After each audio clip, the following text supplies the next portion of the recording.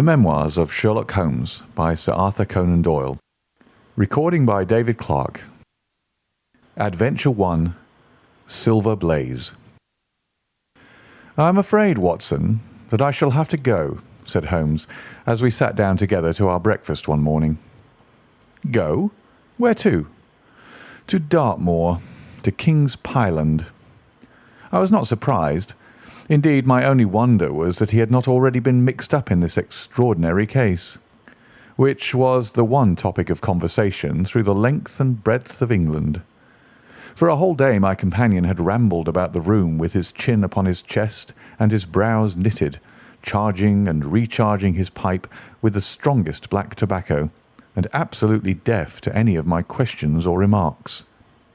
Fresh editions of every paper had been sent up by our newsagent, only to be glanced over and tossed down into a corner. Yet, silent as he was, I knew perfectly well what it was over which he was brooding. There was but one problem before the public which could challenge his powers of analysis, and that was the singular disappearance of the favourite for the Wessex Cup, and the tragic murder of its trainer. When, therefore, he suddenly announced his intention of setting out for the scene of the drama, it was only what I had been expecting and hoped for. "I should be most happy to go down with you if I should not be in the way," said I. "My dear Watson, you would confer a great favour upon me by coming, and I think that your time will not be misspent, for there are points about the case which promise to make it an absolutely unique one. We have, I think, just time to catch our train at Paddington, and I will go further into the matter upon our journey. You would oblige me by bringing with you your very excellent field-glass." And so it happened that an hour or so later I found myself in the corner of a first-class carriage flying along en route for Exeter, while Sherlock Holmes, with his sharp, eager face framed in his ear-flapping travelling cap, dipped rapidly into the bundle of fresh papers which he had procured at Paddington. We had left Reading far behind us before he thrust the last one of them under the seat and offered me his cigar case. "We are going well," said he, looking out the window and glancing at his watch. "Our rate at present is 53½ miles an hour." "I have not observed the quarter-mile posts," said I. "Nor have I. But the telegraph posts upon this line are 60 yards apart, and the calculation is a simple one. I presume that you have looked into this matter of the murder of John Straker and the disappearance of Silver Blaze?" "I've seen what the Telegraph and the Chronicle have to say." "It is one of those cases where the art of the reasoner should be used rather for the sifting of details than for the acquiring of fresh evidence. The tragedy has been so uncommon, so complete, and of such personal importance to so many people, that we are suffering from a plethora of surmise, conjecture, and hypothesis. The difficulty is to detach the framework of fact, of absolute undeniable fact, from the embellishments of theorists and reporters. Then, having established ourselves upon this sound basis, it is our duty to see what inferences may be drawn and what are the special points upon which the whole mystery turns. On Tuesday evening I received telegrams from both Colonel Ross, the owner of the horse, and from Inspector Gregory, who is looking after the case, inviting my cooperation." "Tuesday evening?" I exclaimed. "And this is Thursday morning. Why didn't you go down yesterday?" "Because I made a blunder, my dear Watson, which is, I am afraid, a more common occurrence than anyone would think who only knew me through your memoirs. The fact is that I could not believe it possible that the most remarkable horse in England could long remain concealed, especially in so sparsely inhabited a place as the north of Dartmoor. From hour to hour yesterday I expected to hear that he had been found, and that his abductor was the murderer of John Straker. When, however, another morning had come, and I found that beyond the arrest of young Fitzroy Simpson nothing had been done, I felt that it was time for me to take action. Yet in some ways I feel that yesterday has not been wasted." "You have formed a theory, then?" "At least I have got a grip of the essential facts of the case. I shall enumerate them to you, for nothing clears up a case so much as stating it to another person, and I can hardly expect your cooperation if I do not show you the position from which we start." I lay back against the cushions, puffing at my cigar, while Holmes, leaning forward with his long, thin forefinger, checking off the points upon the palm of his left hand, gave me a sketch of the events which had led to our journey. "Silver Blaze," said he, "is from the Somomi stock, and holds as brilliant a record as his famous ancestor. He is now in his 5th year, and has brought in turn each of the prizes of the turf to Colonel Ross, his fortunate owner. Up to the time of the catastrophe he was the first favourite for the Wessex Cup, the betting being 3-1 on him. He has always, however, been a prime favourite with the racing public, and has never yet disappointed them, so that even at those odds enormous sums of money have been laid upon him. It is obvious, therefore, that there were many people who had the strongest interest in preventing Silver Blaze from being there at the fall of the flag next Tuesday. The fact was, of course, appreciated at King's Pyland, where the Colonel's training stable is situated. Every precaution was taken to guard the favourite. The trainer, John Straker, is a retired jockey who rode in Colonel Ross's colours before he became too heavy for the weighing chair. He has served the Colonel for 5 years as jockey and for 7 as trainer, and has always shown himself to be a zealous and honest servant. Under him were 3 lads, for the establishment was a small one, containing only 4 horses in all. One of these lads sat up each night in the stable, while the others slept in the loft. All 3 bore excellent characters. John Straker, who is a married man, lived in a small villa about 200 yards from the stables. He has no children, keeps 1 maidservant, and is comfortably off. The country round is very lonely, but about half a mile to the north there is a small cluster of villas which have been built by a Tavistock contractor for the use of invalids and others who may wish to enjoy the pure Dartmoor air. Tavistock itself lies 2 miles to the west, while across the moor, also about 2 miles distant, is the larger training establishment of Mapleton, which belongs to Lord Backwater, and is managed by Silas Brown. In every other direction, the moor is a complete wilderness, inhabited only by a few roaming gipsies. Such was the general situation last Monday night, when the catastrophe occurred. On that evening the horses had been exercised and watered as usual, and the stables were locked up at 9 o'clock. 2 of the lads walked up to Trainer's house, where they had supper in the kitchen, while the third, Ned Hunter, remained on guard. At a few minutes after 9, the maid, Edith Baxter, carried down to the stables his supper, which consisted of a dish of curried mutton. She took no liquid, as there was a water tap in the stables, and it was the rule that the lad on duty should drink nothing else. The maid carried a lantern with her, as it was very dark and the path ran across the open moor.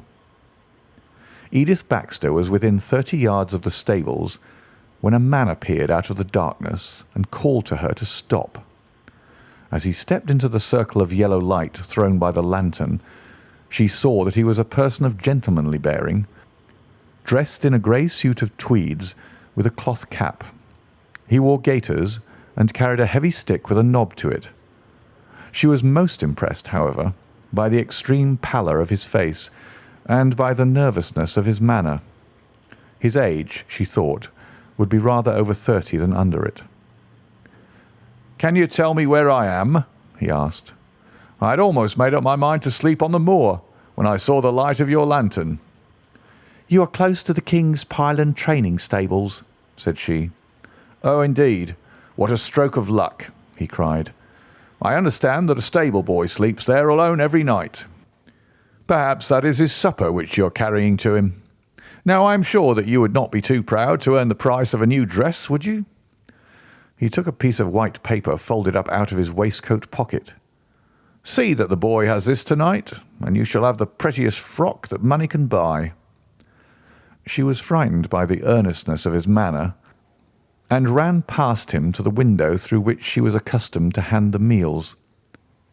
It was already opened, and Hunter was seated at the small table inside. She had begun to tell him of what had happened when the stranger came up again. "Good evening," said he, looking through the window. "I wanted to have a word with you." The girl has sworn that as he spoke she noticed the corner of the little paper packet protruding from his closed hand. "What business have you here?" asked the lad. "It's business that may put something into your pocket," said the other. "You've 2 horses in for the Wessex Cup, Silver Blaze and Bayard. Let me have the straight tip, and you won't be a loser. Is it a fact that at the weights Bayard could give the other 100 yards in 5 furlongs, and that the stable have put their money on him?" "So you're one of those damned touts," cried the lad. "I'll show you how we serve them in King's Pyland." He sprang up and rushed across the stable to unloose the dog. The girl fled away to the house, but as she ran she looked back and saw that the stranger was leaning through the window. A minute later, however, when Hunter rushed out with the hound, he was gone, and though he ran all round the buildings, he failed to find any trace of him. "One moment," I asked. "Did the stable boy, when he ran out with the dog, leave the door unlocked behind him?" "Excellent, Watson, excellent," murmured my companion. The importance of the point struck me so forcibly that I sent a special wire to Dartmoor yesterday to clear the matter up. The boy locked the door before he left it. The window, I may add, was not large enough for a man to get through. Hunter waited until his fellow grooms had returned, when he sent a message to the trainer and told him what had occurred. Straker was excited at hearing the account, although he does not seem to have quite realized its true significance. It left him, however, vaguely uneasy, and Mrs. Straker, waking at 1 in the morning, found that he was dressing. In reply to her inquiries, he said that he could not sleep on account of his anxiety about the horses, and that he intended to walk down to the stables to see that all was well.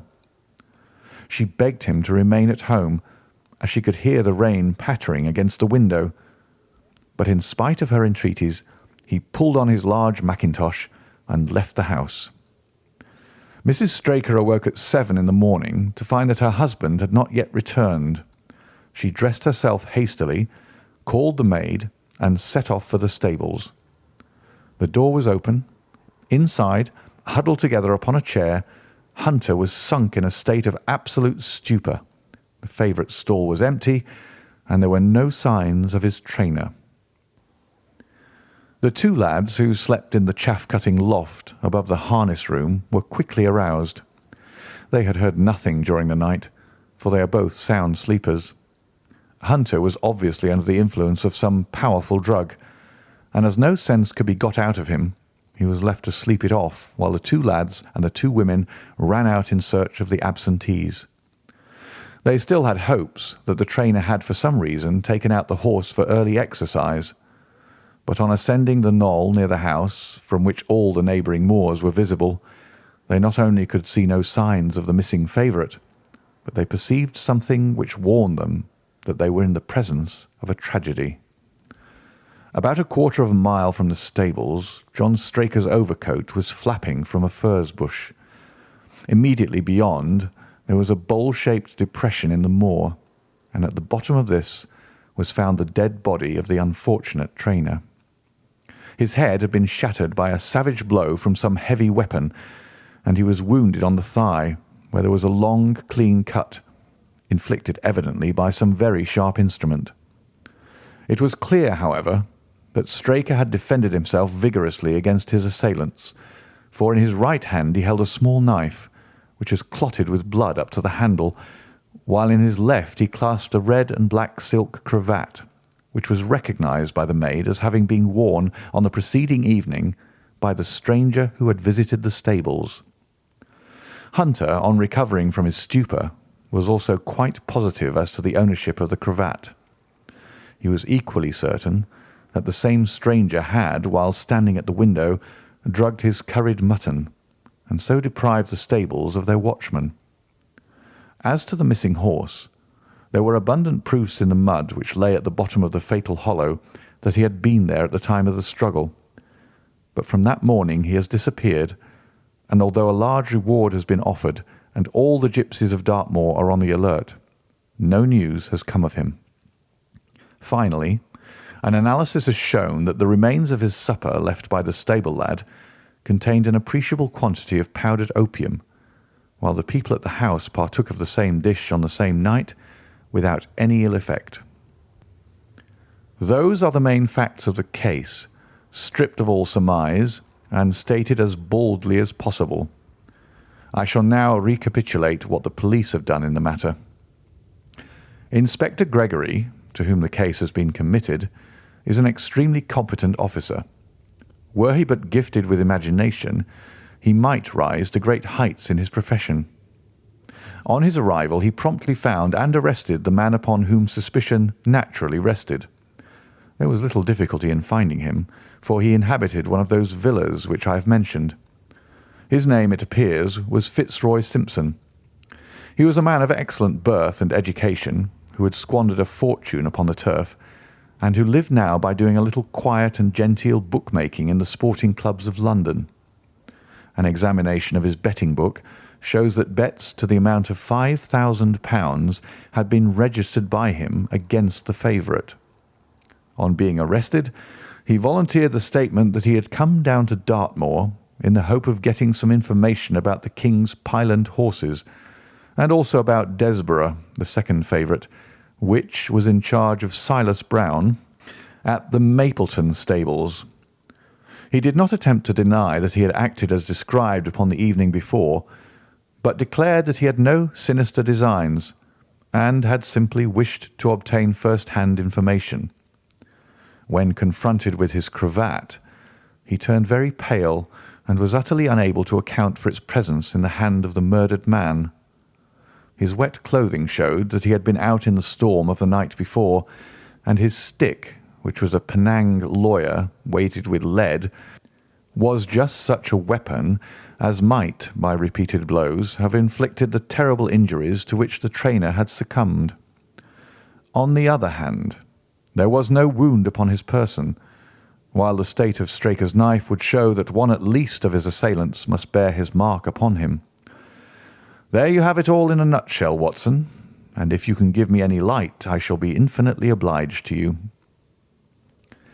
I had listened with the greatest interest to the statement which Holmes, with characteristic clearness, had laid before me. Though most of the facts were familiar to me, I had not sufficiently appreciated their relative importance, nor their connection to each other. Is it not possible, I suggested, that the incised wound upon Straker may have been caused by his own knife in the convulsive struggles which follow any brain injury? It is more than possible. It is probable, said Holmes. In that case, one of the main points in favour of the accused disappears. And yet, said I, even now I fail to understand what the theory of the police can be. I am afraid that whatever theory we state has very grave objections to it, returned my companion. The police imagine, I take it, that this Fitzroy Simpson, having drugged the lad and having in some way obtained a duplicate key, opened the stable door and took out the horse, with the intention, apparently, of kidnapping him altogether. His bridle is missing, so that Simpson must have put this on. Then, having left the door open behind him, he was leading the horse away over the moor when he was either met or overtaken by the trainer. A row naturally ensued. Simpson beat out the trainer's brains with his heavy stick without receiving any injury from the small knife which Straker used in self-defence, and then the thief either led the horse onto some secret hiding place, or else it may have bolted during the struggle and be now wandering out on the moors. That is the case as it appears to the police, and improbable as it is, all other explanations are more improbable still. However, I shall very quickly test the matter when I am once upon the spot, and until then I cannot really see how we can get much further than our present position. It was evening before we reached the little town of Tavistock. which lies, like the boss of a shield, in the middle of the huge circle of Dartmoor. Two gentlemen were waiting us in the station. The one, a tall, fair man with lion-like hair and beard, and curiously penetrating light blue eyes. The other, a small, alert person, very neat and dapper in a frock coat and gaiters, with trim little side whiskers and an eyeglass. The latter was Colonel Ross, the well-known sportsman. The other, Inspector Gregory, a man who was rapidly making his name in the English detective service. "I am delighted that you have come down, Mr. Holmes," said the Colonel. "The Inspector here has done all that could possibly be suggested, but I wish to leave no stone unturned in trying to avenge poor Straker and in recovering my horse." "Have there been any fresh developments?" asked Holmes. "I'm sorry to say that we have made very little progress," said the inspector. "We have an open carriage outside, and as you would no doubt like to see the place before the light falls, we might talk it over as we drive." A minute later we were all seated in a comfortable landau, and were rattling through the quaint old Devonshire city. Inspector Gregory was full of his case, and poured out a stream of remarks, while Holmes threw in an occasional question or interjection. Colonel Ross leaned back with his arms folded and his hat tilted over his eyes, while I listened with interest to the dialogue of the two detectives. Gregory was formulating his theory, which was almost exactly what Holmes had foretold in the train. "The net is drawn pretty close round Fitzroy Simpson," he remarked, "and I believe myself that he is our man. At the same time, I recognise that the evidence is purely circumstantial, and that some new development may upset it." "How about Straker's knife?" "We have quite come to the conclusion that he wounded himself in his fall." "My dear friend Dr. Watson made that suggestion to me as we came down. If so, it would tell against this man Simpson." "Undoubtedly. He has neither a knife nor any sign of a wound. The evidence against him is certainly very strong. He had a great interest in the disappearance of the favourite. He lies under suspicion of having poisoned the stable boy. He was undoubtedly out in the storm. He was armed with a heavy stick, and his cravat was found in the dead man's hand. I really think we have enough to go before a jury." Holmes shook his head. "A clever counsel would tear it all to rags," said he. "Why should he take the horse out of the stable? If he wished to injure it, why could he not do it there? Has a duplicate key been found in his possession? What chemist sold him the powdered opium? Above all, where could he, a stranger to the district, hide a horse, and such a horse as this? What is his own explanation as to the paper which he wished the maid to give to the stable boy?" "He says that it was a £10 note. One was found in his purse. But your other difficulties are not so formidable as they seem. He is not a stranger to the district. He has twice lodged at Tavistock in the summer. The opium was probably brought from London. The key, having served its purpose, will be hurled away. The horse may be at the bottom of one of the pits or old mines upon the moor." "What does he say about the cravat?" "He acknowledges that it is his, and declares that he had lost it. But a new element has been introduced into the case, which may account for his leading the horse from the stable." Holmes pricked up his ears. "We have found traces which show that a party of gipsies encamped on Monday night within a mile of the spot where the murder took place.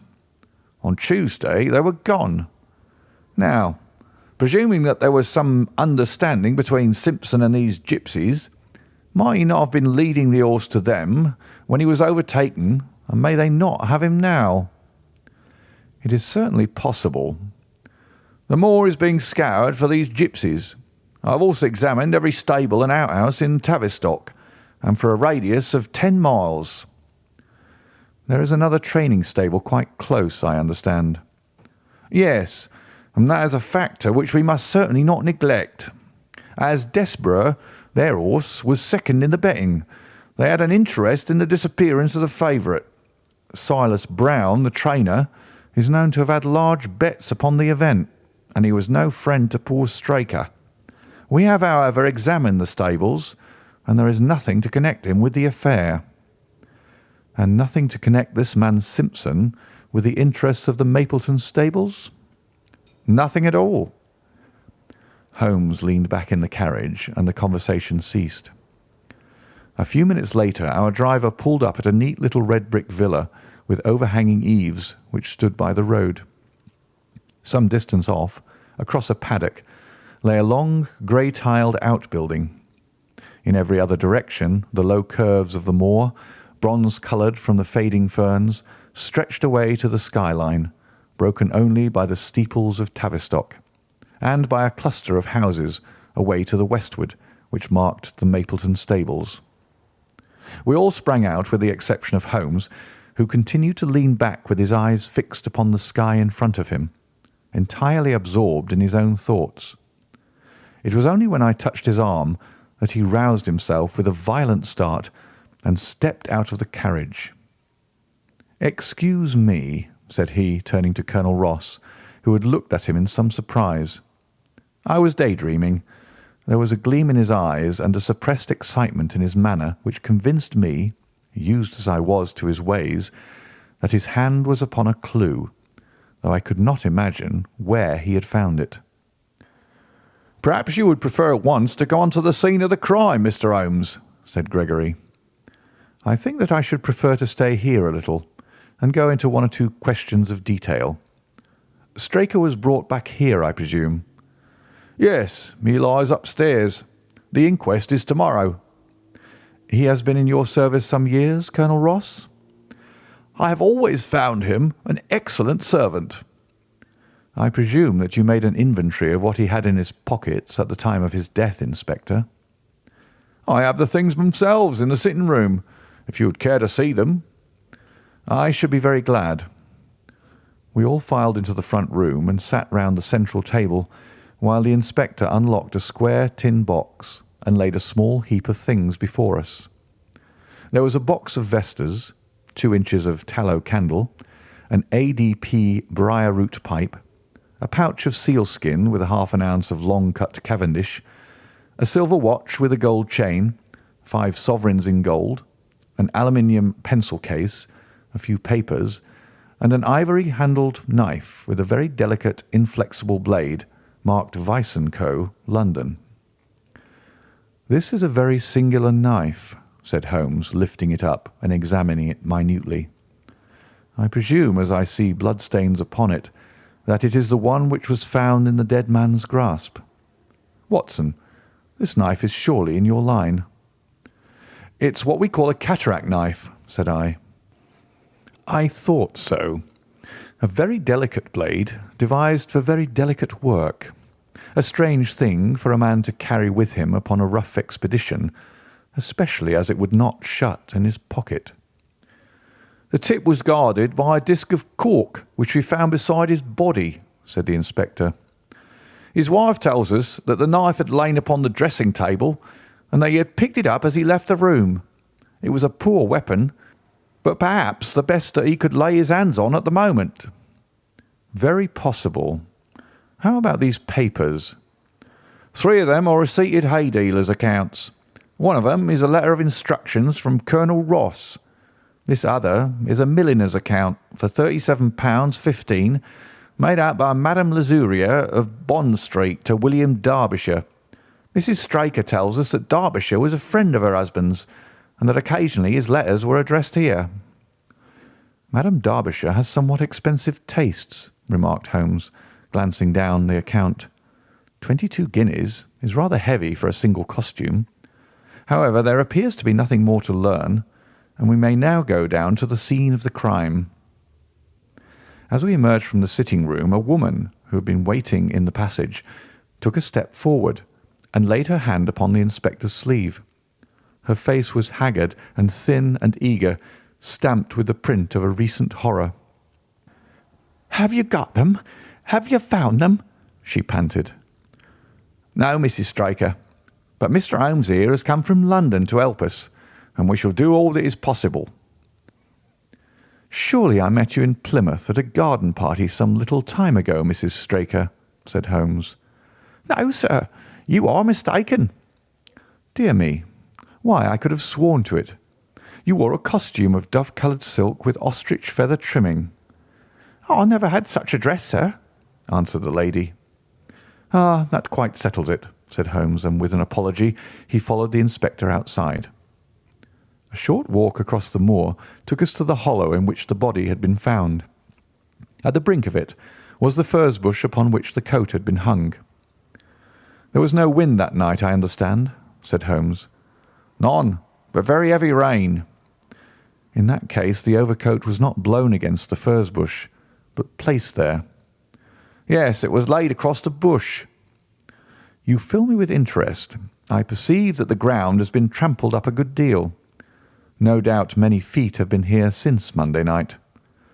"A piece of matting has been laid here at the side, and we have all stood upon it."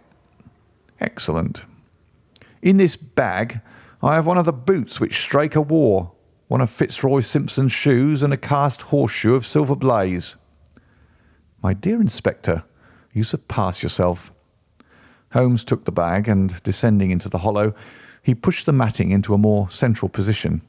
Then, stretching himself upon his face and leaning his chin upon his hands, he made a careful study of the trampled mud in front of him. "Hullo," said he suddenly. "What's this?" It was a wax vesta, half burned, which was so coated with mud that it looked at first like a little chip of wood. "I cannot think how I came to overlook it," said the inspector with an expression of annoyance. "It was invisible, buried in the mud. I only saw it because I was looking for it." "What? You expected to find it?"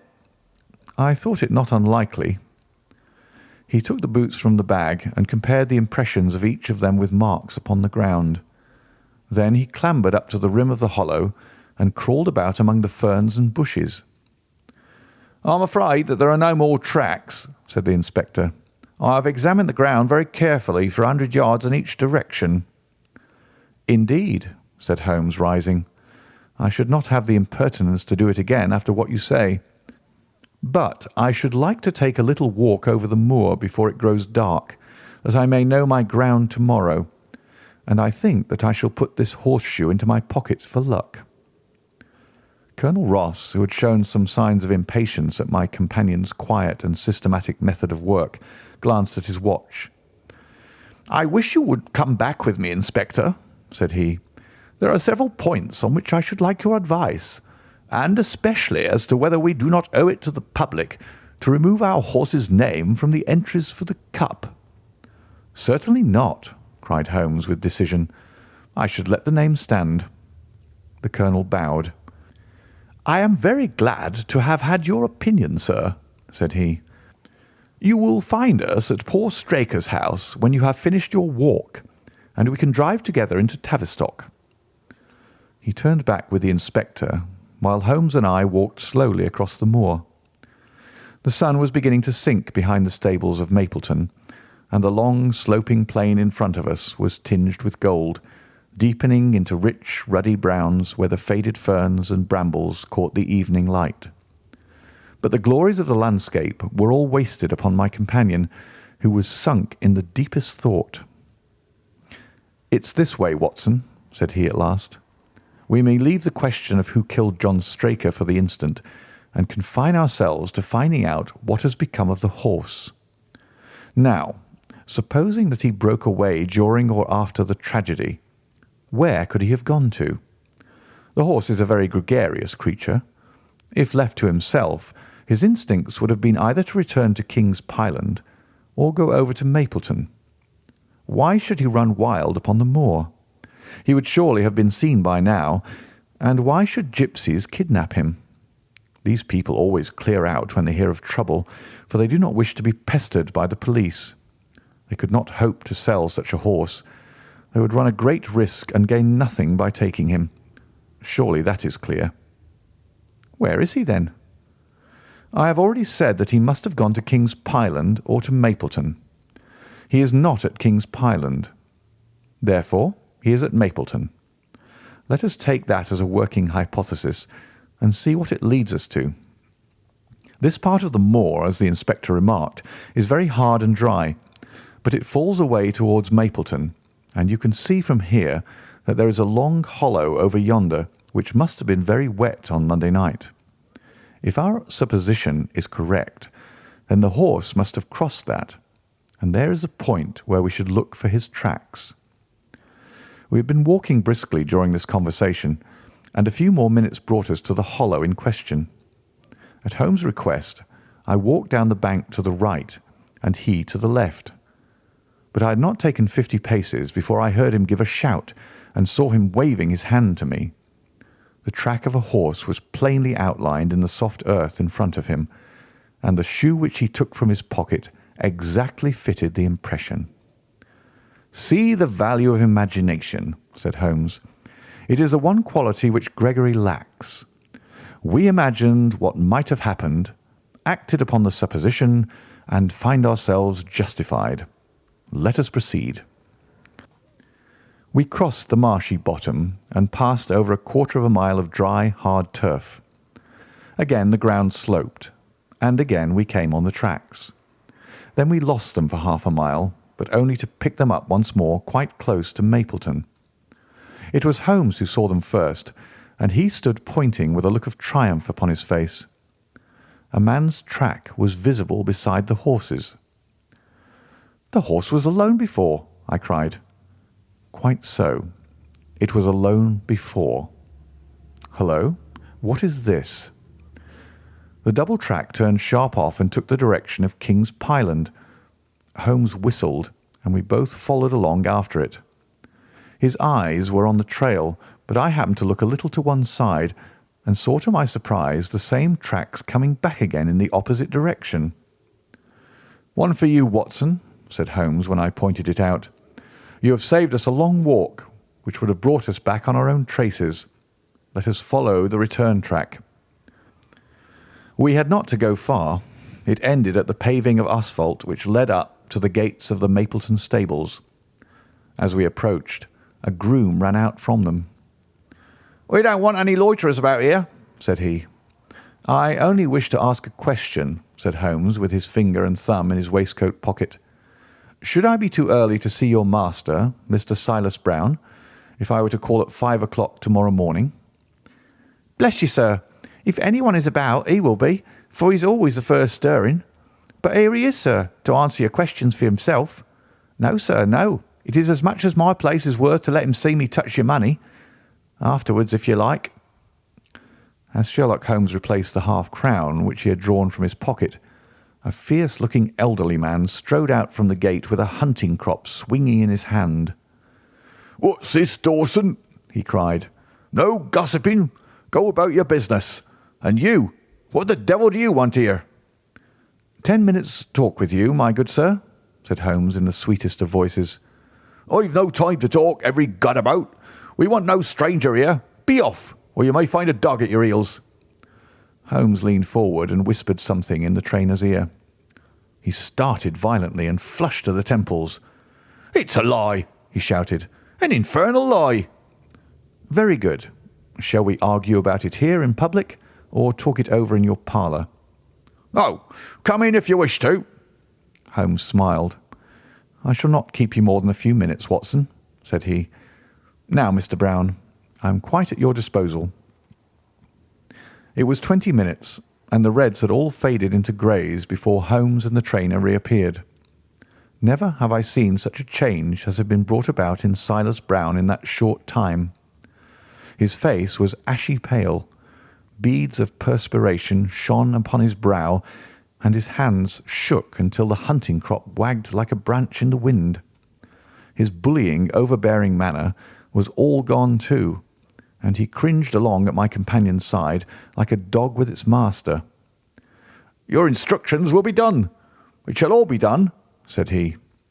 "There must be no mistake," said Holmes, looking round at him.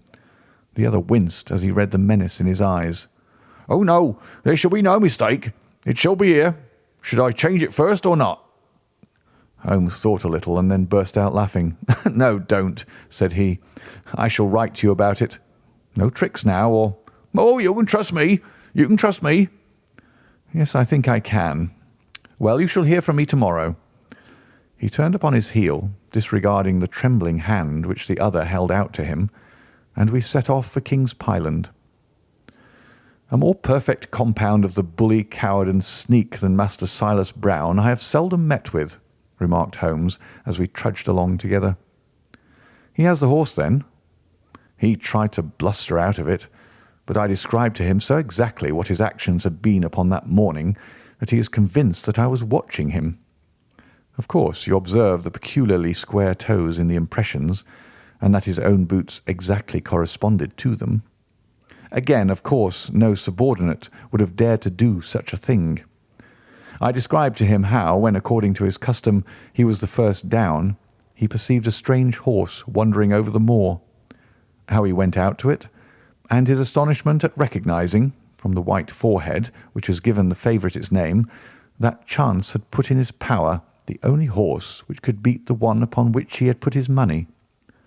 Then I described how his first impulse had been to lead him back to King's Pyland, and how the devil had shown him how he could hide the horse until the race was over, and how he had led it back and concealed it at Mapleton.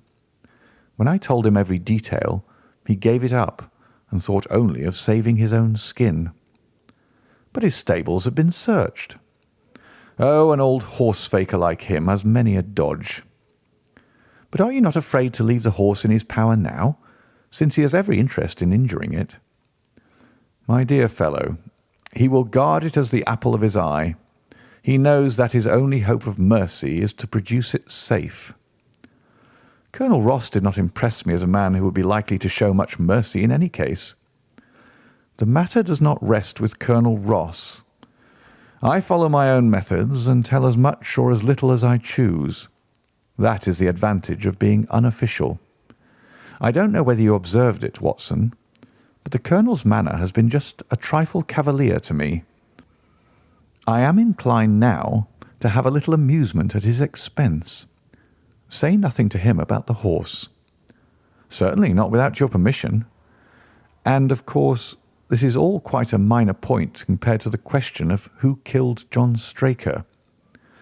"And you will devote yourself to that?" "On the contrary, we both go back to London by the night train." I was thunderstruck by my friend's words. We had only been a few hours in Devonshire, and that he should give up an investigation which he had begun so brilliantly was quite incomprehensible to me. Not a word more could I draw from him until we were back at the trainer's house. The Colonel and the Inspector were awaiting us in the parlour. "My friend and I returned to town by the night express," said Holmes. "We have had a charming little breath of your beautiful Dartmoor air." The Inspector opened his eyes, and the Colonel's lip curled in a sneer. "So you would despair of arresting the murderer of poor Straker?" said he. Holmes shrugged his shoulders. "There are certainly grave difficulties in the way," said he. "I have every hope, however, that your horse will start upon Tuesday, and I beg that you will have your jockey in readiness. Might I ask for a photograph of Mr. John Straker?" The Inspector took one from an envelope and handed it to him. "My dear Gregory, you anticipate all my wants. If I might ask you to wait here for an instant, I have a question which I should like to put to the maid." "I must say that I am rather disappointed in our London consultant," said Colonel Ross bluntly as my friend left the room. "I do not see that we are any further than when he came." "At least you have his assurance that your horse will run," said I. "Yes, I have his assurance," said the Colonel with a shrug of his shoulders. "I should prefer to have the horse." I was about to make some reply in defence of my friend when he entered the room again. "Now, gentlemen," he said, "I am quite ready for Tavistock." As we stepped into the carriage, one of the stable lads held the door open for us. A sudden idea seemed to occur to Holmes, for he leaned forward and touched the lad upon the sleeve. "You have a few sheep in the paddock," he said. "Who attends to them?" "I do, sir." "Have you noticed anything amiss with them of late?" "Well, sir, not of much account, but 3 of them have gone lame, sir." I could see that Holmes was extremely pleased, for he chuckled and rubbed his hands together. "A long shot, Watson. A very long shot," said he, pinching my arm. "Gregory, let me recommend to your attention this singular epidemic among the sheep. Drive on, coachman." Colonel Ross still wore an expression which showed the poor opinion which he had formed of my companion's ability, but I saw by the inspector's face that his attention had been keenly aroused. "You consider that to be important?" he asked. "Exceedingly so." "Is there any point to which you would wish to draw my attention?" "To the curious incident of the dog in the night time." "The dog did nothing in the night time." "That was the curious incident," remarked Sherlock Holmes. 4 days later Holmes and I were again in the train bound for Winchester to see the race for the Wessex Cup. Colonel Ross met us by appointment outside the station, and we drove in his drag to the course beyond the town. His face was grave, and his manner was cold in the extreme. "I have seen nothing of my horse," said he. "I suppose that you would know him when you saw him?" asked Holmes. The colonel was very angry. "I have been on the turf for 20 years, and never was asked such a question as that before," said he. "A child would know Silver Blaze, with his white forehead and his mottled-off foreleg." "How is the betting?" "Well, that is the curious part of it. You could have got 15-1 yesterday, but the price has become shorter and shorter, until you can hardly get 3-1 now." "Hum," said Holmes.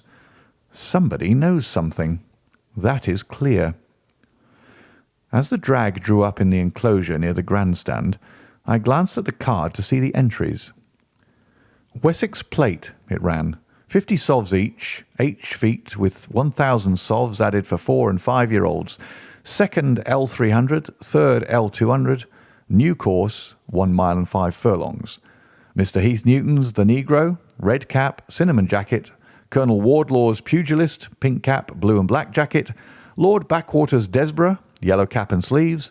Colonel Ross's Silver Blaze, black cap, red jacket. Duke of Balmoral's Iris, yellow and black stripes. Lord Singleford's Rasper, purple cap, black sleeves. "We scratched our other one and put all our hopes on your word," said the colonel. "Why, what is that? Silver Blaze favourite?" 5-4 against Silver Blaze," roared the ring. 5-4 against Silver Blaze. 5-15 against Desborough. 5-4 on the field." "There are the numbers up," I cried. "They are all 6 there." "All 6 there? Then my horse is running," cried the colonel in great agitation. "But I don't see him. My colours have not passed." "Only 5 have passed. This must be he." As I spoke, a powerful bay horse swept out from the weighing enclosure and cantered past us, bearing on its back the well-known black and red of the colonel. "That's not my horse," cried the owner. "That beast has not a white hair upon its body. What is this that you have done, Mr. Holmes?" "Well, well, let us see how he gets on," said my friend imperturbably. For a few minutes he gazed through my field-glass. "Capital! An excellent start!" he cried suddenly. "There they are, coming round the curve." From our drag we had a superb view as they came up the straight. The 6 horses were so close together that a carpet could have covered them. But halfway up, the yellow of the Mapleton stable showed to the front. Before they reached us, however, Desborough's bolt was shot, and the colonel's horse, coming away with a rush, passed the post a good 6 lengths before its rival, the Duke of Balmoral's Iris, making a bad third.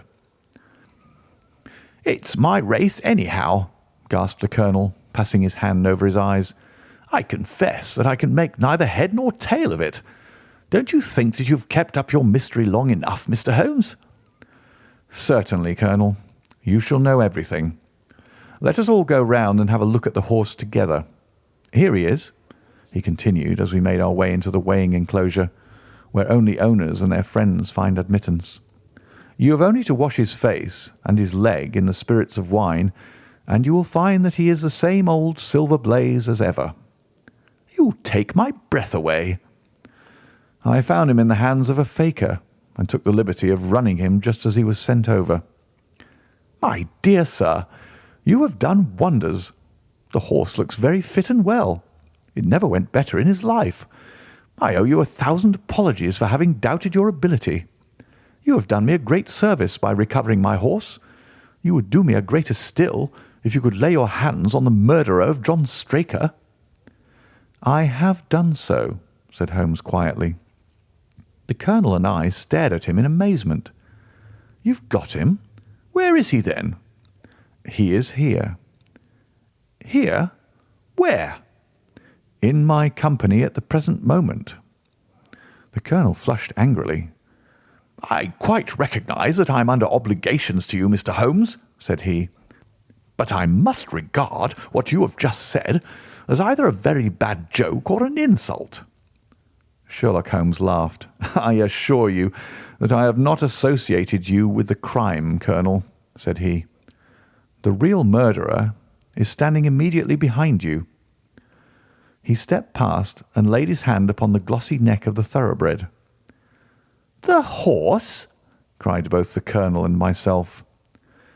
"Yes, the horse. And it may lessen his guilt if I say that it was done in self-defence, and that John Straker was a man who was entirely unworthy of your confidence. But there goes the bell, and as I stand to win a little on this next race, I shall defer a lengthy explanation until a more fitting time."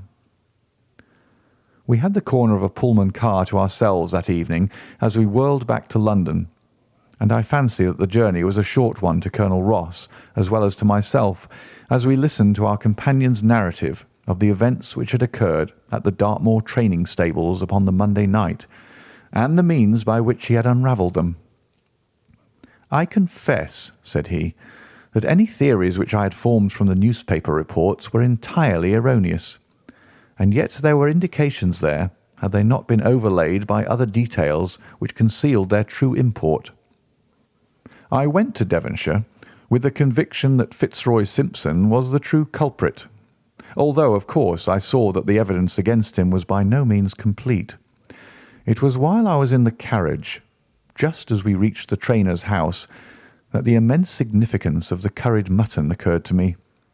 You may remember that I was distrait and remained sitting after you had all alighted. I was marvelling in my own mind how I could possibly have overlooked so obvious a clue. "I confess," said the Colonel, "that even now I cannot see how it helps us." "It was the first link in my chain of reasoning. Powdered opium is by no means tasteless. The flavour is not disagreeable, but it is perceptible. Were it mixed with any ordinary dish, the eater would undoubtedly detect it, and would probably eat no more. A curry was exactly the medium which would disguise this taste. By no possible supposition could this stranger, Fitzroy Simpson, have caused curry to be served in the trainer's family that night, and it is surely too monstrous a coincidence to suppose that he happened to come along with powdered opium upon the very night when a dish happened to be served which would disguise the flavour. That is unthinkable. Therefore Simpson becomes eliminated from the case, and our attention centres upon Straker and his wife, the only two people who could have chosen curried mutton for supper that night. The opium was added after the dish was set aside for the stable boy, for the others had the same for supper with no ill effects. Which of them, then, had access to that dish without the maid seeing them? Before deciding that question, I had grasped the significance of the silence of the dog, for one true inference invariably suggests others. The Simpson incident had shown me that a dog was kept in the stables, and yet, though someone had been in and had fetched out a horse, he had not barked enough to arouse the two lads in the loft. Obviously, the midnight visitor was someone whom the dog knew well. I was already convinced, or almost convinced, that John Straker went down to the stables in the dead of the night and took out Silver Blaze. For what purpose? For a dishonest one, obviously, or why should he drug his own stable boy? And yet I was at a loss to know why. There have been cases before now where trainers have made sure of great sums of money by laying against their own horses through agents, and then preventing them from winning by fraud. Sometimes it is a pulling jockey. Sometimes it is some surer and subtler means. What was it here? I hoped that the contents of his pockets might help me to form a conclusion. And they did so. You cannot have forgotten the singular knife which was found in the dead man's hand. A knife which certainly no sane man would choose for a weapon. It was, as Dr. Watson told us, a form of knife which is used for the most delicate operations known in surgery. And it was to be used for a delicate operation that night. You must know, with your wide experience of turf matters, Colonel Ross, that it is possible to make a slight nick upon the tendons of a horse's ham, and to do it subcutaneously so as to leave absolutely no trace. A horse so treated would develop a slight lameness which would be put down to a strain in exercise or a touch of rheumatism, but never to foul play. "Villain! Scoundrel!" cried the colonel. We have here the explanation of why John Straker wished to take the horse out onto the moor. So spirited a creature would have certainly roused the soundest of sleepers when it felt the prick of the knife. It was absolutely necessary to do it in the open air. "I have been blind!" cried the colonel. "Of course that was why he needed the candle and struck the match." "Undoubtedly. But in examining his belongings I was fortunate enough to discover not only the method of the crime, but even its motives. As a man of the world, Colonel, you know that men do not carry other people's bills about in their pockets. We have, most of us, quite enough to do to settle our own. I at once concluded that Straker was leading a double life and keeping a second establishment. The nature of the bill showed that there was a lady in the case, and one who had expensive tastes. Liberal as you are with your servants, one can hardly expect that they can buy 20 guineas walking dresses for their ladies. I questioned Mrs. Straker as to the dress without her knowing it, and having satisfied myself that it had never reached her, I made a note of the milliner's address, and felt that by calling there with Straker's photograph I could easily dispose of the mythical Derbyshire. From that time on all was plain. Straker had led out the horse to a hollow where his light would be invisible. Simpson, in his flight, had dropped his cravat, and Straker had picked it up, with some idea, perhaps, that he might use it in securing the horse's leg. Once in the hollow, he had got behind the horse and had struck a light, but the creature, frightened at the sudden glare, and with a strange instinct of animals feeling that some mischief was intended, had lashed out, and the steel shoe had struck Straker full on the forehead. He had already, in spite of the rain, taken off his overcoat in order to do his delicate task, and so, as he fell, his knife gashed his thigh. Do I make it clear? "Wonderful!" cried the colonel. "Wonderful! You might have been there." My final shot was, I confess, a very long one. It struck me that so astute a man as Straker would not undertake this delicate tendon nicking without a little practice. What could he practise on? My eyes fell upon the sheep, and I asked a question which, rather to my surprise, showed that my surmise was correct. When I returned to London, I called upon the milliner, who had recognised Straker as an excellent customer of the name of Derbyshire, who had a very dashing wife with a strong partiality for expensive dresses. I have no doubt that this woman had plunged him over head and ears in debt, and so led him into this miserable plot. "You have explained all but one thing," cried the colonel. "Where was the horse?" "Ah, it bolted, and was cared for by one of your neighbours. We must have an amnesty in that direction, I think. This is Clapham Junction, if I am not mistaken, and we shall be in Victoria in less than 10 minutes. If you care to smoke a cigar in our rooms, Colonel, I shall be happy to give you any other details which might interest you." You just finished Chapter 1. If you're enjoying Lit Reads, please like and subscribe to read more books this way. If you're a subscriber already, thank you. Adventure 2. The Yellow Face. In publishing these short sketches based upon the numerous cases in which my companions' singular gifts have made us the listeners to, and eventually the actors in some strange drama, it is only natural that I should dwell rather upon his successes than upon his failures, and this not so much for the sake of his reputation. For, indeed, it was when he was at his wit's end that his energy and his versatility were most admirable. But because where he failed, it happened too often that no one else succeeded, and that the tale was left forever without a conclusion. Now and again, however, it chanced that even when he erred, the truth was still discovered. I have noted of some half-dozen cases of the kind. The adventure of the Musgrave ritual and that which I am about to recount are the two which present the strongest features of interest. Sherlock Holmes was a man who seldom took exercise for exercise's sake. Few men were capable of greater muscular effort, and he was undoubtedly one of the finest boxers of his weight that I have ever seen. But he looked upon aimless bodily exertion as a waste of energy, and he seldom bestirred himself save when there was some professional object to be served. Then he was absolutely untiring and indefatigable. That he should have kept himself in training under such circumstances is remarkable, but his diet was usually of the sparest, and his habits were simple to the verge of austerity. Save for the occasional use of cocaine, he had no vices, and he only turned to the drug as a protest against the monotony of existence when cases were scanty and the papers uninteresting.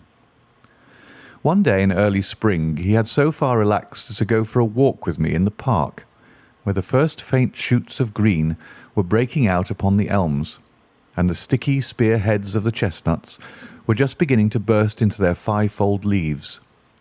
For 2 hours we rambled about together, in silence for the most part, as befits two men who know each other intimately. It was nearly 5 before we were back in Baker Street once more. "Beg pardon, sir," said our page boy as he opened the door. "There's been a gentleman here asking for you, sir." Holmes glanced reproachfully at me. "So much for afternoon walks," said he. "Has this gentleman gone, then?" "Yes, sir." "Didn't you ask him in?" "Yes, sir. He came in." "How long did he wait?" "Half an hour, sir. He was a very restless gentleman, a walking and a stamping all the time he was here.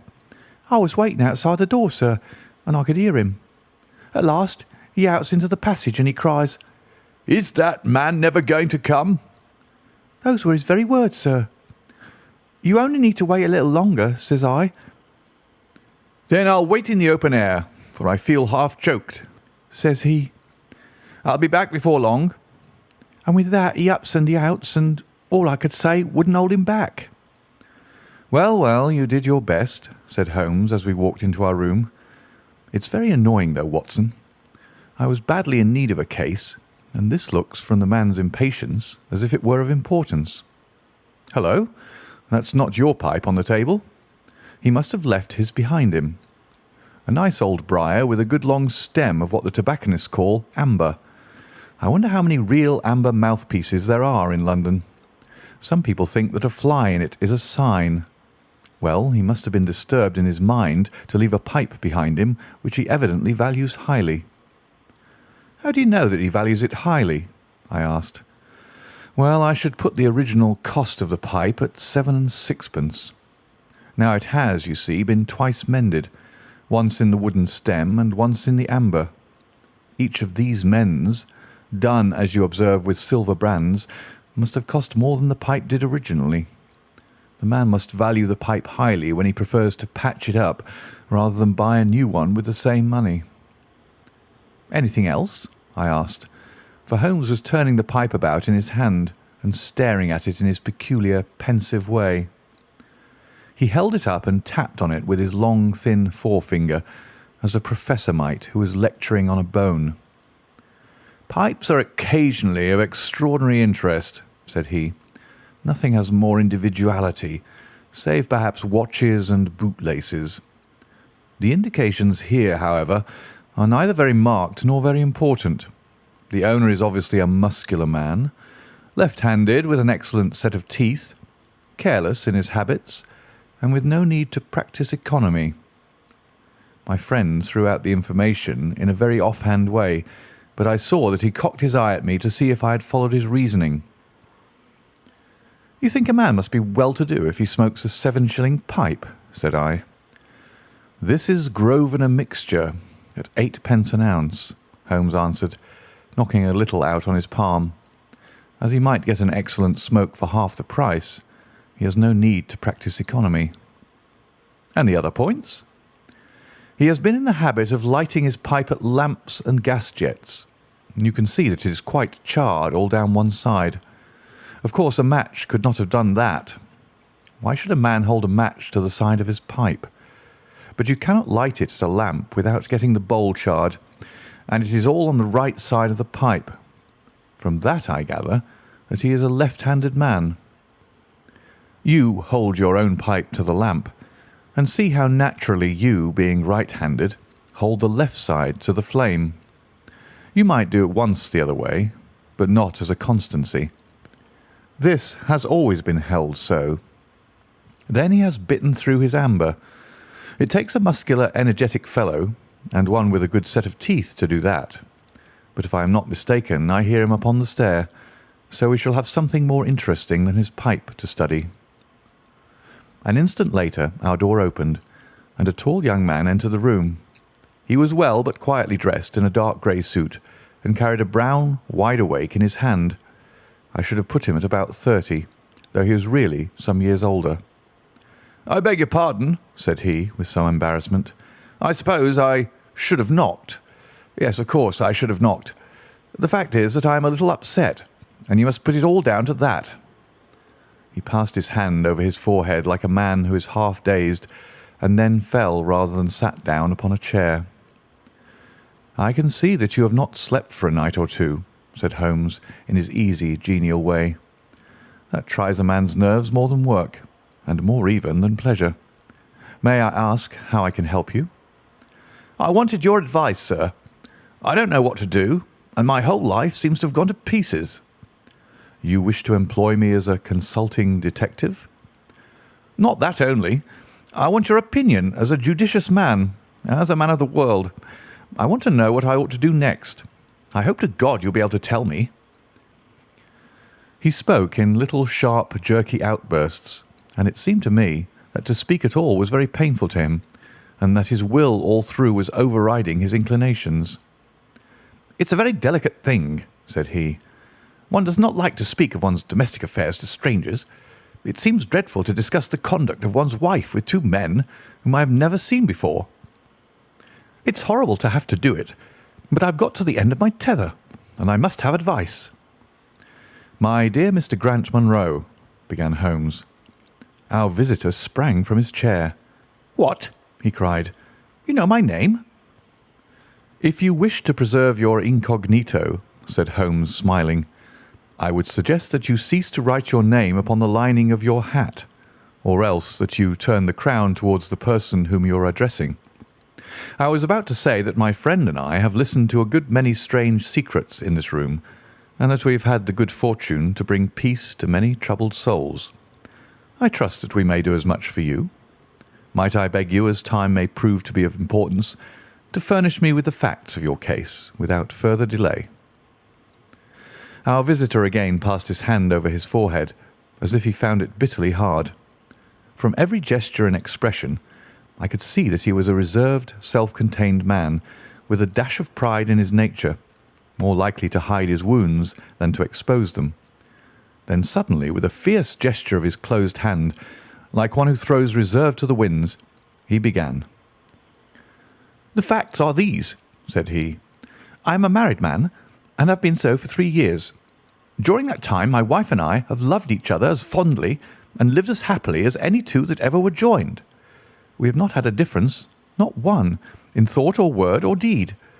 And now, since last Monday, there has suddenly sprung up a barrier between us, and I find that there is something in her life and in her thought of which I know as little as if she were the woman who brushes by me in the street.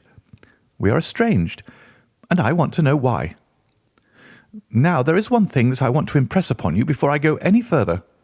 Mr. Holmes, Effie loves me. Don't let there be any mistake about that.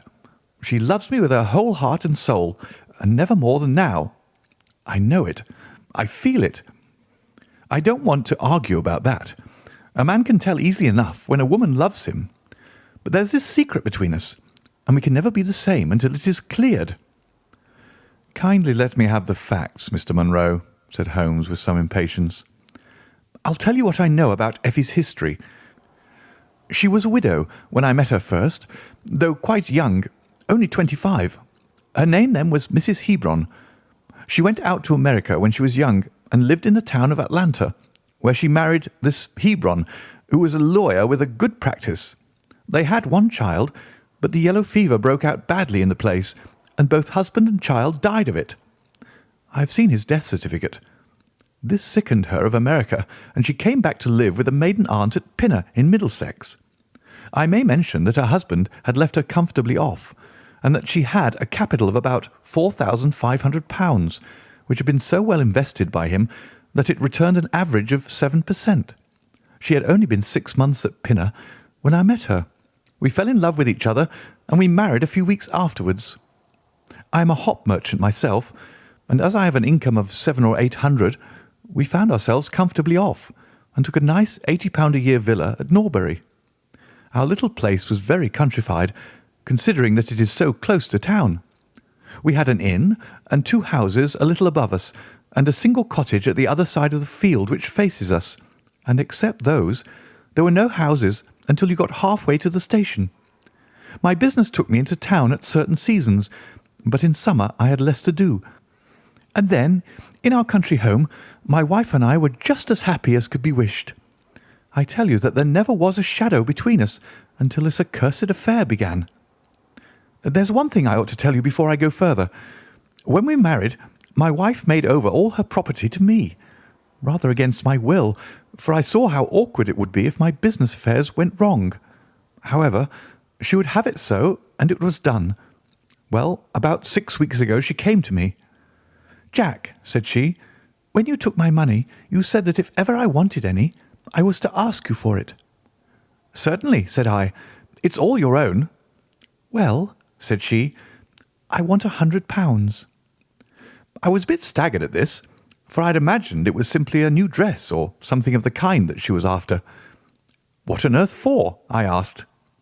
"Oh," said she, in her playful way, "you said that you were only my banker, and bankers never ask questions, you know." "If you really mean it, of course you shall have the money," said I. "Oh, yes, I really mean it." "And you won't tell me what you want it for?" "Some day, perhaps, but not just at present, Jack." So I had to be content with that, though it was the first time that there had ever been any secret between us. I gave her a cheque, and never thought any more of the matter. It may have nothing to do with what came afterwards, but I thought it only right to mention it.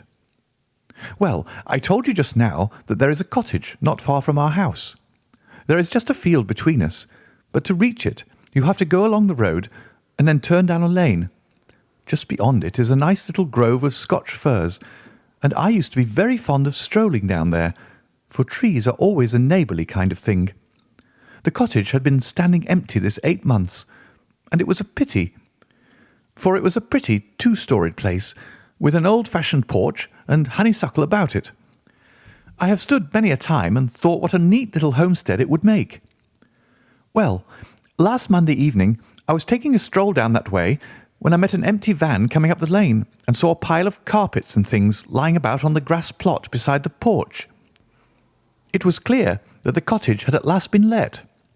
I walked past it and wondered what sort of folk they were who had come to live so near us. And as I looked, I suddenly became aware that a face was watching me out of one of the upper windows. I don't know what there was about that face, Mr. Holmes, but it seemed to send a chill right down my back. I was some little way off, so that I could not make out the features, but there was something unnatural and inhuman about the face. That was the impression that I had, and I moved quickly forwards to get a nearer view of the person who was watching me. But as I did so, the face suddenly disappeared, so suddenly that it seemed to have been plucked away into the darkness of the room. I stood for 5 minutes thinking the business over and trying to analyse my impressions. I could not tell if the face were that of a man or a woman. It had been too far from me for that. But its colour was what had impressed me most. It was of a livid, chalky white, and with something set and rigid about it, which was shockingly unnatural. So disturbed was I that I determined to see a little more of the new inmates of the cottage.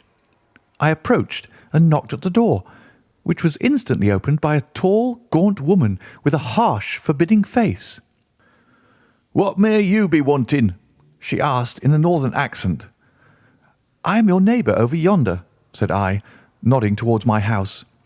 "I see that you have only just moved in, so I thought that if I could be of any help to you in any—" "Aye, we'll just ask you when we want you," said she, and shut the door in my face.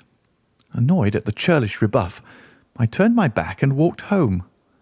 All evening, though I tried to think of other things, my mind would still turn to the apparition at the window and the rudeness of the woman. I determined to say nothing about the former to my wife, for she is a nervous, highly strung woman, and I had no wish that she should share the unpleasant impression which had been produced upon myself. I remarked to her, however, before I fell asleep, that the cottage was now occupied, to which she returned no reply. I am usually an extremely sound sleeper. It has been a standing jest in the family that nothing could ever wake me during the night. And yet somehow, on that particular night, whether it may have been the slight excitement produced by my little adventure or not, I know not, but I slept much more lightly than usual. Half in my dreams I was dimly conscious that something was going on in the room, and gradually became aware that my wife had dressed herself and was slipping on her mantle and her bonnet. My lips were parted to murmur out some sleepy words of surprise or remonstrance at this untimely preparation, when suddenly my half-opened eyes fell upon her face, illuminated by the candlelight, and astonishment held me dumb. She wore an expression such as I had never seen before, such as I should have thought her incapable of assuming. She was deadly pale and breathing fast, glancing furtively towards the bed as she fastened her mantle to see if she had disturbed me.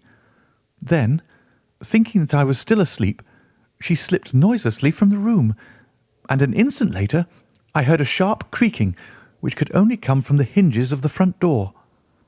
I sat up in bed and rapped my knuckles against the rail to make certain that I was truly awake. Then I took my watch from under the pillow. It was 3 a.m. What on this earth could my wife be doing out on the country road at 3 a.m?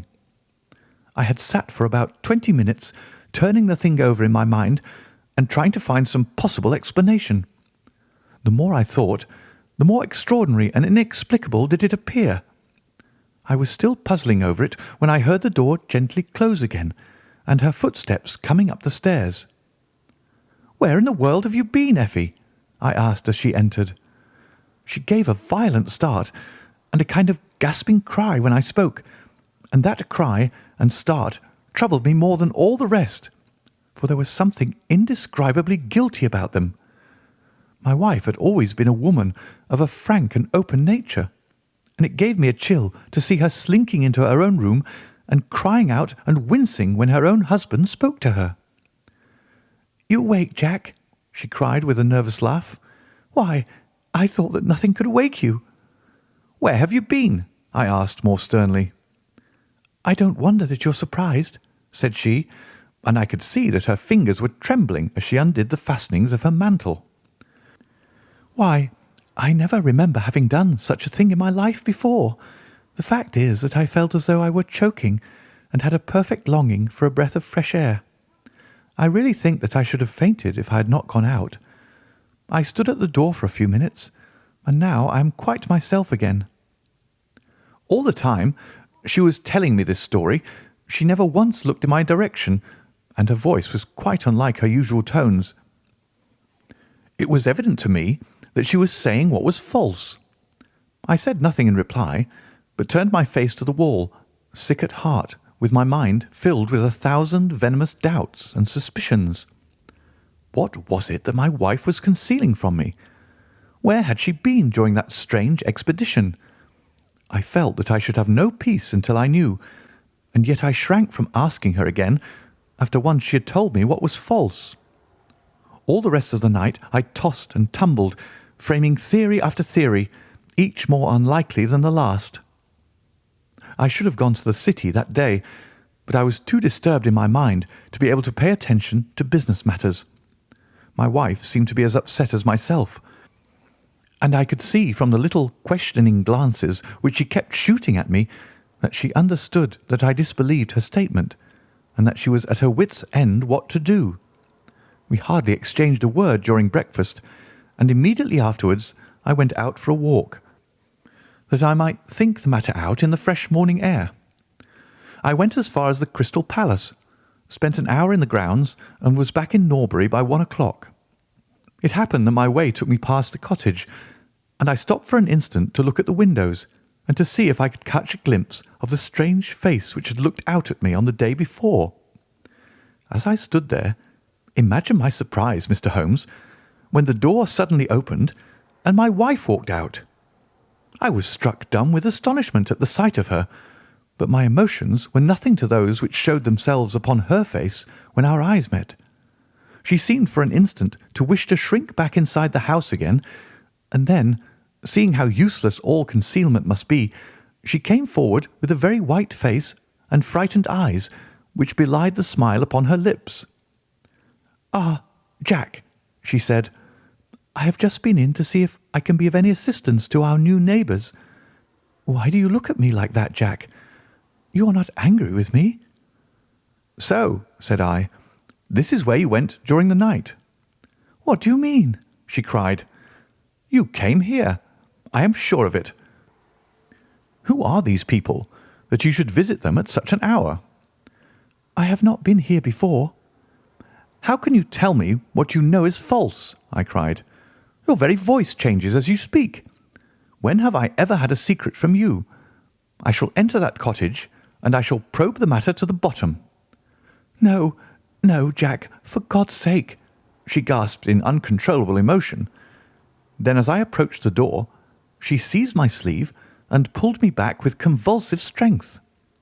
"I implore you not to do this, Jack," she cried. "I swear that I will tell you everything some day, but nothing but misery can come of it if you enter that cottage." Then, as I tried to shake her off, she clung to me in a frenzy of entreaty. "Trust me, Jack," she cried. "Trust me, only this once. You will never have cause to regret it.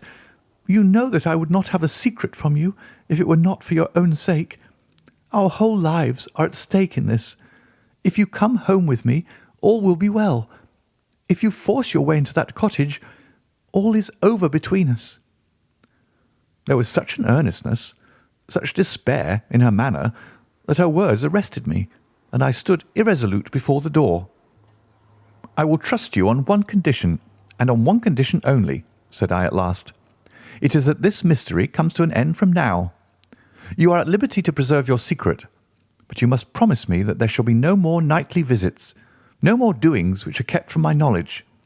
I am willing to forget those which are past if you will promise that there shall be no more in the future." "I was sure that you would trust me," she cried, with a great sigh of relief. "It shall be just as you wish. Come away. Oh, come away up to the house." Still pulling at my sleeve, she led me away from the cottage. As we went, I glanced back, and there was that yellow, livid face watching us out of the upper window. What link could there be between that creature and my wife? Or how could the coarse, rough woman whom I had seen the day before be connected with her? It was a strange puzzle, and yet I knew that my mind could never know ease again until I had solved it. For 2 days after this, I stayed at home, and my wife appeared to abide loyally by our engagement, for, as far as I know, she never stirred out of the house.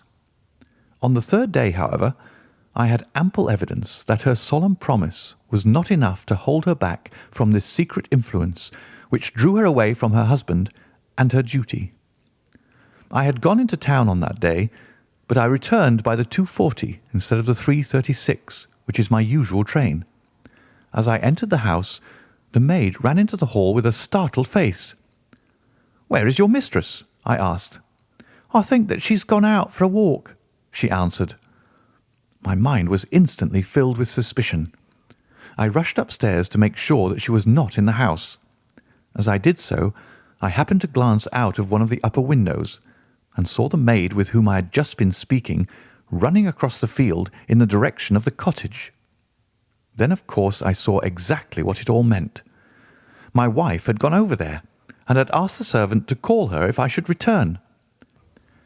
Tingling with anger, I rushed down and hurried across, determined to end the matter once and forever. I saw my wife and the maid hurrying back along the lane, but I did not stop to speak with them. In the cottage lay the secret which was casting a shadow over my life. I vowed that, come what might, it should be a secret no longer. I did not even knock when I reached it, but turned the handle and rushed into the passage. It was all still and quiet upon the ground floor. In the kitchen a kettle was singing on the fire, and a large black cat lay coiled up in the basket, but there was no sign of the woman whom I had seen before.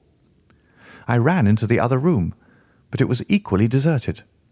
Then I rushed up the stairs, only to find 2 other rooms empty and deserted at the top. There was no one at all in the whole house. The furniture and pictures were of the most common and vulgar description, save in the one chamber at the window of which I had seen the strange face. That was comfortable and elegant, and all my suspicions rose into a fierce, bitter flame when I saw that on the mantelpiece stood a copy of a full-length photograph of my wife, which had been taken at my request only 3 months ago. I stayed long enough to make certain that the house was absolutely empty. Then I left it, feeling a weight at my heart such as I had never had before. My wife came out into the hall as I entered my house, but I was too hurt and angry to speak with her, and pushing past her, I made my way into my study. She followed me, however, before I could close the door. "I am so sorry that I broke my promise, Jack," said she, "but if you knew all the circumstances, I am sure that you would forgive me." "Tell me everything, then," said I. "I cannot, Jack, I cannot," she cried. "Until you tell me who it is that has been living in that cottage, and who it is to whom you have given that photograph, there can never be any confidence between us," said I, and breaking away from her, I left the house. That was yesterday, Mr. Holmes, and I have not seen her since, nor do I know anything more about this strange business. It is the first shadow that has come between us, and it has so shaken me that I do not know what I should do for the best. Suddenly, this morning, it occurred to me that you were the man to advise me, so I have hurried to you now, and I place myself unreservedly in your hands. If there is any point which I have not made clear, pray question me about it. But above all, tell me quickly what I am to do, for this misery is more than I can bear." Holmes and I had listened with the utmost interest to this extraordinary statement, which had been delivered in the jerky, broken fashion of a man who is under the influence of extreme emotions. My companion sat silent for some time, with his chin upon his hand, lost in thought. "Tell me," said he at last, "could you swear that this was a man's face which you saw at the window?" "Each time that I saw it, I was some distance away from it, so that it is impossible for me to say." "You appear, however, to have been disagreeably impressed by it." "It seemed to be of an unnatural colour, and to have a strange rigidity about the features. When I approached, it vanished with a jerk." "How long is it since your wife asked you for £100? "Nearly 2 months." "Have you ever seen a photograph of her first husband?" "No. There was a great fire at Atlanta very shortly after his death, and all her papers were destroyed." "And yet she had a certificate of death. You say that you saw it?" "Yes. She got a duplicate after the fire." "Did you ever meet anyone who knew her in America?" "No." "Did she ever talk of revisiting the place?" "No." "Or get letters from it?" "No." "Thank you. I should like to think over the matter a little now. If the cottage is now permanently deserted, we may have some difficulty. If, on the other hand, as I fancy is more likely, the inmates were warned of your coming and left before you entered yesterday, then they may be back now, and we should clear it all up easily. Let me advise you, then, to return to Norbury, and to examine the windows of the cottage again. If you have reason to believe that it is inhabited, do not force your way in, but send a wire to my friend and me. We shall be with you within an hour of receiving it, and we shall then very soon get to the bottom of the business." "And if it is still empty?" "In that case I shall come out tomorrow and talk it over with you. Good-bye, and above all, do not fret until you know that you really have a cause for it." "I am afraid that this is a bad business, Watson," said my companion as he returned after accompanying Mr. Grant Munro to the door. "What do you make of it?" "It had an ugly sound," I answered. "Yes, there's blackmail in it, or I am much mistaken." "And who is the blackmailer?" "Well, it must be the creature who lives in the only comfortable room in the place, and has her photograph above his fireplace. Upon my word, Watson, there is something very attractive about that livid face at the window, and I would not have missed the case for worlds." "You have a theory?" "Yes, a provisional one, but I shall be surprised if it does not turn out to be correct. This woman's first husband is in that cottage." "Why do you think so?" "How else can we explain her frenzied anxiety that her second one should not enter it? The facts, as I read them, are something like this. This woman was married in America. Her husband developed some hateful qualities, or shall we say that he contracted some loathsome disease and became a leper or an imbecile. She flies from him at last, returns to England, changes her name, and starts her life, as she thinks, afresh. She has been married 3 years and believes that her position is quite secure, having shown her husband the death certificate of some man whose name she has assumed, when suddenly her whereabouts is discovered by her first husband, or we may suppose by some unscrupulous woman who has attached herself to the invalid. They write to the wife and threaten to come and expose her. She asks for £100 and endeavours to buy them off. They come in spite of it, and when the husband mentions casually to the wife that there are newcomers in the cottage, she knows in some way that they are her pursuers. She waits until her husband is asleep, and then she rushes down to endeavour to persuade them to leave her in peace. Having no success, she goes again next morning, and her husband meets her, as he has told us, as she comes out. She promises him then not to go there again, but 2 days afterwards the hope of getting rid of those dreadful neighbours was too strong for her, and she made another attempt, taking down with her the photograph which had probably been demanded from her. In the midst of this interview the maid rushed in to say that the master had come home, on which the wife, knowing that he would come straight down to the cottage, hurried the inmates out the back door into the grove of fir trees probably, which was mentioned as standing near. In this way he found the place deserted. I shall be very much surprised, however, if it is still so when he reconnoitres it this evening. What do you think of my theory? It is all surmise, but at least it covers all the facts. When new facts come to our knowledge which cannot be covered by it, it will be time enough to reconsider it. We can do nothing more until we have a message from our friend at Norbury." But we had not very long time to wait for that. It came just as we had finished our tea. "The cottage is still tenanted," it said. "Have seen the face again at the window. Will meet the 7 o'clock train, and will take no steps until you arrive." He was waiting on the platform when we stepped out, and we could see in the light of the station lamps that he was very pale and quivering with agitation. "They are still there, Mr. Holmes," said he, laying his hand hard upon my friend's sleeve. "I saw lights in the cottage as I came down. We shall settle it now once and for all." "What is your plan, then?" asked Holmes, as he walked down the dark, tree-lined road.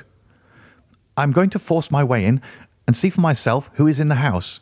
I wish you both to be there as witnesses." "You are quite determined to do this, in spite of your wife's warning that it is better that you should not solve the mystery?" "Yes, I am determined." "Well, I think that you are in the right. Any truth is better than indefinite doubt. We had better go up at once. Of course, legally, we are putting ourselves hopelessly in the wrong, but I think that it is worth it." It was a very dark night, and a thin rain began to fall as we turned from the high road into a narrow lane, deeply rutted, with hedges on either side. Mr. Grant Munro pushed impatiently forward, however, and we stumbled after him as best we could. "There are the lights of my house," he murmured, pointing to a glimmer among the trees. "And here is the cottage which I am going to enter." We turned a corner in the lane as he spoke, and there was the building close beside us. A yellow bar falling across the black foreground showed that the door was not quite closed, and one window in the upper story was brightly illuminated. As we looked, we saw a dark blur moving across the blind. "There is that creature!" cried Grant Munro. "You can see for yourselves that someone is there. Now follow me, and we shall soon know all." We approached the door, but suddenly a woman appeared out of the shadow and stood in the golden track of the lamplight.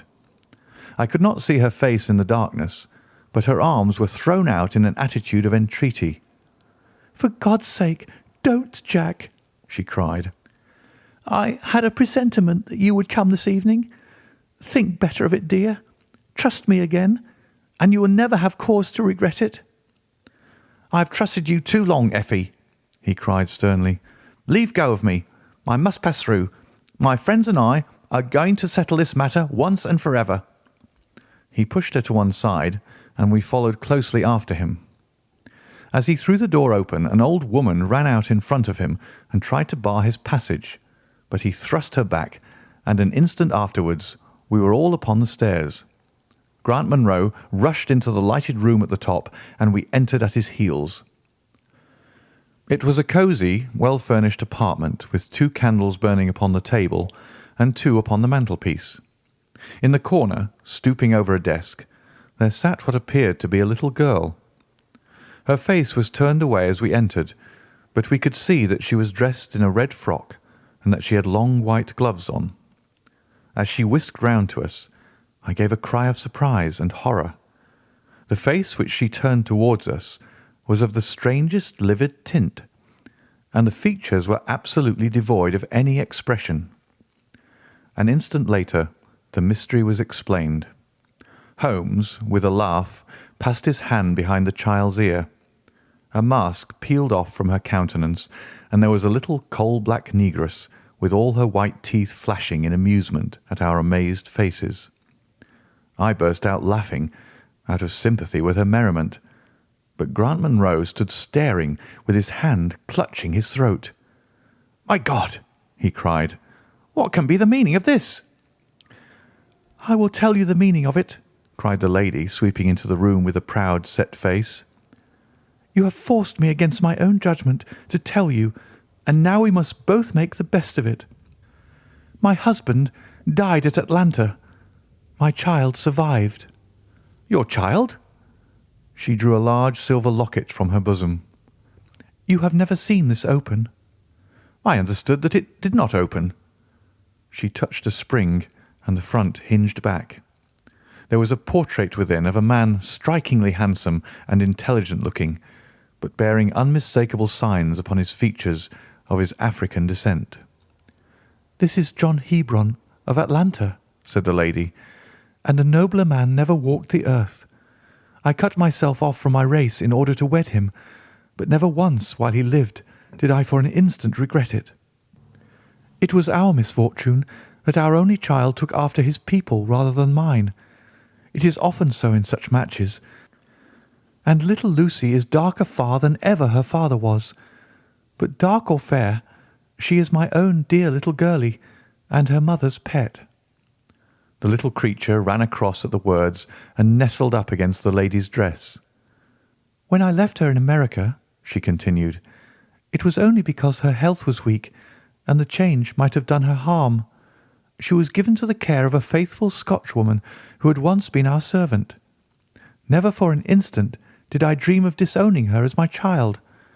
But when chance threw you in my way, Jack, and I learned to love you, I feared to tell you about my child. God forgive me. I feared that I should lose you, and I had not the courage to tell you. I had to choose between you, and in my weakness I turned away from my own little girl. For 3 years I have kept her existence a secret from you, but I heard from the nurse, and I knew that all was well with her. At last, however, there came an overwhelming desire to see the child once more. I struggled against it, but in vain. Though I knew the danger, I determined to have the child over, if it were but for a few weeks. I sent £100 to the nurse, and I gave her instructions about this cottage, so that she might come as a neighbour, without my appearing to be in any way connected with her. I pushed my precautions so far as to order her to keep the child in the house during the daytime, and to cover up her little face and hands, so that even those who might see her at the window should not gossip about there being a black child in the neighbourhood. If I had been less cautious, I might have been more wise, but I was half crazy with fear that you should learn the truth. It was you who told me first that the cottage was occupied. I should have waited for the morning, but I could not sleep for excitement, and so at last I slipped out, knowing how difficult it is to awake you. But you saw me go, and that was the beginning of my troubles. Next day you had my secret at your mercy, but you nobly refrained from pursuing your advantage. 3 days later, however, the nurse and child only just escaped from the back door as you rushed in at the front one, and now tonight you at last know all, and I ask you what is to become of us, my child and me." She clasped her hands and waited for an answer. It was a long 10 minutes before Grant Munro broke the silence, and when his answer came it was one of which I loved to think.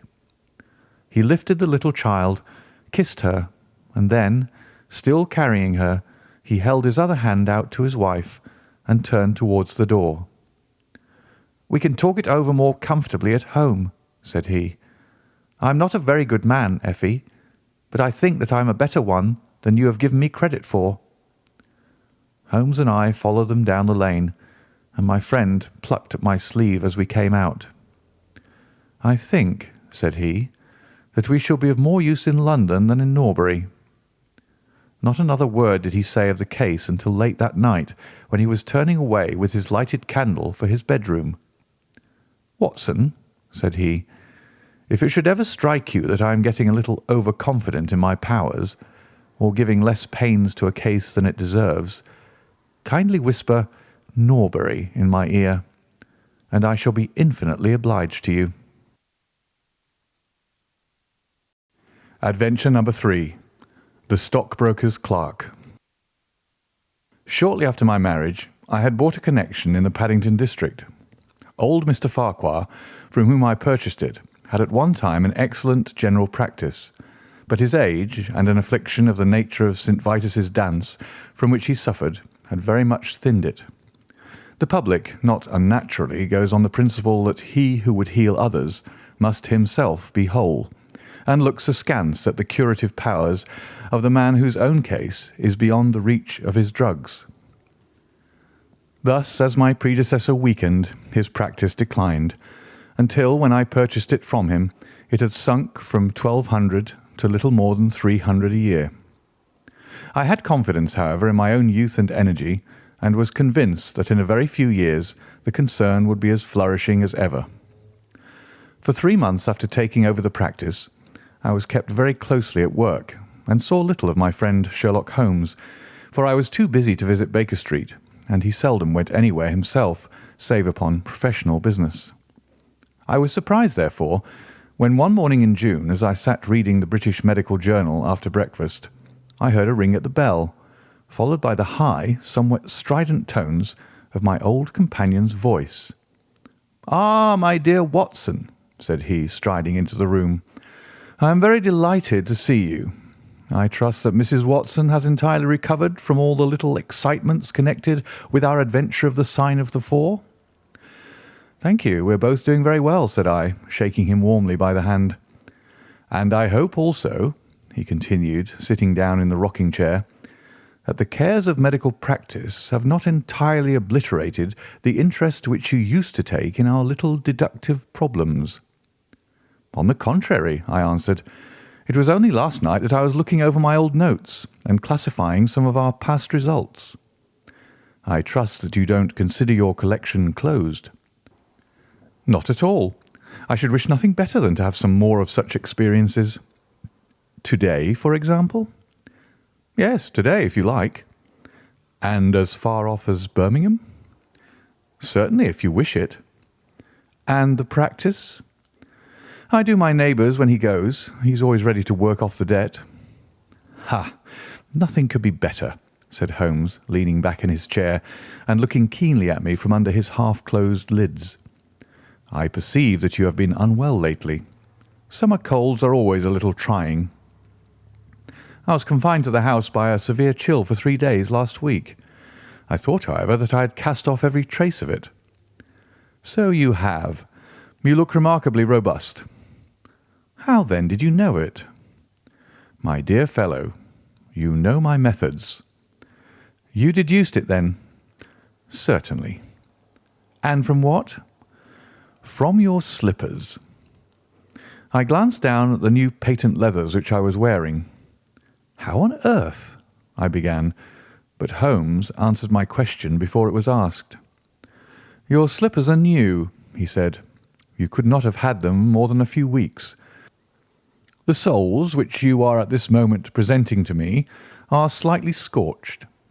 For a moment I thought they might have got wet and been burned in the drying, but near the instep there is a small circular wafer of paper with the shopman's hieroglyphics upon it. Damp would of course have removed this. You had then been sitting with your feet outstretched to the fire, which a man would hardly do even in so wet a June as this if he were in his full health." Like all Holmes's reasoning, the thing seemed simplicity itself when it was once explained. He read the thought upon my features, and his smile had a tinge of bitterness. "I am afraid that I rather give myself away when I explain," said he. "Results without causes are much more impressive. You are ready to come to Birmingham, then?" "Certainly. What is the case?" "You shall hear it all in the train. My client is outside in a four-wheeler. Can you come at once?" "In an instant." I scribbled a note to my neighbour, rushed upstairs to explain the matter to my wife, and joined Holmes upon the doorstep. "Your neighbour is a doctor," said he, nodding at the brass plate. "Yes, he bought a practice as I did." "An old established one?" "Just the same as mine. Both have been ever since the houses were built." "Ah, then you got hold of the best of the two." "I think I did. But how do you know?" "By the steps, my boy. Yours are worn 3 inches deeper than his. But this gentleman in the cab is my client, Mr. Hall Pycroft. Allow me to introduce you to him. Whip your horse up, cabby, for we have only just time to catch our train." The man whom I found myself facing was a well-built, fresh-complexioned young fellow, with a frank, honest face and a slight, crisp, yellow moustache. He wore a very shiny top hat and a neat suit of sober black which made him look what he was, a smart young city man of the class who have been labelled cockneys, but who give us our crack volunteer regiments, and who turn out more fine athletes and sportsmen than any body of men in these islands. His round, ruddy face was naturally full of cheeriness, but the corners of his mouth seemed to me to be pulled down in a half-comical distress. It was not, however, until we were all in our first-class carriage and well started upon our journey to Birmingham that I was able to learn what the trouble was which had driven him to Sherlock Holmes. "We have a clear run here of 70 minutes, Holmes remarked. "I want you, Mr. Hall Pycroft, to tell my friend your very interesting experience exactly as you have told it to me, or with more detail if possible. It will be of use to me to hear the succession of events again. It is a case, Watson, which may prove to have something in it, or may prove to have nothing, but which, at least, presents those unusual and outre features which are as dear to you as they are to me. Now, Mr. Pycroft, I shall not interrupt you again. Our young companion looked at me with a twinkle in his eye. "The worst of the story is," said he, "that I should show myself up as such a confounded fool. Of course, it may work out all right, and I don't see that I could have done otherwise. But if I have lost my crib and got nothing in exchange, I shall feel what a soft Johnny I've been. I'm not very good at telling a story, Dr. Watson, but it is like this with me. I used to have a billet at Cox and Woodhouse's of Draper's Gardens, but they were let in early in the spring through the Venezuelan loan, as no doubt you remember, and came a nasty cropper. I've been with them 5 years, and old Coxon gave me a ripping good testimonial when the smash came, but of course we clerks were all turned adrift, the 27 of us. I tried here and tried there, but there were lots of other chaps on the same lay as myself, and it was a perfect frost for a long time. I'd been taking £3 a week at Coxon's, and I'd saved about 70 of them, but I soon worked my way through that and out the other end. I was fairly at the end of my tether at last, and could hardly find the stamps to answer the advertisements or the envelopes to stick them to. I'd worn out my boots, paddling up office stairs, and I seemed just as far from getting a billet as ever. At last, I saw a vacancy at Mawson and Williams, the great stockbroking firm in Lombard Street. I dare say EC is not much in your line, but I can tell you that this is about the richest house in London. The advertisement was to be answered by letter only. I sent in my testimonial, an application, but without the least hope of getting in. Back came an answer by return saying that if I would appear next Monday, I might take over my new duties at once, provided that my appearance was satisfactory. No one knows how these things are worked. Some people say that the manager just plunges his hand into the heap and takes the first that comes. Anyhow, it was my innings that time, and I don't have a wish to feel better pleased. The screw was £1 a week rise, and the duties just about the same as at Coxon's. And now I come to the queer part of the business. I was in diggings out Hampstead way, 17 Potter's Terrace. Well, I was sitting doing a smoke that very evening, after I'd been promised the appointment, when up came my landlady with a card which had Arthur Pinner, financial agent, printed upon it. I'd never heard the name before, and could not imagine what he wanted with me. But of course I asked her to show him up. In he walked, a middle-sized, dark-haired, dark-eyed, black-bearded man, with a touch of the sheeny about his nose. He had a brisk kind of way with him, and he spoke sharply like a man who knew the value of time. "Mr. Old Bycraft, I believe," said he. "Yes, sir," I answered, pushing a chair towards him. "Lately engaged at Coxon and Woodhouse's." "Yes, sir." "And now on the staff of Mawson's." "Quite so." "Well," said he, "the fact is that I have heard some really extraordinary stories about your financial ability. You remember Parker, who used to be Coxon's manager? He could never say enough about it." Of course I was pleased to hear this. I had always been pretty sharp in the office, but I never dreamed that I was talked about in the city in this fashion. "You have a good memory," said he. "Pretty fair," I answered modestly. "Have you kept in touch with the market while you've been out of work?" he asked.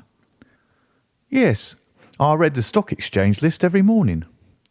"Now that shows real application," he cried. "This is the way to prosper. You won't mind me testing you, will you? Let me see. How are Ayrshire's?" 106 1/4 to 105 7/8. "And New Zealand Consolidated?" 104. "And British Broken Hills?" 7 to 7 6. "Wonderful!" he cried with his hands up. "This quite fits in with all that I'd heard. My boy, you're very much too good to be a clerk at Mawson's." This outburst rather astonished me, as you can think. "Well," said I, "other people don't think quite so much of me as you seem to do, Mr. Pinner. I had a hard enough fight to get this berth, and I'm very glad to have it." "Pooh, man, you should soar above it. You're not in your true sphere. Now, I'll tell you how it stands with me. What I have to offer is little enough when measured by your ability, but when compared with Mawson's, it's light to dark. Let me see. When do you go to Mawson's?" "On Monday." "Aha! I think I would risk a little sporting flutter that you don't go there at all." "Not go to Mawson's?" "No, sir. By that day you'll be the business manager of the Franco-Midland Hardware Company Limited, with 134 branches in the towns and villages of France, not counting one in Brussels and one in San Remo." This took my breath away. "I never heard of it," said I. "Very likely not. It has been kept very quiet, for the capital was all privately subscribed, and it's too good a thing to let the public into. My brother, Harry Pinner, is promoter, and joins the board after allotment as managing director. He knew I was in the swim down here, and asked me to pick up a good man cheap, a young pushing man with plenty of snap about him. Parker spoke of you, and that brought me here tonight. We can only offer you a beggarly 500 to start with." "500 a year?" I shouted. "Only that at the beginning, but you are to have an overriding commission of 1% on all business done by your agents, and you may take my word for it that this will come to more than your salary." "But I know nothing about hardware." "Tut, my boy, you know about figures." My head buzzed, and I could hardly sit still in my chair. But suddenly a little chill of doubt came upon me. "I must be frank with you," said I. "Mawson only gives me 200, but Mawson is safe. Now, really, I know so little about your company that—" "Ah, smart, smart," he cried in a kind of ecstasy of delight. "You are the very man for us. You're not to be talked over, and quite right too. Now, here's a note for £100, and if you think that we can do business, you may just slip it into your pocket as an advance upon your salary." "This is very handsome," said I. "When should I take over my new duties?" "Be in Birmingham tomorrow at 1, said he. "I have a note in my pocket here which you will take to my brother. You'll find him at 126B Corporation Street, where the temporary offices of the company are situated. Of course, he must confirm your engagement, but between ourselves it will be all right." "Really, I hardly know how to express my gratitude, Mr. Pinner," said I. "Not at all, my boy.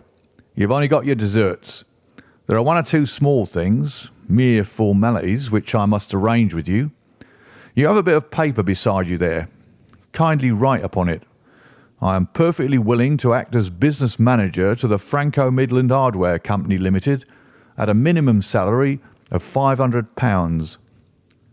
I did as he asked, and he put the paper in his pocket. "There is one other detail," said he. "What do you intend to do about Mawson's?" I had forgotten all about Mawson's in my joy. "I'll write and resign," said I. "Precisely what I don't want you to do. I had a row over you with Mawson's manager. I'd gone up to ask him about you, and he was very offensive, accused me of coaxing you away from the service of the firm, and that sort of thing. At last I fairly lost my temper. 'If you want good men, you should pay them a good price,' said I.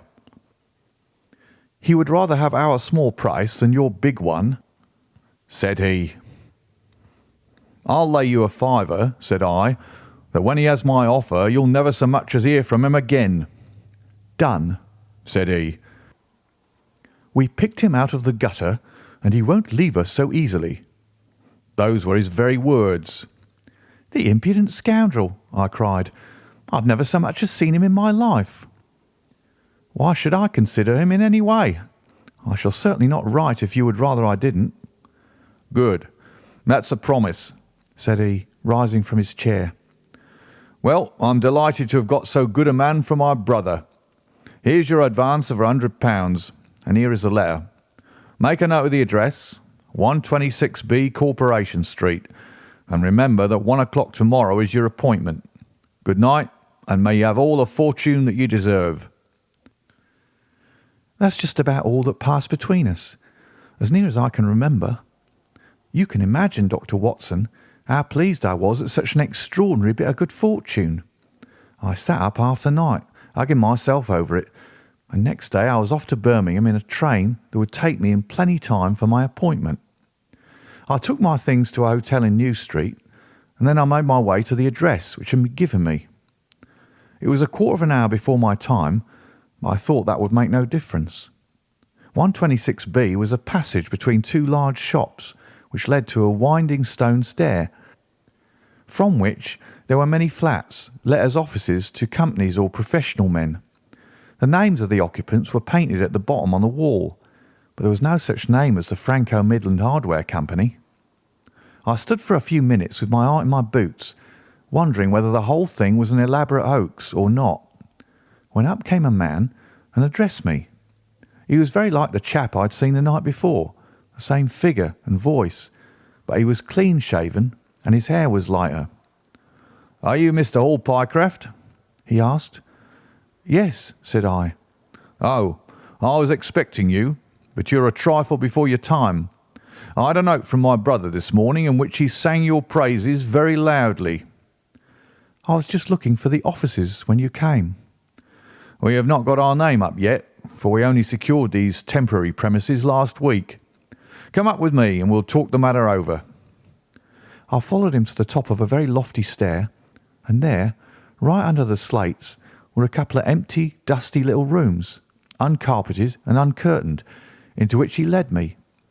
I had thought of a great office with shining tables and rows of clerks, such as I was used to, and I dare say I stared rather straight at the two deal chairs and one little table, which, with a ledger and a waste paper basket, made up the whole furniture. "Don't be disheartened, Mr. Pycroft," said my new acquaintance, seeing the length of my face.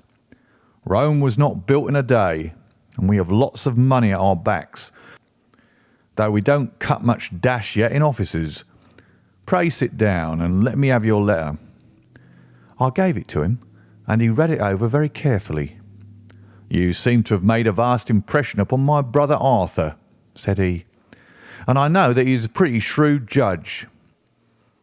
He swears by London, you know, and I by Birmingham, but this time I shall follow his advice. Pray consider yourself definitely engaged." "What are my duties?" I asked. "You will eventually manage the great depot in Paris, which will pour a flood of English crockery into the shops of 134 agents in France.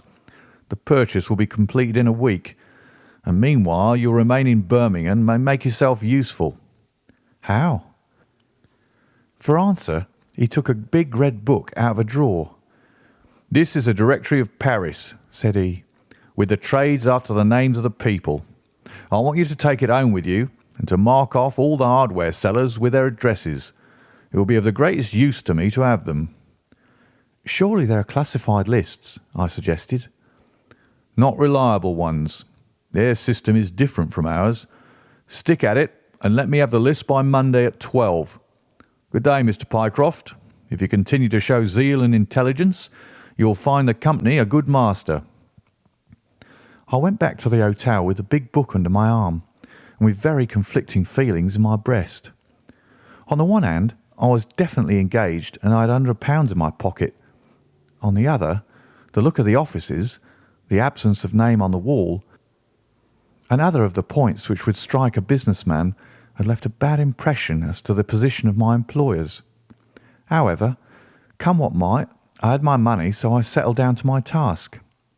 All Sunday I was kept hard at work, and yet by Monday I had only got as far as H. I went round to my employer, found him in the same dismantled kind of room, and was told to keep at it until Wednesday, and then come again. On Wednesday it was still unfinished, so I hammered away until Friday, that is, yesterday. Then I brought it round to Mr. Harry Pinner. "Thank you very much," said he. "I fear that I underrated the difficulty of the task. This list will be of very material assistance to me." "It took some time," said I. "And now," said he, "I want you to make a list of the furniture shops, for they all sell crockery." "Very good." "And you can come up tomorrow evening at 7 and let me know how you're getting on. Don't overwork yourself. A couple of hours at Day's Music Hall in the evening would do you no harm after your labours." He laughed as he spoke, and I saw with a thrill that his second tooth upon the left-hand side had been very badly stuffed with gold. Sherlock Holmes rubbed his hands with delight, and I stared with astonishment at our client. "You may well look surprised, Dr. Watson, but it is this way," said he. "When I was speaking to the other chap in London, at the time that he laughed at my not going to Mawson's, I happened to notice that his tooth was stuffed in this very identical fashion.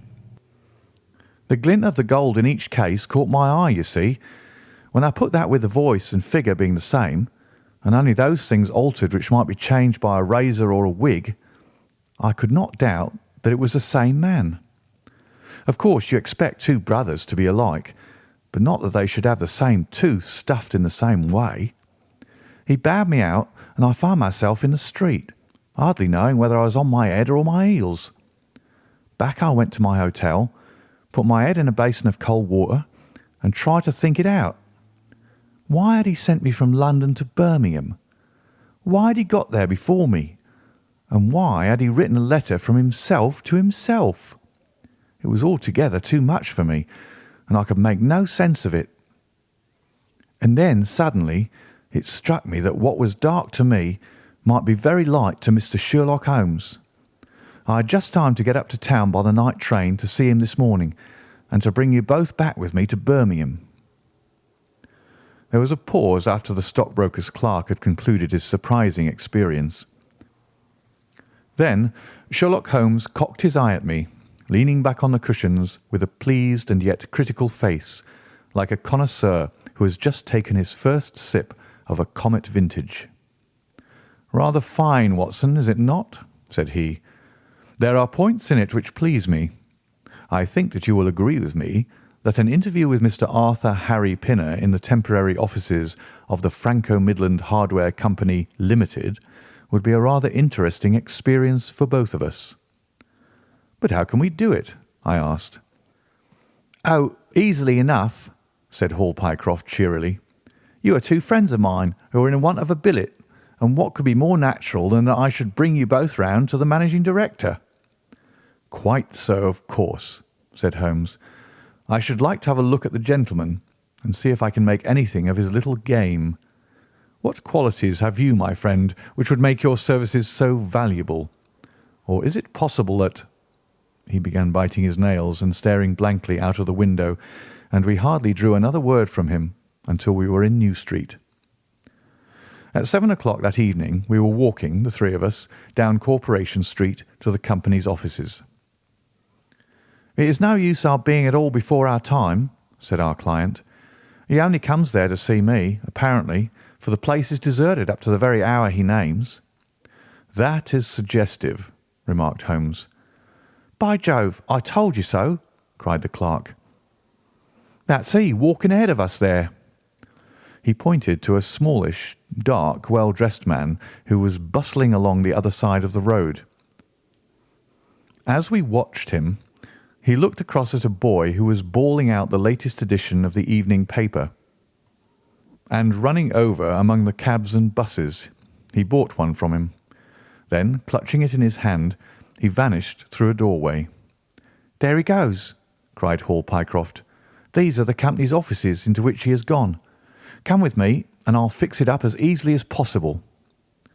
Following his lead, we ascended 5 stories until we found ourselves outside a half-open door at which our client tapped. A voice within bade us enter, and we entered a bare, unfurnished room such as Hall Pycroft had described. At the single table sat the man whom we had seen in the street, with his evening paper spread out in front of him, and as he looked up at us it seemed to me that I had never looked upon a face which bore such marks of grief, and of something beyond grief, of a horror such as comes to a few men in a lifetime.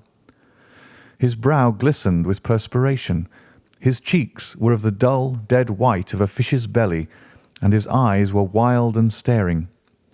He looked at his clerk as though he failed to recognise him, and I could see by the astonishment depicted upon our conductor's face that this was by no means the usual appearance of his employer. "You look ill, Mr. Pinner," he exclaimed. "Yes, I'm not very well," answered the other, making obvious efforts to pull himself together and licking his dry lips before he spoke. "Who are these gentlemen whom you've brought with you?" "One is Mr. Harris of Bermondsey, and the other is Mr. Price of this town." said our clerk glibly. "They're friends of mine and gentlemen of experience, but they've been out of a place for some little time, and they hope that perhaps you might find an opening for them in the company's employment." Very possibly, cried Mr. Pinner with a ghastly smile. "Yes, I have no doubt that we shall be able to do something for you. What is your particular line, Mr. Harris?" "I am an accountant," said Holmes. "Oh, yes. We shall want something of the sort. And you, Mr. Price?" "A clerk," said I. "I have every hope that the company may accommodate you. I will let you know about it as soon as we come to any conclusion. And now I beg that you will go. For God's sake, leave me to myself." These last words were shot out of him as though the constraint which he was evidently setting upon himself had suddenly and utterly burst asunder. Holmes and I glanced at each other, and Hall Pycroft took a step towards the table. "You forget, Mr. Pinner, that I'm here by appointment to receive some directions from you," said he. "Certainly, Mr. Pycroft, certainly," the other resumed in a calmer tone. "You may wait here a moment, and there is no reason why your friends should not wait with you. I will be entirely at your service in 3 minutes, if I may trespass upon your patience so far." He rose with a very courteous air, and, bowing to us, he passed through a door at the farther end of the room, which he closed behind him. "What now?" whispered Holmes. "Is he giving us the slip?" "Impossible," answered Pycroft. "Why so?" "That door leads into an inner room." "There is no exit?" "None." "Is it furnished?" "It was empty yesterday." "Then what on earth can he be doing?" There is something which I don't understand in this manner. If ever a man was 3 parts mad with terror, that man's name is Pinner. What can have put the shivers on him? "He suspects that we're detectives," I suggested. That's it, Mycroft. Holmes shook his head. He did not turn pale. "He was pale when we entered the room," said he. "It is just possible that—" His words were interrupted by a sharp rat-tat from the direction of the inner door. "What the deuce is he knocking at his own door for?" cried the clerk. Again, and much louder, came the rat-tat-tat. We all gazed expectantly at the closed door. Glancing at Holmes, I saw his face turn rigid, and he leaned forward in intense excitement. Then suddenly came a low, guggling, gargling sound, and a brisk drumming upon woodwork. Holmes sprang frantically across the room and pushed at the door. It was fastened on the inner side. Following his example, we threw ourselves upon it with all our weight. One hinge snapped, then the other, and down came the door with a crash. Rushing over it, we found ourselves in the inner room. It was empty. But it was only for a moment that we were at fault. At one corner, the corner nearest the room which we had left, there was a second door. Holmes sprang to it and pulled it open. A coat and waistcoat were lying on the floor, and from a hook behind the door, with his own braces round his neck, was hanging the managing director of the Franco-Midland Hardware Company. His knees were drawn up, his head hung at a dreadful angle to his body, and the clatter of his heels against the door made the noise which had broken in upon our conversation. In an instant I had caught him around the waist and held him up while Holmes and Pycroft untied the elastic bands which had disappeared between the livid creases of skin. Then we carried him into the other room, where he lay with a clay-coloured face, puffing his purple lips in and out with every breath, a dreadful wreck of all that he had been but 5 minutes before. "What do you think of him, Watson?" asked Holmes. I stooped over him and examined him. His pulse was feeble and intermittent, but his breathing grew longer, and there was a little shivering of his eyelids, which showed a thin white slit of ball beneath. "It has been touch and go with him," said I, "but he'll live now. Just open that window and hand me the water carafe." I undid his collar, poured the cold water over his face, and raised and sank his arms until he drew a long, natural breath. "It's only a question of time now," said I, as I turned away from him. Holmes stood by the table with his hands deep in his trousers pockets and his chin upon his breast. "I suppose we ought to call the police in now," said he, "and yet I confess that I'd like to give them a complete case when they come." "It's a blessed mystery to me," cried Pycroft, scratching his head. "Whatever they wanted to bring me all the way up here for, and then—" "Pooh! All that is clear enough," said Holmes impatiently. "It is this last sudden move."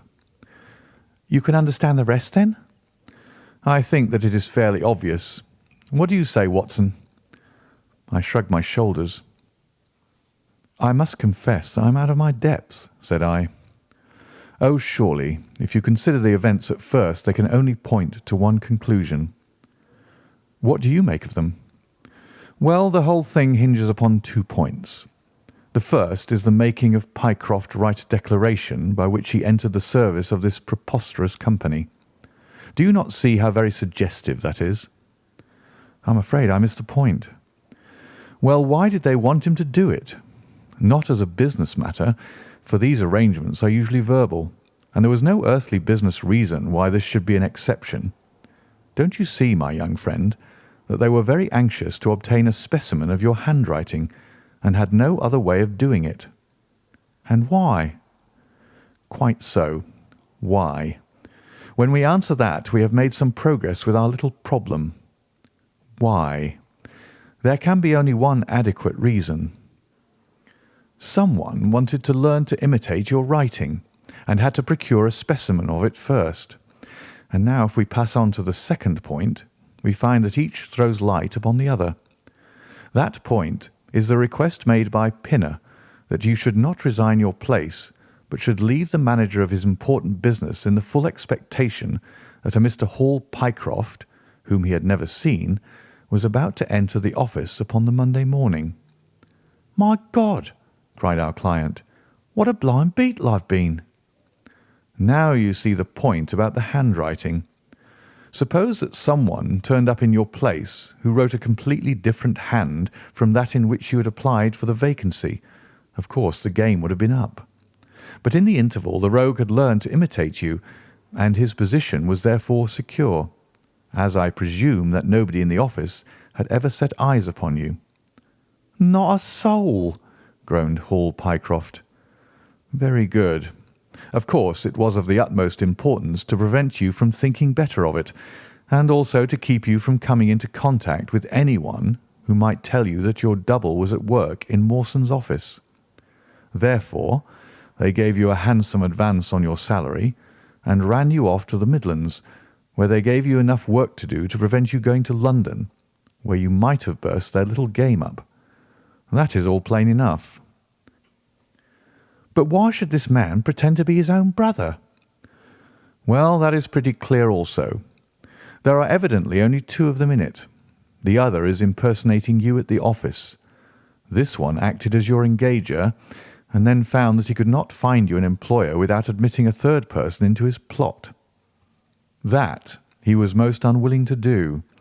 He changed his appearance as far as he could, and trusted that the likeness, which you could not fail to observe, would be put down to a family resemblance.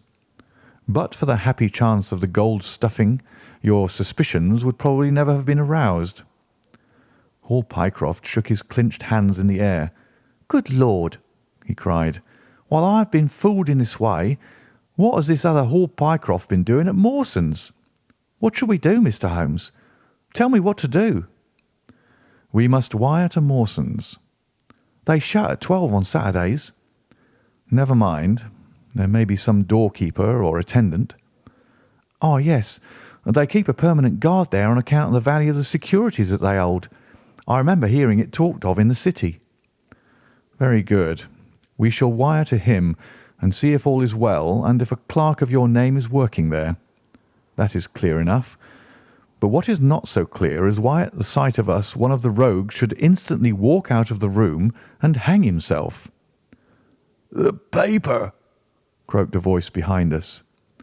The man was sitting up, blanched and ghastly, with returning reason in his eyes, and hands which rubbed nervously at the broad red band which still encircled his throat. "The paper! Of course!" yelled Holmes, in a paroxysm of excitement. "Idiot that I was! I thought so much of our visit that the paper had never entered my head for an instant. To be sure, the secret must be there. He flattened it upon the table, and a cry of triumph burst from his lips. "Look at this, Watson," he cried. "It is a London paper, an early edition of the Evening Standard. Here is what we want. Look at the headlines. Crime in the City. Murder at Mawson and Williams. Gigantic attempted robbery. Capture of the criminal. Here, Watson, we are all equally anxious to hear it, so kindly read it aloud to us." It appeared from its position in the paper to have been the one event of importance in town, and the account of it ran in this way. "A desperate attempt at robbery, culminating in the death of one man and the capture of the criminal, occurred this afternoon in the City. For some time back, Mawson and Williams, the famous financial house, have been the guardians of securities which amount, in the aggregate, to a sum of considerably over £1,000,000. So conscious was the manager of the responsibility which devolved upon him in consequence of the great interests at stake, that safes of the very latest construction have been employed, and an armed watchman has been left day and night in the building. It appears that last week a new clerk named Hall Pycroft was engaged by the firm. This person appears to have been none other than Beddington, the famous forger and cracksman, who with his brother had only recently emerged from a 5-year spell of penal servitude. By some means, which are not yet clear, he succeeded in winning, under a false name, this official position in the office, which he utilised in order to obtain mouldings of various locks and a thorough knowledge of the position of the strong-room and the safes. It is customary at Mawson's for the clerks to leave at midday on Saturday. Sergeant Tewson of the City Police was somewhat surprised, therefore, to see a gentleman with a carpet-bag come down the steps at 20 minutes past 1. His suspicions being aroused, the sergeant followed the man and, with the aid of Constable Pollock, succeeded, after a most desperate resistance, in arresting him. It was at once clear that a daring and gigantic robbery had been committed. Nearly £100,000 worth of American railway bonds, with a large amount of scrip in mines and other companies, was discovered in the bag. On examining the premises, the body of the unfortunate watchman was found doubled up and thrust into the largest of the safes, where it would not have been discovered until Monday morning had it not been for the prompt action of Sergeant Tewson. The man's skull had been shattered by a blow from a poker delivered from behind. There could be no doubt that Beddington had obtained entrance by pretending that he had left something behind him, and having murdered the watchman, rapidly rifled the large safe and then made off with his booty. His brother, who usually works with him, has not appeared in this job as far as can at present be ascertained, although the police are making energetic inquiries as to his whereabouts. "Well, we may save the police some little trouble in that direction," said Holmes, glancing at the haggard figure huddled up by the window. "Human nature is a strange mixture, Watson. You see that even a villain and murderer can inspire such affection that his brother turns to suicide when he learns that his neck is forfeited. However, we have no choice as to our action. The doctor and I will remain on guard, Mr. Pycroft, if you will have the kindness to step out for the police." Adventure 4. The Gloria Scott. "I have some papers here," said my friend Sherlock Holmes as we sat one winter's night on either side of the fire, "which I really think, Watson, that it would be worth your while to glance over. These are the documents in the extraordinary case of the Gloria Scott, and this is the message which struck Justice of the Peace Trevor dead with horror when he read it." He had picked from a drawer a little tarnished cylinder, and undoing the tape he handed me a short note scrawled upon a half sheet of slate-grey paper. "The supply of game for London is going steadily up," it ran. "Headkeeper Hudson, we believe, has been now told to receive all orders for flypaper and for preservation of your hen pheasant's life." As I glanced up from reading this enigmatical message, I saw Holmes chuckling at the expression upon my face. "You look a little bewildered," said he. "I cannot see how such a message as this could inspire horror. It seems to me to be rather grotesque than otherwise." "Very likely. Yet the fact remains that the reader, who was a fine, robust old man, was knocked clean down by it as if it had been the butt end of a pistol. "You arouse my curiosity," said I. "But why did you just say now that there were very particular reasons why I should study this case?" "Because it was the first in which I was ever engaged." I had often endeavoured to elicit from my companion what had first turned his mind in the direction of criminal research, but had never caught him before in a communicative humour. Now he sat forward in this armchair and spread out the documents upon his knees. Then he lit his pipe and sat for some time smoking and turning them over. "You never heard me talk of Victor Trevor?" he asked. "He was the only friend I made during the 2 years I was at college. I was never a very sociable fellow, Watson, always rather fond of moping in my rooms and working out my own little methods of thought, so that I never mixed much with the men of my year. Bar fencing and boxing, I had few athletic tastes, and then my line of study was quite distinct from that of the other fellows, so that we had no points of contact at all. Trevor was the only man I knew, and that only through the accident of his bull terrier freezing onto my ankle one morning as I went down to chapel. It was a prosaic way of forming a friendship, but it was effective. I was laid by the heels for 10 days, but Trevor used to come in to inquire after me. At first it was only a minute's chat, but soon his visits lengthened, and before the end of the term we were close friends. He was a hearty, full-blooded fellow, full of spirits and energy, the very opposite to me in most respects, but we had some subjects in common, and it was a bond of union when I found that he was as friendless as I. Finally, he invited me down to his father's place at Donnithorpe in Norfolk, and I accepted his hospitality for a month of the long vacation. Old Trevor was evidently a man of some wealth and consideration, a J.P. and a landed proprietor. Donnithorpe is a little hamlet just to the north of Langmere in the country of the Broads. The house was an old-fashioned, widespread, oak-beamed brick building with a fine lime-lined avenue leading up to it. There was excellent wild duck shooting in the fens, remarkably good fishing, a small but select library, taken over, as I understand, from a former occupant, and a tolerable cook, so that he would be a fastidious man who could not put in a pleasant month there. Trevor senior was a widower, and my friend his only son. There had been a daughter, I heard, but she had died of diphtheria while on a visit to Birmingham. The father interested me extremely. He was a man of little culture, but with a considerable amount of rude strength, both physically and mentally. He knew hardly any books, but he had travelled far, had seen much of the world, and had remembered all that he had learned. In person he was a thick-set, burly man with a shock of grizzled hair, a brown, weather-beaten face, and blue eyes which were keen to the verge of fierceness. Yet he had a reputation for kindness and charity on the countryside, and was noted for the leniency of his sentences from the bench. One evening, shortly after my arrival, we were sitting over a glass of port after dinner, when young Trevor began to talk about those habits of observation and inference which I had already formed into a system, although I had not yet appreciated the part which they were to play in my life. The old man evidently thought that his son was exaggerating in his description of one or two trivial feats which I had performed. "Come now, Mr. Holmes," said he, laughing good-humouredly, "I'm an excellent subject.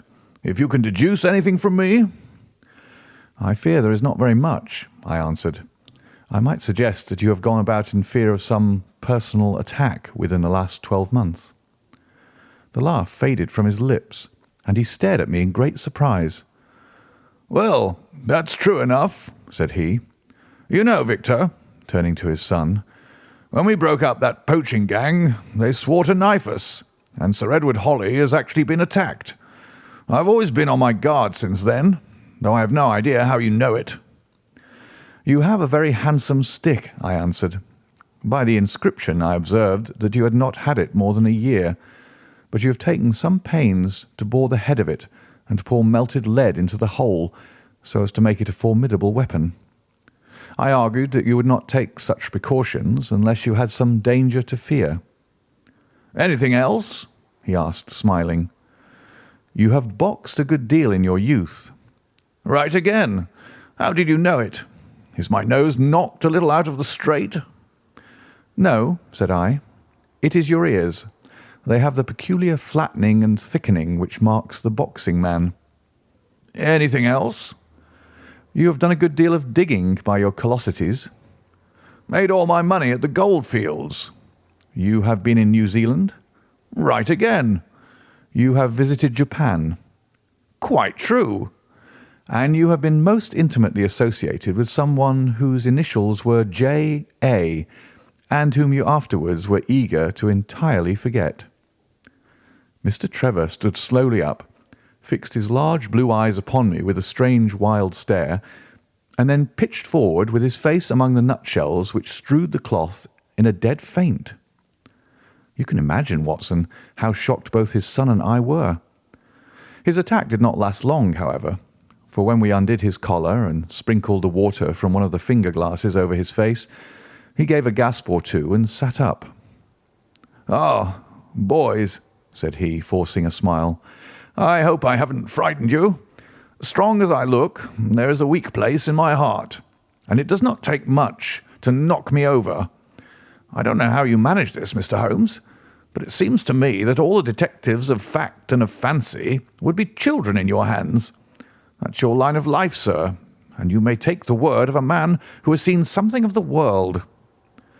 And that recommendation, with the exaggerated estimate of my ability with which he prefaced it, was, if you will believe me, Watson, the very first thing which ever made me feel that a profession might be made out of what had up to that time been the merest hobby. At the moment, however, I was too much concerned at the sudden illness of my host to think of anything else. "I hope that I've said nothing to pain you," said I. "Well, you certainly touched upon rather a tender point. Might I ask how you know, and how much you know?" He spoke now in a half-jesting fashion, but a look of terror still lurked at the back of his eyes. "It is simplicity itself," said I. "When you bared your arm to draw that fish into the boat, I saw that J.A. had been tattooed in the bend of the elbow. The letters were still legible, but it was perfectly clear from their blurred appearance, and from the staining of the skin around them, that efforts had been made to obliterate them. It was obvious then that those initials had once been very familiar to you, and that you had afterwards wished to forget them." "What an eye you have!" he cried, with a sigh of relief. "It is just as you say. But we won't talk of it. Of all ghosts, the ghosts of our old lovers are the worst. Come into the billiard room and have a quiet cigar." From that day, amid all his cordiality, there was always a touch of suspicion in Mr. Trevor's manner towards me. Even his son remarked it. "You've given the governor such a turn," said he, "that he'll never be sure again of what you know and what you don't know." He did not mean to show it, I am sure, but it was so strongly in his mind that it peeped out at every action. At last I became so convinced that I was causing him uneasiness that I drew my visit to a close. On the very day, however, before I left, an incident occurred which proved in the sequel to be of importance. We were sitting out upon the lawn on garden chairs, the three of us, basking in the sun and admiring the view across the Broads, when a maid came out to say that there was a man at the door who wanted to see Mr. Trevor. "What is his name?"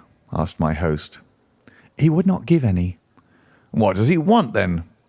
"He says that you know him, and that he only wants a moment's conversation." "Show him round here." An instant afterwards there appeared a little wizened fellow with a cringing manner and a shambling style of walking. He wore an open jacket with a splotch of tar on the sleeve, a red and black check shirt, dungaree trousers, and heavy boots badly worn. His face was thin and brown and crafty, with a perpetual smile upon it, which showed an irregular line of yellow teeth, and his crinkled hands were half closed in a way that is distinctive of sailors. As he came slouching across the lawn, I heard Mr. Trevor made a sort of hiccuping noise in his throat, and jumping out of his chair, he ran into the house. He was back in a moment, and I smelt a strong reek of brandy as he passed me. "Well, my man," said he, "what can I do for you?" The sailor stood looking at him with puckered eyes and with the same loose-lipped smile upon his face. "You don't know me?" he asked. "Why, dear me, it is surely Hudson," said Mr. Trevor in a tone of surprise. "Hudson it is, sir," said the seaman. "Why, it's 30 year and more since I saw you last. Here you are in your house, and me still picking my salt meat out of the harness cask." "Tut, you will find that I have not forgotten old times," cried Mr. Trevor, and walking towards the sailor, he said something in a low voice. "Go into the kitchen," he continued out loud, "and you will get food and drink. I have no doubt that I shall find you a situation." "Thank you, sir," said the seaman, touching his forelock. "I'm just off a 2-yearer in an 8-knot tramp, short-handed at that, and I wants a rest. I thought I'd get it either with Mr. Beddoes or with you."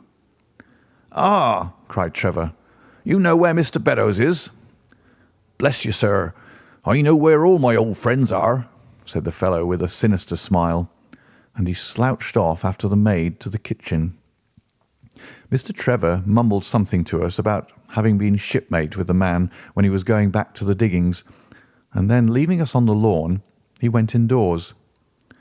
An hour later, when we entered the house, we found him stretched dead drunk upon the dining-room sofa. The whole incident left a most ugly impression upon my mind, and I was not sorry next day to leave Donnithorpe behind me, for I felt that my presence must be a source of embarrassment to my friend. All this occurred during the first month of the long vacation.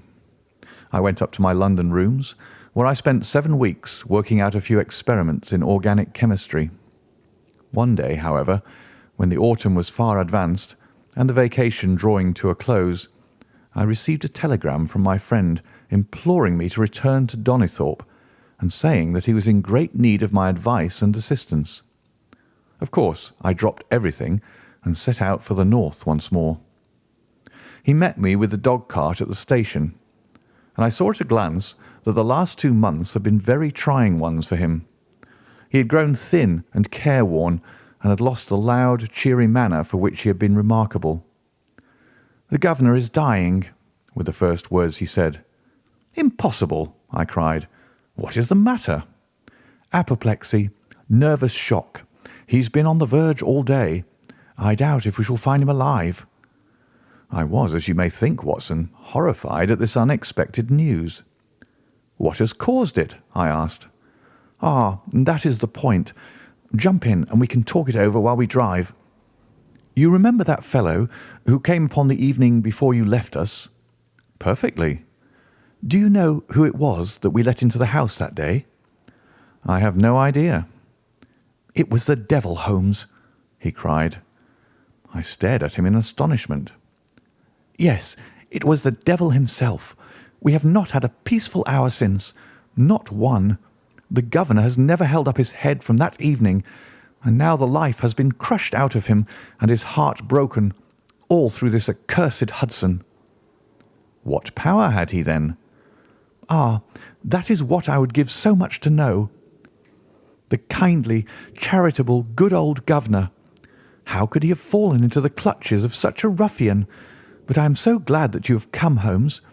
I trust very much to your judgment and discretion, and I know that you will advise me for the best." We were dashing along the smooth white country road, with a long stretch of the Broads in front of us glimmering in the red light of the setting sun. From a grove upon our left I could already see the high chimneys and the flagstaff which marked the Squire's dwelling. "My father made the fellow gardener," said my companion, "and then, as that did not satisfy him, he was promoted to be butler. The house seemed to be at his mercy, and he wandered about and did what he chose in it. The maids complained of his drunken habits and his vile language. The dad raised their wages all round to recompense them for the annoyance. The fellow would take the boat and my father's best gun and treat himself to little shooting trips, and all this with such a sneering, leering, insolent face that I would have knocked him down 20 times over if he'd been a man of my own age. I tell you, Holmes, I have had to keep a tight hold upon myself all this time, and now I am asking myself whether, if I had let myself go a little more, I might not have been a wiser man. Well, matters went from bad to worse with us, and this animal Hudson became more and more intrusive, until at last, on making some insolent reply to my father in my presence one day, I took him by the shoulders and turned him out of the room. He slunk away with a livid face and two venomous eyes which uttered more threats than his tongue could do. I don't know what passed between the poor dad and him after that, but the dad came to me next day and asked me whether I would mind apologizing to Hudson. I refused, as you can imagine, and asked my father how he could allow such a wretch to take such liberties with himself and his household. "Ah, my boy," said he, "it is all very well to talk, but you don't know how I am placed. But you shall know, Victor. I'll see that you shall know, come what may. You wouldn't believe harm of your poor old father, would you, lad?" He was very much moved and shut himself up in the study all day, where I could see through the window that he was writing busily. That evening there came what seemed to me to be a grand release, for Hudson told us that he was going to leave us. He walked into the dining room as we sat after dinner and announced his intention in the thick voice of a half-drunken man. "I've had enough of Norfolk," said he. "I'll run down to Mr. Beddoes in Hampshire. He'll be as glad to see me as you were, I dare say." "You're not going away in an unkind spirit, Hudson, I hope?" said my father, with a tameness which made my blood boil. "I've not had my apology," said he, sulkily, glancing in my direction. "Victor, you will acknowledge that you have used this worthy fellow rather roughly," said the dad, turning to me. "On the contrary, I think that we have both shown extraordinary patience towards him," I answered. "Oh, you do you?" he snarls. "Very good, mate. We'll see about that." He slouched out of the room and half an hour afterwards left the house, leaving my father in a state of pitiable nervousness. Night after night I heard him pacing his room, and it was just as he was recovering his confidence that the blow did at last fall. "And how?" I asked eagerly. "In a most extraordinary fashion. A letter arrived from my father yesterday evening, bearing the Fordingbridge postmark. My father read it, clapped both his hands to his head, and began running around the room in little circles, like a man who has been driven out of his senses. When I at last drew him down onto the sofa, his mouth and eyelids were all puckered on one side, and I saw that he had a stroke. Dr. Fordham came over at once. We put him to bed, but the paralysis has spread. He has shown no sign of returning consciousness, and I think that we shall hardly find him alive." "You horrify me, Trevor," I cried. "What then could have been in this letter to cause so dreadful a result?" "Nothing. There lies the inexplicable part of it. The message was absurd and trivial. Oh, my God, it is as I feared." As he spoke, we came round the curve of the avenue and saw in the fading light that every blind in the house had been drawn down. As we dashed up to the door, my friend's face convulsed with grief. A gentleman in black emerged from it.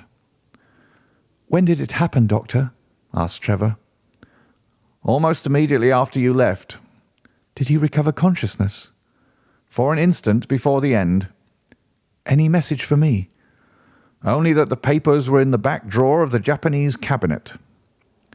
My friend ascended with the doctor to the chamber of death, while I remained in the study, turning the whole matter over and over in my head, and feeling as sombre as ever I had done in my life.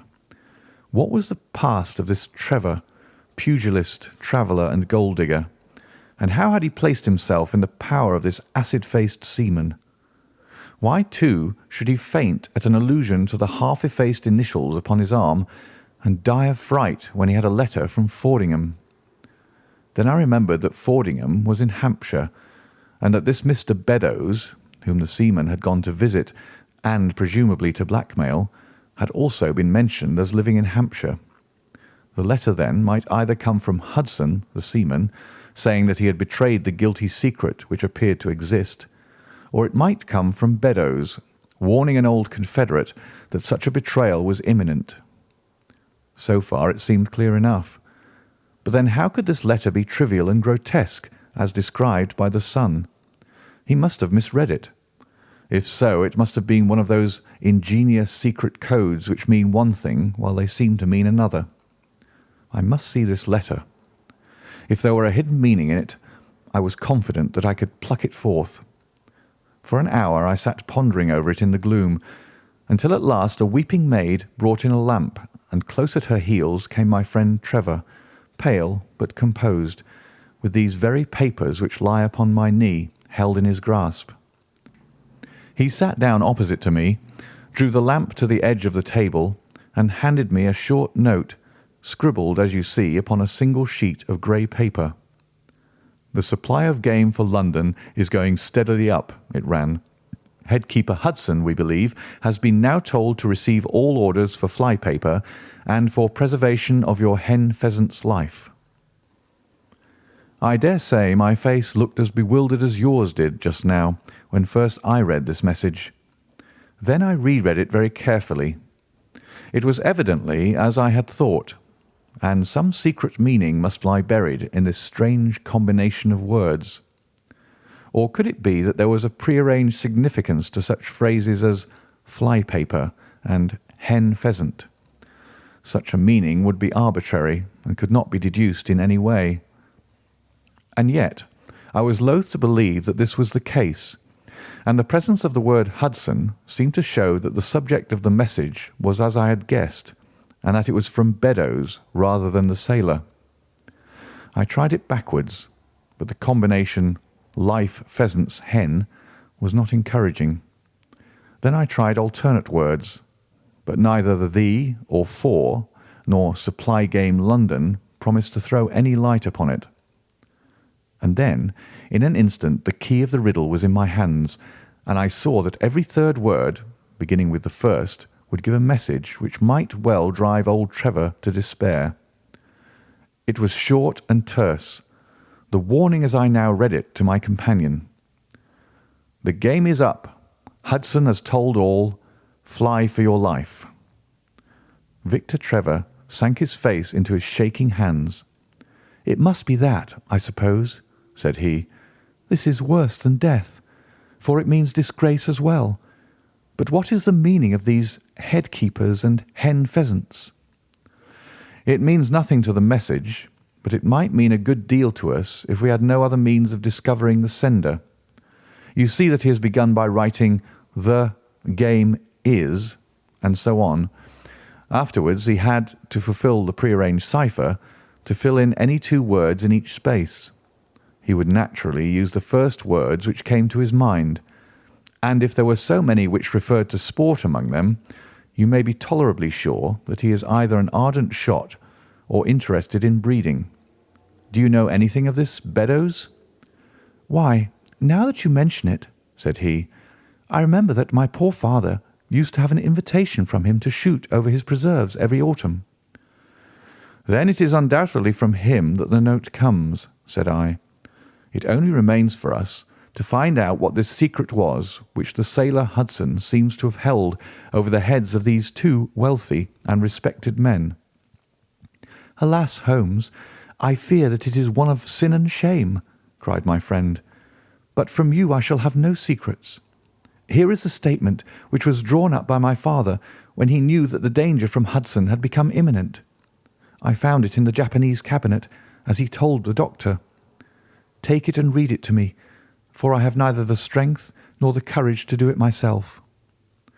"These are the very papers, Watson, which he handed to me, and I will read them to you as I read them in the old study that night to him.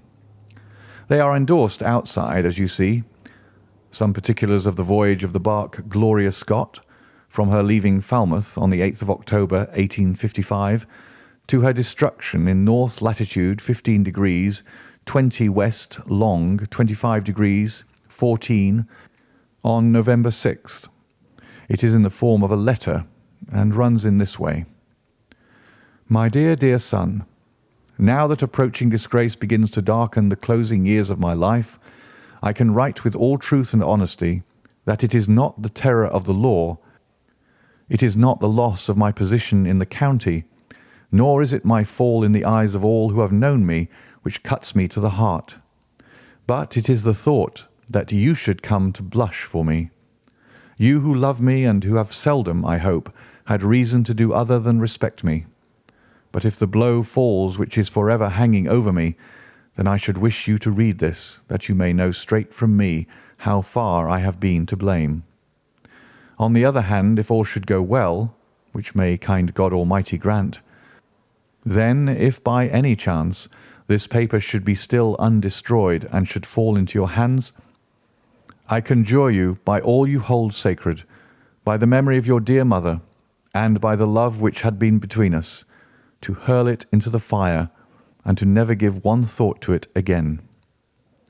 If then your eye goes on to read this line, I know that I shall already have been exposed and dragged from my home, or as is more likely, for you know that my heart is weak, by lying with my tongue sealed forever in death.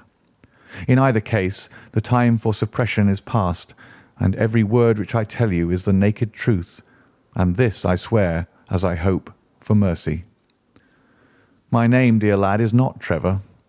I was James Armitage in my younger days, and you can understand now the shock that it was to me a few weeks ago when your college friend addressed me in words which seemed to imply that he had surprised my secret. As Armitage it was that I entered a London banking house, and as Armitage I was convicted of breaking my country's laws and was sentenced to transportation. Do not think very harshly of me, laddie.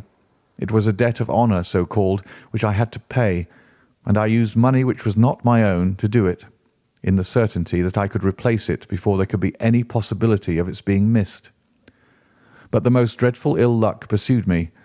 The money which I had reckoned upon never came to hand, and a premature examination of accounts exposed my deficit. The case might have been dealt leniently with, but the laws were more harshly administered 30 years ago than now, and on my 23rd birthday I found myself chained as a felon with 37 other convicts in 'tween decks of the barque Gloria Scott, bound for Australia. It was the year '55, when the Crimean War was at its height, and the old convict ships had been largely used as transports in the Black Sea. The government was compelled, therefore, to use smaller and less suitable vessels for sending out their prisoners. The Gloria Scott had been in the Chinese tea trade, but she was an old-fashioned, heavy-bowed, broad-beamed craft, and the new clippers had cut her out. She was a 500-ton boat, and besides her 38 jailbirds, she carried 26 of a crew, 18 soldiers, a captain, 3 mates, a doctor, a chaplain, and 4 warders. Nearly 100 souls were in her, all told, when we set sail from Falmouth. The partitions between the cells of the convicts, instead of being of thick oak, as is usual in convict ships, were quite thin and frail. The man next to me, upon the aft side, was one whom I had particularly noticed when we were led down the quay. He was a young man with a clear, hairless face, a long, thin nose, and rather nut-cracker jaws. He carried his head very jauntily in the air, had a swaggering style of walking, and was, above all else, remarkable for his extraordinary height. I don't think any of our heads would have come up to his shoulder, and I am sure that he could not have measured less than 6½ feet. It was strange among so many sad and weary faces to see one which was full of energy and resolution. The sight of it was to me like a fire in a snowstorm. I was glad, then, to find that he was my neighbour, and gladder still when, in the dead of night, I heard a whisper close to my ear, and found that he had managed to cut an opening in the board which separated us. "Hello, chummy," said he. "What's your name, and what are you here for?" I answered him, and asked in turn who I was talking with. "I'm Jack Prendergast," said he, "and by God, you'll learn to bless my name before you've done with me." I remembered hearing of his case, for it was one which had made an immense sensation throughout the country some time before my own arrest. He was a man of good family and of great ability, but of incurably vicious habits, who had by an ingenious system of fraud obtained huge sums of money from the leading London merchants. "Ha, ha, you remember my case," said he proudly. "Very well indeed." "Then maybe you remember something queer about it." "What was that, then?" "I'd had nearly $250,000, hadn't I?" "So it was said." "But none was recovered, eh?" "No." "Well, where do you suppose the balance is?" he asked. "I have no idea," said I. "Right between my finger and thumb," he cried. "By God, I've got more pounds to my name than you've had hairs on your head. And if you've money, my son, and know how to handle it and spread it, you can do anything. Now, you don't think it likely that a man who could do anything is going to wear his breeches out sitting in the stinking hold of a rat-gutted, beetle-ridden, mouldy old coffin of a China coaster? No, sir. Such a man will look after himself and will look after his chums. You may lay to that. You hold on to him, and you may kiss the book that he'll haul you through." That was his style of talk, and at first I thought it meant nothing. But after a while, when he had tested me and sworn me in with all possible solemnity, he let me understand that there really was a plot to gain command of the vessel. A dozen of the prisoners had hatched it before they came aboard. Prendergast was the leader, and his money was the motive power. "I'd a partner," said he, "a rare good man, as true as a stock to a barrel. He's got the dibs, he has, and where do you think he is at this moment? Why, he's the chaplain of this ship. The chaplain, no less. He came aboard with a black coat and his papers right, and money enough in his box to buy the thing right up from keel to main truck. The crew are his, body and soul. He could buy 'em at so much a gross with a cash discount, and he did it before ever they signed on. He's got 2 of the warders and Maria, the second mate, and he'd get the captain himself if he thought him worth it." "What are we to do, then?" I asked. "What do you think?" said he. "We'll make the coats of some of these soldiers redder than ever the tailor did." "But they are armed," said I. "And so shall we be, my boy. There's a brace of pistols for every mother's son of us, and if we can't carry this ship with the crew at our back, it's time we were all sent to a young Mrs. boarding school. You speak to your mate upon the left tonight, and see if he is to be trusted." I did so, and found my other neighbour to be a young fellow in much the same position as myself, whose crime had been forgery. His name was Evans, but he afterwards changed it, like myself, and he is now a rich and prosperous man in the south of England. He was ready enough to join the conspiracy as the only means of saving ourselves, and before we had crossed the bay there were only 2 of the prisoners who were not in the secret. One of these was of weak mind, and we did not dare to trust him, and the other was suffering from jaundice and could not be of any use to us. From the beginning there was really nothing to prevent us from taking possession of the ship. The crew were a set of ruffians specially picked for the job. The sham chaplain came into our cells to exhort us, carrying a black bag supposed to be full of tracts. And so often did he come that by the 3rd day we had each stowed away at the foot of our beds a file, a brace of pistols, a pound of powder, and 20 slugs. 2 of the warders were agents of Prendergast, and the second mate was his right-hand man. The captain, the 2 mates, 2 warders, Lieutenant Martin, his 18 soldiers, and the doctor were all that we had against us.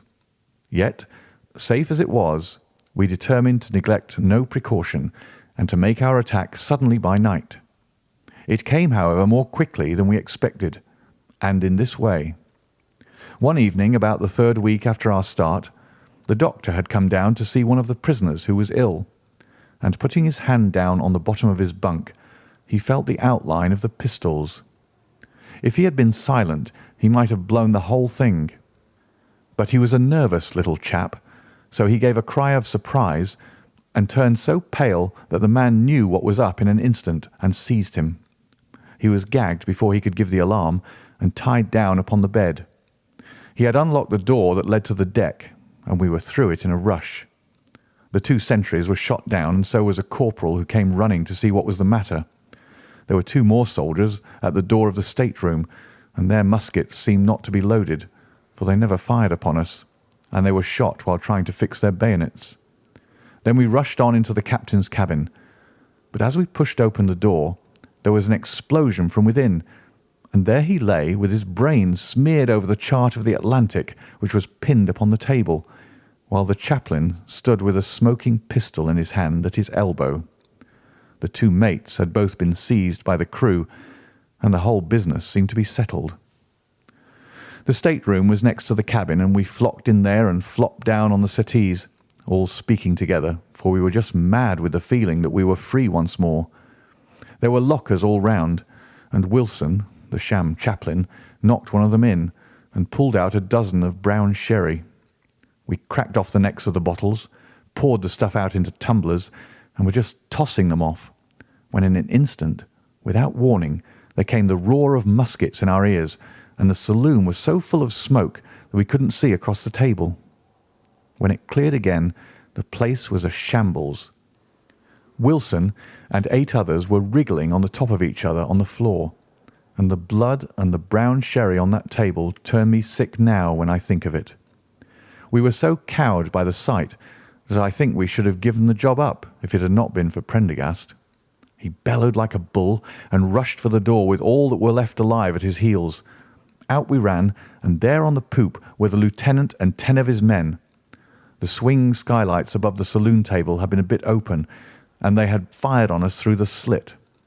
We got on them before they could load, when they stood to it like men, but we had the upper hand of them, and in 5 minutes it was all over.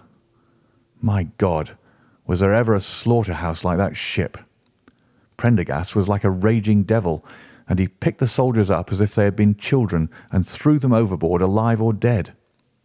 There was one sergeant that was horribly wounded, and yet kept on swimming for a surprising time, until someone in mercy blew out his brains. When the fighting was over, there was no one left of our enemies except just the warders, the mates, and the doctor. It was over them that the great quarrel arose. There were many of us who were glad enough to win back our freedom, and yet who had no wish to have murder on our souls. It was one thing to knock the soldiers over with their muskets in their hands, and it was another to stand by while men were being killed in cold blood. 8 of us, 5 convicts and 3 sailors, said that we would not see it done. But there was no moving Prendergast and those who were with him. Our only chance of safety lay in making a clean job of it, said he, and he would not leave a tongue with power to wag in a witness box. It nearly came to our sharing the fate of the prisoners, but at last he said that if we wished we might take a boat and go. We jumped at the offer, for we were already sick of these bloodthirsty doings, and we saw that there would be worse before it was done. We were given a suit of sailor togs each, a barrel of water, 2 casks, one of junk and one of biscuits, and a compass. Prendergast threw us over a chart, told us that we were shipwrecked mariners whose ship had foundered in latitude 15 degrees and long 25 degrees west, and then cut the painter and let us go. And now I come to the most surprising part of my story, my dear son. The seamen had hauled the foreyard aback during the rising, but now, as we left them, they brought it square again, and as there was a light wind from the north and east, the bark began to draw slowly away from us. Our boat lay rising and falling upon the long, smooth rollers, and Evans and I, who were the most educated of the party, were sitting in the sheets working out our position and planning what coast we should make for. It was a nice question, for the Cape de Verdes were about 500 miles to the north of us, and the African coast about 700 to the east. On the whole, as the wind was coming round to the north, we thought that Sierra Leone might be best, and turned our head in that direction, the bark being at that time nearly hull down on our starboard quarter. Suddenly, as we looked at her, we saw a dense black cloud of smoke shoot up from her, which hung like a monstrous tree upon the skyline. A few seconds later, a roar like thunder burst upon our ears, and as the smoke thinned away, there was no sign left of the Gloria Scott. In an instant we swept the boat's head round again and pulled with all our strength for the place where the haze still trailing over the water marked the scene of this catastrophe. It was a long hour before we reached it, and at first we feared that we had come too late to save anyone. A splintered boat and a number of crates and fragments of spars rising and falling on the waves showed us where the vessel had foundered, but there was no sign of life, and we had turned away in despair when we heard a cry for help and saw at some distance a piece of wreckage with a man lying stretched across it. When we pulled him aboard the boat, he proved to be a young seaman of the name of Hudson, who was so burned and exhausted that he could give us no account of what had happened until the following morning. It seemed that after we had left, Prendergast and his gang had proceeded to put to death the 5 remaining prisoners. The 2 warders had been shot and thrown overboard, and so also had the 3rd mate. Prendergast then descended into the 'tween decks, and with his own hands cut the throat of the unfortunate surgeon. There only remained the 1st mate, who was a bold and active man. When he saw the convict approaching him with the bloody knife in his hand, he kicked off his bonds, which he had somehow contrived to loosen, and rushing down the deck, he plunged into the afterhold. A dozen convicts, who descended with their pistols in search of him, found him with a matchbox in his hand, seated beside an open powder barrel, which was one of 100 carried on board, and swearing that he would blow all hands up if he were in any way molested. An instant later the explosion occurred, though Hudson thought it was caused by the misdirected bullet of one of the convicts rather than the mate's match. Be the cause what it may, it was the end of the Gloria Scott, and of the rabble who held command of her. Such, in a few words, my dear boy, is the history of this terrible business in which I was involved. Next day we were picked up by the brig Hotspur, bound for Australia, whose captain found no difficulty in believing that we were the survivors of a passenger ship which had foundered. The transport ship Gloria Scott was set down by the Admiralty as being lost at sea, and no word has ever leaked out as to her true fate. After an excellent voyage, the Hotspur landed us at Sydney, where Evans and I changed our names and made our way to the diggings, where among the crowds who were gathered from all nations, we had no difficulty in losing our former identities. The rest I need not relate. We prospered, we travelled, we came back as rich colonials to England, and we bought country estates. For more than 20 years we have led peaceful and useful lives, and we hoped that our past was forever buried. Imagine then my feelings when in the seaman who came to us I recognised instantly the man who had been picked off the wreck. He had tracked us down somehow, and had set himself to live upon our fears. You will understand now how it was that I strove to keep the peace with him, and you will in some measure sympathise with me in the fears which fill me, now that he has gone from me to his other victim with threats upon his tongue. Underneath is written in a hand so shaky as to be hardly legible. Beddoes writes in cipher to say H has told all. Sweet Lord, have mercy on our souls. That was the narrative which I read that night to young Trevor, and I think, Watson, that under the circumstances it was a dramatic one. The good fellow was heartbroken at it, and went out to the Terai tea planting, where I hear that he is doing well. As to the sailor and Beddoes, neither of them was ever heard of again after that day on which the letter of warning was written. They both disappeared utterly and completely. No complaint had been lodged with the police, so that Beddoes had mistaken a threat for a deed. Hudson had been seen lurking about, and it was believed by the police that he had done away with Beddoes and had fled. For myself, I believe that the truth was exactly the opposite. I think that it is most probable that Beddoes, pushed to desperation, and believing himself to have been already betrayed, had revenged himself upon Hudson, and had fled from the country with as much money as he could lay his hands on. Those are the facts of the case, Doctor, and if they are of any use to your collection, I am sure that they are very heartily at your service. Adventure 5. The Musgrave Ritual. An anomaly which often struck me in the character of my friend Sherlock Holmes was that although in his methods of thought he was the neatest and most methodical of mankind, and although also he affected a certain quiet primness of dress, he was none the less in his personal habits one of the most untidy men that ever drove a fellow lodger to distraction. Not that I am in the least conventional in that respect myself. The rough-and-tumble work in Afghanistan, coming on the top of a natural bohemianism of disposition, has made me rather more lax than befits a medical man. But with me there is a limit, and when I find a man who keeps his cigars in the coal scuttle, his tobacco in the toe end of a Persian slipper, and his unanswered correspondence transfixed by a jackknife into the very centre of his wooden mantelpiece, then I begin to give myself virtuous airs. I have always held, too, that pistol practice should be distinctly an open-air pastime, and when Holmes, in one of his queer humours, would sit in an armchair with his hair trigger and 100 Boxer cartridges, and proceed to adorn the opposite wall with a patriotic V.R. done in bullet pocks, I felt strongly that neither the atmosphere nor the appearance of our room was improved by it. Our chambers were always full of chemicals and of criminal relics which had a way of wandering into unlikely positions and of turning up in the butter dish or in even less desirable places. But his papers were my great crux.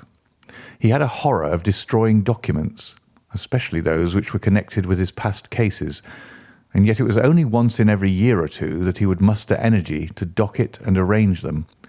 For, as I have mentioned somewhere in these incoherent memoirs, the outbursts of passionate energy when he performed the remarkable feats with which his name is associated were followed by reactions of lethargy during which he would lie about with his violin and his books, hardly moving save from the sofa to the table. Thus, month after month, his papers accumulated, until every corner of the room was stacked with bundles of manuscript which were on no account to be burned, and which could not be put away save by their owner. One winter's night, as we sat together by the fire, I ventured to suggest to him that as he had finished pasting extracts into his commonplace book, he might employ the next 2 hours in making our room a little more habitable. He could not deny the justice of my request, so with a rather rueful face he went off to his bedroom, from which he returned presently, pulling a large tin box behind him. This he placed in the middle of the floor, and squatting down upon a stool in front of it, he threw back the lid. I could see that it was already a third full of bundles of paper tied up with red tape into separate packages. "There are cases enough here, Watson," said he, looking at me with mischievous eyes. "I think that if you knew all that I had in this box, you would ask me to pull some out instead of putting others in." "These are the records of your early work, then?" I asked. "I have often wished that I had notes of those cases." "Yes, my boy. These were all done prematurely before my biographer had come to glorify me." He lifted bundle after bundle in a tender, caressing sort of way. "They are not all successes, Watson," said he, "but there are some pretty little problems among them. Here's the record of the Tarleton murders, and the case of Vanbury, the wine merchant, and the adventure of the old Russian woman, and the singular affair of the aluminium crutch, as well as a full account of Ricoletti of the club foot and his abominable wife. And here, now this really is something a little recherché." He dived his arm down to the bottom of the chest and brought up a small wooden box with a sliding lid, such as children's toys are kept in. From within he produced a crumpled piece of paper, an old-fashioned brass key, a peg of wood with a ball of string attached to it, and 3 rusty old discs of metal. "Well, my boy, what do you make of this lot?" he asked, smiling at my expression. "It is a curious collection." "Very curious, and the story that hangs around it will strike you as being more curious still." "These relics have a history, then?" "So much so that they are history." "What do you mean by that?" Sherlock Holmes picked them up one by one and laid them along the edge of the table. Then he reseated himself in his chair and looked them over with a gleam of satisfaction in his eyes. "These," said he, "are all that I have left to remind me of the adventure of the Musgrave ritual." I'd heard him mention the case more than once, though I'd never been able to gather the details. "I should be so glad," said I, "if you'd give me an account of it." "And leave the litter as it is?" he cried mischievously. "Your tidiness won't bear much strain after all, Watson. But I should be glad that you should add this case to your annals, for there are points in it which make it quite unique in the criminal records of this, or, I believe, of any other country. A collection of my trifling achievements would certainly be incomplete which contained no account of this very singular business. You may remember how the affair of the Gloria Scott and my conversation with the unhappy man whose fate I told you of first turned my attention in the direction of the profession which had become my life's work. You see me now when my name has become known far and wide, and when I am generally recognised both by the public and by the official force as being a final court of appeal in doubtful cases. Even when you knew me first, at the time of the affair which you have commemorated in A Study in Scarlet, I had already established a considerable, though not a very lucrative, connection. You can hardly realise, then, how difficult I found it at first, and how long I had to wait before I succeeded in making any headway. When I first came up to London, I had rooms in Montague Street, just round the corner from the British Museum, and there I waited, filling in my too abundant leisure time by studying all those branches of science which might make me more efficient. Now and again cases came in my way, principally through the introduction of old fellow students, for during my last years at the university there was a good deal of talk there about myself and my methods. The third of these cases was that of the Musgrave ritual, and it is to the interest which was aroused by that singular chain of events, and the large issues which proved to be at stake, that I trace my first stride towards the position which I now hold. Reginald Musgrave had been in the same college as myself, and I had some slight acquaintance with him. He was not generally popular among the undergraduates, though it always seemed to me that what was set down as pride was really an attempt to cover extreme natural diffidence. In appearance he was a man of exceedingly aristocratic type, thin, high-nosed, and large-eyed, with languid and yet courtly manners. He was indeed a scion of one of the very oldest families in the kingdom, though his branch was a cadet one which had separated from the northern Musgraves some time in the 16th century, and had established itself in western Sussex, where the manor house of Hurlstone is perhaps the oldest inhabited building in the county.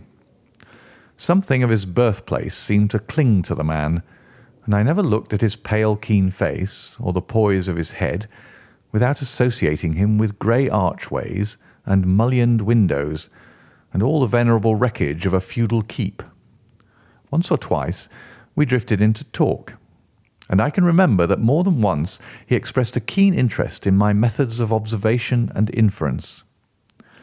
For 4 years I had seen nothing of him until one morning he walked into my room in Montague Street. He had changed little, was dressed like a young man of fashion. He was always a bit of a dandy, and preserved the same quiet, suave manner which had formerly distinguished him. "How has all gone with you, Musgrave?" I asked, after we had cordially shaken hands. "You probably heard of my poor father's death," said he. "He was carried off about 2 years ago. Since then I have, of course, had the Hurlstone estates to manage, and as I am member for my district as well, my life has been a busy one. But I understand, Holmes, that you are turning to practical ends those powers with which you used to amaze us." "Yes," said I. "I have taken to living by my wits." "I am delighted to hear it, for your advice at present would be exceedingly valuable to me. We have had some very strange doings at Hurlstone, and the police have been able to throw no light upon the matter. It is really the most extraordinary and inexplicable business." You can imagine with what eagerness I listened to him, Watson, for the very chance for which I had been panting during all those months of inaction seemed to have come within my reach. In my inmost heart I believed that I could succeed where others failed, and now I had the opportunity to test myself. "Pray let me have the details," I cried. Reginald Musgrave sat down opposite to me and lit the cigarette which I had pushed towards him. "You must know," said he, "that though I am a bachelor, I have to keep up a considerable staff of servants at Hurlstone, for it is a rambling old place and takes a good deal of looking after. I preserve, too, and in the pheasant months I usually have a house party, so that it would not do to be short-handed. Altogether there are 8 maids, the cook, the butler, 2 footmen and a boy. The garden and the stables, of course, have a separate staff. Of those servants, the one who had been longest in our service was Brunton the butler.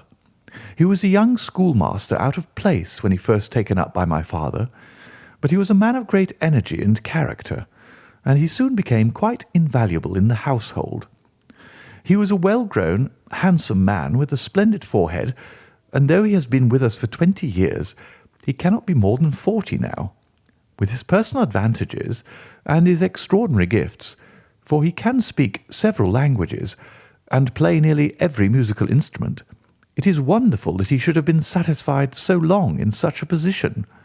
But I suppose that he was comfortable and lacked energy to make any change. The butler of Hurlstone is always a thing that is remembered by all who visit us. But this paragon has one fault. He is a bit of a Don Juan, and you can imagine that for a man like him it is not a very difficult part to play in a quiet country district. When he was married it was all right, but since he has been a widower we have had no end of trouble with him. A few months ago we were in hopes that he was about to settle down again, for we became engaged to Rachel Howells, our second housemaid, but he has thrown her over since then and taken up with Janet Drugellis, the daughter of the head gamekeeper. Rachel, who is a very good girl, but of an excitable Welsh temperament, had a sharp touch of brain fever and goes about the house now, or did until yesterday, like a black-eyed shadow of her former self. That was our first drama at Hurlstone, but a second one came to drive it from our minds, and it was prefaced by the disgrace and dismissal of Butler Brunton. This is how it came about. I have said that the man was intelligent, and this very intelligence has caused his ruin, for it seems to have led to an insatiable curiosity about things which did not in the least concern him. I had no idea of the lengths to which this would carry him until the merest accident opened my eyes to it. I have said that the house is a rambling one. One day last week, on Thursday night to be more exact, I found that I could not sleep, having foolishly taken a cup of strong café noir after my dinner. After struggling against it until 2 in the morning, I felt that it was quite hopeless. So I rose and lit the candle with the intention of continuing a novel which I was reading. The book, however, had been left in the billiard room, so I pulled on my dressing gown and started off to get it.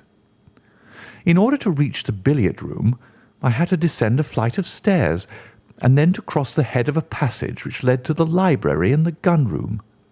You can imagine my surprise when, as I looked down this corridor, I saw a glimmer of light coming from the open door of the library. I had myself extinguished the lamp and closed the door before coming to bed. Naturally, my first thought was of burglars. The corridors at Hurlstone have their walls largely decorated with trophies of old weapons. From one of these I picked a battle-axe, and then, leaving my candle behind me, I crept on tiptoe down the passage and peeped in at the open door. Brunton the butler was in the library. He was sitting, fully dressed, in an easy-chair with a slip of paper which looked like a map upon his knee, and his forehead sunk forward upon his hand in deep thought.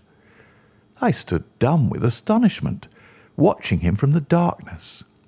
A small taper on the edge of the table shed a feeble light which sufficed to show me that he was fully dressed. Suddenly, as I looked, he rose from his chair, and walking over to a bureau at the side, he unlocked it and drew out one of the drawers. From this he took a paper, and returning to his seat, he flattened it out beside the taper on the edge of the table, and began to study it with minute attention.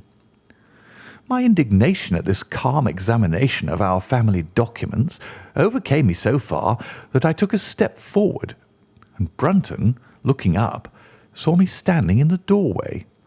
He sprang to his feet, his face turned livid with fear, and he thrust into his breast the chart-like paper which he had been originally studying.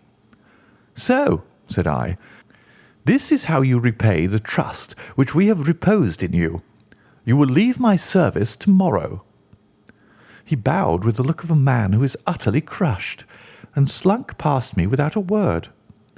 The taper was still on the table, and by its light I glanced to see what the paper was which Brunton had taken from the bureau. To my surprise, it was nothing of any importance at all, but simply a copy of the questions and answers in the singular old observance called the Musgrave ritual. It is a sort of ceremony peculiar to our family, which each Musgrave for centuries past has gone through on his coming of age. A thing of private interest, and perhaps of some little importance to the archaeologist, like our own blazonings and charges, but of no practical use whatever. "We had better come back to the paper afterwards," said I.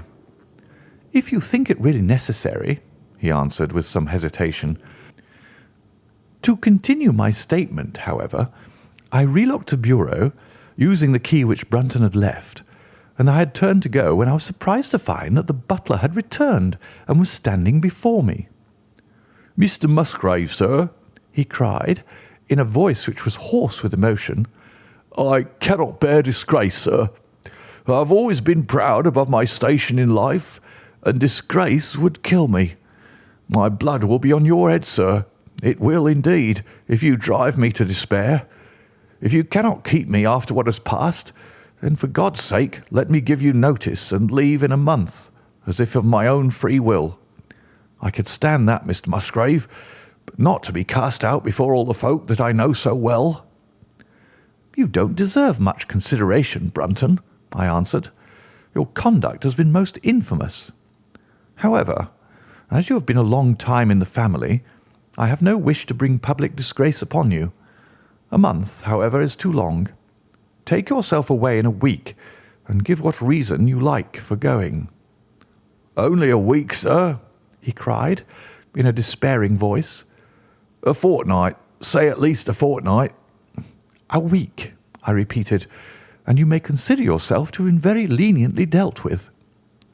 He crept away, his face sunk upon his breast like a broken man, while I put out the light and returned to my room. For 2 days after this, Brunton was most assiduous in his attention to his duties. I made no allusion to what had passed, and waited with some curiosity to see how he would cover his disgrace. On the third morning, however, he did not appear, as was his custom after breakfast, to receive my instructions for the day. As I left the dining-room, I happened to meet Rachel Howells, the maid. I have told you that she had only recently recovered from an illness, and was looking so wretchedly pale and wan that I remonstrated with her for being at work. "You should be in bed," I said. "Come back to your duties when you are stronger." She looked at me with so strange an expression that I began to suspect that her brain was affected. "I am strong enough, Mr. Musgrave," said she. "We will see what the doctor says," I answered. "You must stop work now, and when you go downstairs, just say that I wish to see Brunton." "The butler is gone," said she. "Gone? Gone where?" "He is gone. No one has seen him. He's not in his room. Oh, yes, he's gone. He's gone." She fell back against the wall with shriek after shriek of laughter, while I, horrified at this sudden hysterical attack, rushed to the bell to summon help. The girl was taken to her room, still screaming and sobbing, while I made inquiries about Brunton. There was no doubt about it that he had disappeared. His bed had not been slept in. He had been seen by no one since he had retired to his room the night before, and yet it was difficult to see how he could have left the house, as both windows and doors were found to be fastened in the morning. His clothes, his watch, and even his money were in his room, but the black suit which he usually wore was missing. His slippers, too, were gone, but his boots were left behind. Where then could Butler Brunton have gone in the night, and what could have become of him now? Of course, we searched the house from cellar to garret, but there was no trace of him. It is, as I have said, a labyrinth of an old house, especially the original wing, which is now practically uninhabited, but we ransacked every room and cellar without discovering the least sign of the missing man. It was incredible to me that he could have gone away, leaving all his property behind him, and yet where could he be? I called in the local police, but without success. Rain had fallen on the night before, and we examined the lawn and the paths all around the house, but in vain. Matters were in this state when a new development quite drew our attention away from the original mystery. For 2 days, Rachel Howells had been so ill, sometimes delirious, sometimes hysterical, that a nurse had been employed to sit up with her at night. On the third night after Brunton's disappearance, the nurse, finding her patient sleeping nicely, had dropped into a nap in the armchair, when she woke in the early morning to find the bed empty, the window open, and no signs of the invalid. I was instantly aroused, and, with the 2 footmen, started off at once in search of the missing girl. It was not difficult to tell the direction which she had taken, for starting from under her window, we could follow her footmarks easily across the lawn to the edge of the mere, where they vanished close to the gravel path which leads out of the grounds. The lake there is 8 feet deep, and you can imagine our feelings when we saw that the trail of the poor demented girl came to an end at the edge of it. Of course, we had the drags at once and set to work to recover the remains, but no trace of the body could we find. On the other hand, we brought to the surface an object of a most unexpected kind. It was a linen bag which contained within it a mass of old rusted and discoloured metal and several dull-coloured pieces of pebble or glass. This strange find was all that we could get from the mere, and although we made every possible search and inquiry yesterday, we know nothing of the fate either of Rachel Howells or of Richard Brunton. The county police are at their wits' end, and I have come up to you as a last resource. You can imagine, Watson, with what eagerness I listened to this extraordinary sequence of events, and endeavoured to piece them together and to devise some common thread upon which they might all hang. The butler was gone, the maid was gone. The maid had loved the butler, but had afterwards had cause to hate him. She was of Welsh blood, fiery and passionate. She had been terribly excited immediately after his disappearance. She had flung into the lake a bag containing some curious contents. These were all factors which had to be taken into consideration, and yet none of them got quite to the heart of the matter. What was the starting point of this chain of events? There lay the end of this tangled line. "I must see that paper, Musgrave," said I, "which this butler of yours thought it was worth his while to consult, even at the risk of the loss of his place." "It is rather an absurd business, this ritual of ours," he answered, "but it has at least the saving grace of antiquity to excuse it. I have a copy of the questions and answers here, if you care to run your eye over them." He handed me the very paper which I have here, Watson, and this is the strange catechism to which each Musgrave had to submit when he came to man's estate. I will read you the questions and answers as they stand. Whose was it? His who is gone. Who shall have it? He who will come. Where was the sun? Over the oak. Where was the shadow? Under the elm. How was it stepped? North by 10 and by 10, east by 5 and by 5, south by 2 and by 2, west by 1 and by 1, and so under. What shall we give for it? All that is ours. Why should we give it? For the sake of the trust. The original has no date, but is in the spelling of the middle of the 17th century, remarked Musgrave. I am afraid, however, that it can be of little help to you in solving this mystery. "At least," said I, "it gives us another mystery, and one which is even more interesting than the first. It may be that the solution of the one may prove to be the solution of the other.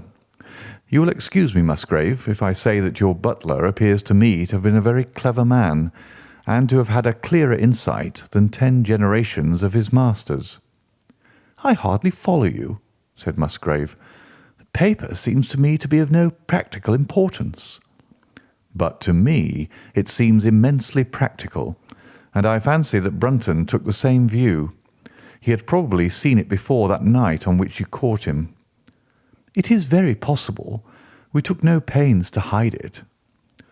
"He simply wished, I should imagine, to refresh his memory upon that last occasion. He had, as I understand, some sort of map or chart which he was comparing with the manuscript, and which he thrust into his pocket when you appeared." "That is true.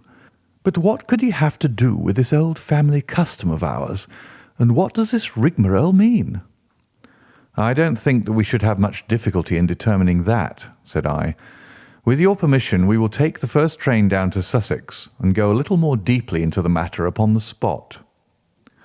The same afternoon saw us both at Hurlstone. Possibly you have seen pictures and read descriptions of the famous old building, so I will confine my account of it to saying that it is built in the shape of an L, the long arm being the more modern portion, and the shorter the ancient nucleus from which the other had developed. Over the low, heavily linteled door in the centre of this old part is chiselled the date 1607, but experts are agreed that the beams and stonework are really much older than this. The enormously thick walls and tiny windows of this part had in the last century driven the family into building the new wing, and the old one was used now as a storehouse and a cellar, when it was used at all. A splendid park with fine old timber surrounds the house, and the lake to which my client had referred lay close to the avenue about 200 yards from the building. I was already firmly convinced, Watson, that there were not 3 separate mysteries here, but only one, and that if I could read the Musgrave ritual aright, I should hold in my hand the clue which would lead me to the truth concerning both the butler Brunton and the maid Howells. To that, then, I turned all my energies. Why should this servant be so anxious to master this old formula? Evidently because he saw something in it which had escaped all those generations of country squires, and from which he expected some personal advantage. What was it, then, and how had it affected his fate? It was perfectly obvious to me, on reading the ritual, that the measurements must refer to some spot to which the rest of the document alluded, and that if we could find that spot, we should be in a fair way towards finding what the secret was which the old Musgraves had thought it necessary to embalm in so curious a fashion. There were 2 guides given us to start with, an oak and an elm. As to the oak, there could be no question at all.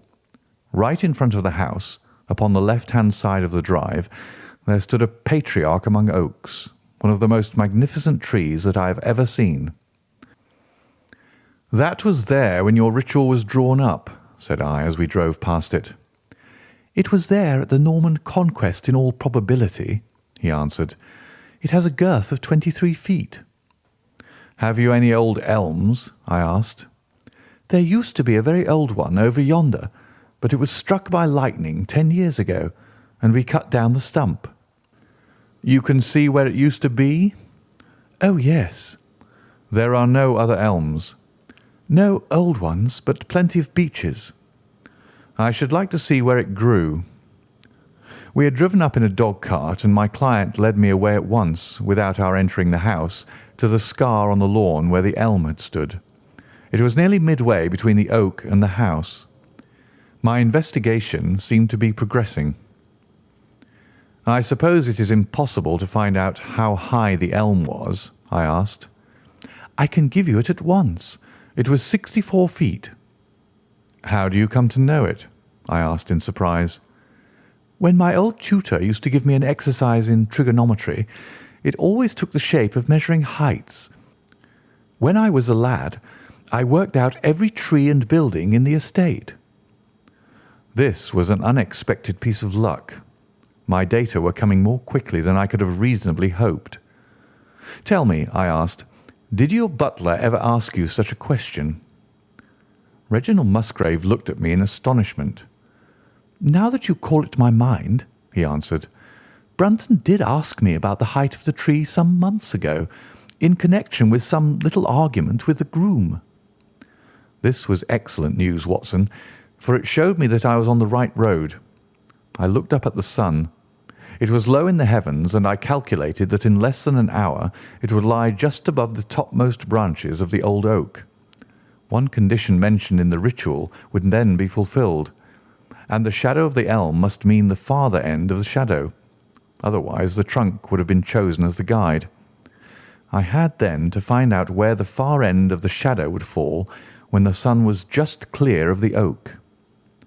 That must have been difficult, Holmes, when the elm was no longer there.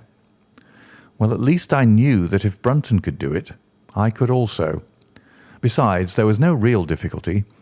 I went with Musgrave to his study and whittled myself this peg, to which I tied this long string with a knot at each yard.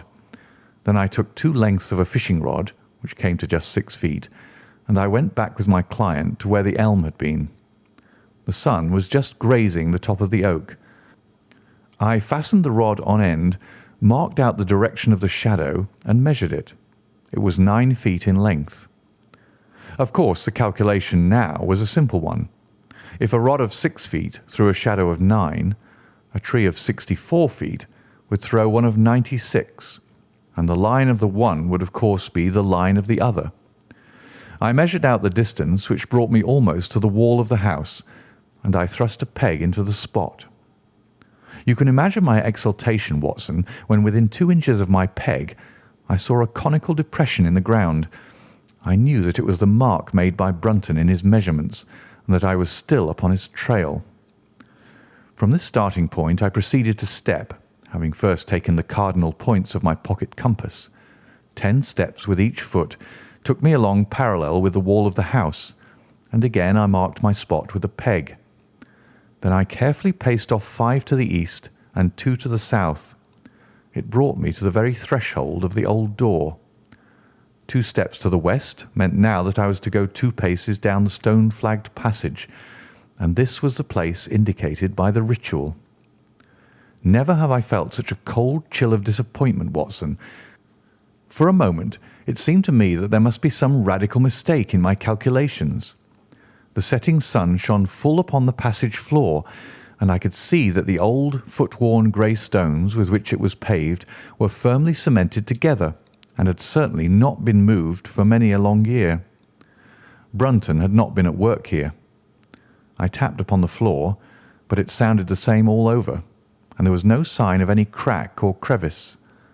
But fortunately Musgrave, who had begun to appreciate the meaning of my proceedings, and who was now as excited as myself, took out his manuscript to check my calculation.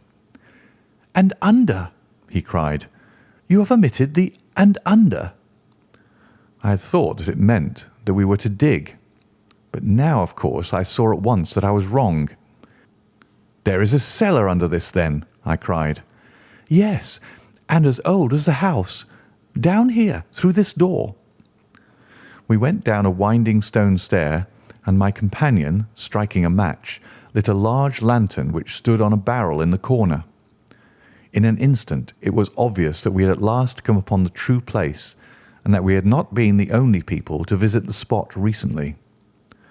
It had been used for the storage of wood, but the billets, which had evidently been littered over the floor, were now piled at the sides, so as to leave a clear space in the middle.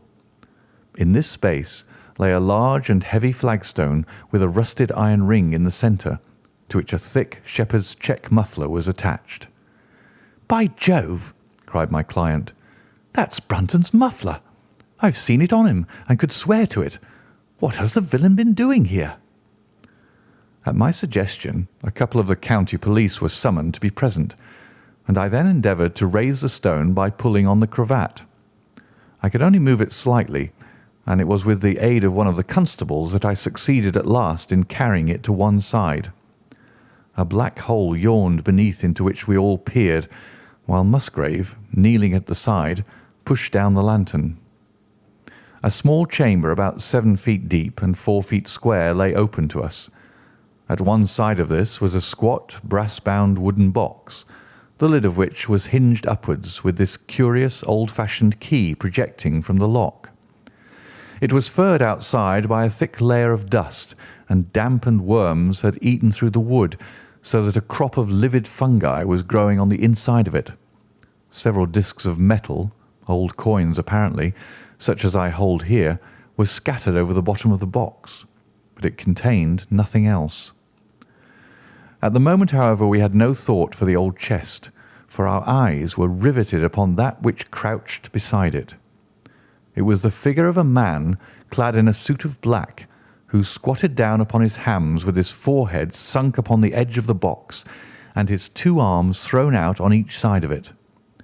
The attitude had drawn all the stagnant blood to the face, and no man could have recognized that distorted, liver-coloured countenance, but his height, his dress, and his hair were all sufficient to show my client, when we had drawn the body up, that it was indeed his missing butler. He had been dead some days, but there was no wound or bruise upon his person to show how he had met his dreadful end. When his body had been carried from the cellar, we found ourselves still confronted with a problem which was almost as formidable as that which we had started. I confess that so far, Watson, I had been disappointed in my investigation. I had reckoned upon solving the matter when once I had found the place referred to in the ritual. But now I was there, and was apparently as far as ever from knowing what it was which the family had concealed with such elaborate precautions. It is true that I had thrown a light upon the fate of Brunton, but now I had to ascertain how that fate had come upon him, and what part had been played in the matter by the woman who had disappeared.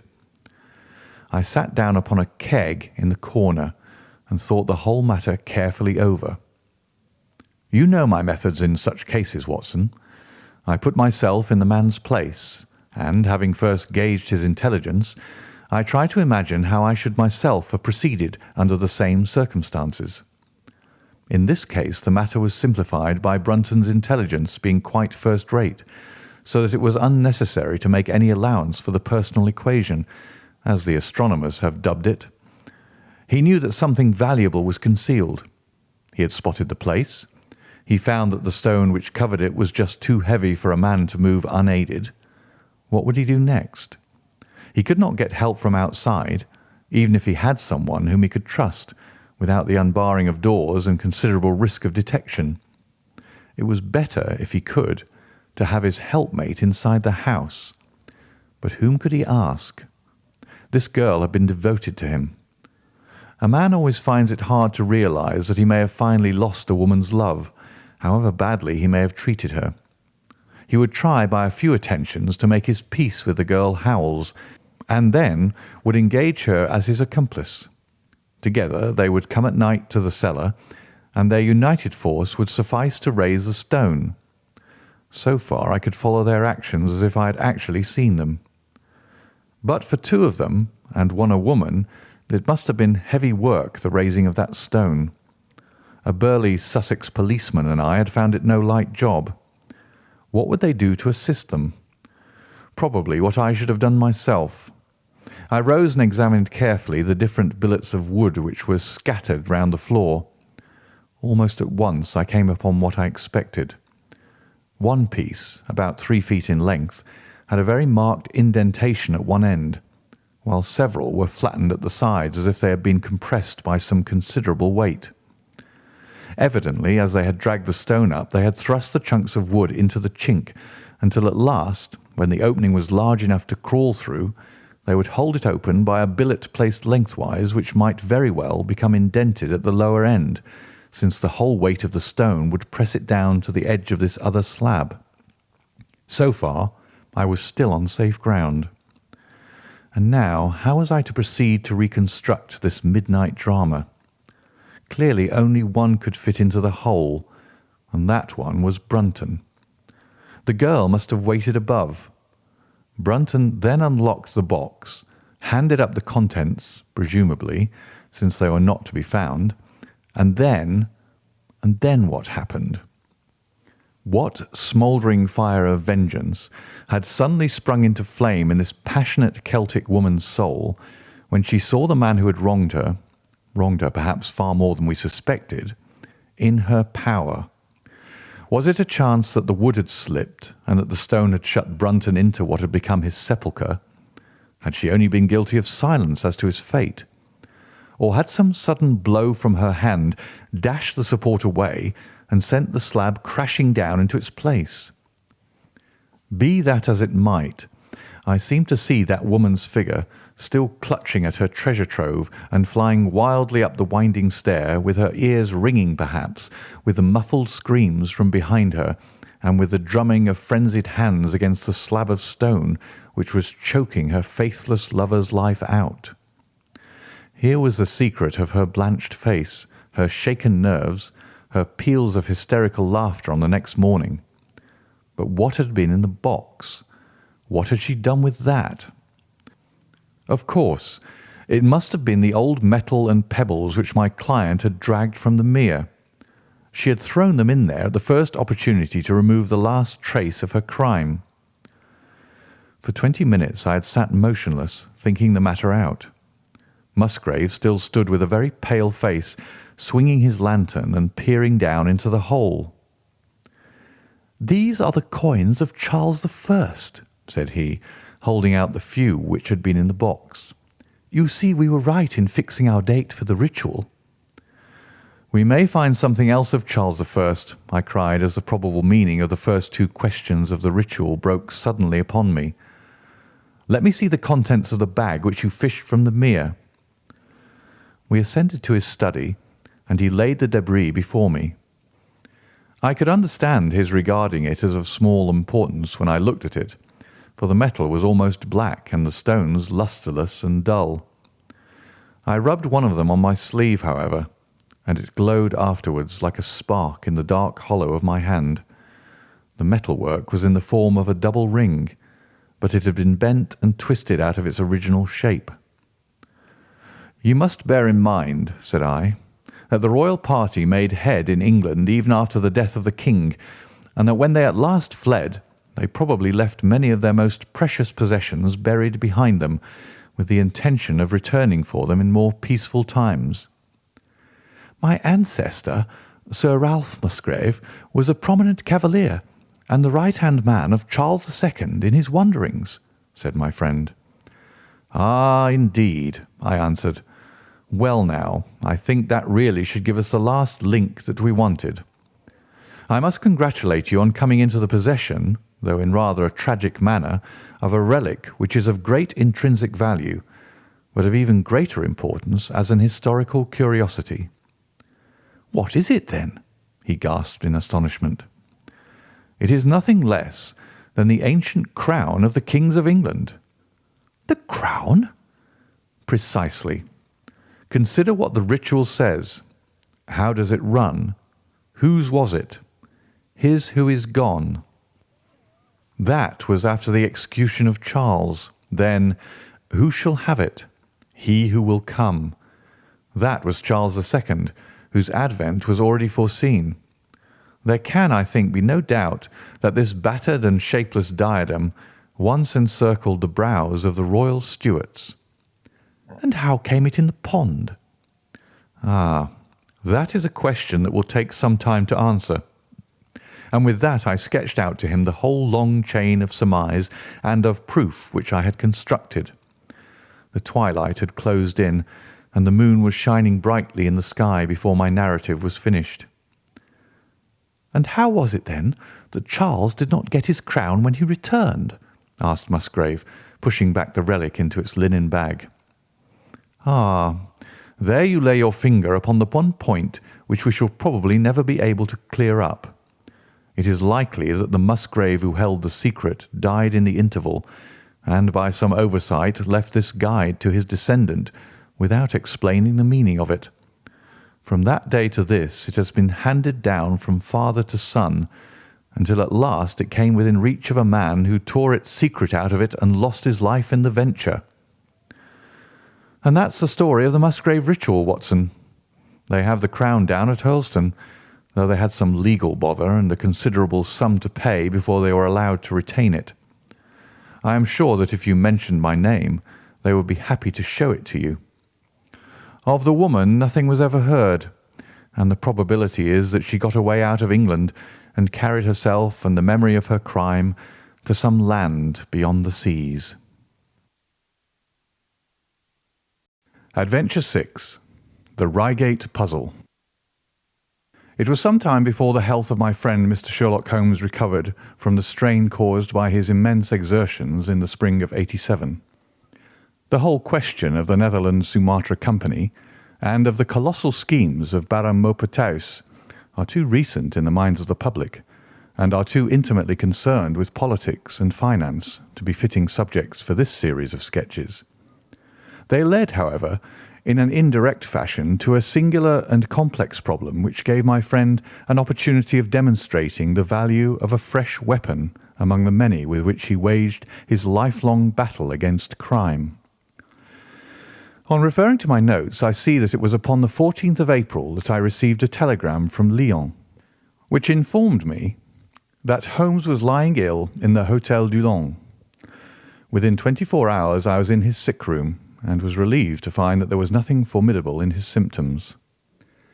Even his iron constitution, however, had broken down under the strain of an investigation which had extended over 2 months, during which period he had never worked less than 15 hours a day, and had more than once, as he assured me, kept to his task for 5 days at a stretch. Even the triumphant issue of his labours could not save him from reaction after so terrible an exertion, and at a time when Europe was ringing with his name, and when his room was literally ankle-deep with congratulatory telegrams. I found him a prey to the blackest depression. Even the knowledge that he had succeeded where the police of 3 countries had failed, and that he had outmanoeuvred at every point the most accomplished swindler in Europe, was insufficient to rouse him from his nervous prostration. 3 days later we were back in Baker Street together, but it was evident that my friend would be much the better for a change, and the thought of a week of springtime in the country was full of attractions to me also. My old friend Colonel Hayter, who had come under my professional care in Afghanistan, had now taken a house near Reigate in Surrey, and had frequently asked me to come down to him upon a visit. On the last occasion he had remarked that if my friend would only come with me, he would be glad to extend his hospitality to him also. A little diplomacy was needed, but when Holmes understood that the establishment was a bachelor one, and that he would be allowed the fullest freedom, he fell in with my plans, and a week after our return from Lyon we were under the colonel's roof. Hayter was a fine old soldier who had seen much of the world, and he soon found, as I had expected, that Holmes and he had much in common. On the evening of our arrival we were sitting in the colonel's gun-room after dinner, Holmes stretched upon the sofa, while Hayter and I looked over his little armoury of Eastern weapons. "By the way," said he suddenly, "I think I'll take one of these pistols upstairs with me in case we have an alarm." "An alarm?" said I. "Yes, we've had a scare in this part lately. Old Acton, who is one of our county magnates, had his house broken into last Monday. No great damage done, but the fellows are still at large." "No clue?" asked Holmes, cocking his eye at the colonel. "None as yet, but the affair is a petty one. One of our little country crimes, which must seem too small for your attention, Mr. Holmes, after this great international affair." Holmes waved away the compliment, though his smile showed that it had pleased him. "Was there any feature of interest?" "I fancy not. The thieves ransacked the library and got very little for their pains. The whole place was turned upside down, drawers burst open, and presses ransacked, with the result that an odd volume of Pope's Homer, 2 plated candlesticks, an ivory letter-weight, a small oak barometer, and a ball of twine are all that have vanished." "What an extraordinary assortment!" I exclaimed. "Oh, the fellows evidently grabbed hold of everything they could get." Holmes grunted from the sofa. "The county police ought to make something of that," said he. "Why, it is surely obvious that—" But I held up a warning finger. You are here for a rest, my dear fellow. For heaven's sake, don't get started on a new problem when your nerves are all in shreds." Holmes shrugged his shoulders with a glance of comic resignation towards the Colonel, and the talk drifted away into less dangerous channels. It was destined, however, that all my professional caution should be wasted, for next morning the problem obtruded itself upon us in such a way that it was impossible to ignore it, and our country visit took a turn which neither of us could have anticipated. We were at breakfast when the Colonel's butler rushed in with all his propriety shaken out of him. "Have you heard the news, sir?" he gasped. "At the Cunninghams, sir." "Burglary?" cried the Colonel with his coffee cup in mid-air. "Murder." The Colonel whistled. "By Jove," said he. "Who's killed, then? The J.P. or his son?" "Neither, sir. It was William, the coachman. Shot through the heart, sir, and never spoke again." "Who shot him, then?" "The burglar, sir. He was off like a shot and got clean away. He just broke in at the pantry window when William came on him and met his end in saving his master's property." "What time?" "It was late last night, sir. Somewhere about 12. "Ah, then, we'll step over afterwards," said the Colonel, coolly settling down to his breakfast again. "It's a baddish business," he added when the butler had gone. "He's our leading man about here, is old Cunningham, and a very decent fellow, too. He'll be cut up over this, for the man has been in his service for years and was a good servant. It's evidently the same villains who broke into Acton's." "And stole that very singular collection," said Holmes thoughtfully. "Precisely." It may prove the simplest matter in the world, but all the same, at first glance, this is just a little curious, is it not? A gang of burglars acting in the country might be expected to vary the scene of their operations and not to crack 2 cribs in the same district within a few days. When you spoke last night of taking precautions, I remember that it passed through my mind that this was probably the last parish in England to which the thief or thieves would be likely to turn their attention, which shows that I have still much to learn. "I fancy it's some local practitioner," said the Colonel. "In that case, of course, Acton's and Cunningham's are just the places he would go for, since they are far the largest about here." "And richest?" "Well, they ought to be, but they've had a lawsuit for some years which has sucked the blood out of both of them, I fancy. Old Acton has some claim on half of Cunningham's estate, and the lawyers have been at it with both hands." "If it's a local villain, there should not be much difficulty in running him down," said Holmes with a yawn. "All right, Watson. I don't intend to meddle." "Inspector Forrester, sir," said the butler, throwing open the door. The official, a smart, keen-faced young fellow, stepped into the room. "Good morning, Colonel," said he. "I hope I don't intrude, but we hear that Mr. Holmes of Baker Street is here." The Colonel waved his hand towards my friend, and the inspector bowed. "We thought that perhaps you would care to step across, Mr. Holmes." "The fates are against you, Watson," said he, laughing. "We were chatting about the matter when you came in, Inspector. Perhaps you can let us have a few details." As he leaned back in his chair in the familiar attitude, I knew that the case was hopeless. "We had no clue in the Acton affair, but here we have plenty to go on, and there's no doubt it is the same party in each case. The man was seen." "Ah." "Yes, sir, but he was off like a deer after the shot that killed poor William Kirwan was fired. Mr. Cunningham saw him from the bedroom window, and Mr. Alec Cunningham saw him from the back passage. It was 11:45 when the alarm broke out.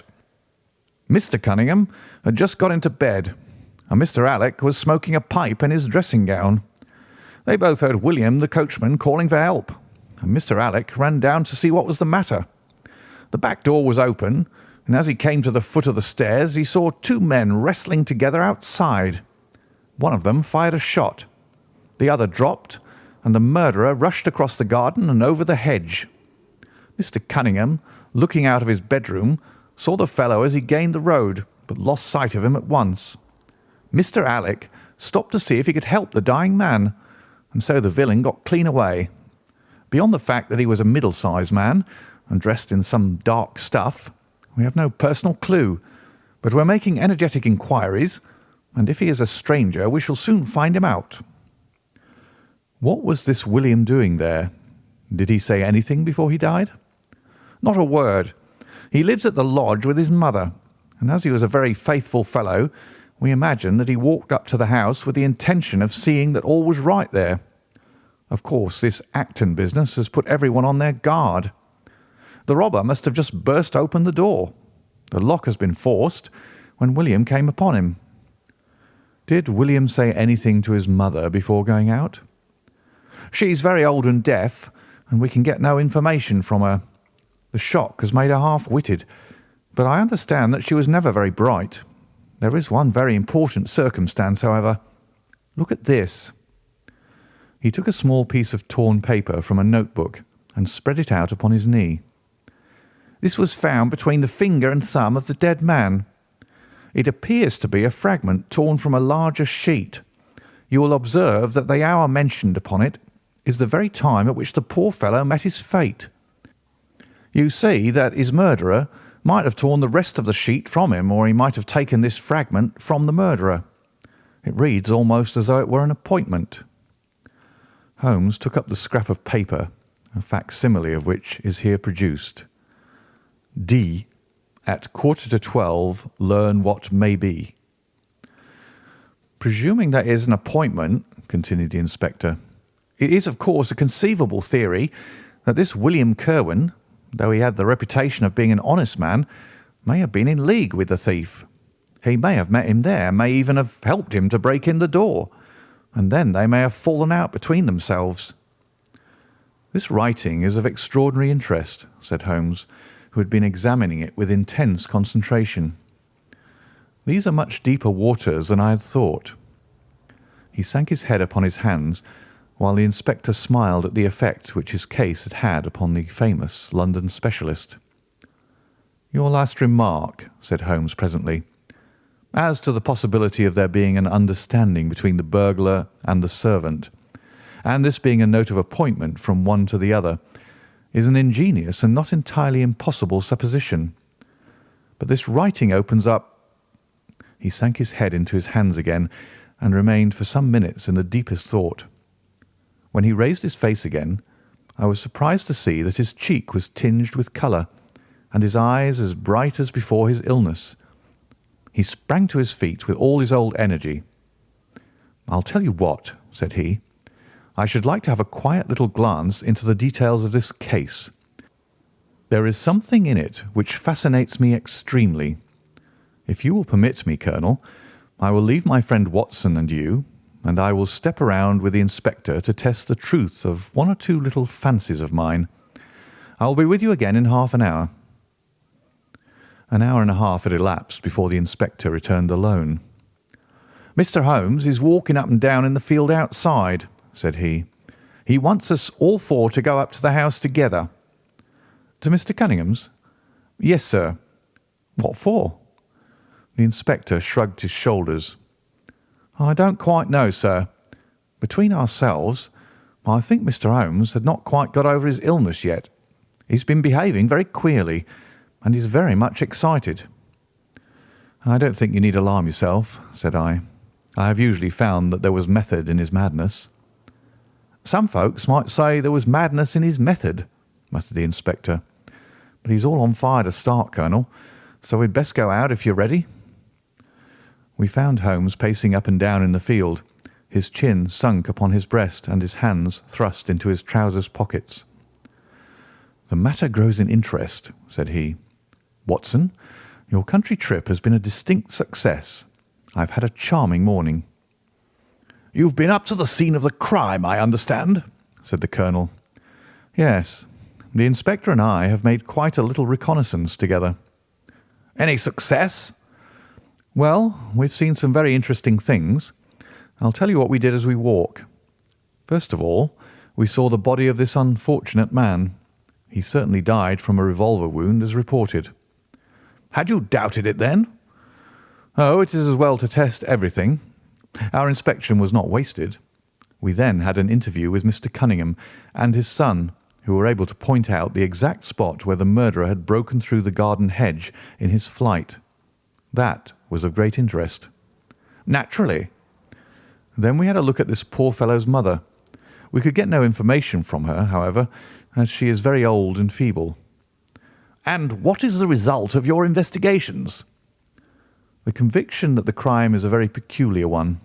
Perhaps our visit now may do something to make it less obscure.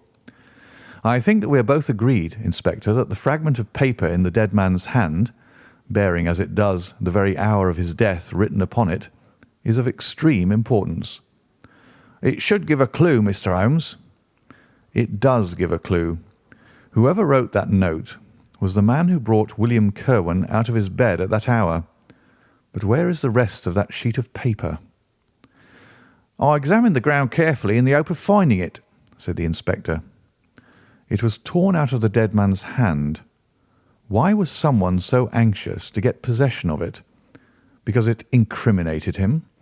And what would he do with it? Thrust it into his pocket, most likely, never noticing that a corner of it had been left in the grip of the corpse. If we could get the rest of that sheet, it is obvious that we should have gone a long way towards solving the mystery. Yes, but how can we get at the criminal's pocket before we catch the criminal?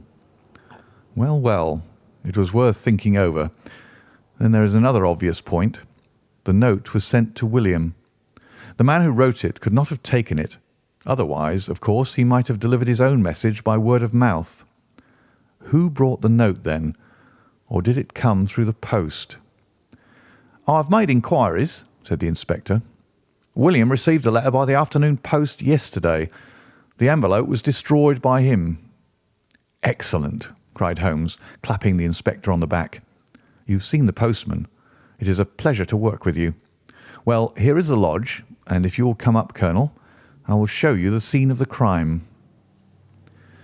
We passed the pretty cottage where the murdered man had lived and walked up an oak-lined avenue to the fine old Queen Anne house, which bears the date of Malplaquet upon the lintel of the door.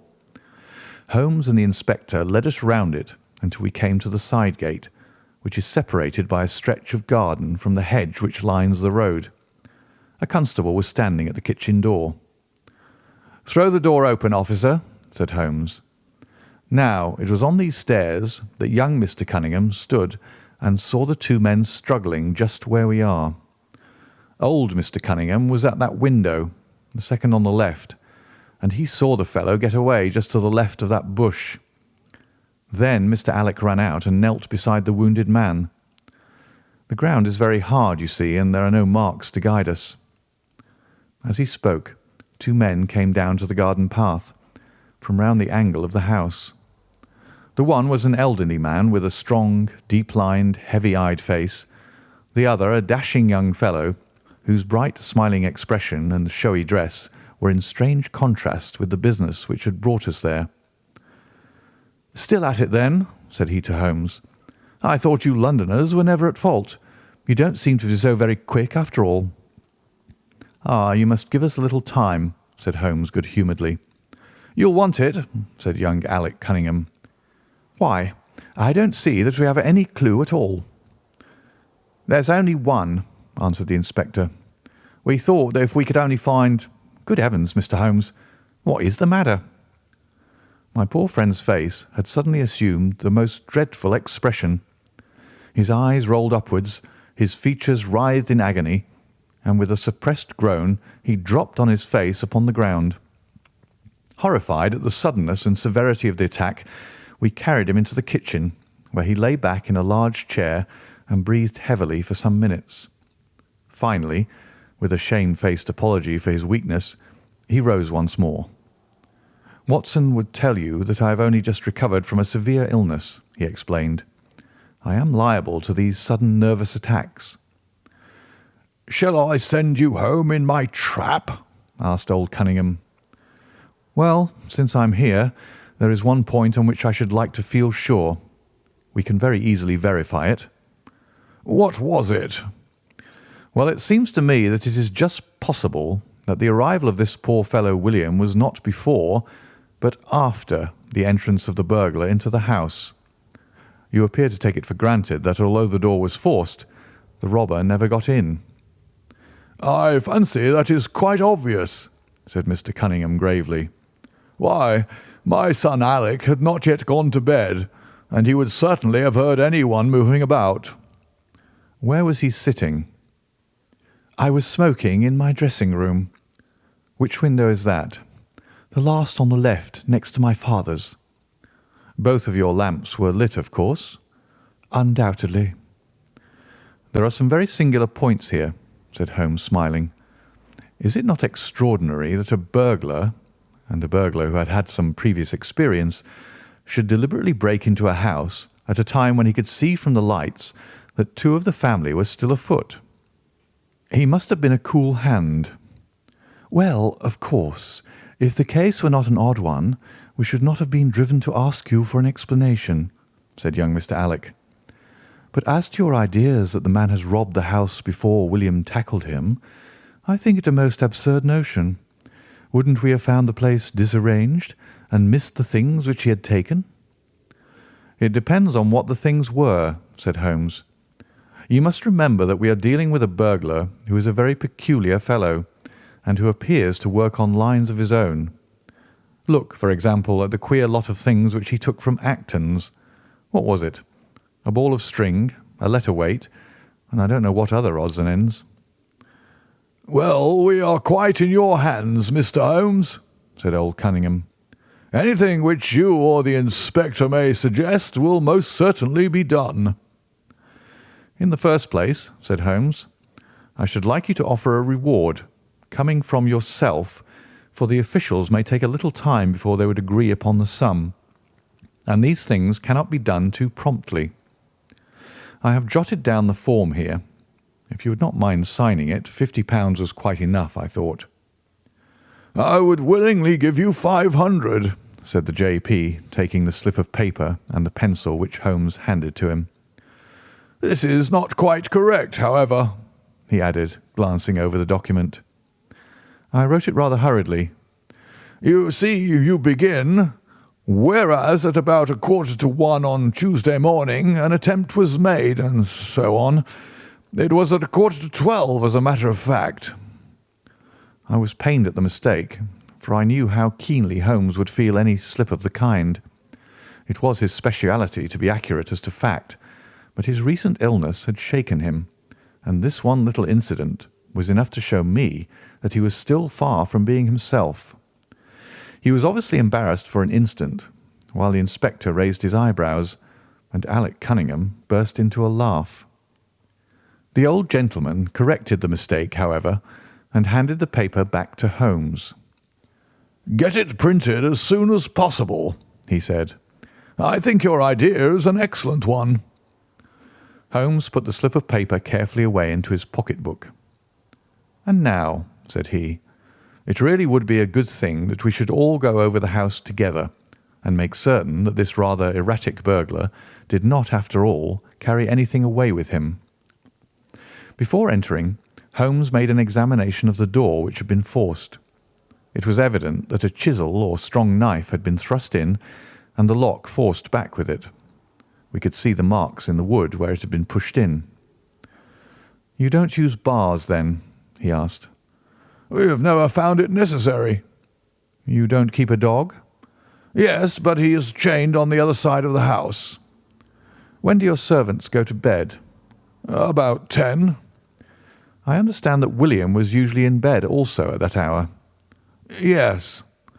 "It is singular that on this particular night he should have been up. Now, I should be very glad if you would have the kindness to show us over the house, Mr. Cunningham." A stone-flagged passage, with the kitchens branching away from it, led by a wooden staircase directly to the first floor of the house. It came out upon the landing opposite to a second, more ornamental stair, which came up from the front hall.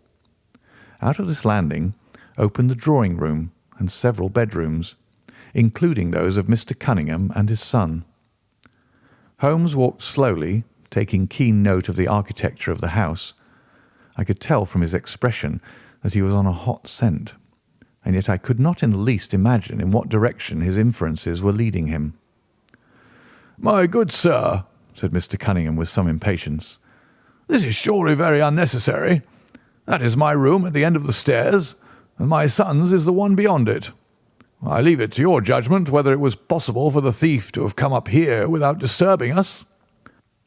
"You must try round and get on a fresh scent, I fancy," said the son with a rather malicious smile.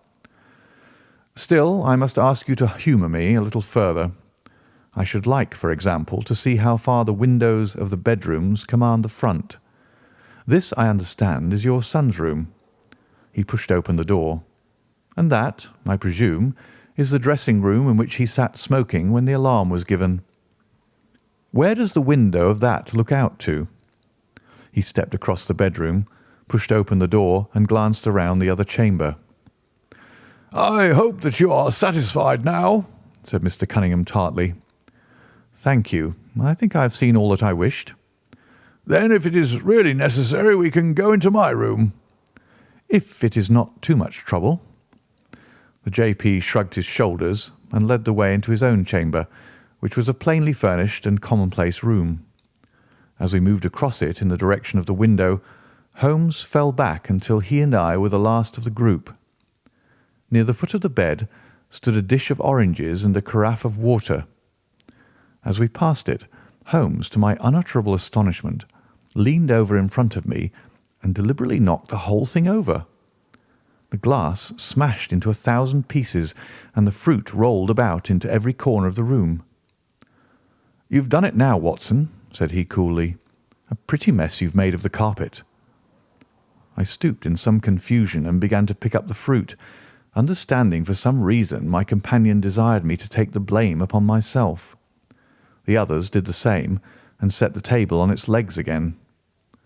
"Hullo!" cried the inspector. "Where's he got to?" Holmes had disappeared. "Wait here an instant," said young Alec Cunningham. "The fellow is off his head, in my opinion.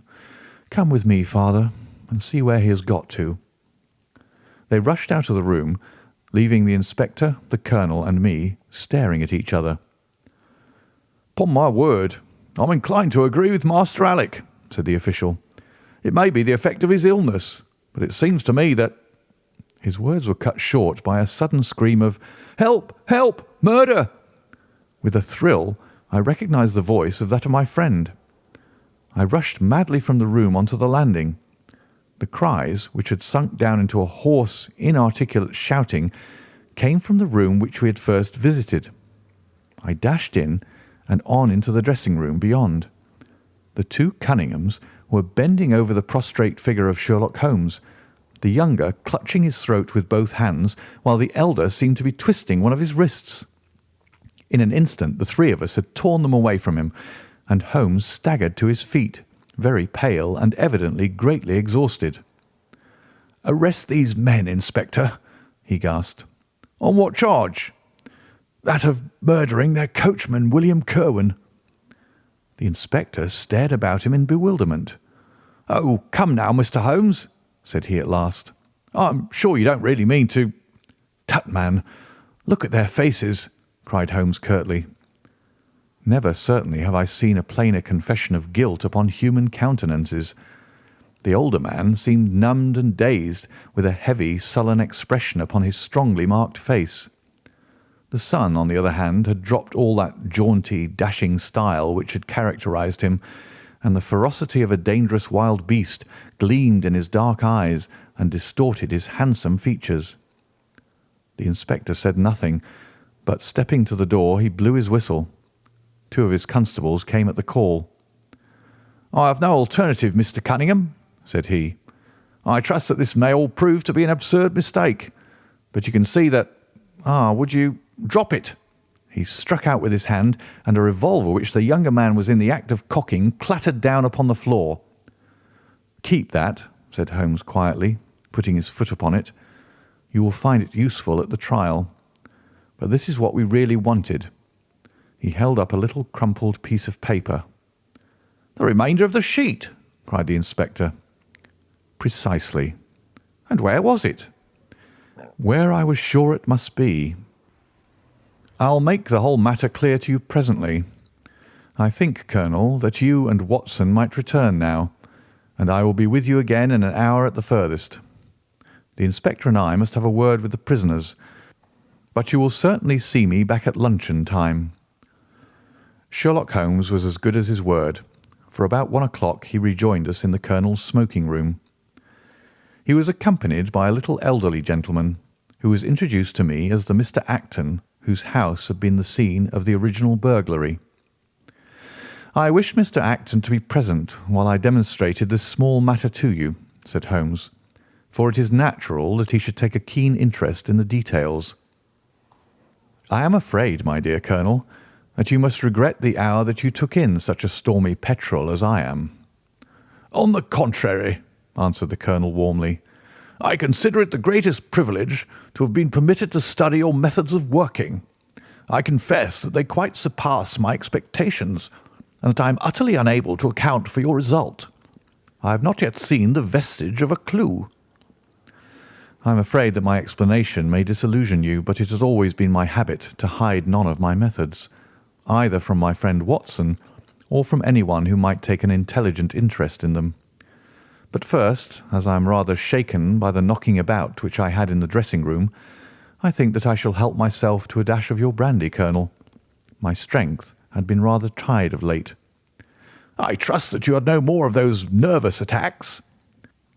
Sherlock Holmes laughed heartily. "We will come to that in its turn," said he. "I will lay an account of the case before you in its due order, showing you the various points which guided me in my decision. Pray interrupt me if there is any inference which is not perfectly clear to you. It is of the highest importance in the art of detection to be able to recognize, out of a number of facts, which are incidental and which vital. Otherwise your energy and attention must be dissipated instead of being concentrated. Now, in this case, there was not the slightest doubt in my mind from the first that the key of the whole matter must be looked for in the scrap of paper in the dead man's hand. Before going into this, I would draw your attention to the fact that if Alec Cunningham's narrative was correct, and if the assailant, after shooting William Kirwan, had instantly fled, then it obviously could not be he who tore the paper from the dead man's hand. But if it was not he, it must have been Alec Cunningham himself, for by the time that the old man had descended, several servants were upon the scene. The point is a simple one, but the inspector had overlooked it because he had started with the supposition that these county magnates had had nothing to do with the matter. Now, I make a point of never having any prejudices and of following docilely wherever fact may lead me. And so, in the very first stage of the investigation, I found myself looking a little askance at the part which had been played by Mr. Alec Cunningham. And now I made a very careful examination of the corner of paper which the inspector had submitted to us. It was at once clear to me that it formed part of a very remarkable document. Here it is. Do you not now observe something very suggestive about it? "It has a very irregular look," said the Colonel. "My dear sir," cried Holmes, "there cannot be the least doubt in the world that it has been written by two persons doing alternate words. When I draw your attention to the strong T's of at and to, and ask you to compare them with the weak ones of quarter and 12, you will instantly recognize the fact. A very brief analysis of these four words would enable you to say with the utmost confidence that the learn and the maybe are written in the stronger hand, and that the what in the weaker." "By Jove, it's as clear as day," cried the Colonel. "Why on earth should two men write a letter in such a fashion?" Obviously the business was a bad one, and one of the men who distrusted the other was determined that whatever was done, each should have an equal hand in it. Now, of the two men, it is clear that the one who wrote the at and to was the ringleader. "How do you get at that?" We might deduce it from the mere character of the one hand as compared with the other, but we have more assured reasons than that for supposing it. If you examine this scrap with attention, you will come to the conclusion that the man with the stronger hand wrote all his words first, leaving blanks for the other to fill up.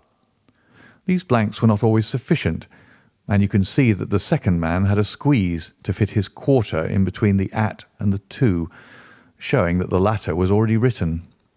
The man who wrote all his words first is undoubtedly the man who planned the affair." "Excellent!" cried Mr. Acton. "But very superficial," said Holmes. "We come now, however, to a point which is of importance. You may not be aware that the deduction of a man's age from his writing is one which has been brought to considerable accuracy by experts. In normal cases one can place a man in his true decade with tolerable confidence. I say normal cases because ill health and physical weakness reproduce the signs of old age, even when the invalid is a youth. In this case, looking at the bold, strong hand of the one and the rather broken-backed appearance of the other, which still retains its legibility although the T's have begun to lose their crossing, we can say that the one was a young man and the other was advanced in years without being positively decrepit." "Excellent!" cried Mr. Acton again. "There is a further point, however, which is subtler and of greater interest. There is something in common between these hands. They belong to men who are blood relatives. It may be most obvious to you in the Greek E's, but to me there are many small points which indicate the same thing. I have no doubt at all that a family mannerism can be traced in these two specimens of writing. I am only, of course, giving you the leading results now of my examination of the paper. There were 23 other deductions which would be of more interest to experts than to you.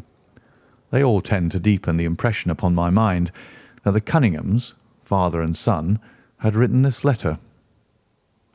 Having got so far, my next step was, of course, to examine into the details of the crime, and to see how far they would help us. I went up to the house with the inspector and saw all that was to be seen. The wound upon the dead man was, as I was able to determine with absolute confidence, fired from a revolver at the distance of something over 4 yards. There was no powder blackening on the clothes. Evidently, therefore, Alec Cunningham had lied when he said that the two men were struggling when the shot was fired. Again, both father and son agreed as to the place where the man escaped into the road. At that point, however, as it happens, there is a broadish ditch, moist at the bottom. As there were no indications of boot marks about this ditch, I was absolutely sure not only that the Cunninghams had again lied, but that there had never been any unknown man upon the scene at all. And now I have to consider the motive of this singular crime. To get at this, I endeavoured first of all to solve the reason of the original burglary at Mr. Acton's. I understood from something which the Colonel told us that a lawsuit had been going on between you, Mr. Acton, and the Cunninghams. Of course, it instantly occurred to me that they had broken into your library with the intention of getting at some document which might be of importance in the case. "Precisely so," said Mr. Acton. "There can be no possible doubt as to their intentions. I have the clearest claim upon half of their present estate, and if they could have found a single paper, which fortunately was in the strong box of my solicitors, they would undoubtedly have crippled our case." "There you are," said Holmes, smiling. "It was a dangerous, reckless attempt in which I seemed to trace the influence of young Alec. Having found nothing, they tried to divert suspicion by making it appear to be an ordinary burglary, to which end they carried off whatever they could lay their hands upon. That is all clear enough, but there was much that was still obscure. What I wanted above all was to get the missing part of that note. I was certain that Alec had torn it out of the dead man's hand, and almost certain that he must have thrust it into the pocket of his dressing gown. Where else could he have put it? The only question was whether it was still there. It was worth an effort to find out, and for that object we all went up to the house. The Cunninghams joined us, as you doubtless remember, outside the kitchen door. It was, of course, of the very first importance that they should not be reminded of the existence of this paper. Otherwise they would naturally destroy it without delay. The inspector was about to tell them the importance which we attached to it, when by the luckiest chance in the world I tumbled down in a sort of fit, and so changed the conversation. "Good heavens!" cried the Colonel, laughing. "Do you mean to say all our sympathy was wasted, and your fit an imposture?" "Speaking professionally, it was admirably done," cried I, looking in amazement at this man who was forever confounding me with some new phase of his astuteness. "It is an art which is often useful," said he. "When I recovered, I managed, by a device which had perhaps some little merit of ingenuity, to get old Cunningham to write the word 12, so that I might compare it with the 12 upon the paper." "Oh, what an ass I have been!" I exclaimed. "I could see that you were commiserating me over my weakness," said Holmes, laughing. "I was sorry to cause you the sympathetic pain which I know that you felt." We then went upstairs together, and having entered the room and seen the dressing-gown hanging up behind the door, I contrived by upsetting a table to engage their attention for the moment, and slipped back to examine the pockets. I had hardly got the paper, however, which was, as I had expected, in one of them, when the two Cunninghams were on me, and would, I verily believe, have murdered me then and there, but for your prompt and friendly aid. As it is, I feel that young man's grip on my throat now, and the father has twisted my wrist round in the effort to get the paper out of my hand.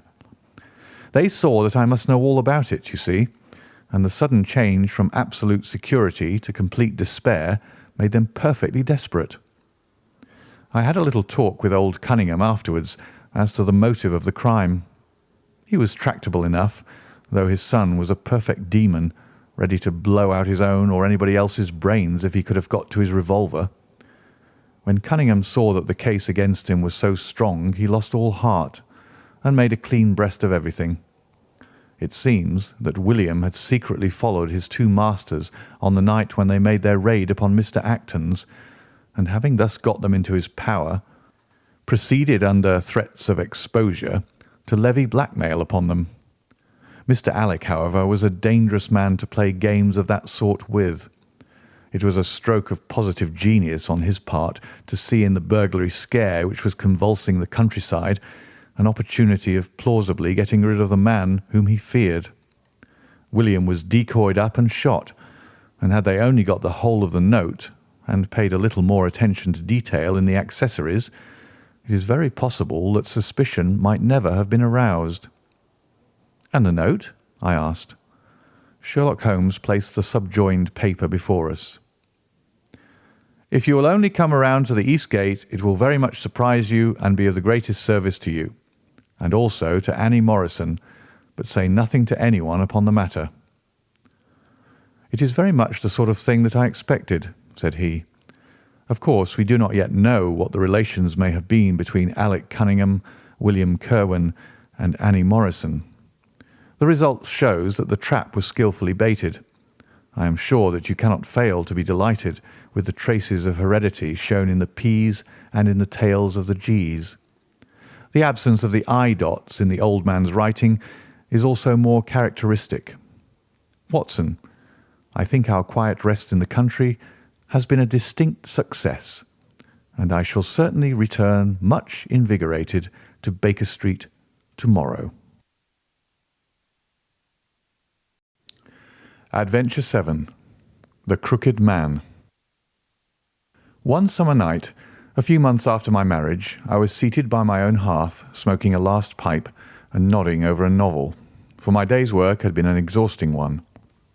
My wife had already gone upstairs, and the sound of the locking of the hall door some time before told me that the servants had also retired. I had risen from my seat and was knocking out the ashes of my pipe when I suddenly heard the clang of the bell. I looked at the clock. It was 11:45. This could not be a visitor at so late an hour. A patient, evidently, and possibly an all-night sitting. With a wry face, I went out into the hall and opened the door. To my astonishment, it was Sherlock Holmes who stood upon my step. "Ah, Watson," said he, "I hoped that I might not be too late to catch you." "My dear fellow, pray come in." "You look surprised, and no wonder. Relieved, too, I fancy. You still smoke the Arcadia mixture of your bachelor days, then. There's no mistaking that fluffy ash upon your coat. It's easy to tell that you have been accustomed to wear a uniform, Watson. You'll never pass as a purebred civilian, as long as you keep that habit of carrying your handkerchief in your sleeve. Could you put me up tonight?" "With pleasure." "You told me that you had bachelor quarters for one, and I see that you have no gentleman visitor at present. Your hat stand proclaims as much." "I shall be delighted if you will stay." "Thank you. I'll fill the vacant peg then. Sorry to see that you've had the British workman in the house. He's a token of evil. Not the drains, I hope." "No, the gas." "Ah, he has left 2 nail marks from his boot upon your linoleum, just where the light strikes it. No, thank you. I had some supper at Waterloo, but I'll smoke a pipe with you with pleasure." I handed him my pouch, and he seated himself opposite to me and smoked for some time in silence. I was well aware that nothing but business of importance would have brought him to me at such an hour, so I waited patiently until he should come round to it. "I see that you are professionally rather busy just now," said he, glancing very keenly across at me. "Yes, I've had a busy day," I answered. "It may seem very foolish in your eyes," I added, "but really I don't know how you deduced it." Holmes chuckled to himself. "I have the advantage of knowing your habits, my dear Watson," said he. "When your round is a short one, you walk, and when it is a long one, you use a hansom. As I perceive that your boots, although used, are by no means dirty, I cannot doubt that you are at present busy enough to justify the hansom." "Excellent!" I cried. "Elementary," said he. "It is one of those instances where the reasoner can produce an effect which seems remarkable to his neighbour, because the latter has missed the one little point which is the basis of the deduction. The same may be said, my dear fellow, for the effect of some of these little sketches of yours, which is entirely meretricious, depending as it does upon your retaining in your own hands some factors in the problem which are never imparted to the reader. Now, at present, I am in the position of these same readers, for I hold in this hand several threads of one of the strangest cases which ever perplexed a man's brain, and yet I lack the one or two which are needful to complete my theory. But I'll have them, Watson. I'll have them." His eyes kindled and a slight flush sprang into his thin cheeks. For an instant only. When I glanced again, his face had resumed that Red Indian composure which had made so many regard him as a machine rather than a man. "The problem presents features of interest," said he. "I may even say exceptional features of interest. I have already looked into the matter, and have come, as I think, within sight of my solution. If you could accompany me in the last step, you might be of considerable service to me." "I should be delighted." "Could you go as far as Aldershot to-morrow?" "I have no doubt Jackson would take my practice." "Very good. I want to start by the 11:10 from Waterloo." "That would give me time." "Then, if you're not too sleepy, I will give you a sketch of what has happened and of what remains to be done." "I was sleepy before you came. I'm quite wakeful now." "I will compress the story as far as may be done without omitting anything vital to the case. It is conceivable that you may even have read some account of the matter. It is the supposed murder of Colonel Berkeley of the Royal Munsters at Aldershot which I am investigating." "I've heard nothing of it." "It has not excited much attention yet, except locally. The facts are only 2 days old. Briefly, they are these. The Royal Munsters is, as you know, one of the most famous Irish regiments in the British Army. It did wonders both in the Crimea and the Mutiny, and has since that time distinguished itself upon every possible occasion. It was commanded up to Monday night by James Berkeley, a gallant veteran who started as a full private, was raised to commissioned rank for his bravery at the time of the Mutiny, and so lived to command the regiment in which he had once carried a musket. Colonel Berkeley had married at the time when he was a sergeant, and his wife, whose maiden name was Miss Nancy Devoy, was the daughter of a former colour sergeant in the same corps. There was, therefore, as can be imagined, some little social friction when the young couple, for they were still young, found themselves in their new surroundings. They appear, however, to have quickly adapted themselves, and Mrs. Berkeley has always, I understand, been as popular with the ladies of the regiment as her husband was with his brother officers. I may add that she was a woman of great beauty, and that even now, when she has been married for upwards of 30 years, she is still of a striking and queenly appearance. Colonel Berkeley's family life appears to have been a uniformly happy one. Major Murphy, to whom I owe most of my facts, assures me that he has never heard of any misunderstanding between the pair. On the whole, he thinks that Berkeley's devotion to his wife was greater than his wife's to Berkeley. He was acutely uneasy if he were absent from her for a day. She, on the other hand, though devoted and faithful, was less obtrusively affectionate. But they were regarded in the regiment as the very model of a middle-aged couple. There was absolutely nothing in their mutual relations to prepare people for the tragedy which was to follow. Colonel Berkeley himself seems to have had some singular traits in his character.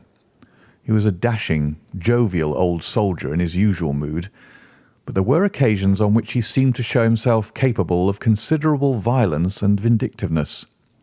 This side of his nature, however, appears never to have been turned towards his wife.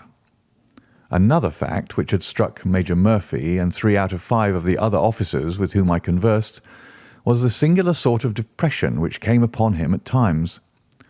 As the Major expressed it, the smile had often been struck from his mouth as if by some invisible hand when he has been joining the gaieties and chaff of the mess table. For days on end, when the mood was on him, he has been sunk in the deepest gloom. This, and a certain tinge of superstition, were the only unusual traits in his character which his brother officers had observed. The latter peculiarity took the form of a dislike to being left alone, especially after dark. This puerile feature, in a nature which was conspicuously manly, had often given rise to comment and conjecture. The 1st Battalion of the Royal Munsters, which is the old 117th, has been stationed at Aldershot for some years. The married officers live out of barracks, and the colonel has during all this time occupied a villa called Lachine, about half a mile from the North Camp. The house stands in its own grounds, but the west side of it is not more than 30 yards from the high road. A coachman and 2 maids form the staff of servants. These, with their master and mistress, were the sole occupants of Lachine, for the Berkeleys had no children, nor was it usual for them to have resident visitors. Now for the events at Lachine between 9 and 10 on the evening of last Monday. Mrs. Berkeley was, it appears, a member of the Roman Catholic Church, and had interested herself very much in the establishment of the Guild of St. George, which was formed in connection with the Watt Street Chapel for the purpose of supplying the poor with cast-off clothing. A meeting of the Guild had been held that evening at 8, and Mrs. Berkeley had hurried over her dinner in order to be present at it. When leaving the house, she was heard by the coachman to make some commonplace remark to her husband, and to assure him that she would be back before very long. She then called for Mrs. Morrison, a young lady who lives in the next villa, and the two went off together to their meeting. It lasted 40 minutes, and at 9:15, Mrs. Berkeley returned home, having left Miss Morrison at her door as she passed. There's a room which is used as a morning room at Lachine. This faces the road and opens by a large glass folding door onto the lawn. The lawn is 30 yards across and is only divided from the highway by a low wall with an iron rail above it. It was into this room that Mrs. Berkeley went upon her return. The blinds were not down, for the room was seldom used in the evening, but Mrs. Berkeley herself lit the lamp and then rang the bell, asking Jane Stewart, the housemaid, to bring her a cup of tea, which was quite contrary to her usual habits. The colonel had been sitting in the dining room, but hearing that his wife had returned, he joined her in the morning room. The coachman saw him cross the hall and enter it. He was never seen again alive. The tea which had been ordered was brought up at the end of 10 minutes, but the maid, as she approached the door, was surprised to hear the voices of her master and mistress in furious altercation. She knocked without receiving any answer, and even turned the handle, but only to find that the door was locked upon the inside. Naturally enough, she ran down to tell the cook, and the two women with the coachman came up into the hall and listened to the dispute, which was still raging.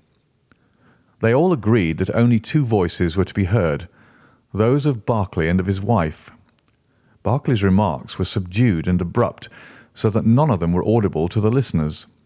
The ladies, on the other hand, were most bitter, and when she raised her voice could be plainly heard. "You coward!" she repeated over and over again. "What can be done? What can be done now? Give me back my life. I will never so much as breathe the same air with you again, you coward, you coward!" Those were scraps of her conversation, ending in a sudden, dreadful cry in the man's voice, with a crash and a piercing scream from the woman. Convinced that some tragedy had occurred, the coachman rushed to the door and strove to force it, while scream after scream issued from within. He was unable, however, to make his way in, and the maids were too distracted with fear to be of any assistance to him. A sudden thought struck him, however, and he ran through the hall door and round to the lawn, upon which the long French windows open. One side of the window was open, which I understand was quite usual in the summer-time, and he passed without difficulty into the room. His mistress had ceased to scream, and was stretched insensible upon a couch, while with his feet tilted over the side of an armchair, and his head upon the ground near the corner of the fender, was lying the unfortunate soldier, stone dead, in a pool of his own blood. Naturally, the coachman's first thought, on finding that he could do nothing for his master, was to open the door. But here an unexpected and singular difficulty presented itself. The key was not in the inner side of the door, nor could he find it anywhere in the room. He went out again, therefore, through the window, and having obtained the help of a policeman and of a medical man, he returned. The lady, against whom naturally the strongest suspicion rested, was removed to her room, still in a state of insensibility. The colonel's body was then placed upon the sofa, and a careful examination made of the scene of the tragedy. The injury from which the unfortunate veteran was suffering was found to be a jagged cut some 2 inches long at the back part of his head, which had evidently been caused by a violent blow from a blunt weapon. Nor was it difficult to guess what that weapon may have been. Upon the floor, close to the body, was lying a singular club of hard carved wood with a bone handle. The colonel possessed a varied collection of weapons brought from the different countries in which he had fought, and it is conjectured by the police that his club was among his trophies. The servants deny having seen it before, but among the numerous curiosities in the house it is possible that it may have been overlooked. Nothing else of importance was discovered in the room by the police, save the inexplicable fact that neither upon Mrs. Berkeley's person, nor upon that of the victim, nor in any part of the room, was the missing key to be found. The door had eventually to be opened by a locksmith from Aldershot. That was the state of things, Watson, when upon the Tuesday morning I, at the request of Major Murphy, went down to Aldershot to supplement the efforts of the police. I think that you will acknowledge that the problem was already one of interest, but my observations soon made me realize that it was in truth much more extraordinary than would at first sight appear. Before examining the room, I cross-questioned the servants, but only succeeded in eliciting the facts which I have already stated. One other detail of interest was remembered by Jane Stewart, the housemaid. You will remember that on hearing the sound of the quarrel, she descended and returned with the other servants. On that first occasion, when she was alone, she says that the voices of her master and mistress were sunk so low that she could hear hardly anything, and judged by their tones rather than their words that they had fallen out. On my pressing her, however, she remembered that she heard the word David uttered twice by the lady. The point is of the utmost importance as guiding us towards the reason of the sudden quarrel. The colonel's name, you remember, was James. There was one thing in the case which had made the deepest impression both upon the servants and the police. This was the contortion of the colonel's face. It had set, according to their account, into the most dreadful expression of fear and horror which a human countenance is capable of assuming. More than one person fainted at the mere sight of him, so terrible was the effect.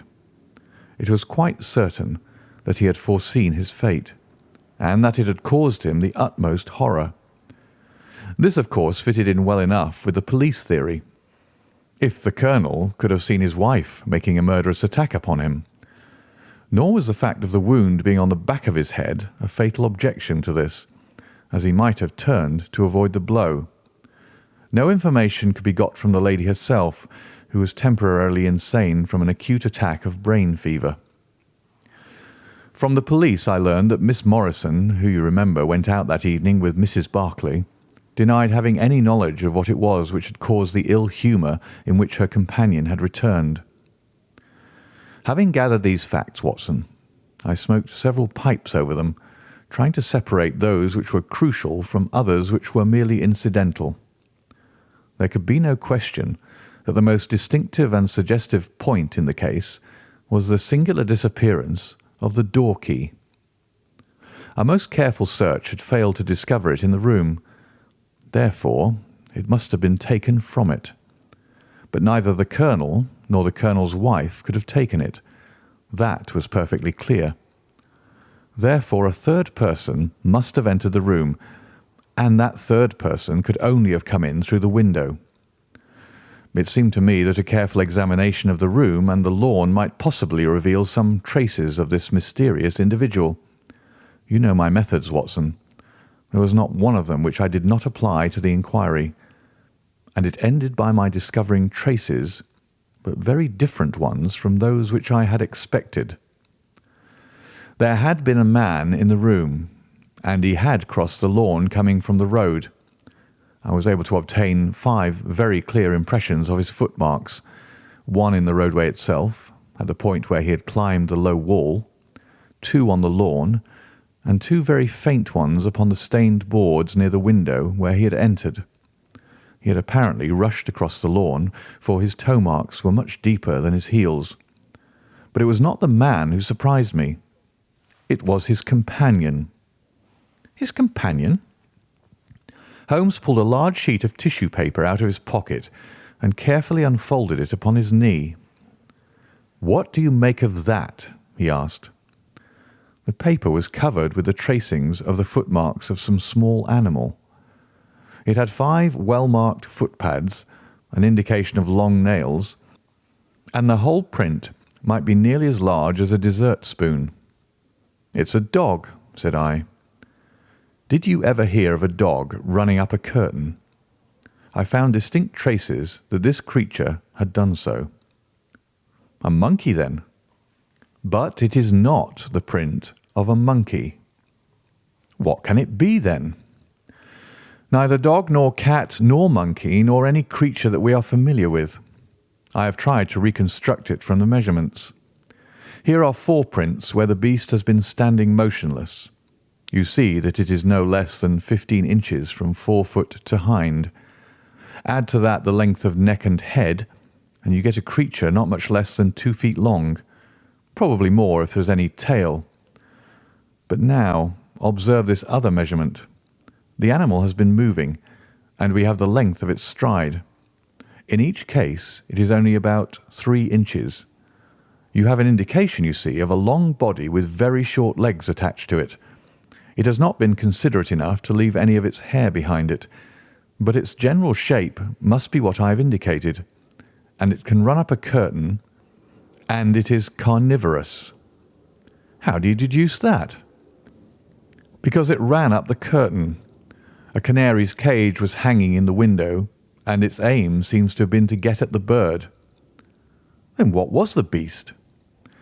If I could give it a name, it might go a long way towards solving the case. On the whole, it was probably some creature of the weasel and stoat tribe, and yet it is larger than any of these that I have seen. But what had it to do with the crime?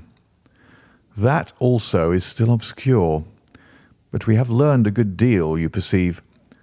We know that a man stood in the road looking at the quarrel between the Barclays. The blinds were up and the room lighted. We know also that he ran across the lawn, entered the room, accompanied by a strange animal, and that he either struck the colonel or, as is equally possible, that the colonel fell down from sheer fright at the sight of him and cut his head on the corner of the fender. Finally, we have the curious fact that the intruder carried away the key with him when he left. "Your discoveries seem to have left the business more obscure than it was before," said I. "Quite so. They undoubtedly showed that the affair was much deeper than was at first conjectured. I thought the matter over, and I came to the conclusion that I must approach the case from another aspect.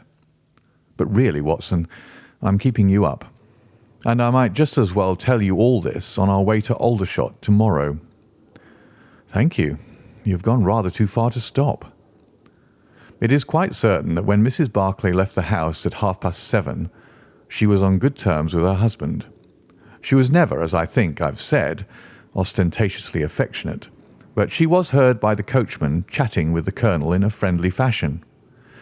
Now, it was equally certain that immediately on her return she had gone to the room in which she was least likely to see her husband, had flown to tea as an agitated woman will, and finally, on his coming in to her, had broken into violent recriminations. Therefore something had occurred between 7:30 and 9 o'clock which had completely altered her feelings towards him. But Miss Morrison had been with her during the whole of that hour and a half. It was absolutely certain, therefore, in spite of her denial, that she must know something of the matter. My first conjecture was that possibly there had been some passages between this young lady and the old soldier, which the former had now confessed to the wife. That would account for the angry return, and also for the girl's denial that anything had occurred. Nor would it be entirely incompatible with most of the words overheard. But there was the reference to David, and there was the known affection of the colonel for his wife to weigh against it, to say nothing of the tragic intrusion of this other man, which might of course be entirely disconnected with what had gone before. It was not easy to pick one's steps, but on the whole I was inclined to dismiss the idea that there had been anything between the colonel and Miss Morrison, but more than ever convinced that the young lady held the clue as to what it was which had turned Mrs. Barclay to hatred of her husband. I took the obvious course, therefore, of calling upon Miss M., of explaining to her that I was perfectly certain that she held the facts in her possession, and of assuring her that her friend Mrs. Barclay might find herself in the dock upon a capital charge unless the matter were cleared up. Miss Morrison is a little ethereal slip of a girl, with timid eyes and blonde hair, but I found her by no means wanting in shrewdness and common sense. She sat thinking for some time after I had spoken, and then turning to me with a brisk air of resolution, she broke into a remarkable statement, which I will condense for your benefit. "I promised my friend that I would say nothing of the matter, and a promise is a promise," said she. "But if I can really help her when so serious a charge is laid against her, and when her own mouth, poor darling, is closed by illness, then I think I am absolved from my promise. I will tell you exactly what happened upon Monday evening. We were returning from the Watt Street Mission about 9:15 o'clock. On our way we had to pass through Hudson Street, which is a very quiet thoroughfare. There is only one lamp in it, upon the left-hand side, and as we approached this lamp, I saw a man coming towards us with his back very bent and something like a box slung over one of his shoulders. He appeared to be deformed, for he carried his head low and walked with his knees bent. We were passing him when he raised his face to look at us in the circle of light thrown by the lamp, and as he did so, he stopped and screamed out in a dreadful voice, 'My God, it's Nancy!' Mrs. Barclay turned as white as death, and would have fallen down had the dreadful-looking creature not caught hold of her. I was going to call for the police, but she, to my surprise, spoke quite civilly to the fellow. 'I thought you had been dead this 30 years, Henry,' said she, in a shaking voice. 'So I have,' said he, and it was awful to hear the tones that he said it in. He had a very dark, fearsome face, and a gleam in his eyes that comes back to me in my dreams. His hair and whiskers were shot with grey, and his face was all crinkled and puckered like a withered apple. "Just walk on a little way, dear," said Mrs. Barclay. "I want to have a word with this man. There's nothing to be afraid of." She tried to speak boldly, but she was still deadly pale, and could hardly get her words out for the trembling of her lips. I did as she asked me, and they talked together for a few minutes. Then she came down the street with her eyes blazing, and I saw the crippled wretch standing by the lamp-post and shaking his clenched fists in the air as if he were mad with rage. She never said a word until we were at the door again, when she took me by the hand and begged me to tell no one what had happened. "It's an old acquaintance of mine who has come down in the world," said she. When I promised her I would say nothing, she kissed me, and I have never seen her since. I have told you now the whole truth, and if I withheld it from the police, it is because I did not realize then the danger in which my dear friend stood. I know that it can only be to her advantage that everything should be known." There was her statement, Watson, and to me, as you can imagine, it was like a light on a dark night. Everything which had been disconnected before began at once to assume its true place, and I had a shadowy presentiment of the whole sequence of events. My next step, obviously, was to find the man who had produced such a remarkable impression upon Mrs. Barclay. If he was still in Aldershot, it should not be a very difficult matter. There are not such a very great number of civilians, and a deformed man was sure to have attracted attention. I spent a day in the search, and by evening, this very evening, Watson, I had run him down. The man's name is Henry Wood, and he lives in lodgings in this same street in which the ladies met him. He has only been 5 days in the place. In the character of a registration agent, I had a most interesting gossip with his landlady. The man is by trade a conjurer and performer, going round the canteens after nightfall and giving a little entertainment at each. He carries some creature about with him in that box, about which the landlady seemed to be in considerable trepidation, for she had never seen an animal like it. He uses it in some of his tricks, according to her account. So much the woman was able to tell me, and also that it was a wonder the man lived, seeing how twisted he was, and that he spoke in a strange tongue sometimes, and that for the last 2 nights she had heard him groaning and weeping in his bedroom. He was all right as far as money went, but in his deposit he had given her what looked like a bad florin. She showed it to me, Watson, and it was an Indian rupee. So now, my dear fellow, you see exactly how we stand and why it is I want you. It is perfectly plain that after the ladies parted from this man, he followed them at a distance, that he saw the quarrel between husband and wife through the window, that he rushed in, and that the creature which he carried in his box got loose.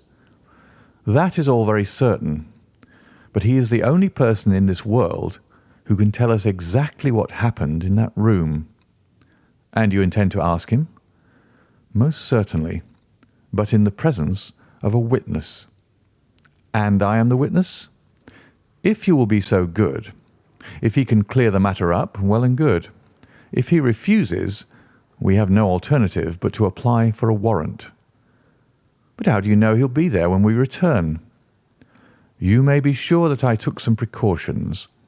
I have one of my Baker Street boys mounting guard over him who would stick to him like a burr, go where he might. We shall find him in Hudson Street tomorrow, Watson, and meanwhile I should be the criminal myself if I kept you out of bed any longer. It was midday when we found ourselves at the scene of the tragedy, and under my companion's guidance we made our way at once to Hudson Street. In spite of his capacity for concealing his emotions, I could easily see that Holmes was in a state of suppressed excitement, while I was myself tingling with that half-sporting, half-intellectual pleasure which I invariably experienced when I associated myself with him in his investigations. "This is the street," said he, as we turned into a short thoroughfare, lined with plain two-storied brick houses. Ah, here is Simpson to report. "He's in all right, Mr. Holmes," cried a small street Arab running up to us. "Good, Simpson," said Holmes, patting him on the head. "Come along, Watson. This is the house." He sent in his card with a message that he had come on important business, and a moment later we were face to face with the man whom we had come to see. In spite of the warm weather, he was crouching over a fire, and the little room was like an oven.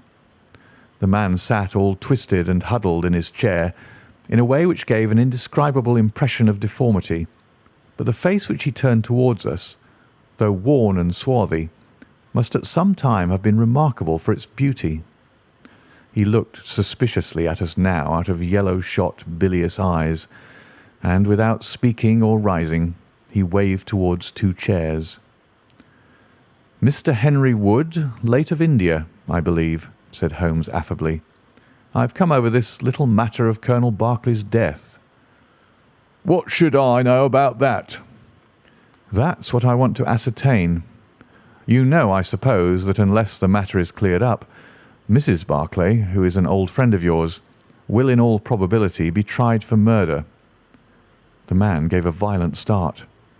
I don't know who you are, he cried, nor how you come to know what you do know. But will you swear that this is true that you tell me? "Why, they are only waiting for her to come to her senses to arrest her." My God, are you in the police yourself? "No. What business is it of yours, then?" It's every man's business to see justice done." You can take my word that she is innocent." "Then you are guilty." "No, I'm not." "Who killed Colonel James Berkeley, then?" "It was a just providence that killed him. But mind you this, that if I had knocked his brains out, as it was in my heart to do, he would have had no more than his due from my hands. If his own guilty conscience had not struck him down, it is likely enough that I may have had his blood upon my soul. You want me to tell the story? Well, I don't know why I shouldn't, for there's no cause for me to be ashamed of it. It was in this way, sir. You see me now, with my back like a camel and my ribs all awry, but there was a time when Corporal Henry Wood was the smartest man in the 117th foot. We were in India then, in cantonments, at a place we'll call Whitehall. Berkeley, who died the other day, was sergeant in the same company as myself. And the belle of the regiment, aye, and the finest girl that ever had the breath of life between her lips, was Nancy Devoy, the daughter of the colour sergeant. There were two men who loved her, and one that she loved. And you'll smile when you look at this poor thing huddled before the fire, and hear me say that it was for my good looks that she loved me. Well, though I had her heart, her father was set upon her marrying Berkeley. I was a harum-scarum, reckless lad, and he had had an education and was already marked for the sword belt. But the girl held true to me, and it seemed that I would have had her when the mutiny broke out, and all hell was loose in the country. We were shut up in Bertie, the regiment of us with half a battery of artillery, a company of Sikhs, and a lot of civilians and women folk. There were 10,000 rebels around us, and they were as keen as a set of terriers round a rat cage. About the second week of it our water gave out, and it was a question whether we could communicate with General Neill's column, which was moving up country. It was our only chance, for we could not hope to fight our way out with all the women and children, so I volunteered to go out and to warn General Neill of our danger. My offer was accepted, and I talked it over with Sergeant Berkeley, who was supposed to know the ground better than any other man, and who drew up a route by which I might get through the rebel lines. At 10 o'clock, the same night, I started off upon my journey. There were 1,000 lives to save, but it was of only one that I was thinking when I dropped over the wall that night. My way ran down a dried-up watercourse, which we hoped would screen me from the enemy's sentries. But as I crept round the corner of it, I walked right into 6 of them, who were crouching down in the dark, waiting for me.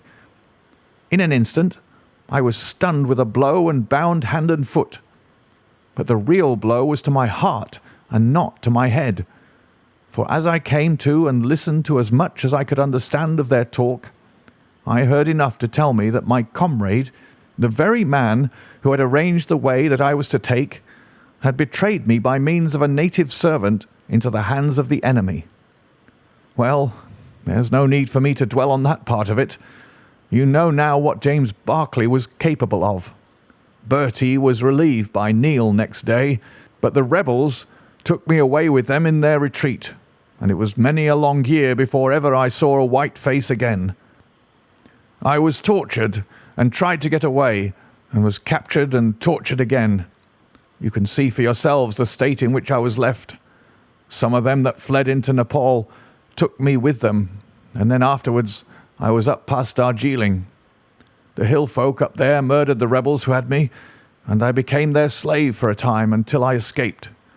But instead of going south, I had to go north until I found myself among the Afghans. There I wandered about for many a year, and at last came back to the Punjab, where I lived mostly among the natives, and picked up a living by the conjuring tricks that I had learned. What use was it for me, a wretched cripple, to go back to England or to make myself known to my old comrades? Even my wish for revenge would not make me do that. I had rather that Nancy and my old pals should think of Harry Wood as having died with a straight back than see him living and crawling with a stick like a chimpanzee. They never doubted that I was dead, and I meant that they never should. I heard that Barclay had married Nancy, and that he was rising rapidly in the regiment, but even that did not make me speak. But when one gets old, one has a longing for home. For years I've been dreaming of the bright green fields and the hedges of England. At last I determined to see them before I died.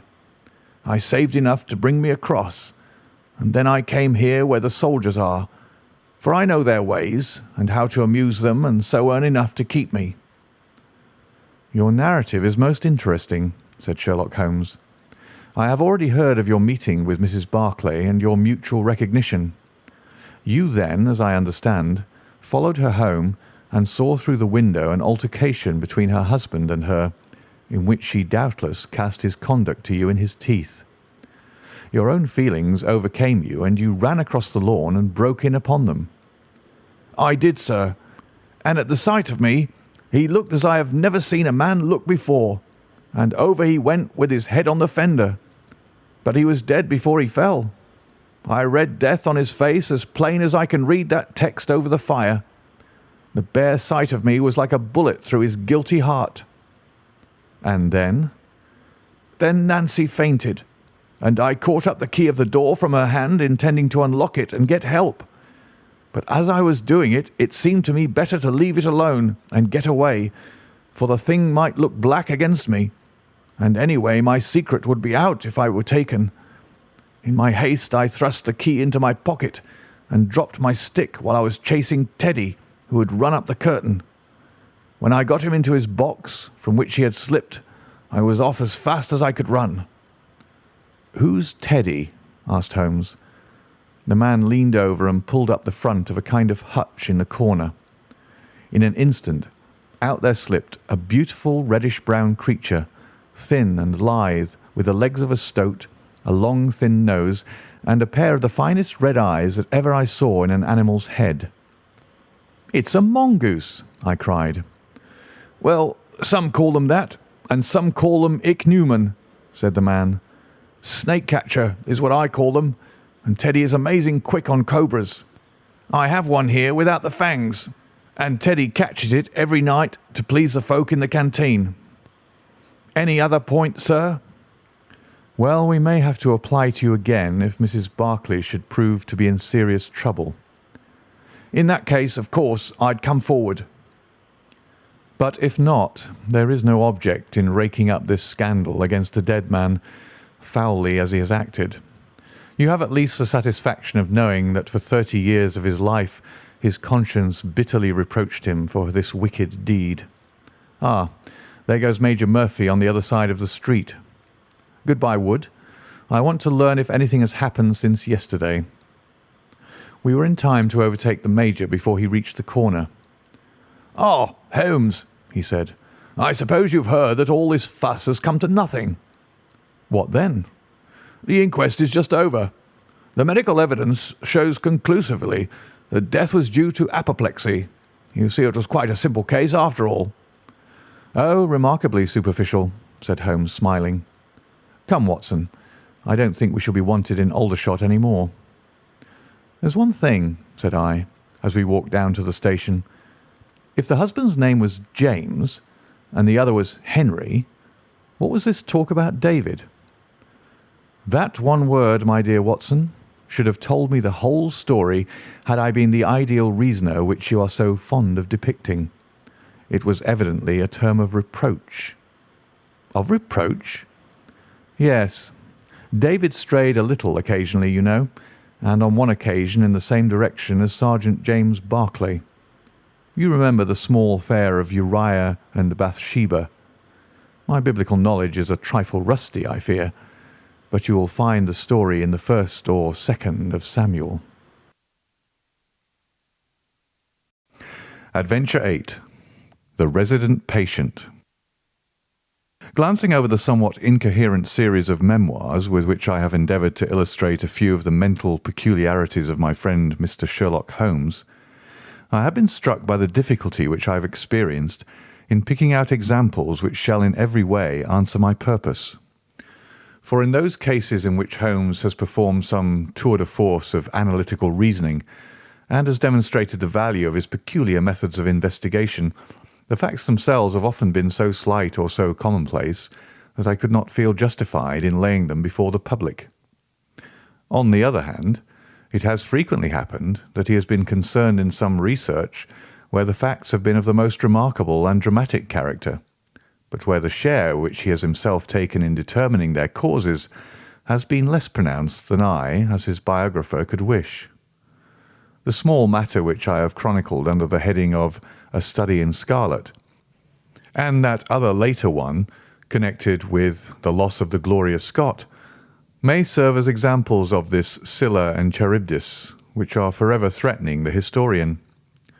It may be that in the business of which I am now about to write the part which my friend played is not sufficiently accentuated, and yet the whole train of circumstances is so remarkable that I cannot bring myself to omit it entirely from this series. It had been a close, rainy day in October. Our blinds were half drawn, and Holmes lay curled upon the sofa, reading and rereading a letter which he had received by the morning post. For myself, my term of service in India had trained me to stand heat better than cold, and a thermometer of 90 was no hardship. But the paper was uninteresting. Parliament had risen, everybody was out of town, and I yearned for the glades of the New Forest or the shingle of Southsea. A depleted bank account had caused me to postpone my holiday, and as to my companion, neither the country nor the sea presented the slightest attraction to him. He loved to lie in the very centre of 5 millions of people, with his filaments stretching out and running through them, responsive to every little rumour or suspicion of unsolved crime. Appreciation of nature found no place among his many gifts, and his only change was when he turned his mind from the evil-doer of the town to track down his brother of the country. Finding that Holmes was too absorbed for conversation, I had tossed aside the barren paper, and leaning back in my chair, I fell into a brown study. Suddenly, my companion's voice broke in upon my thoughts. "You are right, Watson," said he. "It does seem a very preposterous way of settling a dispute." "Most preposterous!" I exclaimed, and then, suddenly realizing how he had echoed the inmost thought of my soul, I sat up in my chair and stared at him in blank amazement. "What is this, Holmes?" I cried. "This is beyond anything which I could have imagined." He laughed heartily at my perplexity. "You remember," said he, "that some little time ago, when I read you the passage in one of Poe's sketches, in which a close reasoner follows the unspoken thought of his companion, you were inclined to treat the matter as a mere tour de force of the author. On my remarking that I was constantly in the habit of doing the same thing, You expressed incredulity. Oh, no. Perhaps not with your tongue, my dear Watson, but certainly with your eyebrows. So when I saw you throw down your paper and enter upon a train of thought, I was very happy to have the opportunity of reading it off and eventually of breaking into it as a proof that I had been in rapport with you. But I was still far from satisfied. In the example which you read to me, said I, the reasoner drew his conclusions from the actions of the man whom he observed.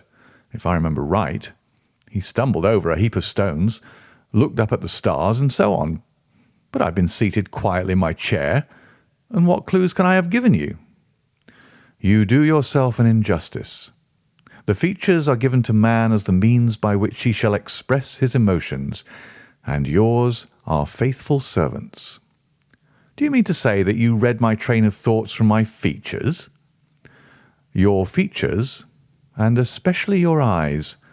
Perhaps you cannot yourself recall how your reverie commenced. No, I cannot. Then I will tell you. After throwing down your paper, which was the action which drew my attention to you, you sat for half a minute with a vacant expression.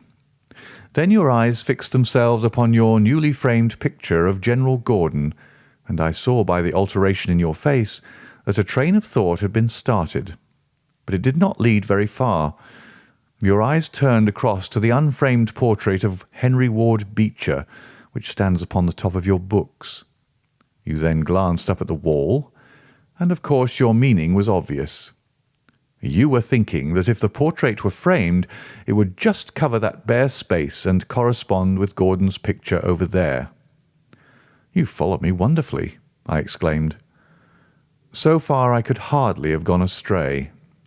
But now your thoughts went back to Beecher, and you looked hard across as if you were studying the character in his features.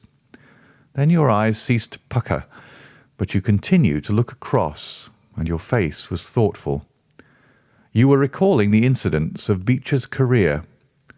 I was well aware that you could not do this without thinking of the mission which he undertook on behalf of the North at the time of the Civil War, for I remember you expressing your passionate indignation at the way in which he was received by the more turbulent of our people. You felt so strongly about it that I knew you could not think of Beecher without thinking of that also. When a moment later I saw your eyes wander away from the picture, I suspected that your mind had now turned to the Civil War, and when I observed that your lips set, your eyes sparkled, and your hands clinched, I was positive that you were indeed thinking of the gallantry which was shown by both sides in that desperate struggle. But then again your face grew sadder. You shook your head. You were dwelling upon the sadness and horror and useless waste of life.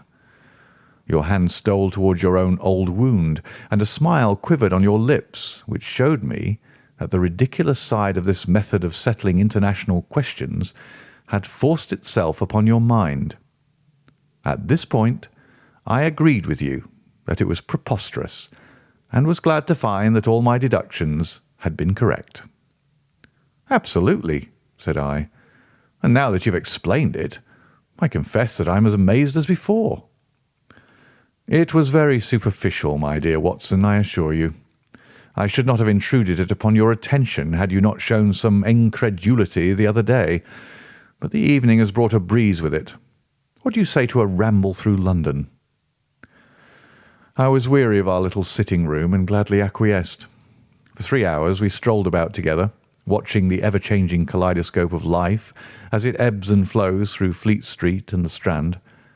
His characteristic talk, with its keen observance of detail and subtle power of inference, held me amused and enthralled. It was 10 o'clock before we reached Baker Street again. A brougham was waiting at our door.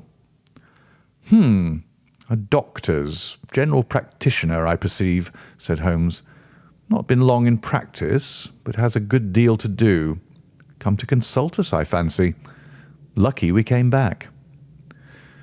I was sufficiently conversant with Holmes's methods to be able to follow his reasoning, and to see that the nature and state of the various medical instruments in the wicker basket which hung in the lamplight inside the brougham had given him the data for his swift deduction.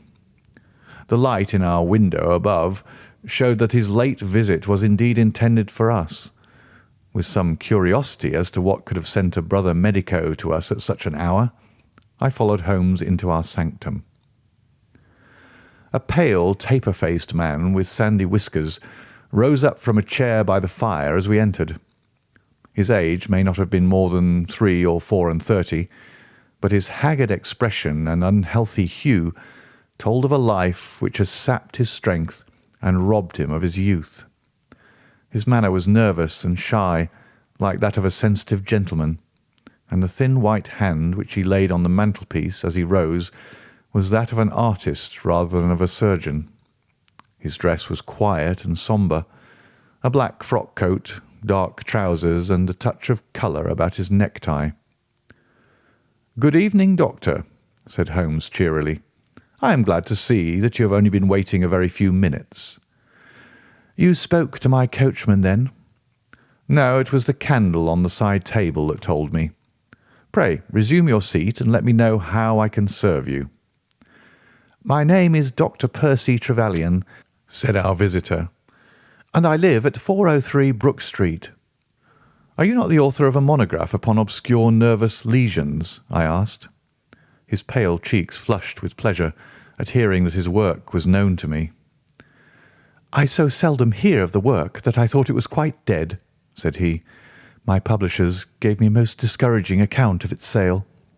You are yourself, I presume, a medical man?" "A retired army surgeon."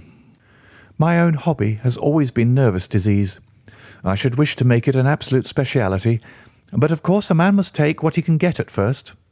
This, however, is beside the question, Mr. Sherlock Holmes, and I quite appreciate how valuable your time is. The fact is that a very singular train of events has occurred recently at my house in Brook Street, and tonight they came to such a head that I felt it was quite impossible for me to wait another hour before asking for your advice and assistance." Sherlock Holmes sat down and lit his pipe. "You are very welcome to both," said he. "Pray let me have a detailed account of what the circumstances are which have disturbed you."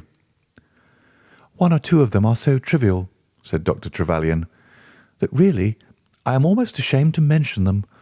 But the matter is so inexplicable, and the recent turn which it has taken is so elaborate, that I shall lay it all before you, and you shall judge what is essential and what is not. I am compelled to begin with to say something of my own college career. I am a London University man, you know, and I am sure that you will not think that I am unduly singing my own praises if I say that my student career was considered by my professors to be a very promising one. After I graduated, I continued to devote myself to research, occupying a minor position in King's College Hospital, and I was fortunate enough to excite considerable interest by my research into the pathology of catalepsy, and finally to win the Bruce Pinkerton Prize and medal by the monograph on nervous lesions to which your friend has just alluded. I should not go too far if I were to say that there was a general impression at the time that a distinguished career lay before me. But the one great stumbling block lay in my want of capital. As you will readily understand, a specialist who aims high is compelled to start in one of a dozen streets in the Cavendish Square quarter, all of which entail enormous rents and furnishing expenses. Besides this preliminary outlay, he must be prepared to keep himself for some years and to hire a presentable carriage and horse. To do this was quite beyond my power, and I could only hope that by economy I might in 10 years' time save enough to enable me to put up my plate. Suddenly, however, an unexpected incident opened up quite a new prospect to me. This was a visit from a gentleman of the name of Blessington, who was a complete stranger to me. He came up to my room one morning and plunged into business in an instant. "You are the same Percy Trevelyan who has had so distinguished a career and won a great prize lately?" said he. I bowed. "Answer me frankly," he continued, "for you'll find it to your interest to do so. You have all the cleverness which makes a successful man. Have you the tact?" I could not help smiling at the abruptness of the question. "I trust that I have my share," I said. Any bad habits? Not drawn towards drink, eh?" "Really, sir?" I cried. "Quite right. That's all right. But I was bound to ask, with all these qualities, why are you not in practice?" I shrugged my shoulders. "Come, come," said he, in his bustling way. "It's the old story. More in your brains than in your pocket, eh? What would you say if I were to start you in Brook Street?" I stared at him in astonishment. "Oh, it's for my sake, not for yours," he cried. "I'll be perfectly frank with you, and if it suits you, it'll suit me very well. I have a few thousands to invest, do you see, and I think I'll sink them in you." "But why?" I gasped. "Well, it's just like any other speculation, and safer than most." "What am I to do then?" "I'll tell you. I'll take the house, furnish it, pay the maids, and run the whole place. All you have to do is just to wear out your chair in the consulting room. I'll let you have pocket money and everything. And you hand over to me 3/4 of what you earn, and you keep the other quarter for yourself." This was the strange proposal, Mr. Holmes, with which the man Blessington approached me.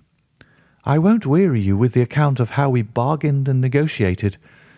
It ended in my moving into the house next Lady Day and starting in practice on very much the same conditions as he had suggested. He came himself to live with me in the character of a resident patient.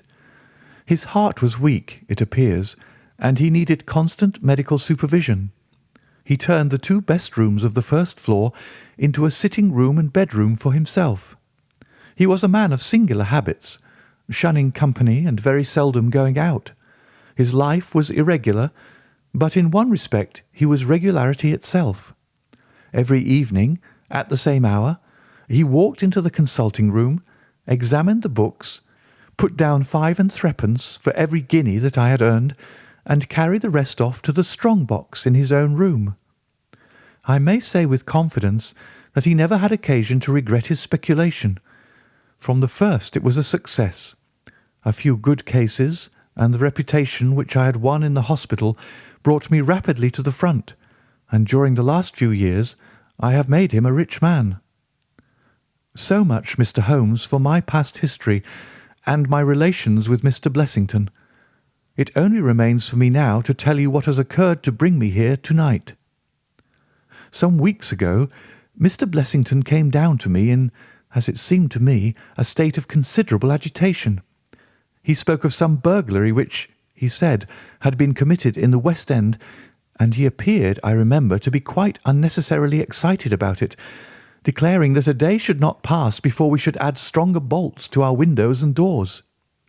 For a week he continued to be in a peculiar state of restlessness, peering continually out of the windows and ceasing to take the short walk which had usually been the prelude to his dinner. From his manner, it struck me that he was in mortal dread of something or somebody, but when I questioned him upon the point, he became so offensive that I was compelled to drop the subject. Gradually, as time passed, his fears appeared to die away, and he had renewed his former habits, when a fresh event reduced him to the pitiable state of prostration in which he now lies. What happened was this. 2 days ago, I received the letter which I now read to you. Neither address nor date is attached to it. "A Russian nobleman who is now resident in England," it runs, "would be glad to avail himself of the professional assistance of Dr. Percy Trevelyan. He has been for some years a victim to cataleptic attacks, on which, as is well known, Dr. Trevelyan is an authority. He proposes to call at about 6:15 tomorrow evening, if Dr. Trevelyan will make it convenient to be at home." This letter interested me deeply, because the chief difficulty in the study of catalepsy is the rareness of the disease. You may believe, then, that I was in my consulting room when, at the appointed hour, the page showed in the patient. He was an elderly man, thin, demure, and commonplace. By no means the conception one forms of a Russian nobleman. I was much more struck by the appearance of his companion. This was a tall young man, surprisingly handsome, with a dark, fierce face and the lips and chest of a Hercules. He had his hand under the other's arm as they entered, and helped him to a chair with a tenderness which one would hardly have expected from his appearance. "You will excuse me coming in, doctor," said he to me, speaking English with a slight lisp. "This is my father, and his health is a matter of the most overwhelming importance to me." I was touched by his filial anxiety. "You would perhaps care to remain during the consultation?" said I. "Not for the world," he cried with a gesture of horror. "It is more painful to me than I can express. If I were to see my father in one of those dreadful seizures, I am convinced that I should never survive it. My own nervous system is an exceptionally sensitive one. With your permission, I will remain in the waiting room while you go into my father's case." To this, of course, I assented, and the young man withdrew. The patient and I then plunged into a discussion of his case, of which I took exhaustive notes. He was not remarkable for intelligence, and his answers were frequently obscure, which I attributed to his limited acquaintance with our language. Suddenly, however, as I sat writing, he ceased to give any answer at all to my inquiries, and on my turning towards him, I was shocked to see that he was sitting bolt upright in his chair, staring at me with a perfectly blank and rigid face. He was again in the grip of his mysterious malady. My first feeling, as I have just said, was one of pity and horror. My second, I fear, was rather one of professional satisfaction. I made notes of my patient's pulse and temperature, tested the rigidity of his muscles, and examined his reflexes. There was nothing markedly abnormal in any of these conditions, which harmonized with my former experiences. I had obtained good results in such cases by the inhalation of nitrite of amyl, and the present seemed an admirable opportunity of testing its virtues. The bottle was downstairs in my laboratory, so leaving my patient seated in his chair, I ran down to get it. There was some little delay in finding it, 5 minutes, let us say, and then I returned. Imagine my amazement to find the room empty and the patient gone. Of course, my first act was to run into the waiting room. The son had gone also. The hall door had been closed, but not shut. My page, who admits patients, is a new boy, and by no means quick. He waits downstairs and runs up to show patients out when I ring the consulting room bell. He had heard nothing, and the affair remained a complete mystery. Mr. Blessington came in from his walk shortly afterwards, but I did not say anything to him upon the subject, for, to tell the truth, I have got in the way of late of holding as little communication with him as possible. Well, I never thought that I should see anything more of the Russian and his son, so you can imagine my amazement when, at the very same hour this evening, they both came marching into my consulting room just as they had done before.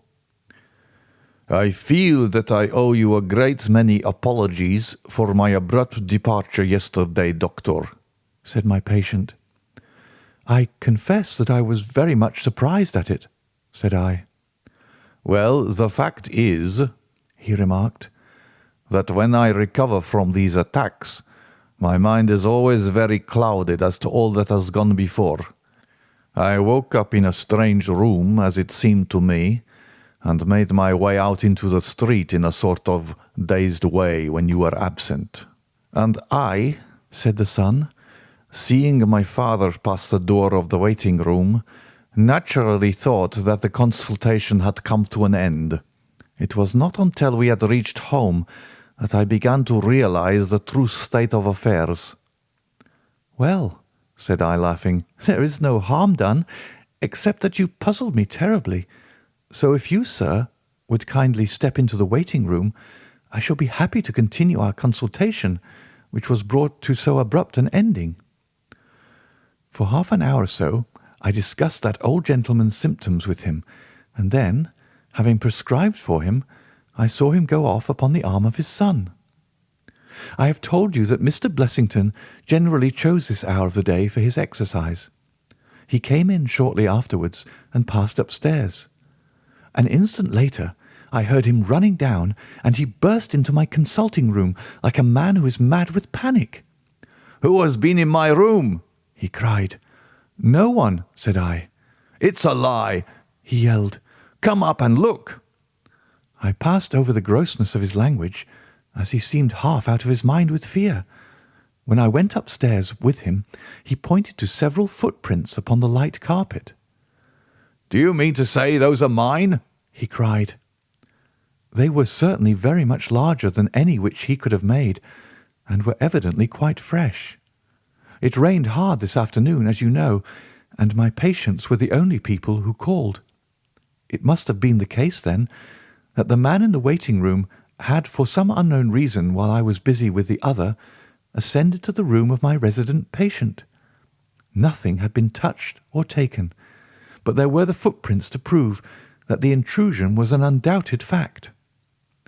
Mr. Blessington seemed more excited over the matter than I should have thought possible, though of course it was enough to disturb anybody's peace of mind. He actually sat crying in an armchair, and I could hardly get him to speak coherently. It was his suggestion that I should come round to you, and of course I at once saw the propriety of it, for certainly the incident is a very singular one, though he appears to completely overrate its importance.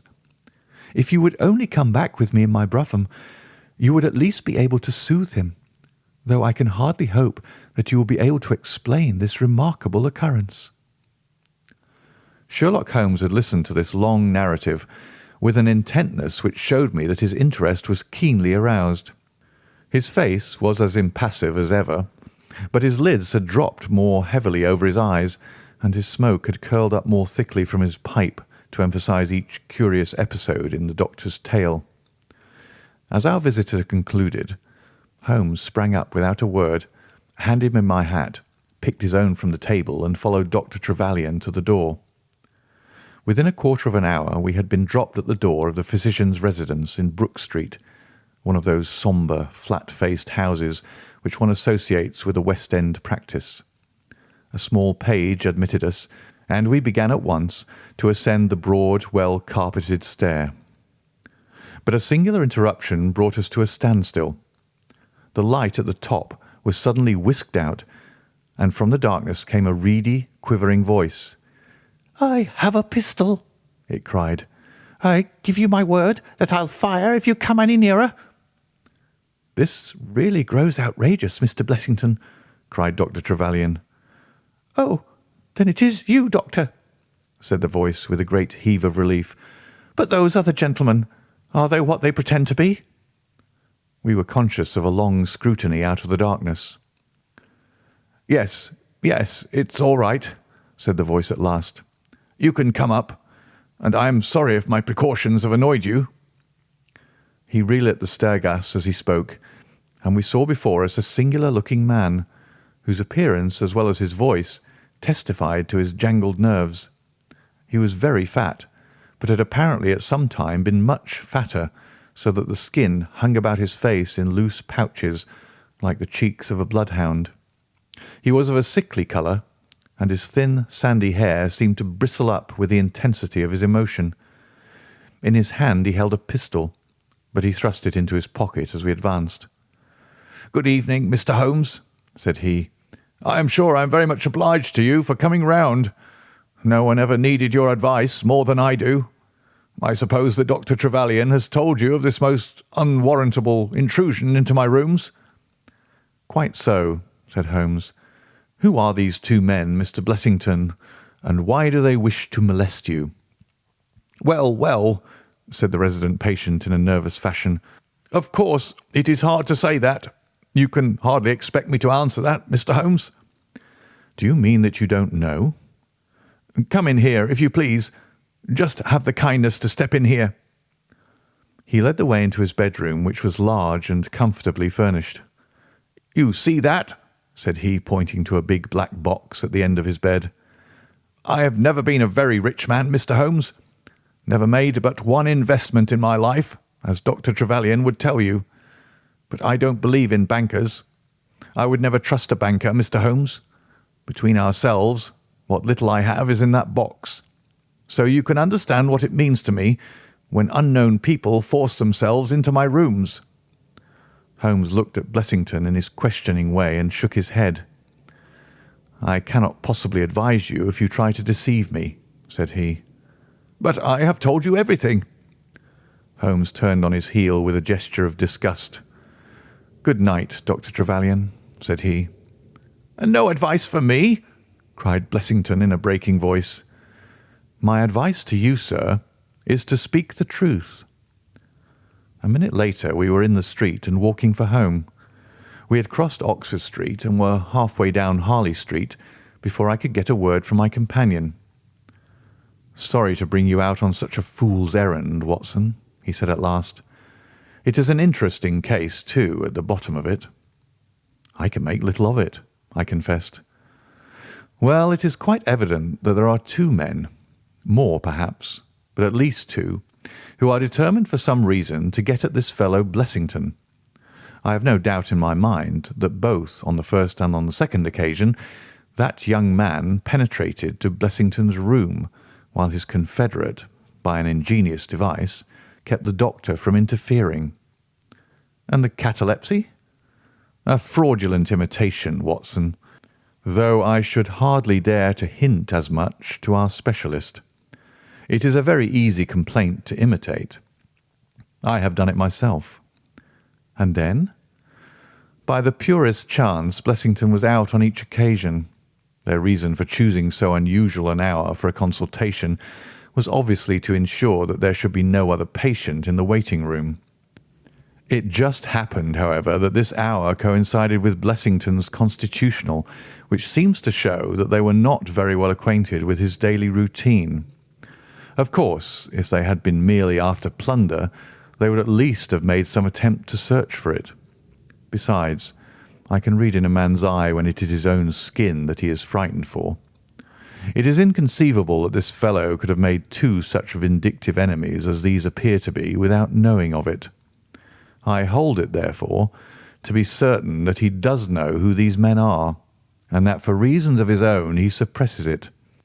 It is just possible that tomorrow may find him in a more communicative mood." "Is there not one alternative?" I suggested. "Grotesquely improbable, no doubt, but still just conceivable. Might the whole story of the cataleptic Russian and his son be a concoction of Dr. Trevelyan's, who has, for his own purposes, been in Blessington's rooms?" I saw in the gaslight that Holmes wore an amused smile at this brilliant departure of mine. "My dear fellow," said he, "it was one of the first solutions which occurred to me, but I was soon able to corroborate the doctor's tale. This young man has left prints upon the stair carpet, which made it quite superfluous for me to ask to see those which he had made in the room. When I tell you that his shoes were square-toed instead of being pointed like Blessington's, and were quite 1 1/3 longer than the doctor's, you will acknowledge that there can be no doubt as to his individuality. But we may sleep on it now, for I shall be surprised if we do not hear something further from Brook Street in the morning." Sherlock Holmes's prophecy was soon fulfilled, and in a dramatic fashion. At 7:30 next morning, in the first glimmer of daylight, I found him standing by my bedside in his dressing gown. "There's a brougham waiting for us, Watson," said he. "What's the matter, then?" "The Brook Street business." "Any fresh news?" "Tragic, but ambiguous," said he, pulling up the blind. "Look at this. A sheet from a notebook with 'For God's sake, come at once. P.T.' scrawled upon it in pencil. Our friend the doctor was hard put to it when he wrote this. Come along, my dear fellow, for it's an urgent call." In a quarter of an hour or so we were back at the physician's house. He came running out to meet us with a face of horror.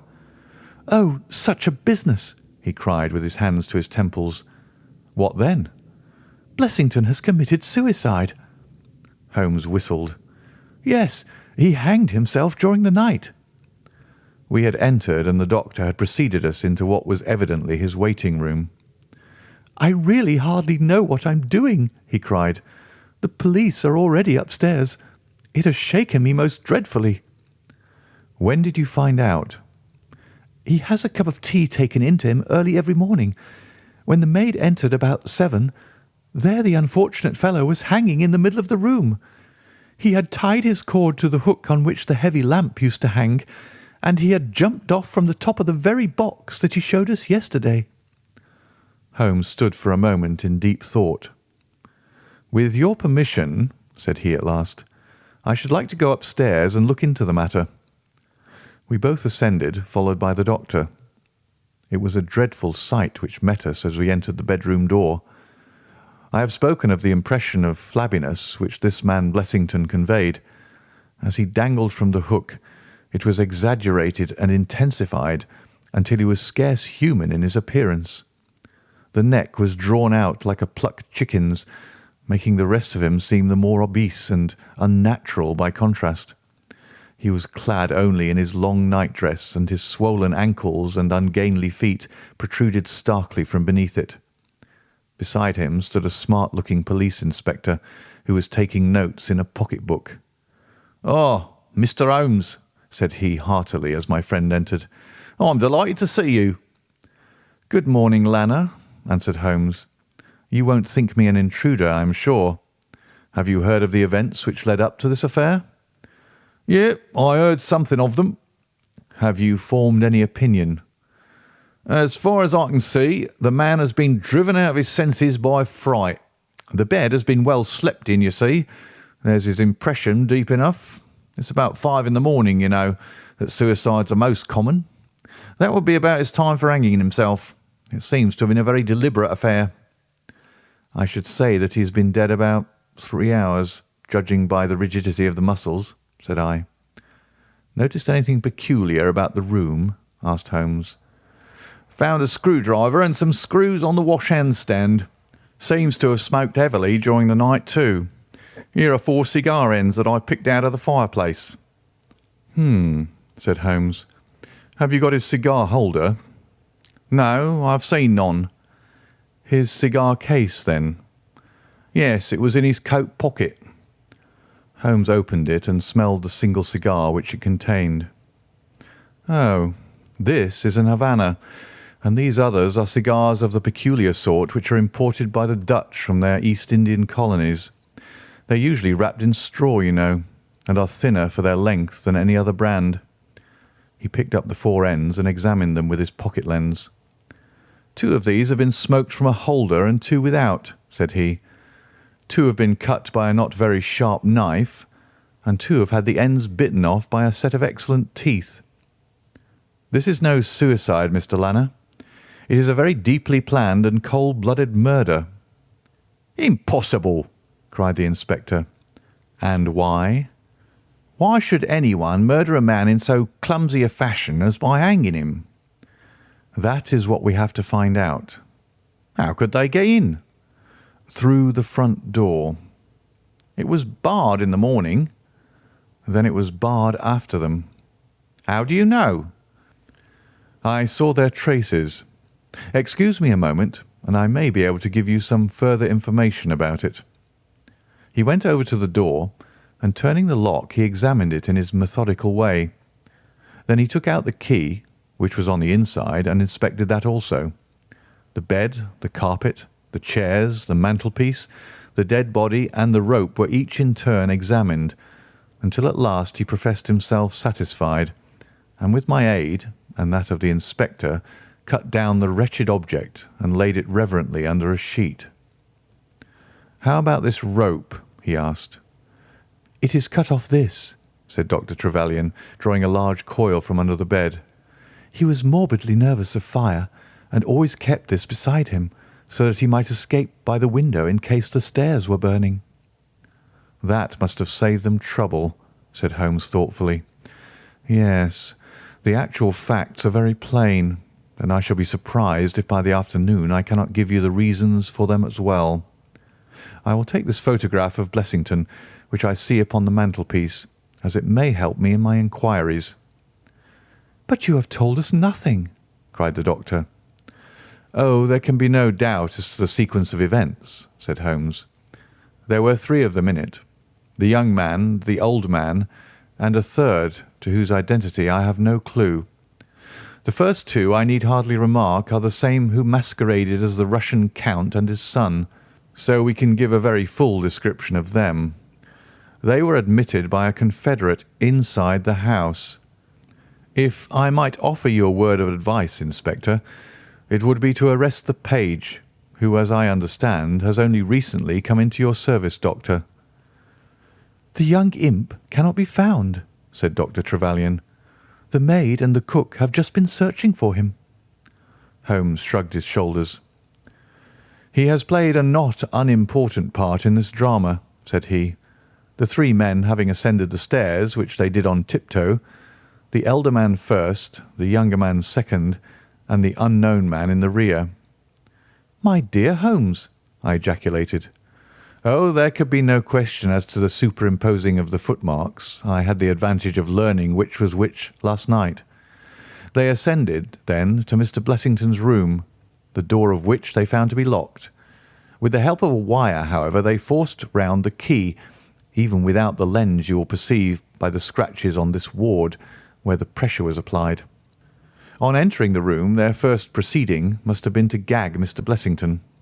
He may have been asleep, or he may have been so paralysed with terror as to have been unable to cry out. These walls are thick, and it is conceivable that his shriek, if he had time to utter one, was unheard. Having secured him, it is evident to me that a consultation of some sort was held. Probably it was something in the nature of a judicial proceeding. It must have lasted for some time, for it was then that these cigars were smoked. The older man sat in that wicker chair. It was he who used the cigar holder. The younger man sat over yonder. He knocked his ash off against the chest of drawers. The third fellow paced up and down. Blessington, I think, sat upright in the bed, but of that I cannot be absolutely certain. Well, it ended by their taking Blessington and hanging him. The matter was so prearranged that it is my belief that they brought with them some sort of block or pulley which might serve as a gallows. That screwdriver, and those screws were, as I conceive, for fixing it up. Seeing the hook, however, they naturally saved themselves the trouble. Having finished their work, they made off, and the door was barred behind them by their confederate. We had all listened with the deepest interest to this sketch of the night's doings, which Holmes had deduced from signs so subtle and minute that even when he had pointed them out to us, we could scarcely follow him in his reasoning. The inspector hurried away on the instant to make inquiries about the page, while Holmes and I returned to Baker Street for breakfast. "I'll be back by 3, said he, when we had finished our meal. "Both the inspector and the doctor will meet me here at that hour, and I hope by that time to have cleared up any little obscurity which the case may still present." Our visitors arrived at the appointed time, but it was 3:15 before my friend put in an appearance. From his expression as he entered, however, I could see that all had gone well with him. "Any news, Inspector?" "We've got the boy, sir." "Excellent. And I have got the men." "You have got them?" we cried all three. "Well, at least I have got their identity. This so-called Blessington is, as I expected, well known at headquarters, and so are his assailants. Their names are Biddle, Hayward, and Moffat." "The Worthington Bank gang!" cried the inspector. "Precisely," said Holmes. "Then Blessington must have been Sutton." "Exactly," said Holmes. "Why, that makes it as clear as crystal," said the inspector. But Trevelyan and I looked at each other in bewilderment. "You must surely remember the great Worthington Bank business," said Holmes. 5 men were in it. These 4, and a fifth called Cartwright. Tobin, the caretaker, was murdered, and the thieves got away with £7,000. This was in 1875.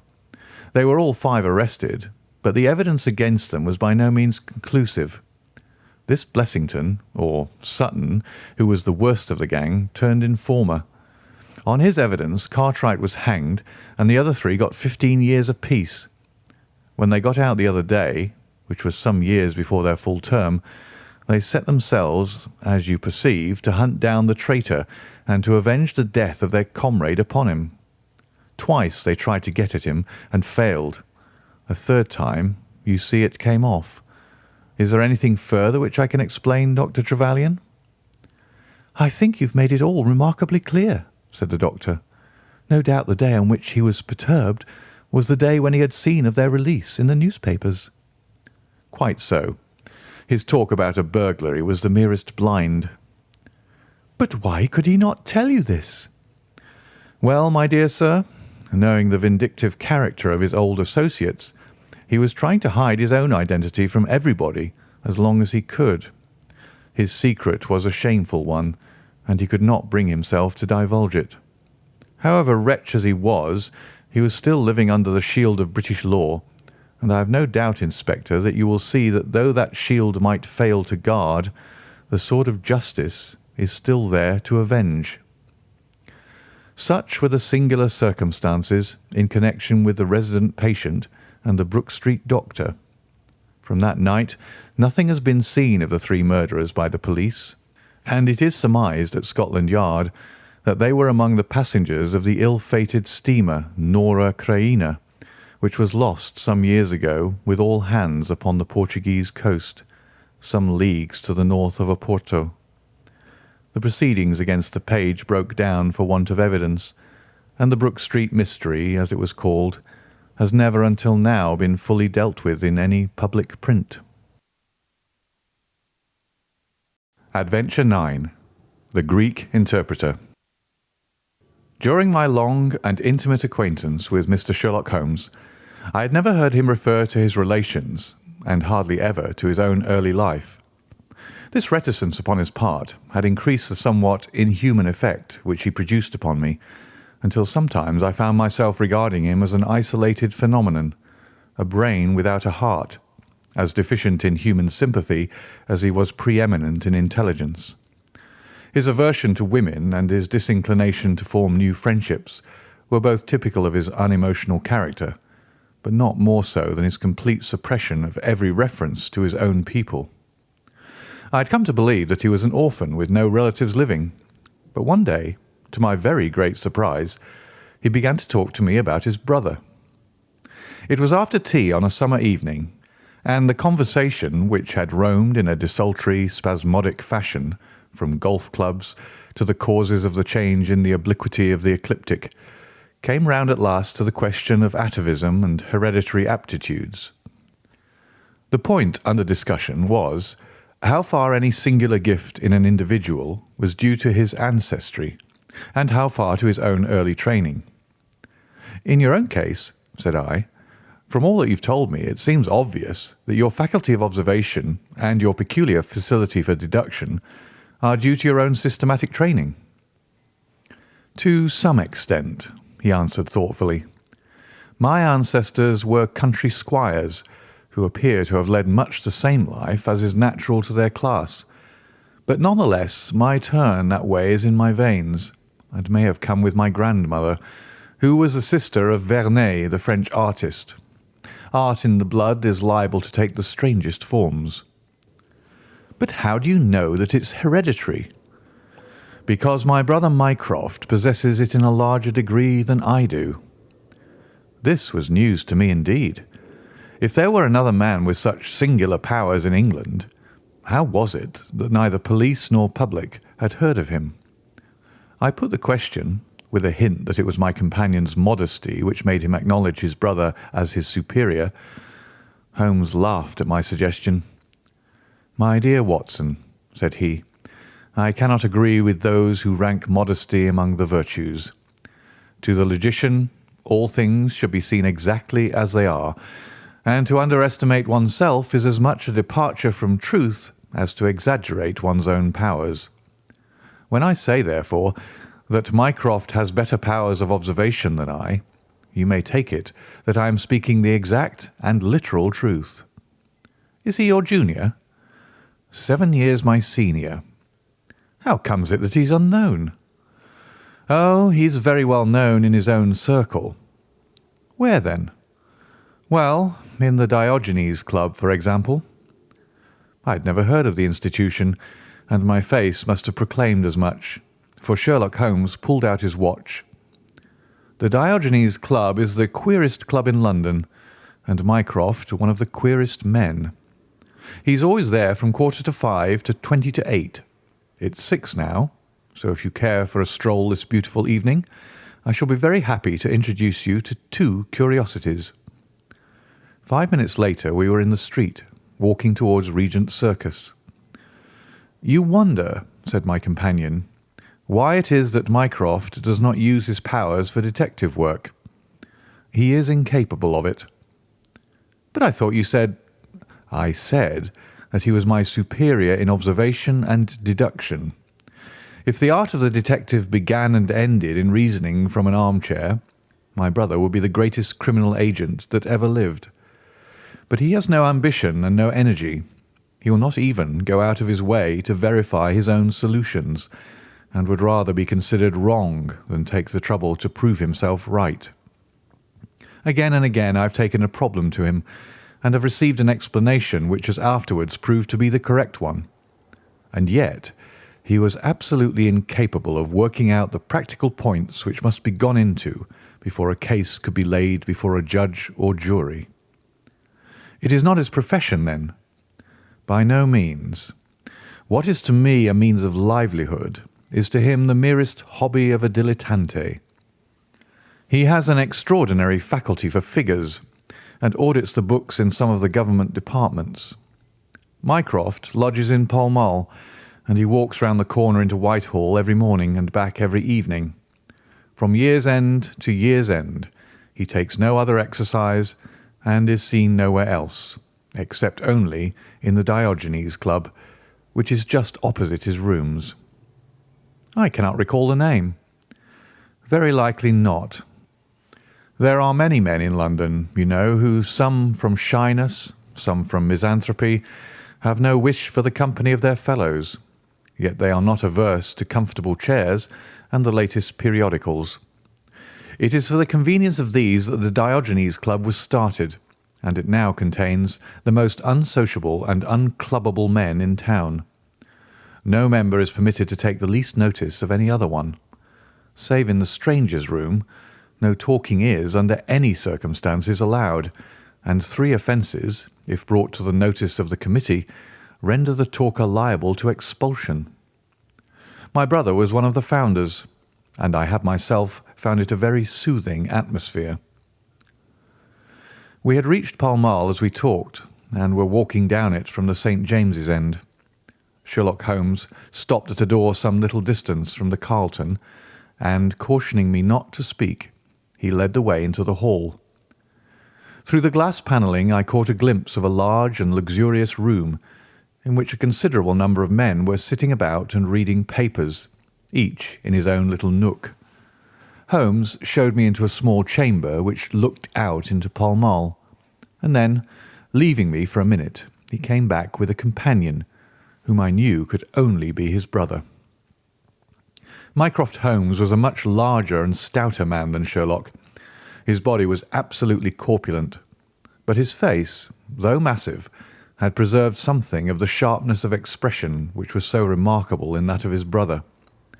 His eyes, which were of a peculiarly light watery grey, seemed to have always retained that far-away introspective look which I had only observed in Sherlock's when he was exerting his full powers. "I am glad to meet you, sir," said he, putting out a broad, fat hand like the flipper of a seal. "I hear of Sherlock everywhere since you became his chronicler. By the way, Sherlock, I expected to see you round last week to consult me over that Manor House case.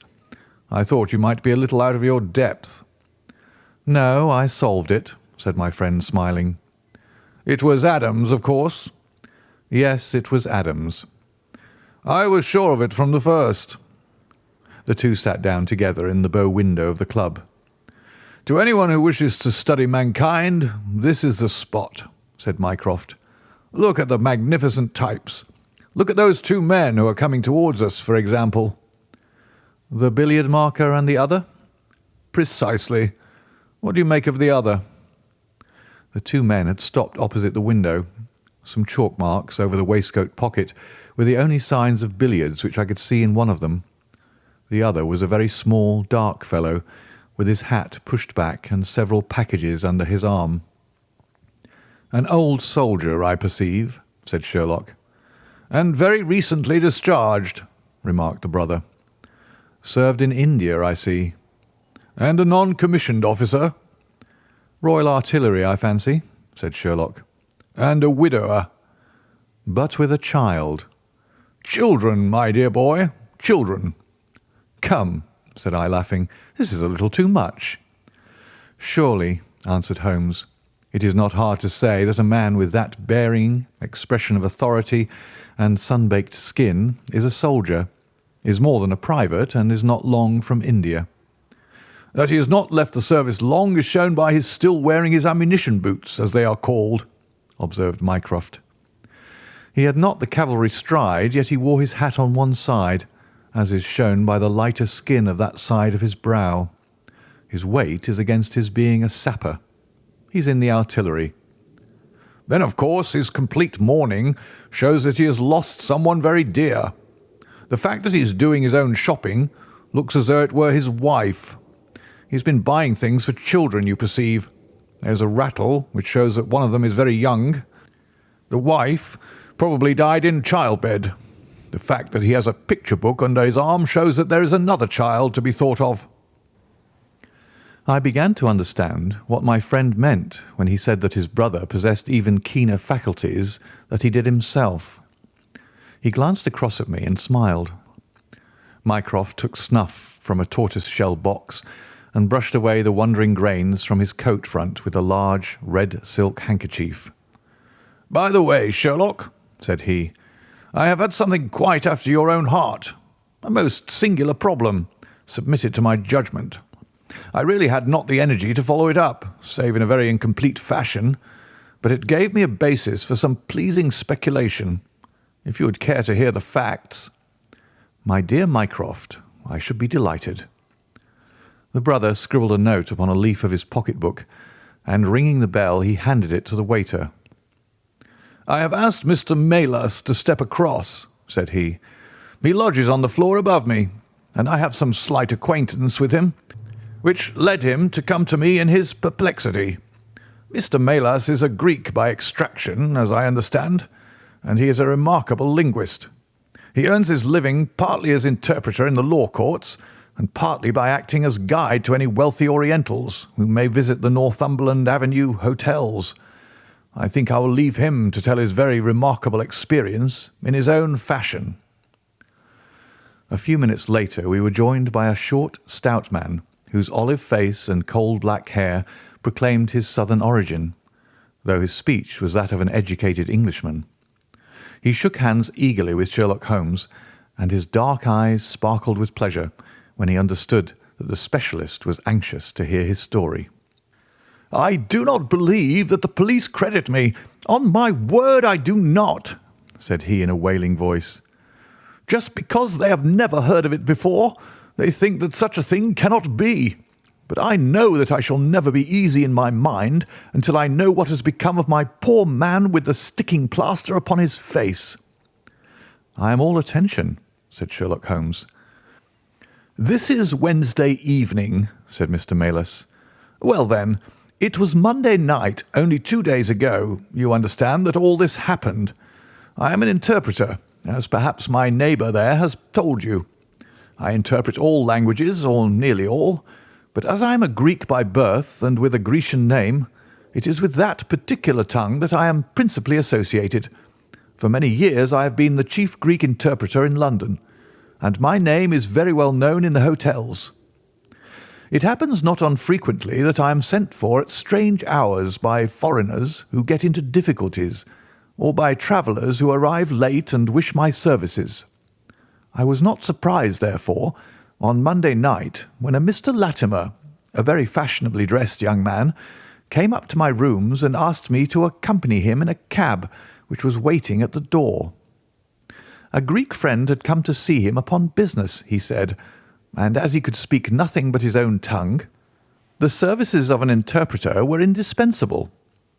He gave me to understand that his house was some little distance off in Kensington, and he seemed to be in a great hurry, bustling me rapidly into the cab when we had descended to the street. I say into the cab, but I soon became doubtful as to whether it was not a carriage in which I found myself. It was certainly more roomy than the ordinary four-wheeled disgrace to London, and the fittings, though frayed, were of rich quality. Mr. Latimer seated himself opposite to me, and we started off through Charing Cross and up the Shaftesbury Avenue. We had come out upon Oxford Street, and I had ventured some remark as to this being a roundabout way to Kensington, when my words were arrested by the extraordinary conduct of my companion. He began by drawing a most formidable-looking bludgeon loaded with lead from his pocket, and switching it backward and forward several times as if to test its weight and strength. Then he placed it without a word upon the seat beside him. Having done this, he drew up the windows on each side, and I found to my astonishment that they were covered with paper, so as to prevent my seeing through them. "I am sorry to cut off your view, Mr. Melas," said he. "The fact is that I have no intention that you should see what the place is to which we are driving. It might possibly be inconvenient to me if you could find your way there again." As you can imagine, I was utterly taken aback by such an address. My companion was a powerful, broad-shouldered young fellow, and apart from the weapon, I should not have had the slightest chance in a struggle with him. "This is a very extraordinary conduct, Mr. Latimer," I stammered. "You must be aware that what you are doing is quite illegal." "It is something of a liberty, no doubt," said he, "but we'll make it up to you. I must warn you, however, Mr. Melas, that if at any time tonight you attempt to raise an alarm or do anything which is against my interests, you will find it a very serious thing. I beg you to remember that no one knows where you are, and that whether you are in this carriage or in my house, you are equally in my power." His words were quiet, but he had a rasping way of saying them which was very menacing. I sat in silence, wondering what on earth could be his reason for kidnapping me in this extraordinary fashion. Whatever it might be, it was perfectly clear that there was no possible use in my resisting, and that I could only wait to see what might befall. For nearly 2 hours we drove without my having the least clue as to where we were going. Sometimes the rattle of the stones told of a paved causeway, and at others our smooth, silent course suggested asphalt. But save by this variation in sound, there was nothing at all which could in the remotest way help me to form a guess as to where we were. The paper over each window was impenetrable to light, and a blue curtain was drawn across the glasswork in front. It was 7:15 when we left Pall Mall, and my watch showed me that it was 10 minutes to 9 when we at last came to a standstill. My companion let down the window, and I caught a glimpse of a low, arched doorway with a lamp burning above it. As I was hurried from the carriage, it swung open, and I found myself inside the house with a vague impression of a lawn and trees on each side of me as I entered. Whether these were private grounds, however, or bona fide country, was more than I could possibly venture to say. There was a coloured gas lamp inside, which was turned so low that I could see little, save that the hall was of some size and hung with pictures. In the dim light I could make out that the person who had opened the door was a small, mean-looking, middle-aged man with rounded shoulders. As he turned towards us, the glint of the light showed me that he was wearing glasses. "Is this Mr. Melas, Harold?" said he. "Yes." "Well done, well done. No ill will, Mr. Melas, I hope, but we could not get on without you. If you deal fair with us, you'll not regret it, but if you try any tricks, God help you."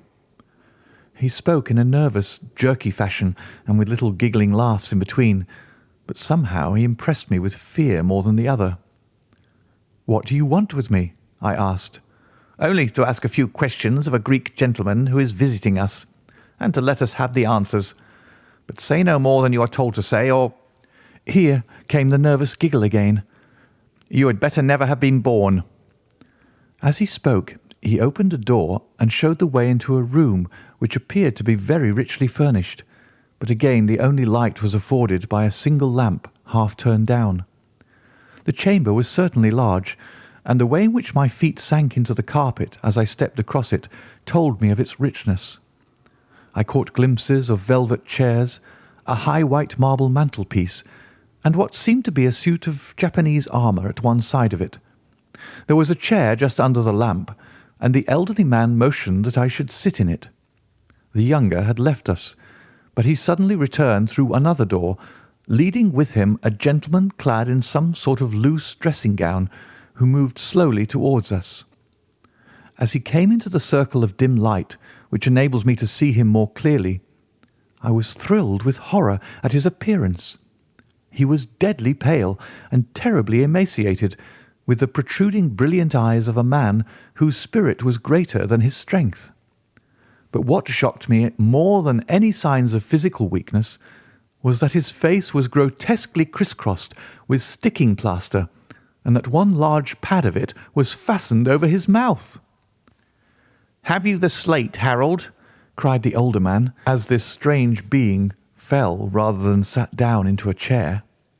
"Are his hands loose? Now then, give him the pencil. You are to ask the questions, Mr. Melas, and he will write the answers. Ask him first of all whether he is prepared to sign the papers." The man's eyes flashed fire. "Never," he wrote in Greek upon the slate. "On no condition?" I asked at the bidding of our tyrant. "Only if I see her married in my presence by a Greek priest whom I know." The man giggled in his venomous way. "You know what awaits you, then?"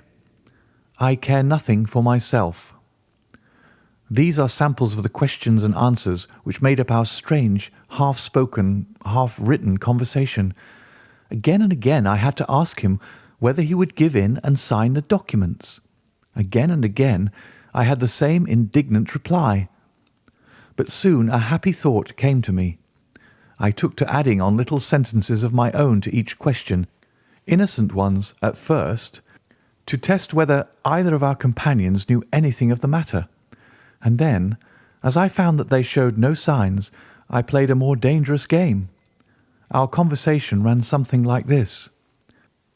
"You can do no good by this obstinacy. Who are you?"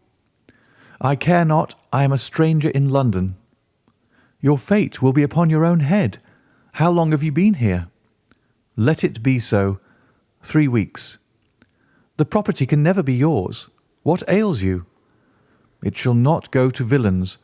They are starving me." "You shall go free if you sign. What house is this?" "I will never sign. I do not know." "You are not doing her any service. What is your name?" "Let me hear her say so." "Cratides." "You shall see her if you sign. Where are you from?" "Then I shall never see her." "Athens." Another 5 minutes, Mr. Holmes, and I should have wormed out the whole story under their very noses. My very next question might have cleared the matter up, but at that instant the door opened and a woman stepped into the room. I could not see her clearly enough to know more than that she was tall and graceful, with black hair and clad in some sort of loose white gown. "Harold," said she, speaking English with a broken accent, "I could not stay away longer. It is so lonely up there with only, oh my God, it is Paul." These last words were in Greek, and at the same instant the man with a convulsive effort tore the plaster from his lips and screaming out, "Sophie, Sophie!" rushed into the woman's arms. Their embrace was but for an instant, however, for the younger man seized the woman and pushed her out of the room, while the elder easily overpowered his emaciated victim and dragged him away through the other door. For a moment I was left alone in the room, and I sprang to my feet with some vague idea that I might in some way get a clue to what this house was in which I found myself. Fortunately, however, I took no steps, for looking up, I saw that the older man was standing in the doorway with his eyes fixed upon me. "That will do, Mr. Melas," said he. "You perceive that we have taken you into our confidence over some very private business. We should not have troubled you, only that our friend who speaks Greek, and who began these negotiations, has been forced to return to the East. It was quite necessary for us to find someone to take his place, and we were fortunate in hearing of your powers." I bowed. "There are 5 sovereigns here," said he, walking up to me, "which will, I hope, be a sufficient fee. But remember," he added, tapping me lightly on the chest and giggling, "if you speak to a human soul about this, one human soul, mind, well, may God have mercy upon your soul." I cannot tell you the loathing and horror with which this insignificant-looking man inspired me. I could see him better now as the lamplight shone upon him.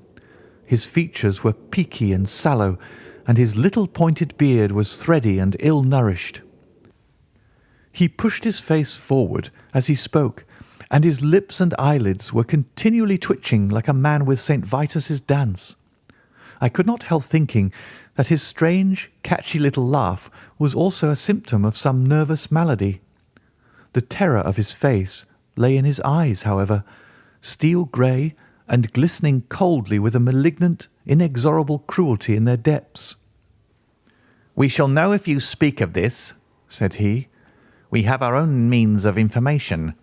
Now you'll find the carriage waiting, and my friend will see you on your way." I was hurried through the hall and into the vehicle, again obtaining that momentary glimpse of trees and a garden. Mr. Latimer followed closely at my heels, and took his place opposite to me without a word. In silence we again drove for an interminable distance, with the windows raised, until at last, just after midnight, the carriage pulled up. "You will get down here, Mr. Melas," said my companion. "I am sorry to leave you so far from your house, but there is no alternative. Any attempt upon your part to follow the carriage can only end in injury to yourself." He opened the door as he spoke, and I had hardly time to spring out when the coachman lashed the horse and the carriage rattled away. I looked around me in astonishment. I was on some sort of heathy common, mottled over with dark clumps of furze bushes. Far away stretched a line of houses with a light here and there in the upper windows. On the other side I saw the red signal lamps of a railway. The carriage which had brought me was already out of sight. I stood gazing round and wondering where on earth I might be, when I saw someone coming towards me in the darkness. As he came up to me, I made out that he was a railway porter. "Can you tell me what place this is?" I asked. "Wandsworth Common," said he. "Can I get a train into town?" "If you walk on a mile or so to Clapham Junction," said he, "you'll just be in time for the last Victoria." So that was the end of my adventure, Mr. Holmes. I do not know where I was, nor whom I spoke with, nor anything save what I have told you. But I know that there is foul play going on, and I want to help that unhappy man if I can. I told the whole story to Mr. Mycroft Holmes next morning, and subsequently to the police. We all sat in silence for some little time after listening to this extraordinary narrative. Then Sherlock looked across at his brother. "Any steps?" he asked. Mycroft picked up the Daily News, which was lying on the side table. "Anybody supplying any information to the whereabouts of a Greek gentleman named Paul Cratides from Athens, who is unable to speak English, will be rewarded. A similar reward paid to anyone giving information about a Greek lady whose first name is Sophie, X2473. That was in all the dailies. No answer." "How about the Greek legation?" "I have inquired. They know nothing." "A wire to the head of the Athens police, then?" "Sherlock has all the energy of the family," said Mycroft, turning to me. "Well, you take the case up by all means, and let me know if you do any good." "Certainly," answered my friend, rising from his chair. "I'll let you know, and Mr. Melas also. In the meantime, Mr. Melas, I should certainly be on my guard if I were you, for of course they must know through these advertisements that you have betrayed them." As we walked home together, Holmes stopped at a telegraph office and sent off several wires. "You see, Watson," he remarked, "our evening has been by no means wasted. Some of my most interesting cases have come to me in this way through Mycroft. The problem which we have just listened to, although it can admit of but one explanation, has still some distinguishing features. You have hopes of solving it? Well, knowing as much as we do, it will be singular indeed if we fail to discover the rest. You must yourself have formed some theory which will explain the facts to which we have listened?" "In a vague way, yes." "What was your idea, then?" "It seemed to me to be obvious that this Greek girl had been carried off by the young Englishman named Harold Latimer." "Carried off from where?" "Athens, perhaps." Sherlock Holmes shook his head. This young man could not talk a word of Greek. The lady could talk English fairly well. Inference, that she had been in England some little time, but he had not been in Greece. Well, then, we will presume that she had come on a visit to England, and that this Harold had persuaded her to fly with him. That is more probable. Then the brother, for that I fancy must be the relationship, comes over from Greece to interfere. He imprudently puts himself into the power of the young man and his older associate. They seize him and use violence towards him in order to make him sign some papers to make over the girl's fortune, of which he may be trustee, to them. This he refuses to do. In order to negotiate with him, they have to get an interpreter, and they pitch upon this Mr. Malus, having used some other one before. The girl is not told of the arrival of her brother, and finds it out by the merest accident." "Excellent, Watson," cried Holmes. "I really fancy that you are not far from the truth. You see that we hold all the cards, and we have only to fear some sudden act of violence on their part. If they give us time, we must have them." "But how can we find where this house lies?" "Well, if our conjecture is correct, and the girl's name is or was Sophie Catrides, we should have no difficulty in tracing her. That must be our main hope, for the brother is, of course, a complete stranger. It is clear that some time has elapsed since this Harold established these relations with the girl, some weeks, at any rate, since the brother in Greece has had time to hear of it and come across. If they have been living in the same place during this time, it is probable that we shall have some answer to Mycroft's advertisement."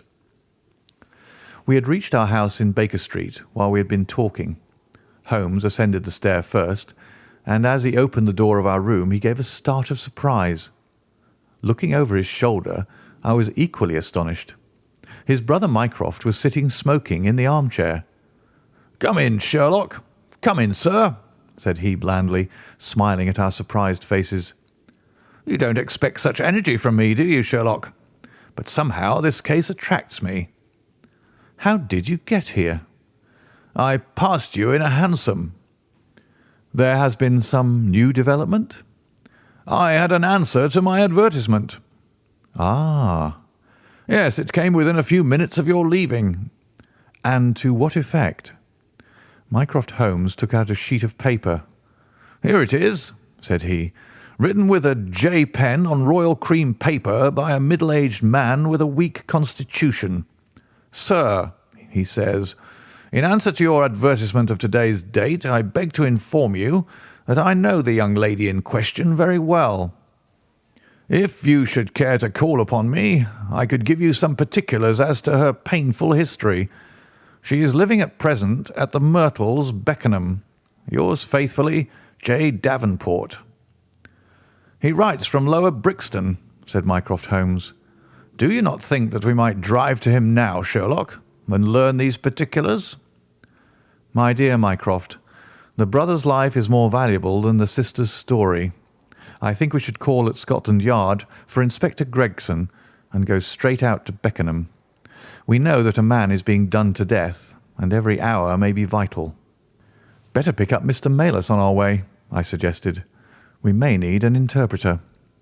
"Excellent," said Sherlock Holmes. "Send the boy for a four-wheeler, and we shall be off at once." He opened the table drawer as he spoke, and I noticed that he slipped his revolver into his pocket. "Yes," said he in answer to my glance. "I should say from what we have heard that we are dealing with a particularly dangerous gang." It was almost dark before we found ourselves in Pall Mall at the rooms of Mr. Melas. A gentleman had just called for him, and he was gone. "Can you tell me where?" asked Mycroft Holmes. "I don't know, sir," answered the woman who had opened the door. "I only know that he drove away with a gentleman in a carriage." "Did the gentleman give a name?" "No, sir." "He wasn't a tall, handsome, dark young man?" "Oh, no, sir. He was a little gentleman with glasses, thin in the face, but very pleasant in his ways, for he was laughing all the time that he was talking." "Come along," cried Sherlock Holmes abruptly. "This grows serious," he observed as we drove to Scotland Yard. "These men have got hold of Melas again. He is a man of no physical courage, as they are well aware from their experience the other night. This villain was able to terrorise him the instant that he got into his presence. No doubt they want his professional services, but having used him, they may be inclined to punish him for what they will regard as his treachery." Our hope was that by taking the train we might get to Beckenham as soon or sooner than the carriage. On reaching Scotland Yard, however, it was more than an hour before we could get Inspector Gregson and comply with the legal formalities which would enable us to enter the house. It was 9:45 before we reached London Bridge, and 9:30 before the four of us alighted on the Beckenham platform. A drive of half a mile brought us to the Myrtles, a large, dark house standing back from the road in its own grounds. Here we dismissed our cab and made our way up the drive together. "The windows are all dark," remarked the inspector. "The house seems deserted." "Our birds are flown and the nest empty," said Holmes. "Why do you say so?" "A carriage heavily loaded with luggage has passed out during the last hour." The inspector laughed. "I saw the wheel tracks in the light of the gate lamp. But where does the luggage come in?" "You may have observed the same wheel tracks going the other way, but the outward bound ones were very much deeper, so much so that we can say for a certainty that there was a very considerable weight on the carriage." "You get a trifle beyond me there," said the inspector, shrugging his shoulder. "It will not be an easy door to force, but we will try if we cannot make someone hear us." He hammered loudly at the knocker and pulled at the bell, but without any success. Holmes had slipped away, but he came back in a few minutes. "I have a window open," said he. "It is a mercy that you're on the side of the force and not against it, Mr. Holmes," remarked the inspector, as he noted the clever way in which my friend had forced back the catch. "Well, I think that under the circumstances we may enter without an invitation." One after the other we made our way into a large apartment, which was evidently that in which Mr. Melas had found himself. The inspector had lit his lantern, and by its light we could see the two doors, the curtain, the lamp, and the suit of Japanese mail as he had described them. On the table lay 2 glasses, an empty brandy bottle, and the remains of a meal. "What is that?" asked Holmes suddenly. We all stood still and listened. A low moaning sound was coming from somewhere over our heads. Holmes rushed to the door and out into the hall. The dismal noise came from upstairs. He dashed up, the inspector and I at his heels, while his brother Mycroft followed as quickly as his great bulk would permit. 3 doors faced up upon the second floor, and it was from the central of these that the sinister sounds were issuing, sinking sometimes into a dull mumble and rising again into a shrill whine. It was locked, but the key had been left on the outside. Holmes flung open the door and rushed in, but he was out again in an instant with his hand to his throat. "It's charcoal," he cried. "Give it time. It'll clear." Peering in, we could see that the only light in the room came from a dull blue flame which flickered from a small brass tripod in the centre. It threw a livid, unnatural circle upon the floor, while in the shadows beyond we saw the vague loom of 2 figures which crouched against the wall. From the open door there reeked a horrible poisonous exhalation which set us gasping and coughing. Holmes rushed to the top of the stairs to draw in the fresh air, and then, dashing into the room, he threw up the window and hurled the brazen tripod out into the garden.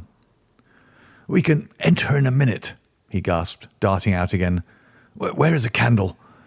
I doubt if we could strike a match in that atmosphere. Hold the light at the door, and we shall get them out, Mycroft. Now!" With a rush, we got to the poisoned men and dragged them out into the well-lit hall. Both of them were blue-lipped and insensible, with swollen, congested faces and protruding eyes. Indeed, so distorted were their features that, save for his black beard and stout figure, we might have failed to recognize in one of them the Greek interpreter who had parted from us only a few hours before at the Diogenes Club. His hands and feet were securely strapped together, and he bore over one eye the marks of a violent blow. The other, who was secured in a similar fashion, was a tall man in the last stage of emaciation, with several strips of sticking plaster arranged in a grotesque pattern over his face. He had ceased to moan as we laid him down, and a glance showed me that for him at least our aid had come too late. Mr. Melas, however, still lived, and in less than an hour, with the aid of ammonia and brandy, I had the satisfaction of seeing him open his eyes and of knowing that my hand had drawn him back from that dark valley in which all paths meet. It was a simple story which we had to tell, and one which did not but confirm our own deductions. His visitor, on entering his rooms, had drawn a life-preserver from his sleeve, and had so impressed him with the fear of instant and inevitable death that he had kidnapped him for the second time. Indeed, it was almost mesmeric, the effect which this giggling ruffian had produced upon the unfortunate linguist, for he could not speak of him save with trembling hands and a blanched cheek. He had been taken swiftly to Beckenham, and had acted as interpreter in a second interview, even more dramatic than the first, in which the two Englishmen had menaced their prisoner with instant death if he did not comply with their demands. Finally, finding him proof against every threat, they had hurled him back into his prison, and after reproaching Melas with his treachery, which appeared from the newspaper advertisement, they had stunned him with a blow from a stick, and he remembered nothing more until he found us bending over him. And this was a singular case of the Grecian interpreter, the explanation of which is still involved in some mystery. We were able to find out, by communicating with the gentleman who had answered the advertisement, that the unfortunate young lady came of a wealthy Grecian family, and that she had been on a visit to some friends in England. While there, she had met a young man named Harold Latimer, who had acquired an ascendancy over her and had eventually persuaded her to fly with him. Her friends, shocked at the event, had contented themselves with informing her brother at Athens, and had then washed their hands of the matter.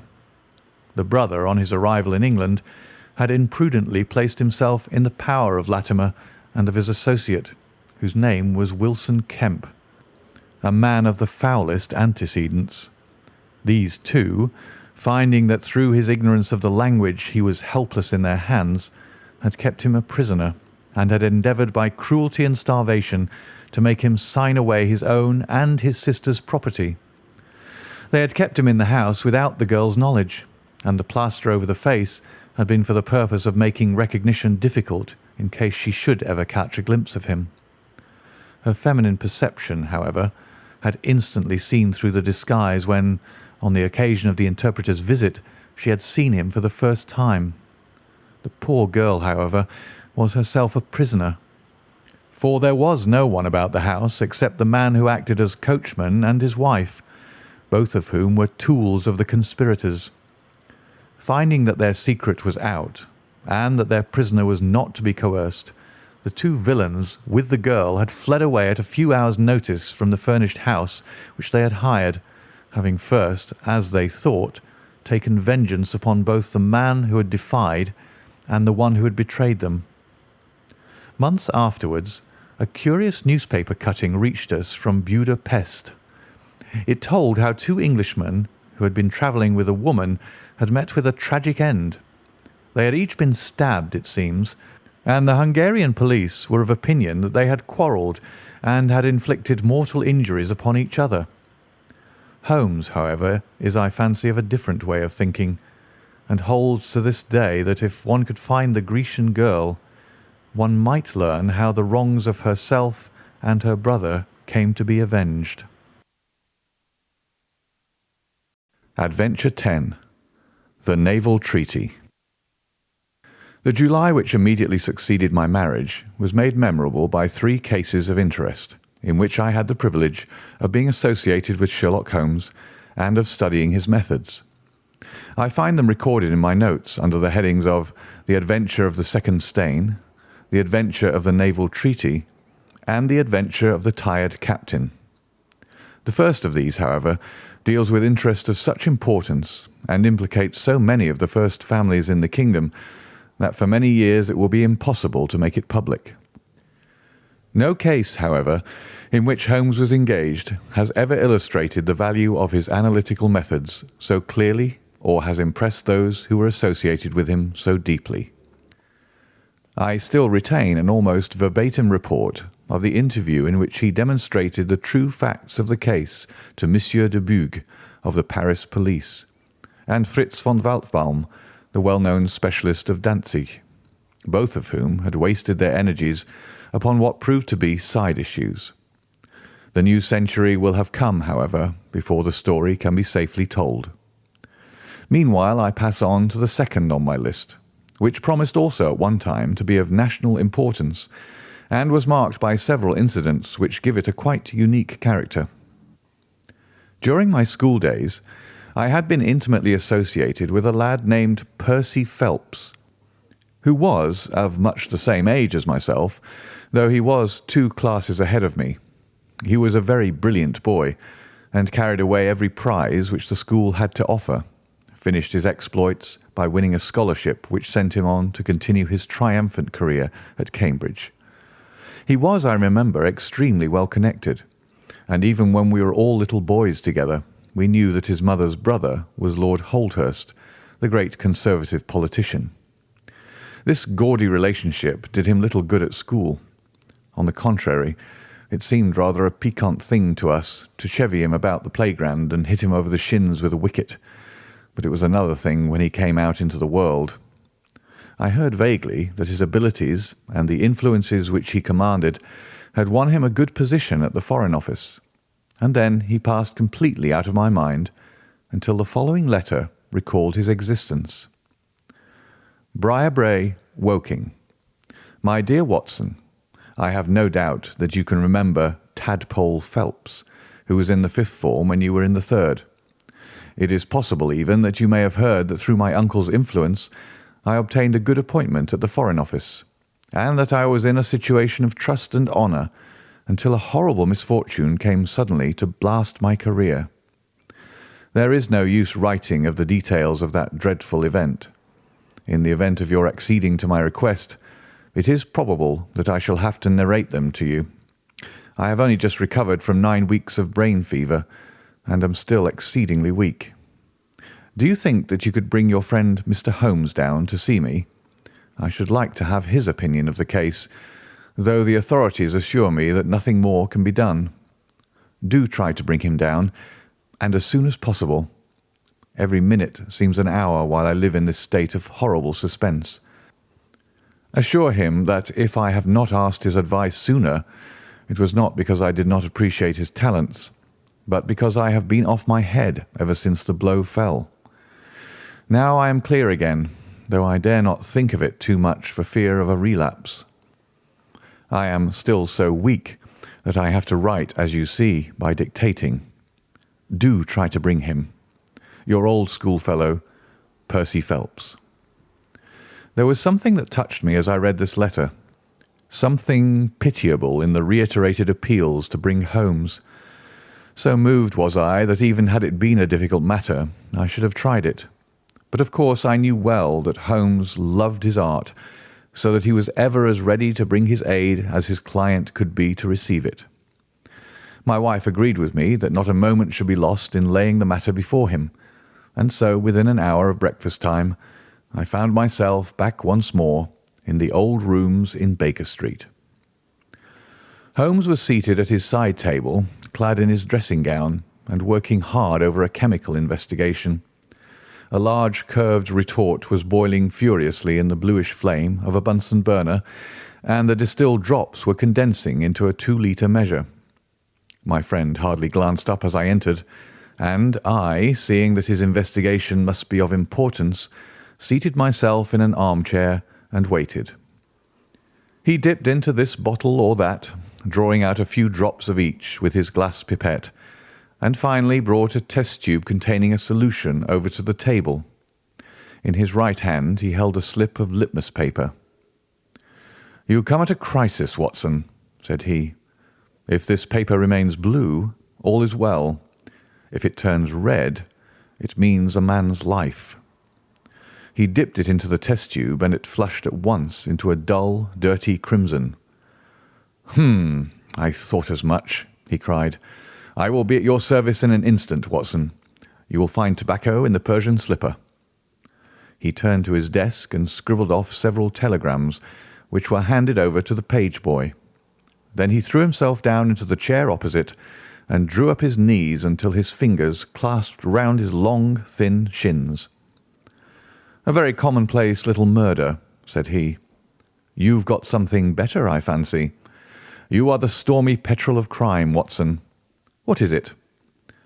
I handed him the letter, which he read with the most concentrated attention. "It does not tell us very much, does it?" he remarked as he handed it back to me. "Hardly anything. And yet the writing is of interest.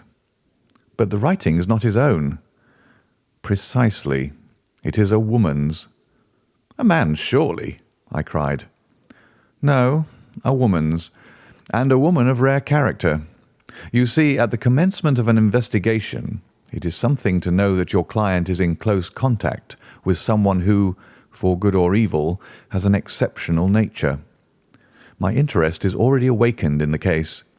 If you are ready, we will start at once for Woking, and see this diplomatist who is in such evil case, and the lady to whom he dictates his letter." We were fortunate enough to catch an early train at Waterloo, and in a little under an hour we found ourselves among the fir woods and the heather of Woking. Briarbrae proved to be a large, detached house standing in extensive grounds within a few minutes' walk of the station. On sending in our cards, we were shown into an elegantly appointed drawing-room, where we were joined in a few minutes by a rather stout man, who received us with much hospitality. His age may have been nearer 40 than 30, but his cheeks were so ruddy and his eyes so merry that he still conveyed the impression of a plump and mischievous boy. "I am so glad that you've come," said he, shaking our hands with effusion. "Percy has been inquiring for you all morning. Ah, poor old chap! He clings to any straw. His father and his mother asked me to see you, for the mere mention of the subject is very painful to them." "We have no details yet," observed Holmes. "I perceive that you are not yourself a member of the family." Our acquaintance looked surprised, and then, glancing down, he began to laugh. "Of course you saw the J.H. monogram on my locket," said he. "For a moment I thought you had done something clever. Joseph Harrison is my name, and as Percy is to marry my sister Annie, I shall at least be a relation by marriage. You will find my sister in his room, for she has nursed him hand and foot this 2 months back. Perhaps we'd better go in at once, for I know how impatient he is." The chamber in which we were shown was on the same floor as the drawing-room. It was furnished partly as a sitting and partly as a bedroom, with flowers arranged daintily in every nook and corner. A young man, very pale and worn, was lying upon a sofa near the open window, through which came the rich scent of the garden and the balmy summer air. A woman was sitting beside him, who rose as we entered. "Shall I leave, Percy?" she asked. He clutched her hand to detain her. "How are you, Watson?" said he cordially. "I should never have known you under that moustache, and I dare say you would not be prepared to swear to me. This, I presume, is your celebrated friend, Mr. Sherlock Holmes." I introduced him in a few words, and we both sat down. The stout young man had left us, but his sister still remained with her hand in that of the invalid. She was a striking-looking woman, a little short and thick for symmetry, but with a beautiful olive complexion, large, dark Italian eyes, and a wealth of deep black hair. Her rich tints made the white face of her companion the more worn and haggard by the contrast. "I won't waste your time," said he, raising himself upon the sofa. "I'll plunge into the matter without further preamble. I was a happy and successful man, Mr. Holmes, and on the eve of being married, when a sudden and dreadful misfortune wrecked all my prospects in life. I was, as Watson may have told you, in the Foreign Office, and through the influences of my uncle, Lord Holdhurst, I rose rapidly to a responsible position. When my uncle became Foreign Minister in this administration, he gave me several missions of trust, and as I always brought them to a successful conclusion, he came at last to have the utmost confidence in my ability and tact. Nearly 10 weeks ago, to be more accurate, on the 23rd of May, he called me into his private room, and after complimenting me on the good work which I had done, he informed me that he had a new commission of trust for me to execute. "This," said he, taking a grey roll of paper from his bureau, "is the original of that secret treaty between England and Italy, of which, I regret to say, some rumours have already got into the public press. It is of enormous importance that nothing further should leak out. The French or the Russian embassy would pay an immense sum to learn the contents of these papers. They should not leave my bureau, were it not that it is absolutely necessary to have them copied. You have a desk in your office?" "Yes, sir." "Then take the treaty and lock it up there. I shall give directions that you may remain behind when the others go, so that you may copy it at your leisure without fear of being overlooked. When you have finished, relock both the original and the draft in the desk, and hand them over to me personally tomorrow morning." I took the papers and— "Excuse me an instant," said Holmes. "Were you alone during this conversation?" "Absolutely." "In a large room?" 30 feet each way." "In the centre?" "Yes, about it." "And speaking low?" "My uncle's voice is always remarkably low. I hardly spoke at all." "Thank you," said Holmes, shutting his eyes. "Pray go on." "I did exactly what he indicated, and waited until the other clerks had departed. One of them in my room, Charles Gorrow, had some arrears of work to make up, so I left him there and went out to dine. When I returned he was gone. I was anxious to hurry my work, for I knew that Joseph, the Mr. Harrison whom you saw just now, was in town, and that he would travel down to Woking by the 11 o'clock train, and I wanted, if possible, to catch it. When I came to re-examine the treaty, I saw at once that it was of such importance that my uncle had been guilty of no exaggeration in what he had said. Without going into details, I may say that it defined the position of Great Britain towards the Triple Alliance, and foreshadowed the policy which this country would pursue in the event of a French fleet gaining a complete ascendancy over that of Italy in the Mediterranean. The questions treated in it were purely naval. At the end were the signatures of the high dignitaries who had signed it. I glanced my eyes over it, and then settled down to make my task of copying.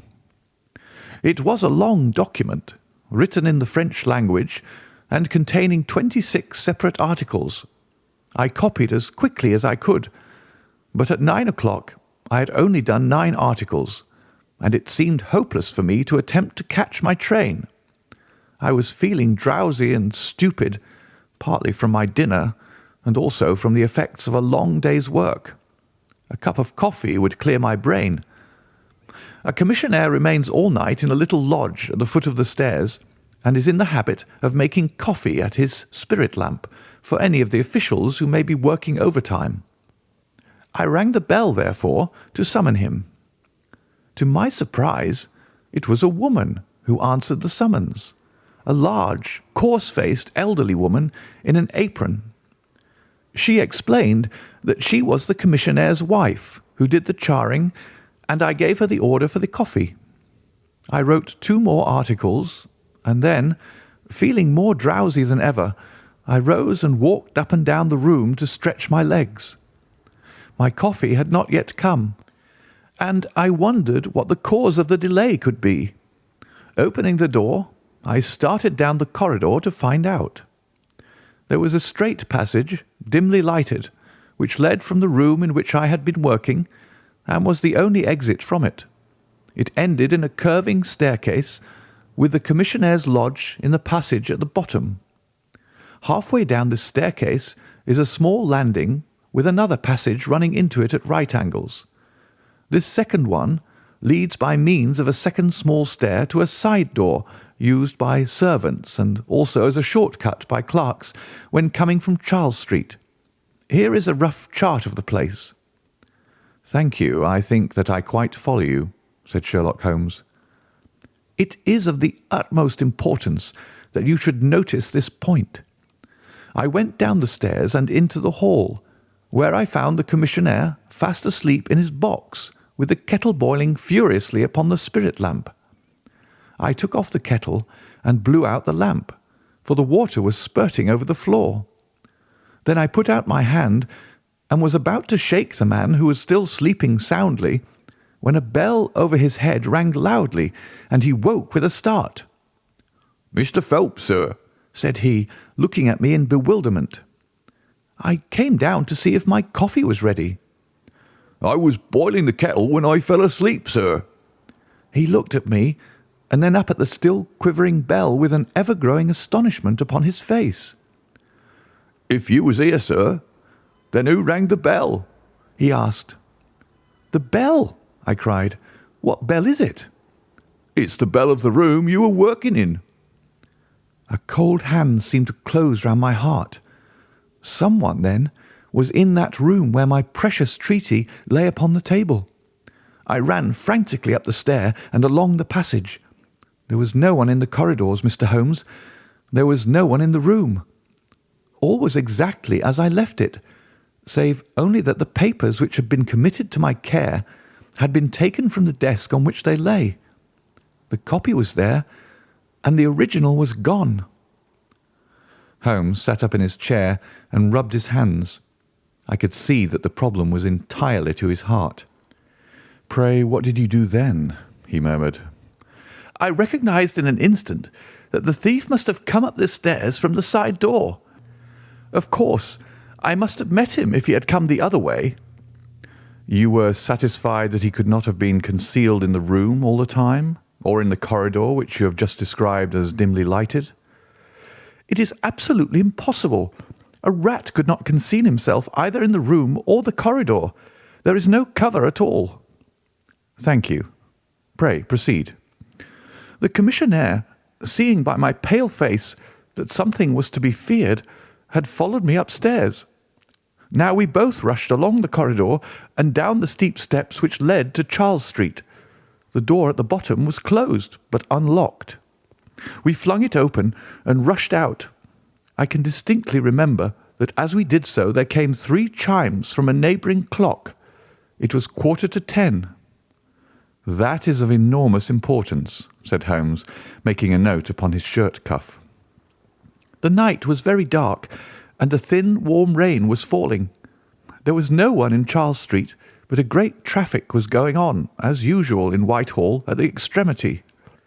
We rushed along the pavement, bareheaded as we were, and at the far corner we found a policeman standing.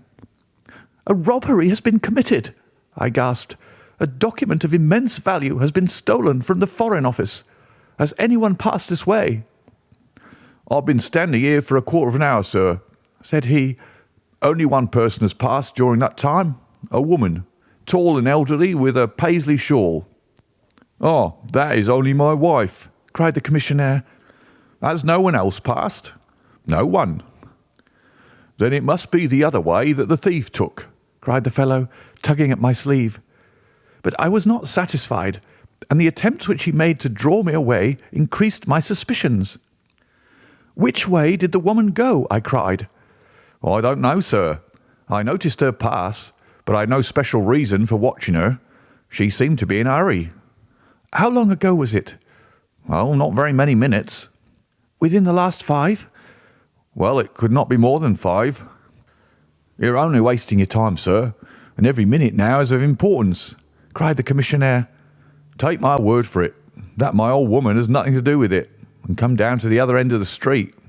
Well, if you won't, I will. And with that he rushed off in the other direction. But I was after him in an instant and caught him by the sleeve. "Where do you live?" said I. 16 Ivy Lane, Brixton, he answered. But don't let yourself be drawn away upon a false scent, Mr. Phelps. Come to the other end of the street and let us see if we can hear of anything. Nothing was to be lost by following his advice. With the policeman we both hurried down, but only to find the street full of traffic, many people coming and going, but all only too eager to get to a place of safety upon so wet a night. There was no lounger who could tell us who had passed. Then we returned to the office and searched the stairs and the passage without result. The corridor which led to the room was laid down with a kind of creamy linoleum, which shows an impression very easily. We examined it very carefully, but found no outline of any footmark. Had it been raining all evening? Since about 7. How is it then that the woman who came into the room about 9 left no traces with her muddy boots? I am glad you raised that point. It occurred to me at the time. The charwomen are in the habit of taking off their boots at the commissionnaire's office and putting on list slippers. That is very clear. There were no marks then, though the night was a wet one. The chain of events is certainly one of extraordinary interest. What did you do next? We examined the room also. There is no possibility of a secret door, and the windows are quite 30 feet from the ground. Both of them were fastened on the inside. The carpet prevents any possibility of a trapdoor, and the ceiling is of the ordinary whitewashed kind. I will pledge my life that whoever stole my papers could only have come through the door. How about the fireplace? They use none. There is a stove. The bell rope hangs from the wire just to the right of my desk. Whoever rang it must have come right up to the desk to do it. But why should any criminal wish to ring the bell? It is a most insoluble mystery. Certainly the incident was unusual. What were your next steps? You examined the room, I presume, to see if the intruder had left any traces, any cigar end or dropped glove or hairpin or other trifle. There was nothing of the sort. No smell? Well, we never thought of that. Ah, a scent of tobacco would have been worth a great deal to us in such an investigation. I never smoke myself, so I think I should have observed if there had been any smell of tobacco. There was absolutely no clue of any kind. The only tangible fact was that the commissionnaire's wife, Mrs. Tangey was the name, had hurried out of the place. He could give no explanation, save that it was about the time when the woman always went home. The policeman and I agreed that our best plan would be to seize the woman before she could get rid of the papers, presuming that she had them. The alarm had reached Scotland Yard by this time, and Mr. Forbes, the detective, came round at once and took up the case with a great deal of energy. We hired a hansom, and in half an hour we were at the address which had been given to us. A young woman opened the door, who proved to be Mrs. Tangey's eldest daughter. Her mother had not come back yet, and we were shown into the front room to wait. About 10 minutes later, a knock came at the door, and here we made the one serious mistake for which I blame myself. Instead of opening the door ourselves, we allowed the girl to do so. We heard her say, "Mother, there are 2 men in the house waiting to see you." And an instant afterwards we heard the patter of feet rushing down the passage. Forbes flung open the door, and we both ran into the back room or kitchen, but the woman had got there before us. She stared at us with defiant eyes, and then, suddenly, recognizing me, an expression of absolute astonishment came over her face. "Why, if it isn't Mr. Phelps of the office!" she cried. Come, come. Who did you think we were when you ran away from us? Asked my companion. I thought you were the brokers, said she. We have had some trouble with a tradesman. That's not quite good enough, answered Forbes. We have reason to believe that you have taken a paper of importance from the Foreign Office and that you ran in here to dispose of it. You must come back with us to Scotland Yard to be searched. It was in vain that she protested and resisted. A four-wheeler was brought, and we all three drove back in it. We had first made an examination of the kitchen, and especially of the kitchen fire, to see whether she might have made away with the papers during the instant that she was alone. There were no signs, however, of any ashes or scraps. When we reached Scotland Yard, she was handed over at once to the female searcher. I waited in an agony of suspense until she came back with her report. There were no signs of the papers. Then, for the first time, the horror of my situation came in its full force. Hitherto, I had been acting, and action had numb thought. I had been so confident of regaining the treaty at once that I had not dared to think of what would be the consequence if I failed to do so. But now there was nothing more to be done, and I had leisure to realize my position. It was horrible. Watson there would tell you that I was a nervous, sensitive boy at school. It is my nature. I thought of my uncle and of his colleagues in the cabinet, of the shame which I had brought upon him, upon myself, upon everyone connected with me. What though I was the victim of an extraordinary accident? No allowance is made for accidents where diplomatic interests are at stake. I was ruined, shamefully, hopelessly ruined. I don't know what I did. I fancy I must have made a scene. I have a dim recollection of a group of officials who crowded round me, endeavouring to soothe me. One of them drove down with me to Waterloo and saw me into the Woking train. I believe that he would have come all the way, had it not been that Dr. Ferrier, who lives near me, was going down by that very train. The doctor most kindly took charge of me, and it was well he did so, for I had a fit in the station, and before we reached home I was practically a raving maniac. You can imagine the state of things here when they were roused from their beds by the doctor's ringing and found me in this condition. Poor Annie here and my mother were broken-hearted. Dr. Ferrier had just heard enough from the detective at the station to be able to give an idea of what had happened, and his story did not mend matters. It was evident to all that I was in for a long illness. So Joseph was bundled out of this cheery bedroom, and it was turned into a sick room for me. Here I have lain, Mr. Holmes, for over 9 weeks, unconscious and raving with brain fever.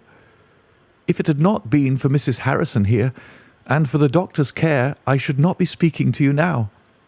She has nursed me by day, and a hired nurse has looked after me by night, for in my mad fits I was capable of anything. Slowly, my reason has cleared, but it is only during the last 3 days that my memory has quite returned. Sometimes I wish that it never had. The first thing that I did was to wire to Mr. Forbes, who had the case in hand. He came out and assures me that, though everything has been done, no trace of a clue has been discovered. The commissionaire and his wife have been examined in every way without any light being thrown upon the matter. The suspicions of the police then rested upon young Goro, who, as you may remember, stayed over time in the office that night. His remaining behind and his French name were really the only 2 points which could suggest suspicion, but as a matter of fact, I did not begin work until he had gone. And his people are of Huguenot extraction, but as English in sympathy and tradition as you and I are. Nothing was found to implicate him in any way, and there the matter dropped. I turn to you, Mr. Holmes, as absolutely my last hope. If you fail me, then my honour, as well as my position, are forever forfeited. The invalid sank back upon his cushions, tired out by this long recital, while his nurse poured him out a glass of some stimulating medicine. Holmes sat silently with his head thrown back and his eyes closed, in an attitude which might seem listless to a stranger, but which I knew betokened the most intense self-absorption. "Your statement has been so explicit," said he at last, "that you have really left me very few questions to ask. There is one of the very utmost importance, however. Did you tell anyone that you had this special task to perform?" "No one." "Not Miss Harrison here, for example?" "No. I had not been back to Woking between getting the order and executing the commission." "And none of your people had by chance been to see you?" "None." "Did any of them know their way about in the office?" "Oh, yes. All of them had been shown over it." "Still, of course, if you said nothing to anyone about the treaty, these inquiries are irrelevant." "I said nothing."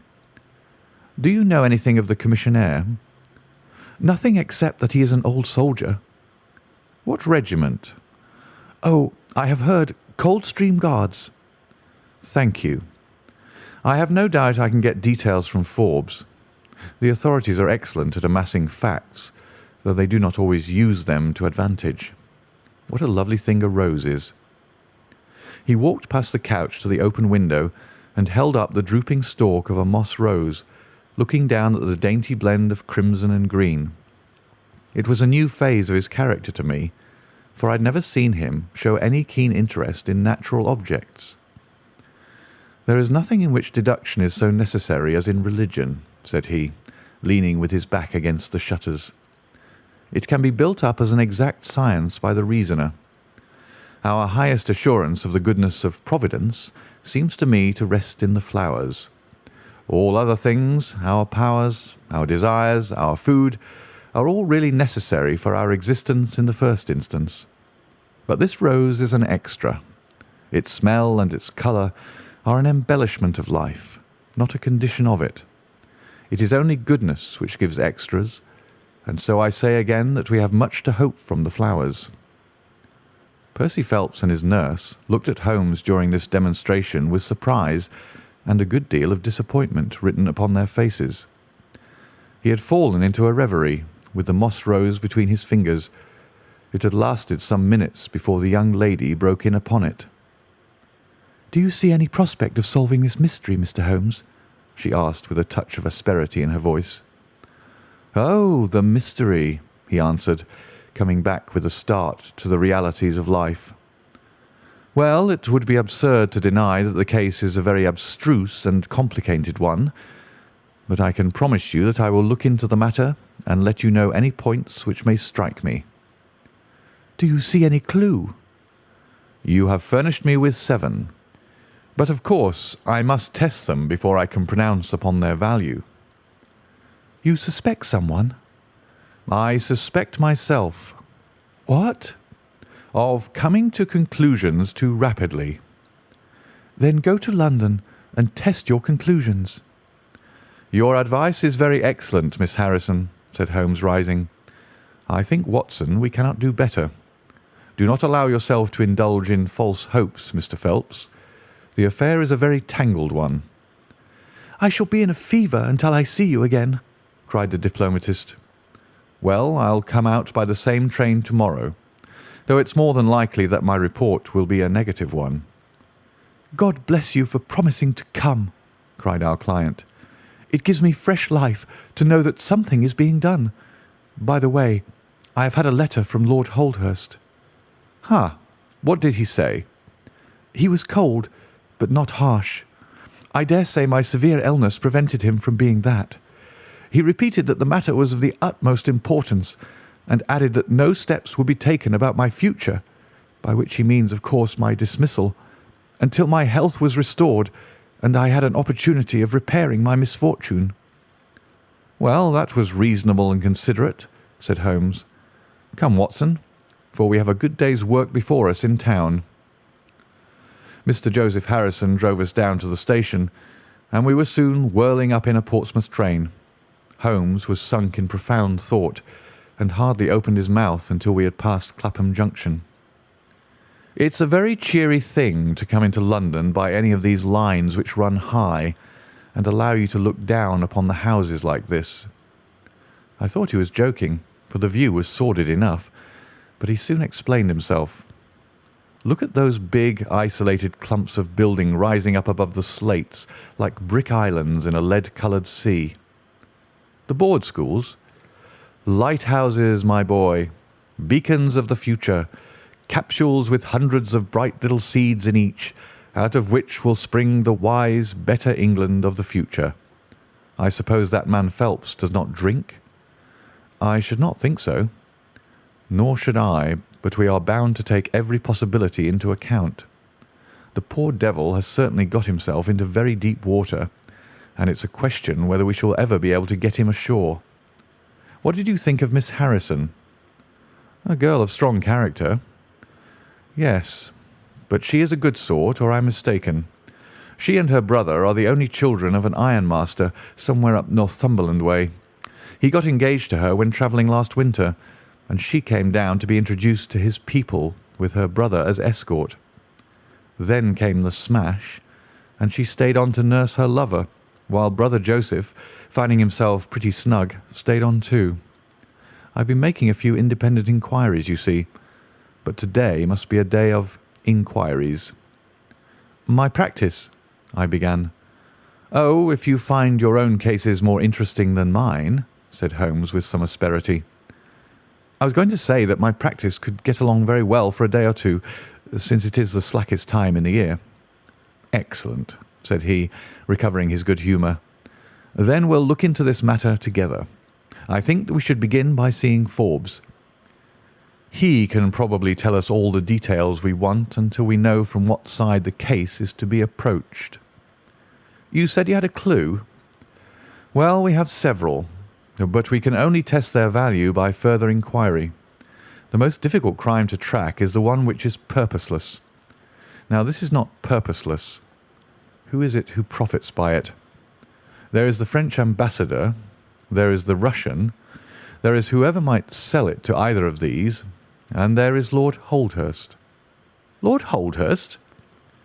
"Well, it is just conceivable that a statesman might find himself in a position where he was not sorry to have such a document accidentally destroyed."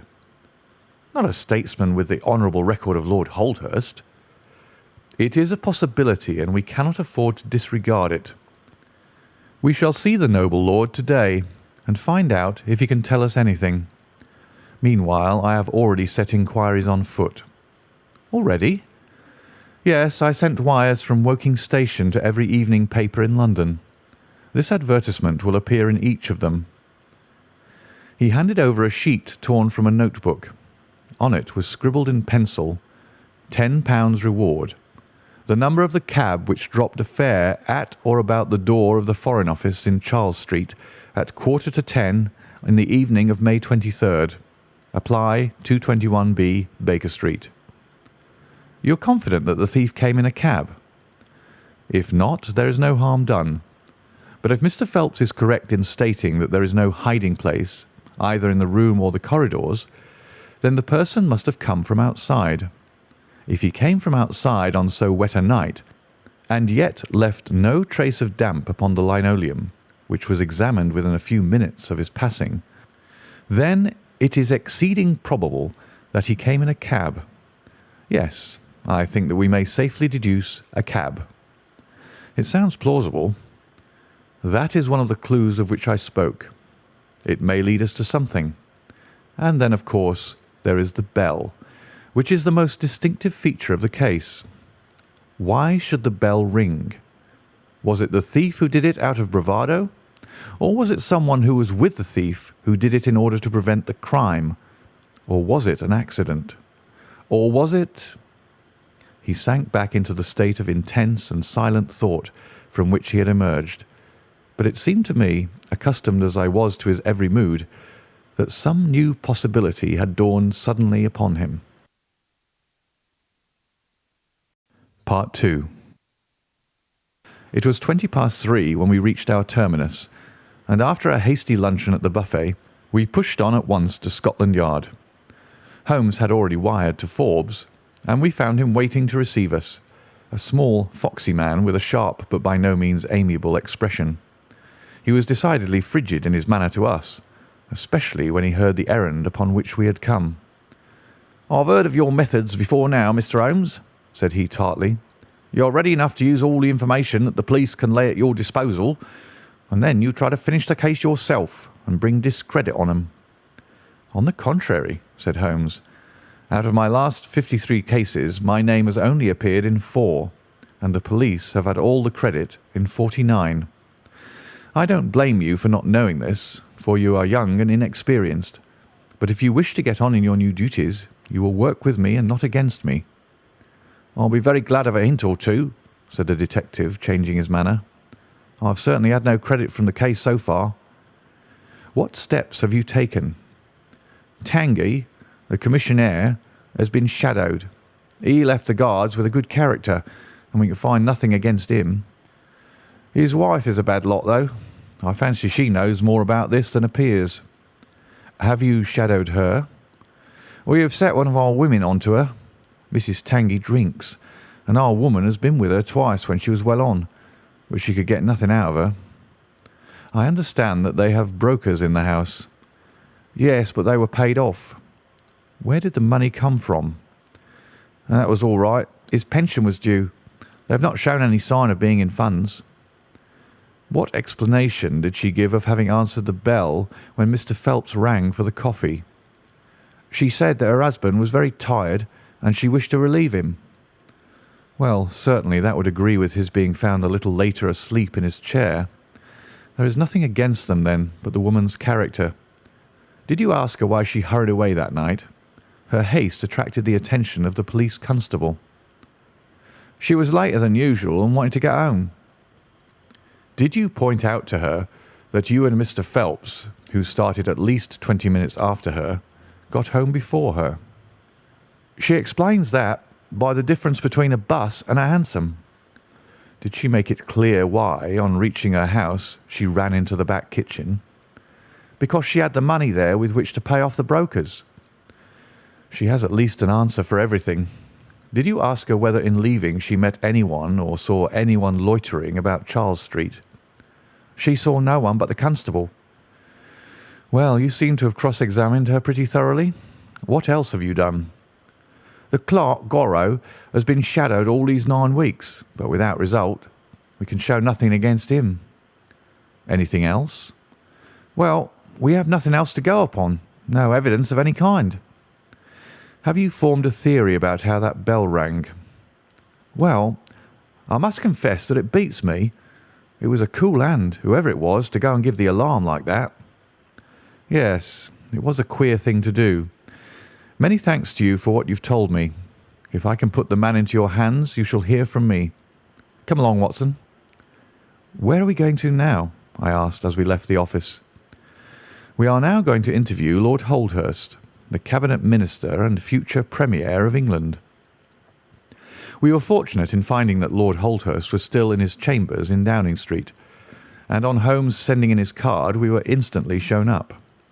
The statesman received us with that old-fashioned courtesy for which he is remarkable, and seated us on the 2 luxuriant loungers on either side of the fireplace. Standing on the rug between us, with his slight, tall figure, his sharp features, thoughtful face, and curling hair prematurely tinged with grey, he seemed to represent that not too common type, a nobleman who is in truth noble. "Your name is very familiar to me, Mr. Holmes," said he, smiling, "and of course I cannot pretend to be ignorant of the object of your visit. There has only been one occurrence in these offices which could call for your attention. In whose interest are you acting, may I ask?" "In that of Mr. Percy Phelps," answered Holmes. "Ah, my unfortunate nephew. You can understand that our kinship makes it the more impossible for me to screen him in any way. I fear that the incident must have a very prejudicial effect upon his career." "But if the document is found?" "Ah, that of course would be different. I had 1 or 2 questions which I wish to ask you, Lord Holdhurst." "I shall be happy to give you any information in my power." Was it in this room that you gave your instructions as to the copying of the document? It was. Then you could hardly have been overheard. It is out of the question. Did you ever mention to anyone that it was your intention to give anyone the treaty to be copied? Never. You are certain of that? Absolutely. Well, since you never said so, and Mr. Phelps never said so, and nobody else knew anything of the matter, then the thief's presence in the room was purely accidental. He saw his chance, and he took it. The statesman smiled. "You take me out of my province there," said he. Holmes considered for a moment. "There is another very important point which I wish to discuss with you," said he. "You feared, as I understand, that very grave results might follow from the details of this treaty becoming known." A shadow passed over the expressive face of the statesman. "Very grave results indeed." "And have they occurred?" "Not yet." "If the treaty had reached, let us say, the French or Russian Foreign Office, you would expect to hear of it." "I should," said Lord Holdhurst with a wry face. "Since nearly 10 weeks have elapsed, then, and nothing has been heard, it is not unfair to suppose that for some reason the treaty has not reached them." Lord Holdhurst shrugged his shoulders. "We can hardly suppose, Mr. Holmes, that the thief took the treaty in order to frame it and hang it up." "Perhaps he's waiting for a better price." "If he waits a little longer, he will get no price at all. The treaty will cease to be secret in a few months." "That is most important," said Holmes. "Of course, it is a possible supposition that the thief has had a sudden illness." "An attack of brain fever, for example?" asked the statesman, flashing a swift glance at him. "I did not say so," said Holmes imperturbably. "And now, Lord Holdhurst, we have already taken up too much of your valuable time, and we shall wish you good day." "Every success to your investigation, be the criminal who it may," answered the nobleman as he bowed us out the door. "He's a fine fellow," said Holmes as we came out into Whitehall, "but he has a struggle to keep up his position. He is far from rich and has many calls. You noticed, of course, that his boots had been resold. Now, Watson, I won't detain you from your legitimate work any longer.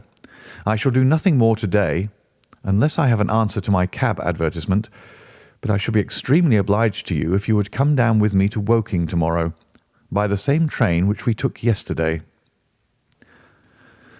I met him accordingly next morning, and we travelled down to Woking together.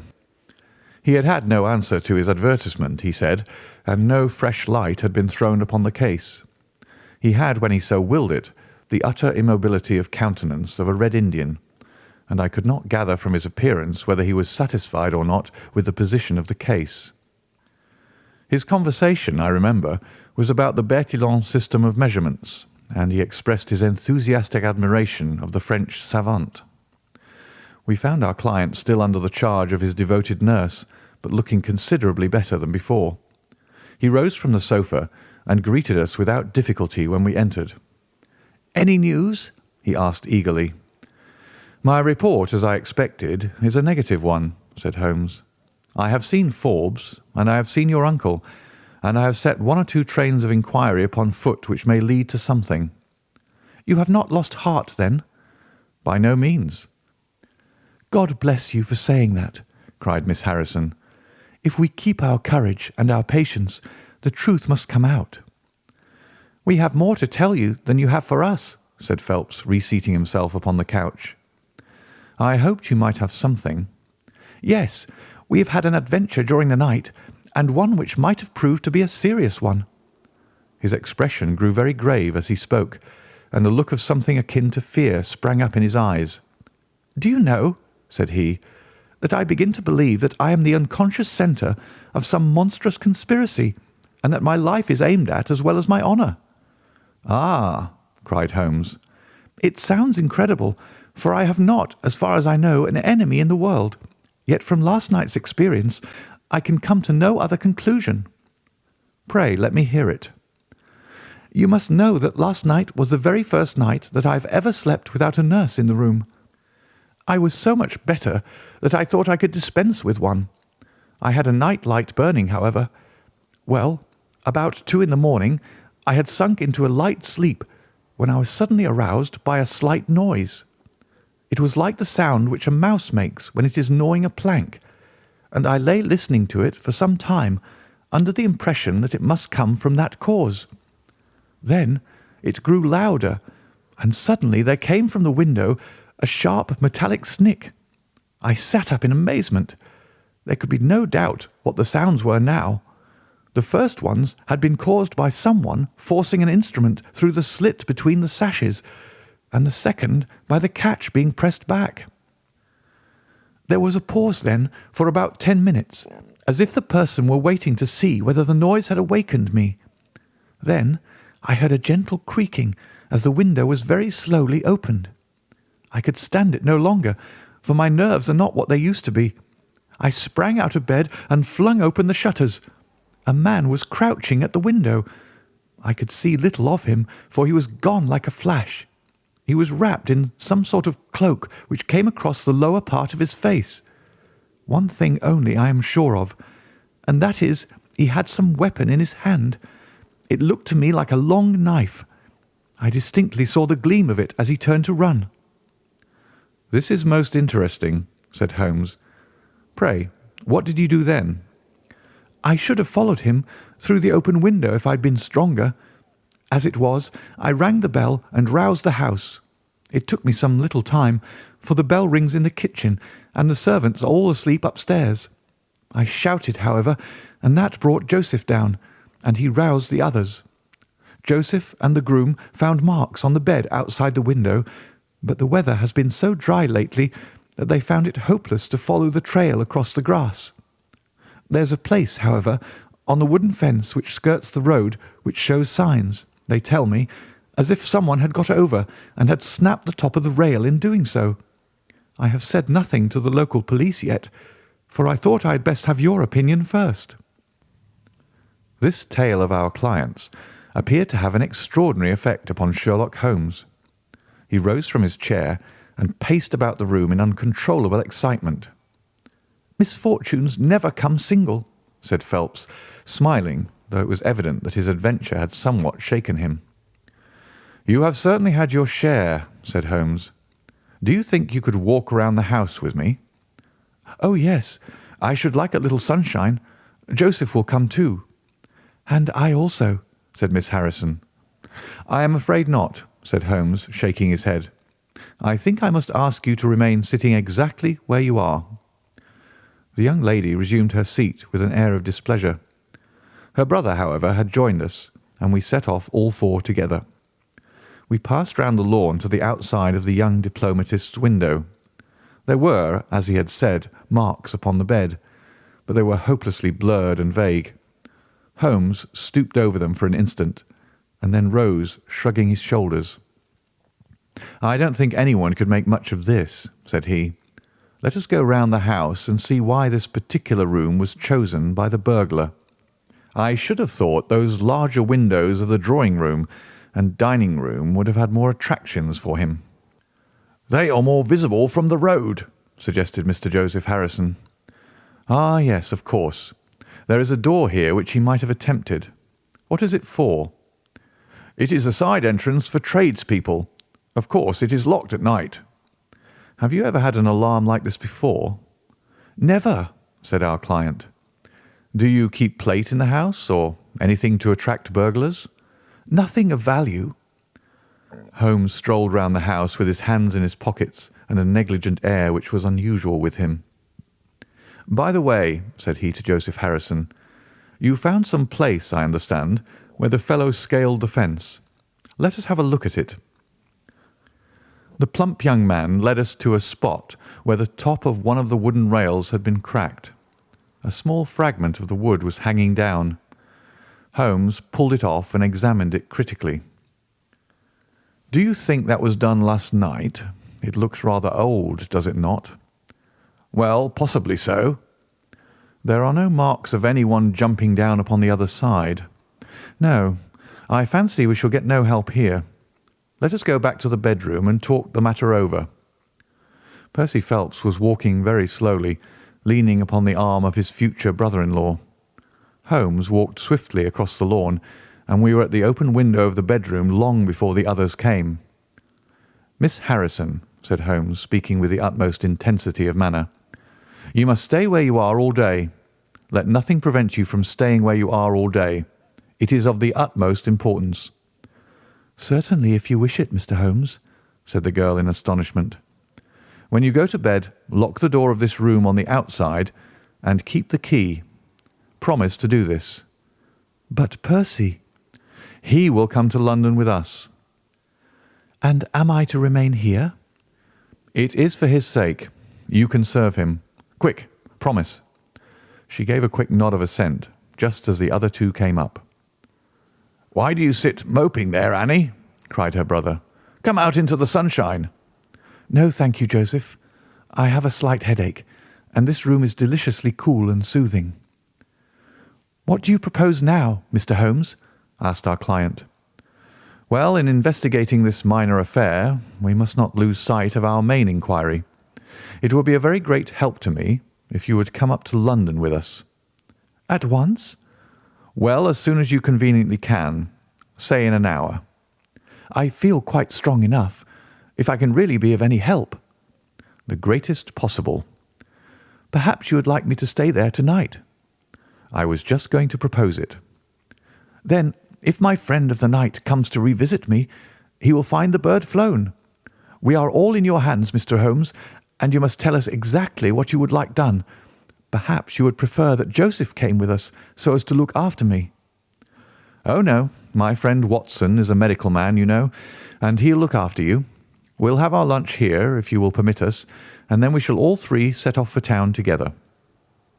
It was arranged as he suggested, though Miss Harrison excused herself from leaving the bedroom in accordance with Holmes's suggestion. What the object of my friend's manoeuvres was I could not conceive, unless it were to keep the lady away from Phelps, who, rejoiced by his returning health and by the prospect of action, lunched with us in the dining-room. Holmes had a still more startling surprise for us, however, for after accompanying us down to the station and seeing us into our carriage, he calmly announced that he had no intention of leaving Woking. "There are one or two small points which I should desire to clear up before I go," said he. "Your absence, Mr. Phelps, will in some ways rather assist me. Watson, when you reach London, you would oblige me by driving at once to Baker Street with our friend here, and remaining with him until I see you again. It is fortunate that you are old schoolfellows, as you must have much to talk over. Mr. Phelps can have the spare bedroom tonight, and I will be with you in time for breakfast, for there is a train which will take me into Waterloo at 8. "But how about our investigation in London?" asked Phelps ruefully. "We can do that tomorrow. I think that just at present I can be of more immediate use here." "You might tell them at Briarbrae that I hope to be back tomorrow night," cried Phelps as we began to move from the platform. "I hardly expect to go back to Briarbrae," answered Holmes, and waved his hand to us cheerily as we shot out from the station. Phelps and I talked it over on our journey, but neither of us could devise a satisfactory reason for this new development.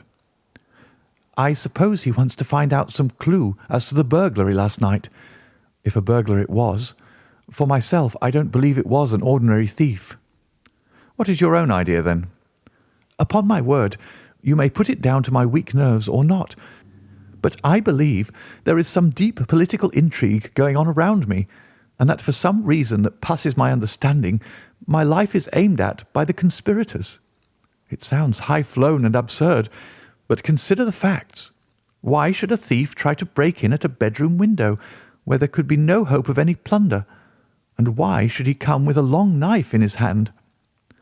"You're sure it was not a housebreaker's jimmy?" "Oh, no, it was a knife. I saw the flash of the blade quite distinctly." "But why on earth should you be pursued with such animosity?"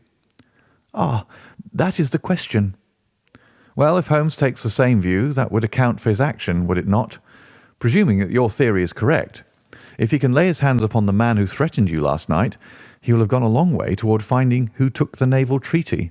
It is absurd to suppose that you have two enemies. one of whom robs you while the other threatens your life.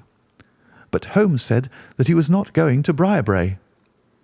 I have known him for some time, said I, but I never know him to do anything yet without a very good reason. And with that our conversation drifted off onto other topics. But it was a weary day for me.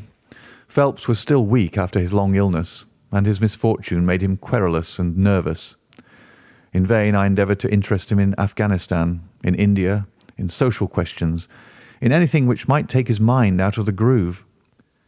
He would always come back to his lost treaty, wondering, guessing, speculating as to what Holmes was doing, what steps Lord Holdhurst was taking, what news we should have in the morning. As the evening wore on, his excitement became quite painful. "You have implicit faith in Holmes?" he asked. "I have seen him do some remarkable things." "But he never brought light into anything quite so dark as this." "Oh yes, I have known him solve questions which presented fewer clues than yours." "But not where such large interests are at stake." "I don't know that. To my certain knowledge he has acted on behalf of 3 of the reigning houses of Europe in very vital matters." "But you know him well, Watson. He is such an inscrutable fellow that I never quite know what to make of him. Do you think he is hopeful? Do you think he expects to make a success of it?" "He has said nothing." "That is a bad sign." "On the contrary, I have noticed that when he is off the trail he generally says so. It is when he is on a scent and is not quite absolutely sure yet that it is the right one that he is most taciturn.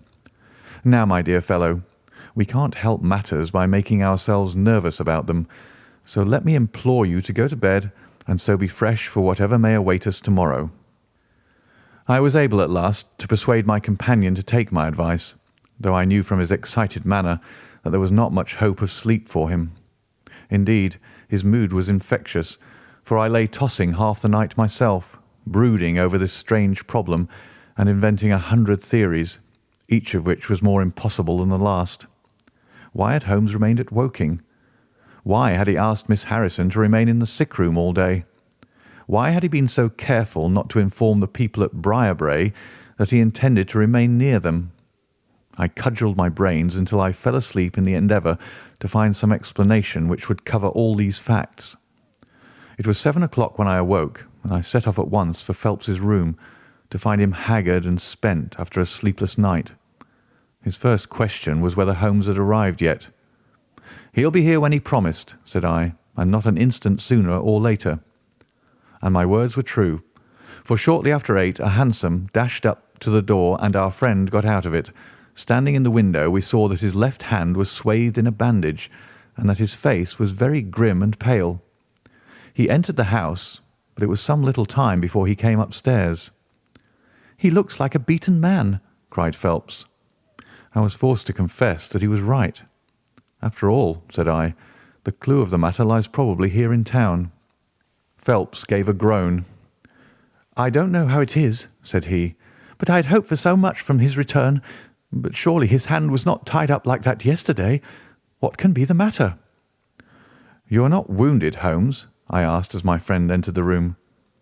"Tut, it is only a scratch through my own clumsiness," he answered, nodding his good mornings to us. "This case of yours, Mr. Phelps, is certainly one of the darkest which I have ever investigated." "I feared that you would find it beyond you." "It has been a most remarkable experience." "That bandage tells of adventures," said I. "Won't you tell us what has happened?" "After breakfast, my dear Watson. Remember that I have breathed 30 miles of Surrey air this morning. I suppose that there has been no answer from my cabman advertisement. Well, well, we cannot expect to score every time." The table was all laid, and just as I was about to ring, Mrs. Hudson entered with the tea and coffee. A few minutes later she brought in 3 covers, and we all drew up to the table. Holmes ravenous, I curious, and Phelps in the gloomiest state of depression. "Mrs. Hudson has risen to the occasion," said Holmes, uncovering a dish of curried chicken. "Her cuisine is a little limited, but she has as good an idea of breakfast as a Scotchwoman. What have you here, Watson?" "Ham and eggs," I answered. "Good. What are you going to take, Mr. Phelps? Curried fowl or eggs? Or will you help yourself?" "Thank you.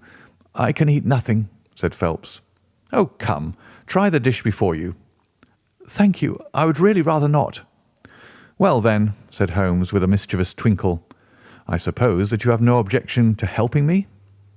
Phelps raised the cover, and as he did so he uttered a scream and sat there staring with a face as white as the plate upon which he looked. Across the centre of it was lying a little cylinder of blue-grey paper. He caught it up, devoured it with his eyes, and then danced madly about the room, pressing it to his bosom and shrieking out in his delight.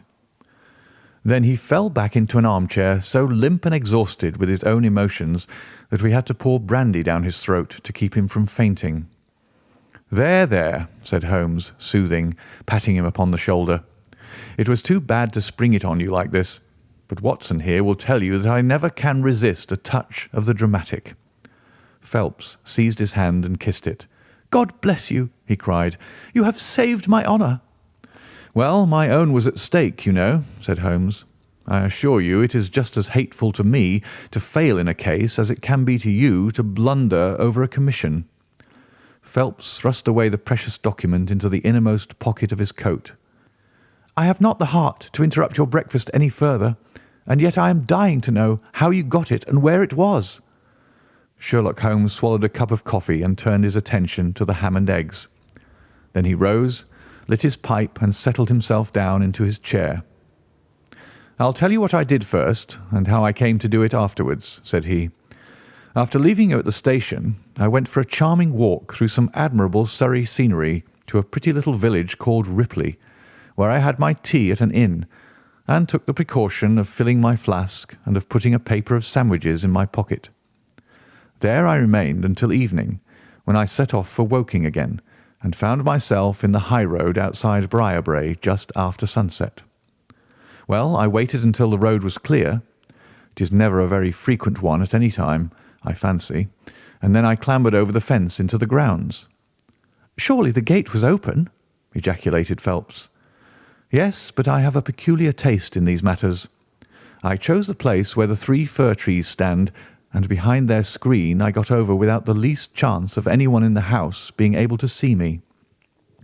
I crouched down among the bushes on the other side, and crawled from one to the other, witness the disreputable state of my trouser knees, until I had reached the clump of rhododendrons just opposite to your bedroom window. There I squatted down and awaited developments. The blind was not down in your room, and I could see Miss Harrison sitting there, reading by the table. It was 10:15 when she closed her book, fastened the shutters, and retired. I heard her shut the door, and felt quite sure that she had turned the key in the lock." "The key!" ejaculated Phelps. "Yes, I had given Miss Harrison instructions to lock the door on the outside and take the key with her when she went to bed. She carried out every one of my injunctions to the letter, and certainly without her cooperation you would not have that paper in your coat pocket.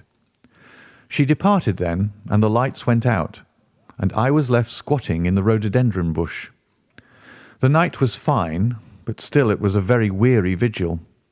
Of course, it has the sort of excitement about it that the sportsman feels when he lies beside the watercourse and waits for the big game. It was very long, though, almost as long, Watson, as when you and I waited in that deadly room when we looked into the little problem of the speckled band. There was a church clock down at Woking which struck the quarters, and I thought more than once that it had stopped. At last, however, about 2 in the morning, I suddenly heard the gentle sound of a bolt being pushed back and the creaking of a key. A moment later the servants' door was opened, and Mr. Joseph Harrison stepped out into the moonlight. "Joseph!" ejaculated Phelps. He was bareheaded, but he had a black coat thrown over his shoulder so that he could conceal his face in an instant if there were any alarm. He walked on tiptoe under the shadow of the wall, and when he reached the window, he worked a long-bladed knife through the sash and pushed back the catch. Then he flung open the window, and putting his knife through the crack in the shutters, he thrust the bar up and swung them open. From where I lay, I had a perfect view of the inside of the room and of every one of his movements. He lit the 2 candles which stood upon the mantelpiece, and then he proceeded to turn back the corner of the carpet in the neighbourhood of the door. Presently he stopped and picked out a square piece of board, such as is usually left to enable plumbers to get at the joints of the gas pipes. This one covered, as a matter of fact, the T-joint which gives off the pipe which supplies the kitchen underneath.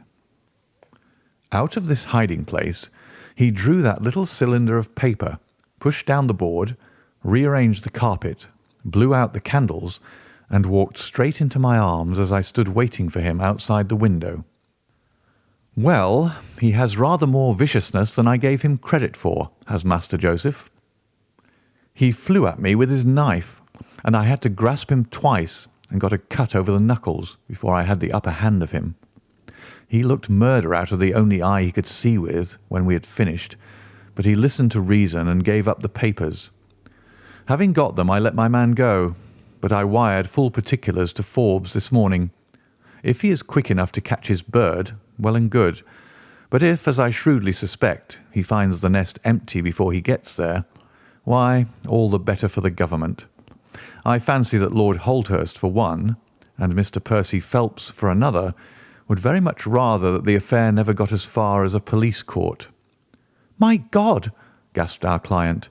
"Do you tell me that during these long 10 weeks of agony the stolen papers were within the very room with me all the time?" "So it was." "And Joseph! Joseph, a villain and a thief!" I'm afraid Joseph's character is a rather deeper and more dangerous one than one might judge from his appearance. From what I have heard from him this morning, I gather that he has lost heavily in dabbling with stocks, and that he is ready to do anything on earth to better his fortunes. Being an absolutely selfish man, when a chance presented itself he did not allow either his sister's happiness or your reputation to hold his hand. Percy Phelps sank back in his chair. "My head whirls," said he. "Your words have dazed me." "The principal difficulty in your case," remarked Holmes in his didactic fashion, "lay in the fact there being too much evidence. What was vital was overlaid and hidden by what was irrelevant. Of all the facts which were presented to us, we had to pick just those which we deemed to be essential, and then piece them together in their order, so as to reconstruct this very remarkable chain of events. I had already begun to suspect Joseph, from the fact that you had intended to travel home with him that night, and that therefore it was a likely enough thing that he should call for you, knowing the Foreign Office well, upon his way. When I heard that someone had been so anxious to get into the bedroom, in which no one but Joseph could have concealed anything, you told us in your narrative how you had turned Joseph out when you arrived with the doctor, my suspicions all changed to certainties, especially as the attempt was made on the first night upon which the nurse was absent, showing that the intruder was well acquainted with the ways of the house. How blind I have been! The facts of the case, as far as I have worked them out, are these. This Joseph Harrison entered the office through the Charles Street door, and knowing his way, he walked straight into your room the instant after you left it.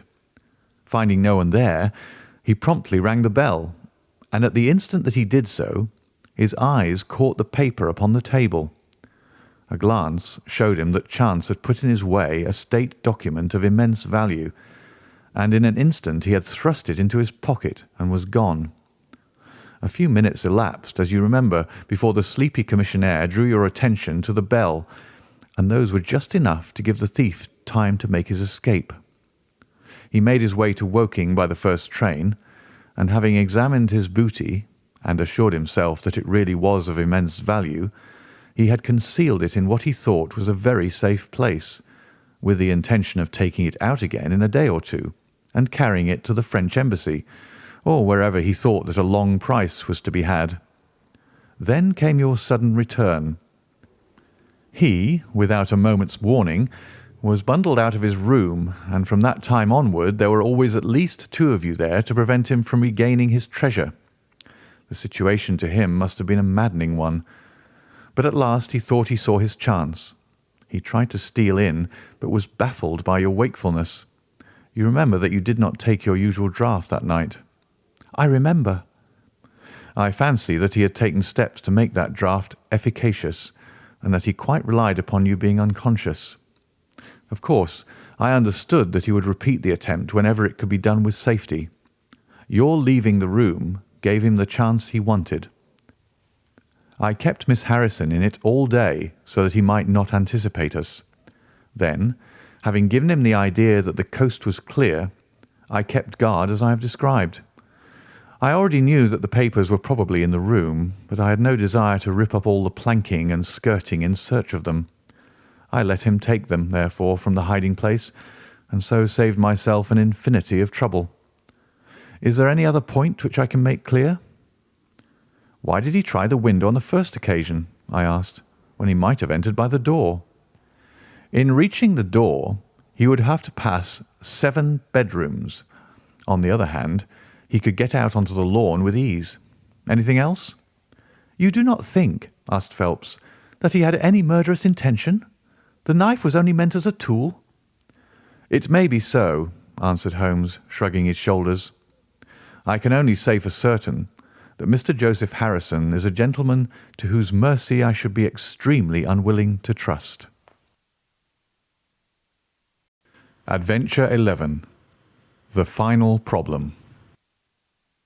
It is with a heavy heart that I take up my pen to write these the last words in which I shall ever record the singular gifts by which my friend Mr. Sherlock Holmes was distinguished.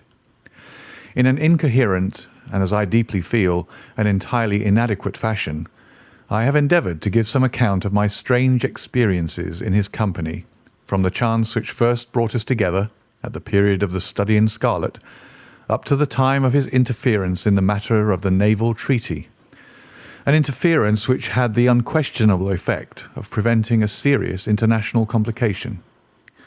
It was my intention to have stopped there, and to have said nothing of that event which has created a void in my life which the lapse of 2 years has done little to fill.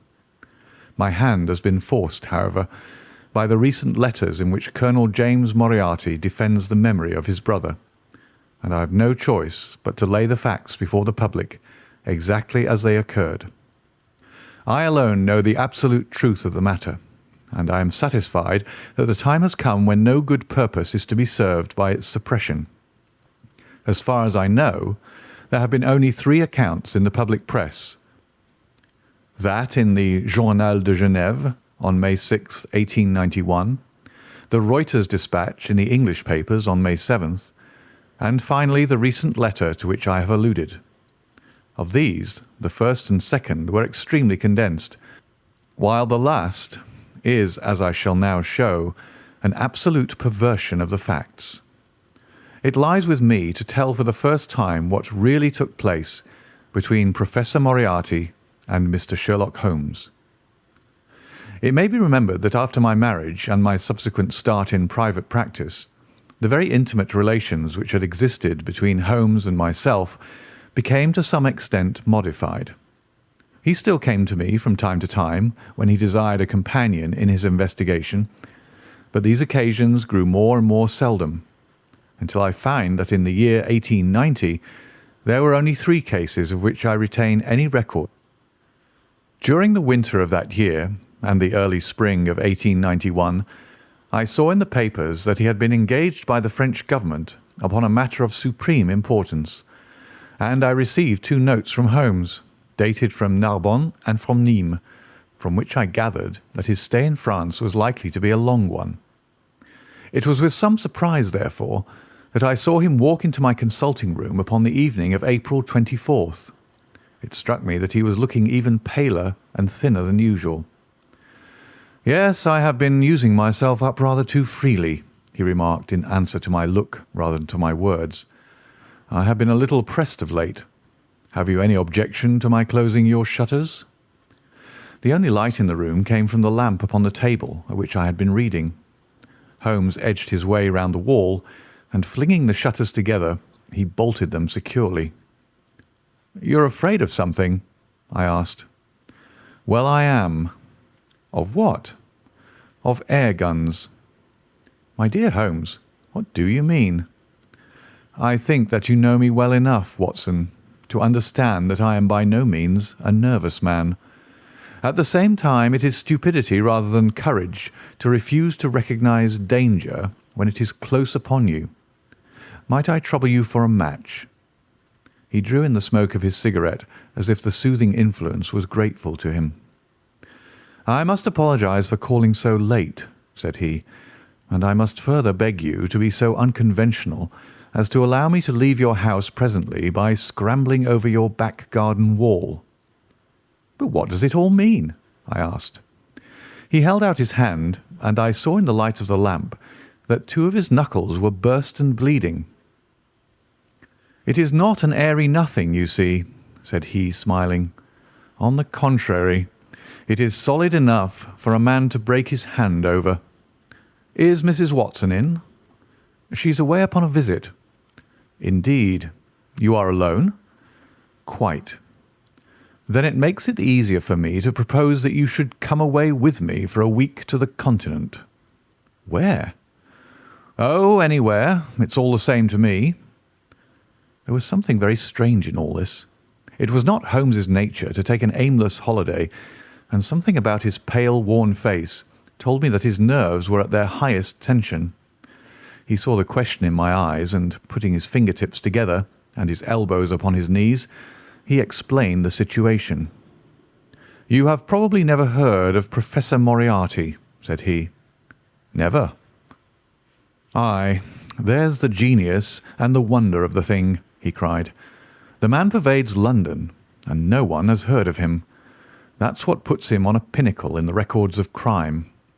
I tell you, Watson, in all seriousness, that if I could beat that man, if I could free society of him, I should feel that my own career had reached its summit, and I should be prepared to turn to some more placid line in life. Between ourselves, the recent cases in which I have been of assistance to the royal family of Scandinavia and to the French Republic have left me in such a position that I could continue to live in the quiet fashion which is most congenial to me, and to concentrate my attention upon my chemical researches. But I could not rest, Watson. I could not sit quiet in my chair if I thought that such a man as Professor Moriarty were walking the streets of London unchallenged." "What has he done, then?" "His career has been an extraordinary one. He is a man of good birth and excellent education, endowed by nature with a phenomenal mathematical faculty. At the age of 21, he wrote a treatise upon the binomial theorem, which has had a European vogue. On the strength of it, he won the mathematical chair at one of our smaller universities, and had, to all appearances, a most brilliant career before him. But the man had hereditary tendencies of the most diabolical kind. A criminal strain ran in his blood, which, instead of being modified, was increased and rendered infinitely more dangerous by his extraordinary mental powers. Dark rumours gathered round him in the university town, and eventually he was compelled to resign his chair and to come down to London, where he set up as an army coach. So much is known to the world, but what I am telling you now is what I have myself discovered. As you are aware, Watson, there is no one who knows the higher criminal world of London so well as I do. For years past, I have continually been conscious of some power behind the malefactor, some deep organising power which forever stands in the way of the law and throws its shield over the wrongdoer. Again and again, in cases of the most varying sorts, forgery cases, robberies, murders, I have felt the presence of this force, and I have deduced its action in many of those undiscovered crimes in which I have not been personally consulted. For years I have endeavoured to break through the veil which shrouded it, and at last the time came when I seized my thread and followed it, until it led me, after 1,000 cunning windings, to ex-Professor Moriarty of mathematical celebrity. He is the Napoleon of crime, Watson. He is the organiser of half that is evil, of nearly all that is undetected in this great city. He is a genius, a philosopher, an abstract thinker. He has a brain of the first order. He sits motionless, like a spider in the centre of its web, but that web has 1,000 radiations, and he knows well every quiver of each of them. He does little himself. He only plans, but his agents are numerous and splendidly organised. Is there a crime to be done, a paper to be abstracted, we will say a house to be rifled, a man to be removed? The word is passed to the Professor. The matter is organised and carried out. The agent may be caught. In that case, money is found for his bail or his defence. But the central power which uses the agent is never caught, never so much as suspected. This was the organisation which I deduced, Watson, and which I devoted my whole energy to exposing and breaking up. But the Professor was fenced around with safeguards so cunningly devised that, do what I would, it seemed impossible to get evidence which would convict in a court of law. You know my powers, my dear Watson, and yet at the end of 3 months I was forced to confess that I had at last met an antagonist who was my intellectual equal. My horror at his crimes was lost in my admiration at his skill. But at last he made a trip, only a little trip, but it was more than he could afford when I was so close upon him. I had my chance, and starting from that point, I have woven my net around him until now it is all ready to close. In 3 days, that is to say on Monday next, matters will be ripe, and the Professor, with all the principal members of his gang, will be in the hands of the police. Then will come the greatest criminal trial of the century, the clearing up of over 40 mysteries, and the rope for all of them. But if we move at all prematurely, you understand, they may slip out of our hands even at the last moment. Now, if I could have done this without the knowledge of Professor Moriarty, all would have been well. But he was too wily for that. He saw every step which I took to draw my toils round him. Again and again he strove to break away, but I as often headed him off. I tell you, my friend, that if a detailed account of that silent contest could be written, it would take its place as the most brilliant bit of thrust and parry work in the history of detection. Never have I risen to such a height, and never have I been so hard pressed by an opponent. He cut deep, and yet I just undercut him. This morning the last steps were taken, and 3 days only were wanted to complete the business. I was sitting in my room thinking the matter over, when the door opened and Professor Moriarty stood before me. My nerves are fairly proof, Watson, but I must confess to a start when I saw the very man who'd been so much in my thoughts standing there on my threshold. His appearance was quite familiar to me. He is extremely tall and thin. His forehead domes out in a white curve, and his 2 eyes are deeply sunken in his head. He's clean-shaven, pale, and ascetic-looking, retaining something of the Professor in his features. His shoulders are rounded from much study, and his face protrudes forward, and is forever slowly oscillating from side to side in a curiously reptilian fashion. He peered at me with great curiosity in his puckered eyes. "You have less frontal development than I should have expected," said he at last. "It is a dangerous habit to finger loaded firearms in the pocket of one's dressing gown." The fact is that upon his entrance I had instantly recognised the extreme personal danger in which I lay. The only conceivable escape for him lay in silencing my tongue. In an instant I had slipped the revolver from the drawer into my pocket and was covering him through the cloth. At this remark I drew the weapon out and laid it cocked upon the table. He still smiled and blinked, but there was something about his eyes which made me feel very glad that I had it there. "You evidently don't know me," said he. "On the contrary," I answered, "I think it is fairly evident that I do. Pray take a chair. I can spare you 5 minutes if you have anything to say." "All that I have to say has already crossed your mind," said he. "Then possibly my answer has crossed yours," I replied. "You stand fast?" "Absolutely." He clapped his hand into his pocket, and I raised the pistol from the table. but he merely drew out a memorandum book in which he had scribbled some dates. "You crossed my path on the 4th of January," said he. "On the 23rd you incommoded me. By the middle of February I was seriously inconvenienced by you. At the end of March I was absolutely hampered in my plans, and now at the close of April I find myself placed in such a position through your continual persecution that I am in positive danger of losing my liberty. The situation is becoming an impossible one."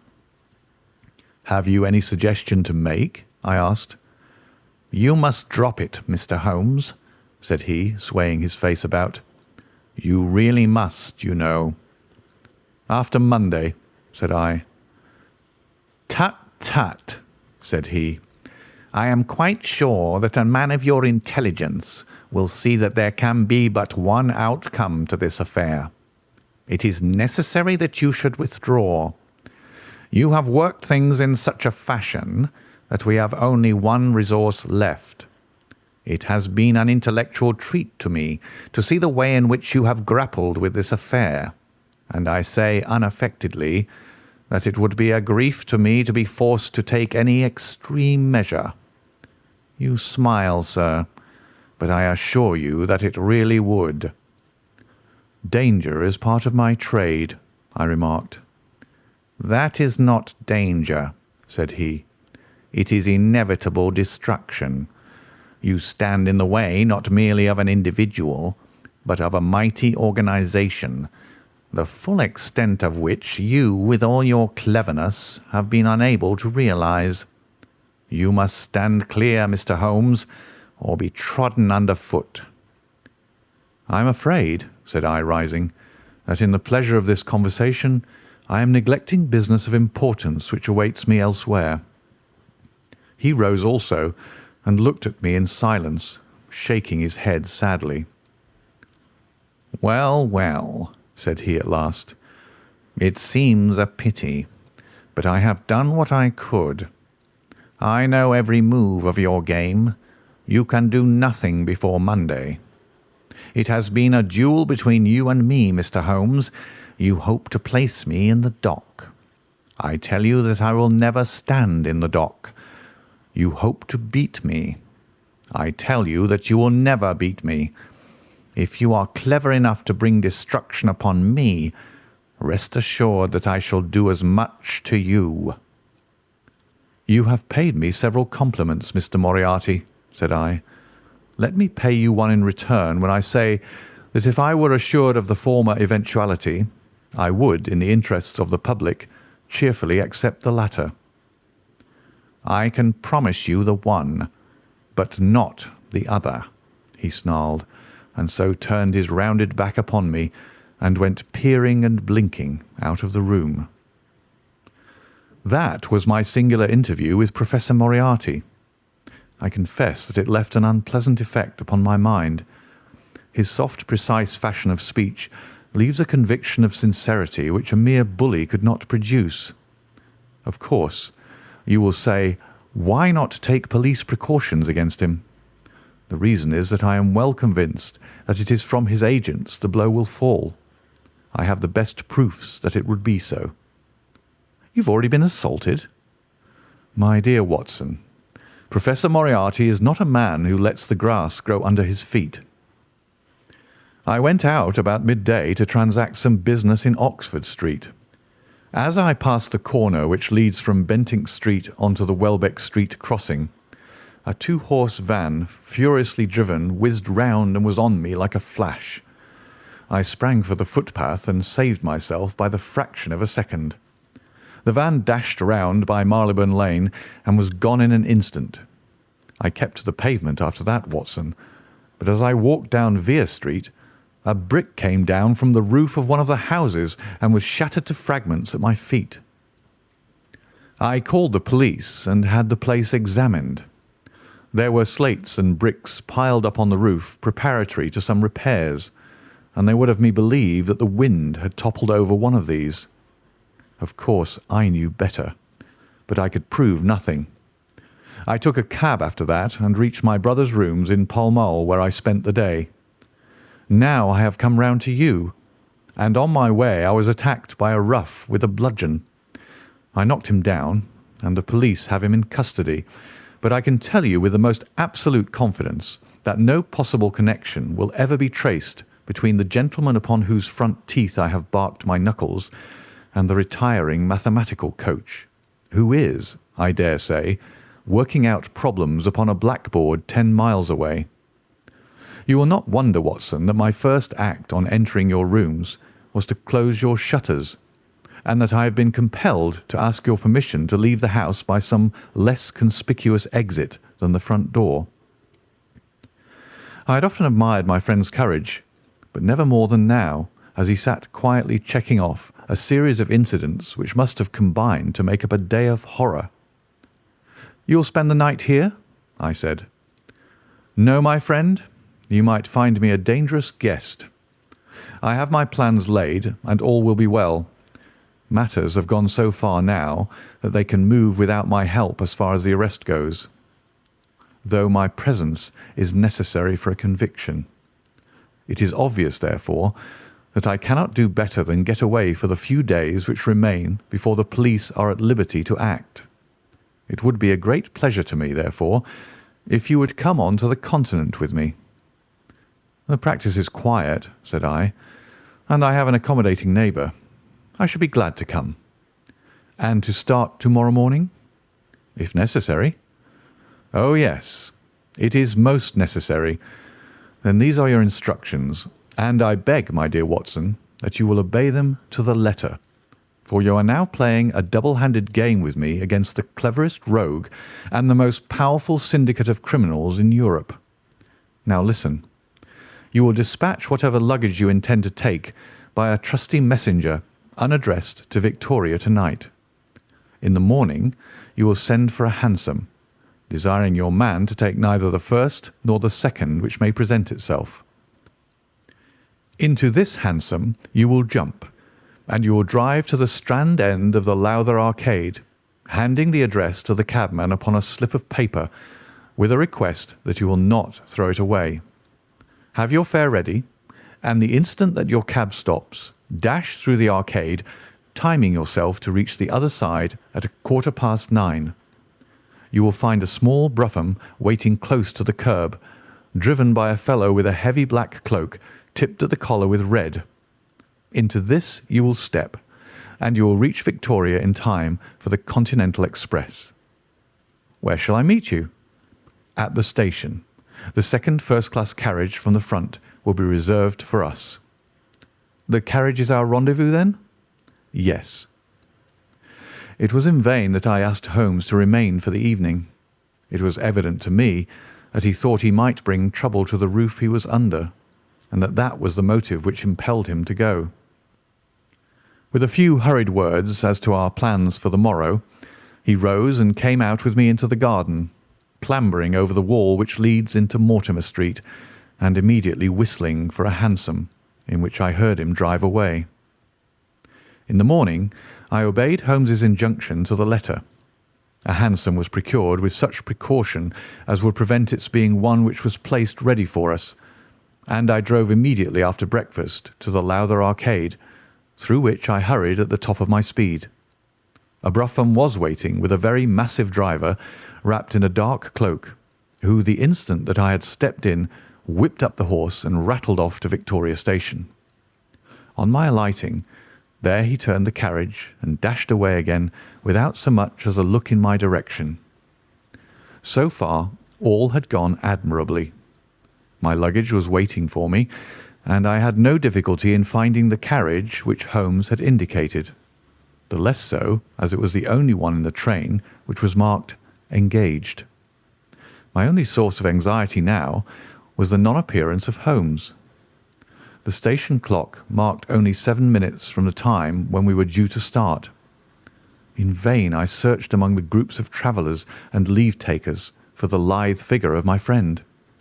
There was no sign of him. I spent a few minutes in assisting a venerable Italian priest who was endeavouring to make a porter understand, in his broken English, that his luggage was to be booked through to Paris. Then, having taken another look around, I returned to my carriage, where I found that the porter, in spite of the ticket, had given me my decrepit Italian friend as a travelling companion. It was useless for me to explain to him that his presence was an intrusion, for my Italian was even more limited than his English. So I shrugged my shoulders resignedly and continued to look out anxiously for my friend. A chill of fear had come over me, as I thought that his absence might mean that some blow had fallen during the night. Already the doors had all been shut and the whistle blown when— "My dear Watson," said a voice, "you have not even condescended to say good morning." I turned in uncontrollable astonishment. The aged ecclesiastic had turned his face towards me. For an instant the wrinkles were smoothed away, the nose drew away from the chin, the lower lips ceased to protrude, and the mouth to mumble. The dull eyes regained their fire, the drooping figure expanded. The next the whole frame collapsed again, and Holmes had gone as quickly as he had come. "Good heavens!" I cried. "How you startle me!" "Every precaution is still necessary," he whispered. "I have reason to think that they are hot upon our trail. Ah, there is Moriarty himself." The train had already begun to move as Holmes spoke.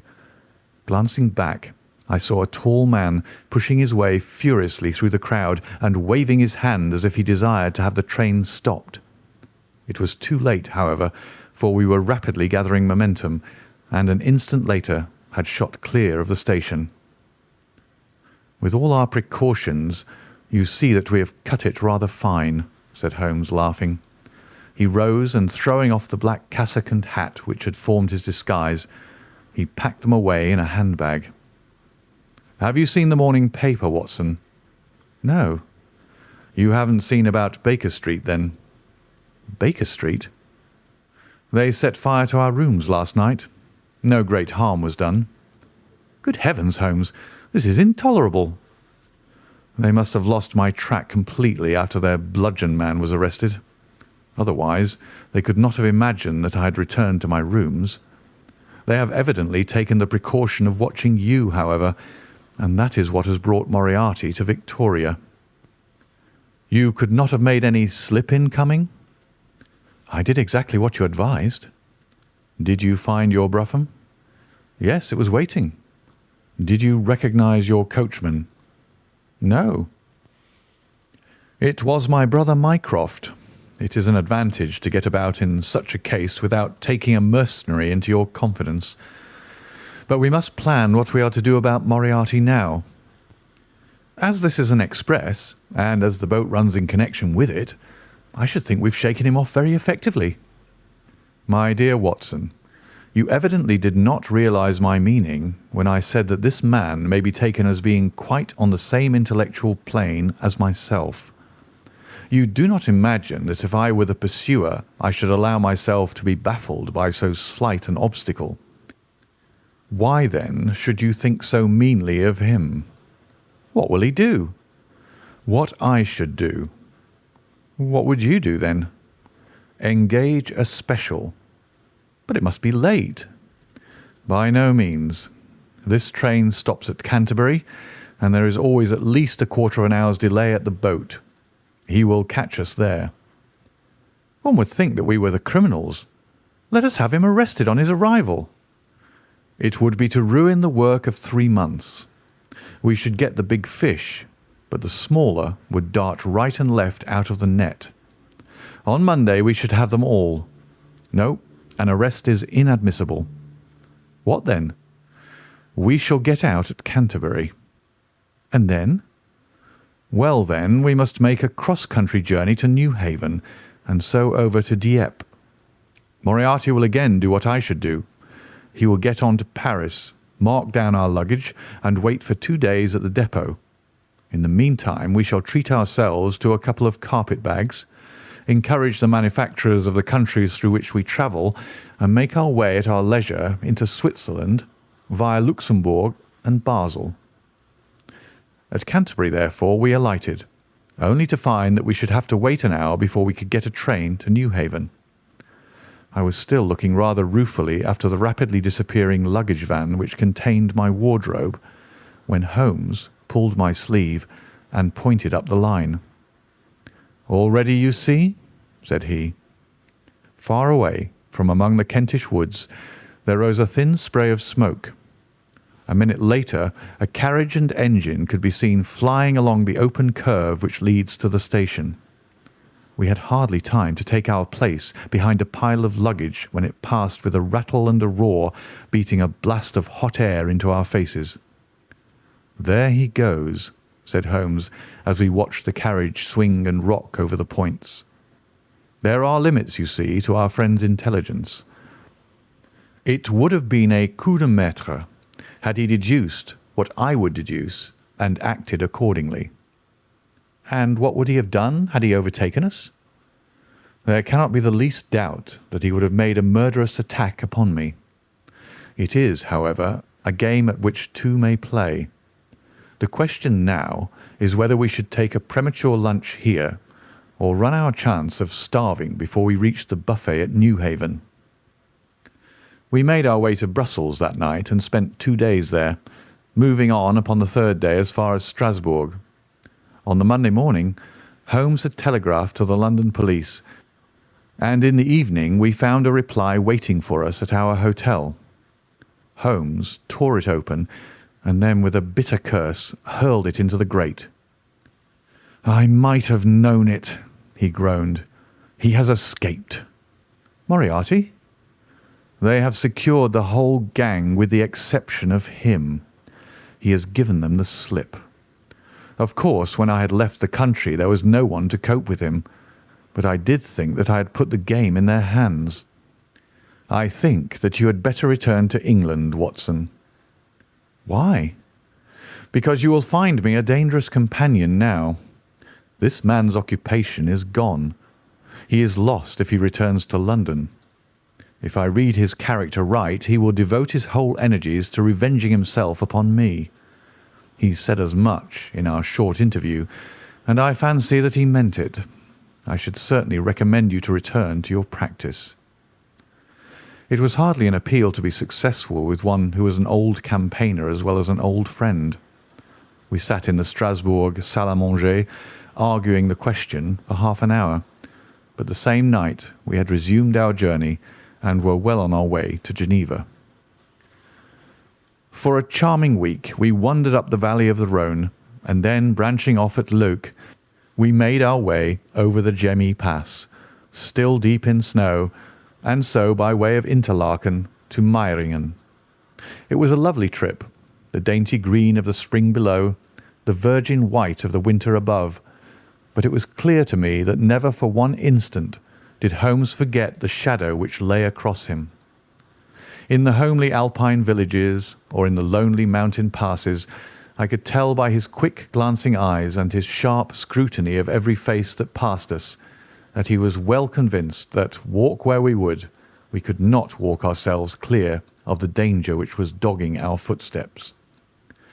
Once, I remember, as we passed over the Gemmi and walked along the border of the melancholy Daubensee, a large rock which had been dislodged from the ridge upon our right clattered down and roared into the lake behind us.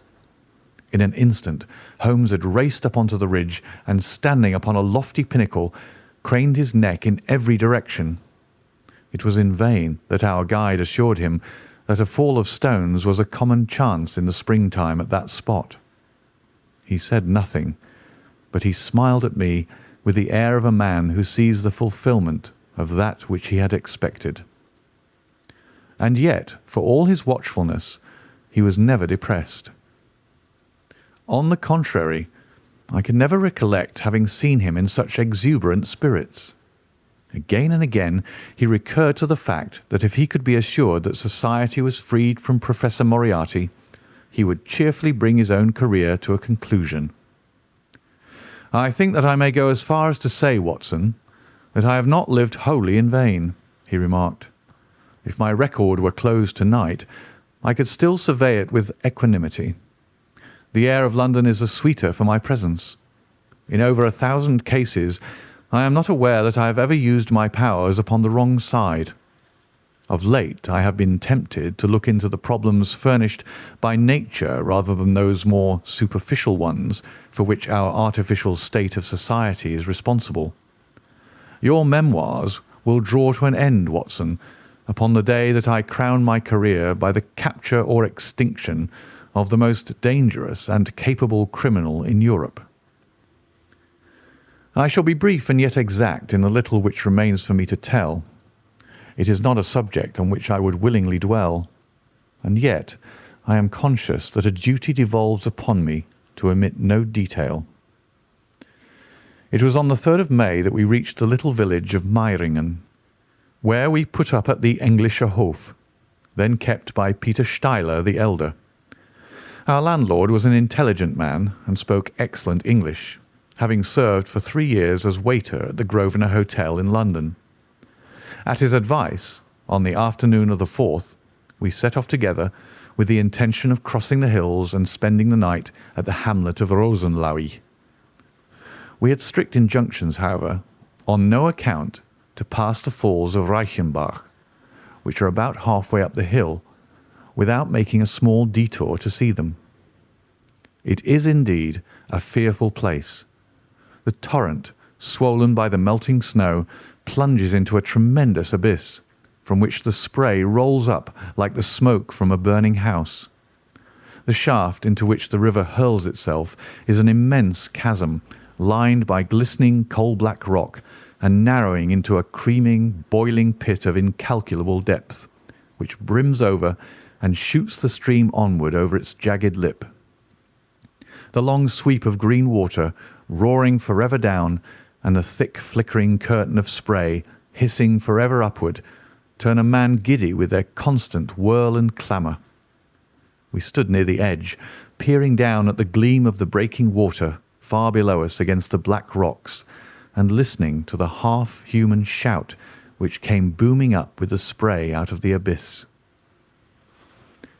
The path has been cut halfway round the fall to afford a complete view, but it ends abruptly, and the traveller has to return as he came. We had turned to do so when we saw a Swiss lad come running along it with a letter in his hand.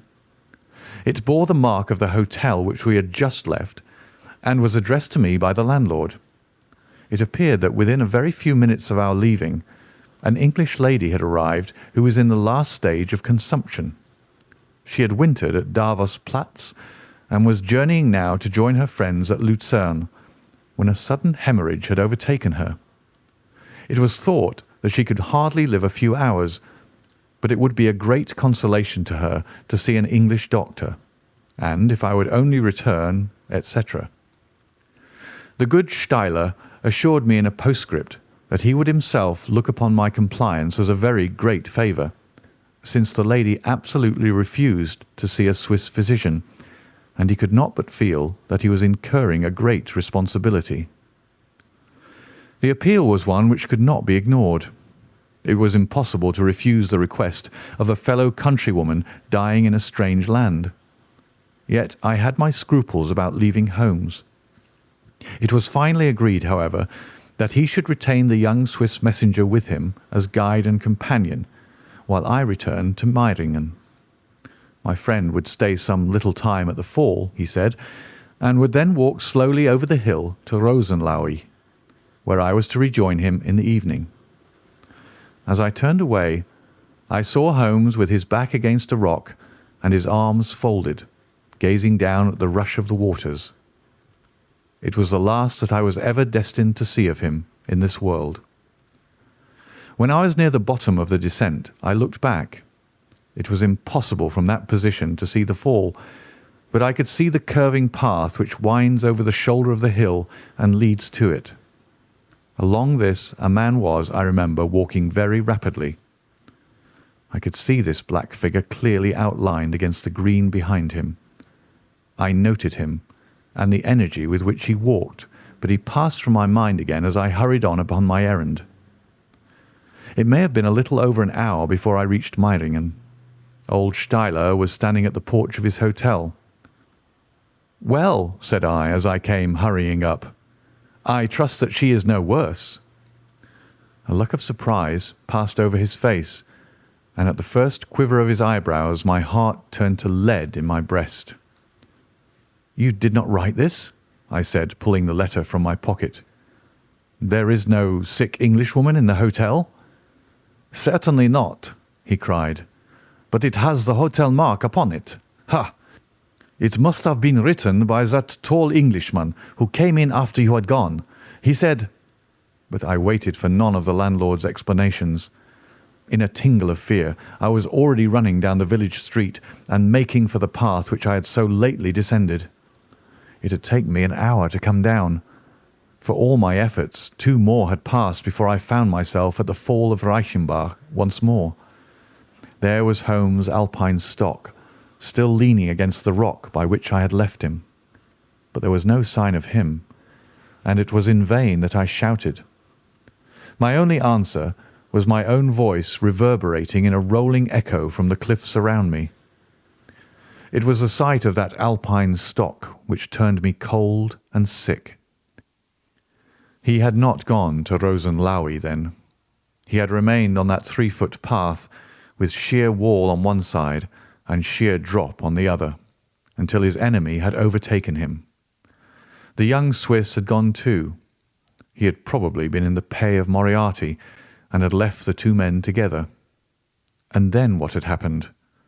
Who was to tell us what had happened then?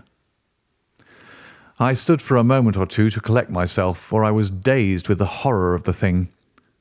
Then I began to think of Holmes's own methods, and to try to practice them in reading this tragedy. It was, alas, only too easy to do. During our conversation we had not gone to the end of the path, and the Alpine stock marked the place where we had stood.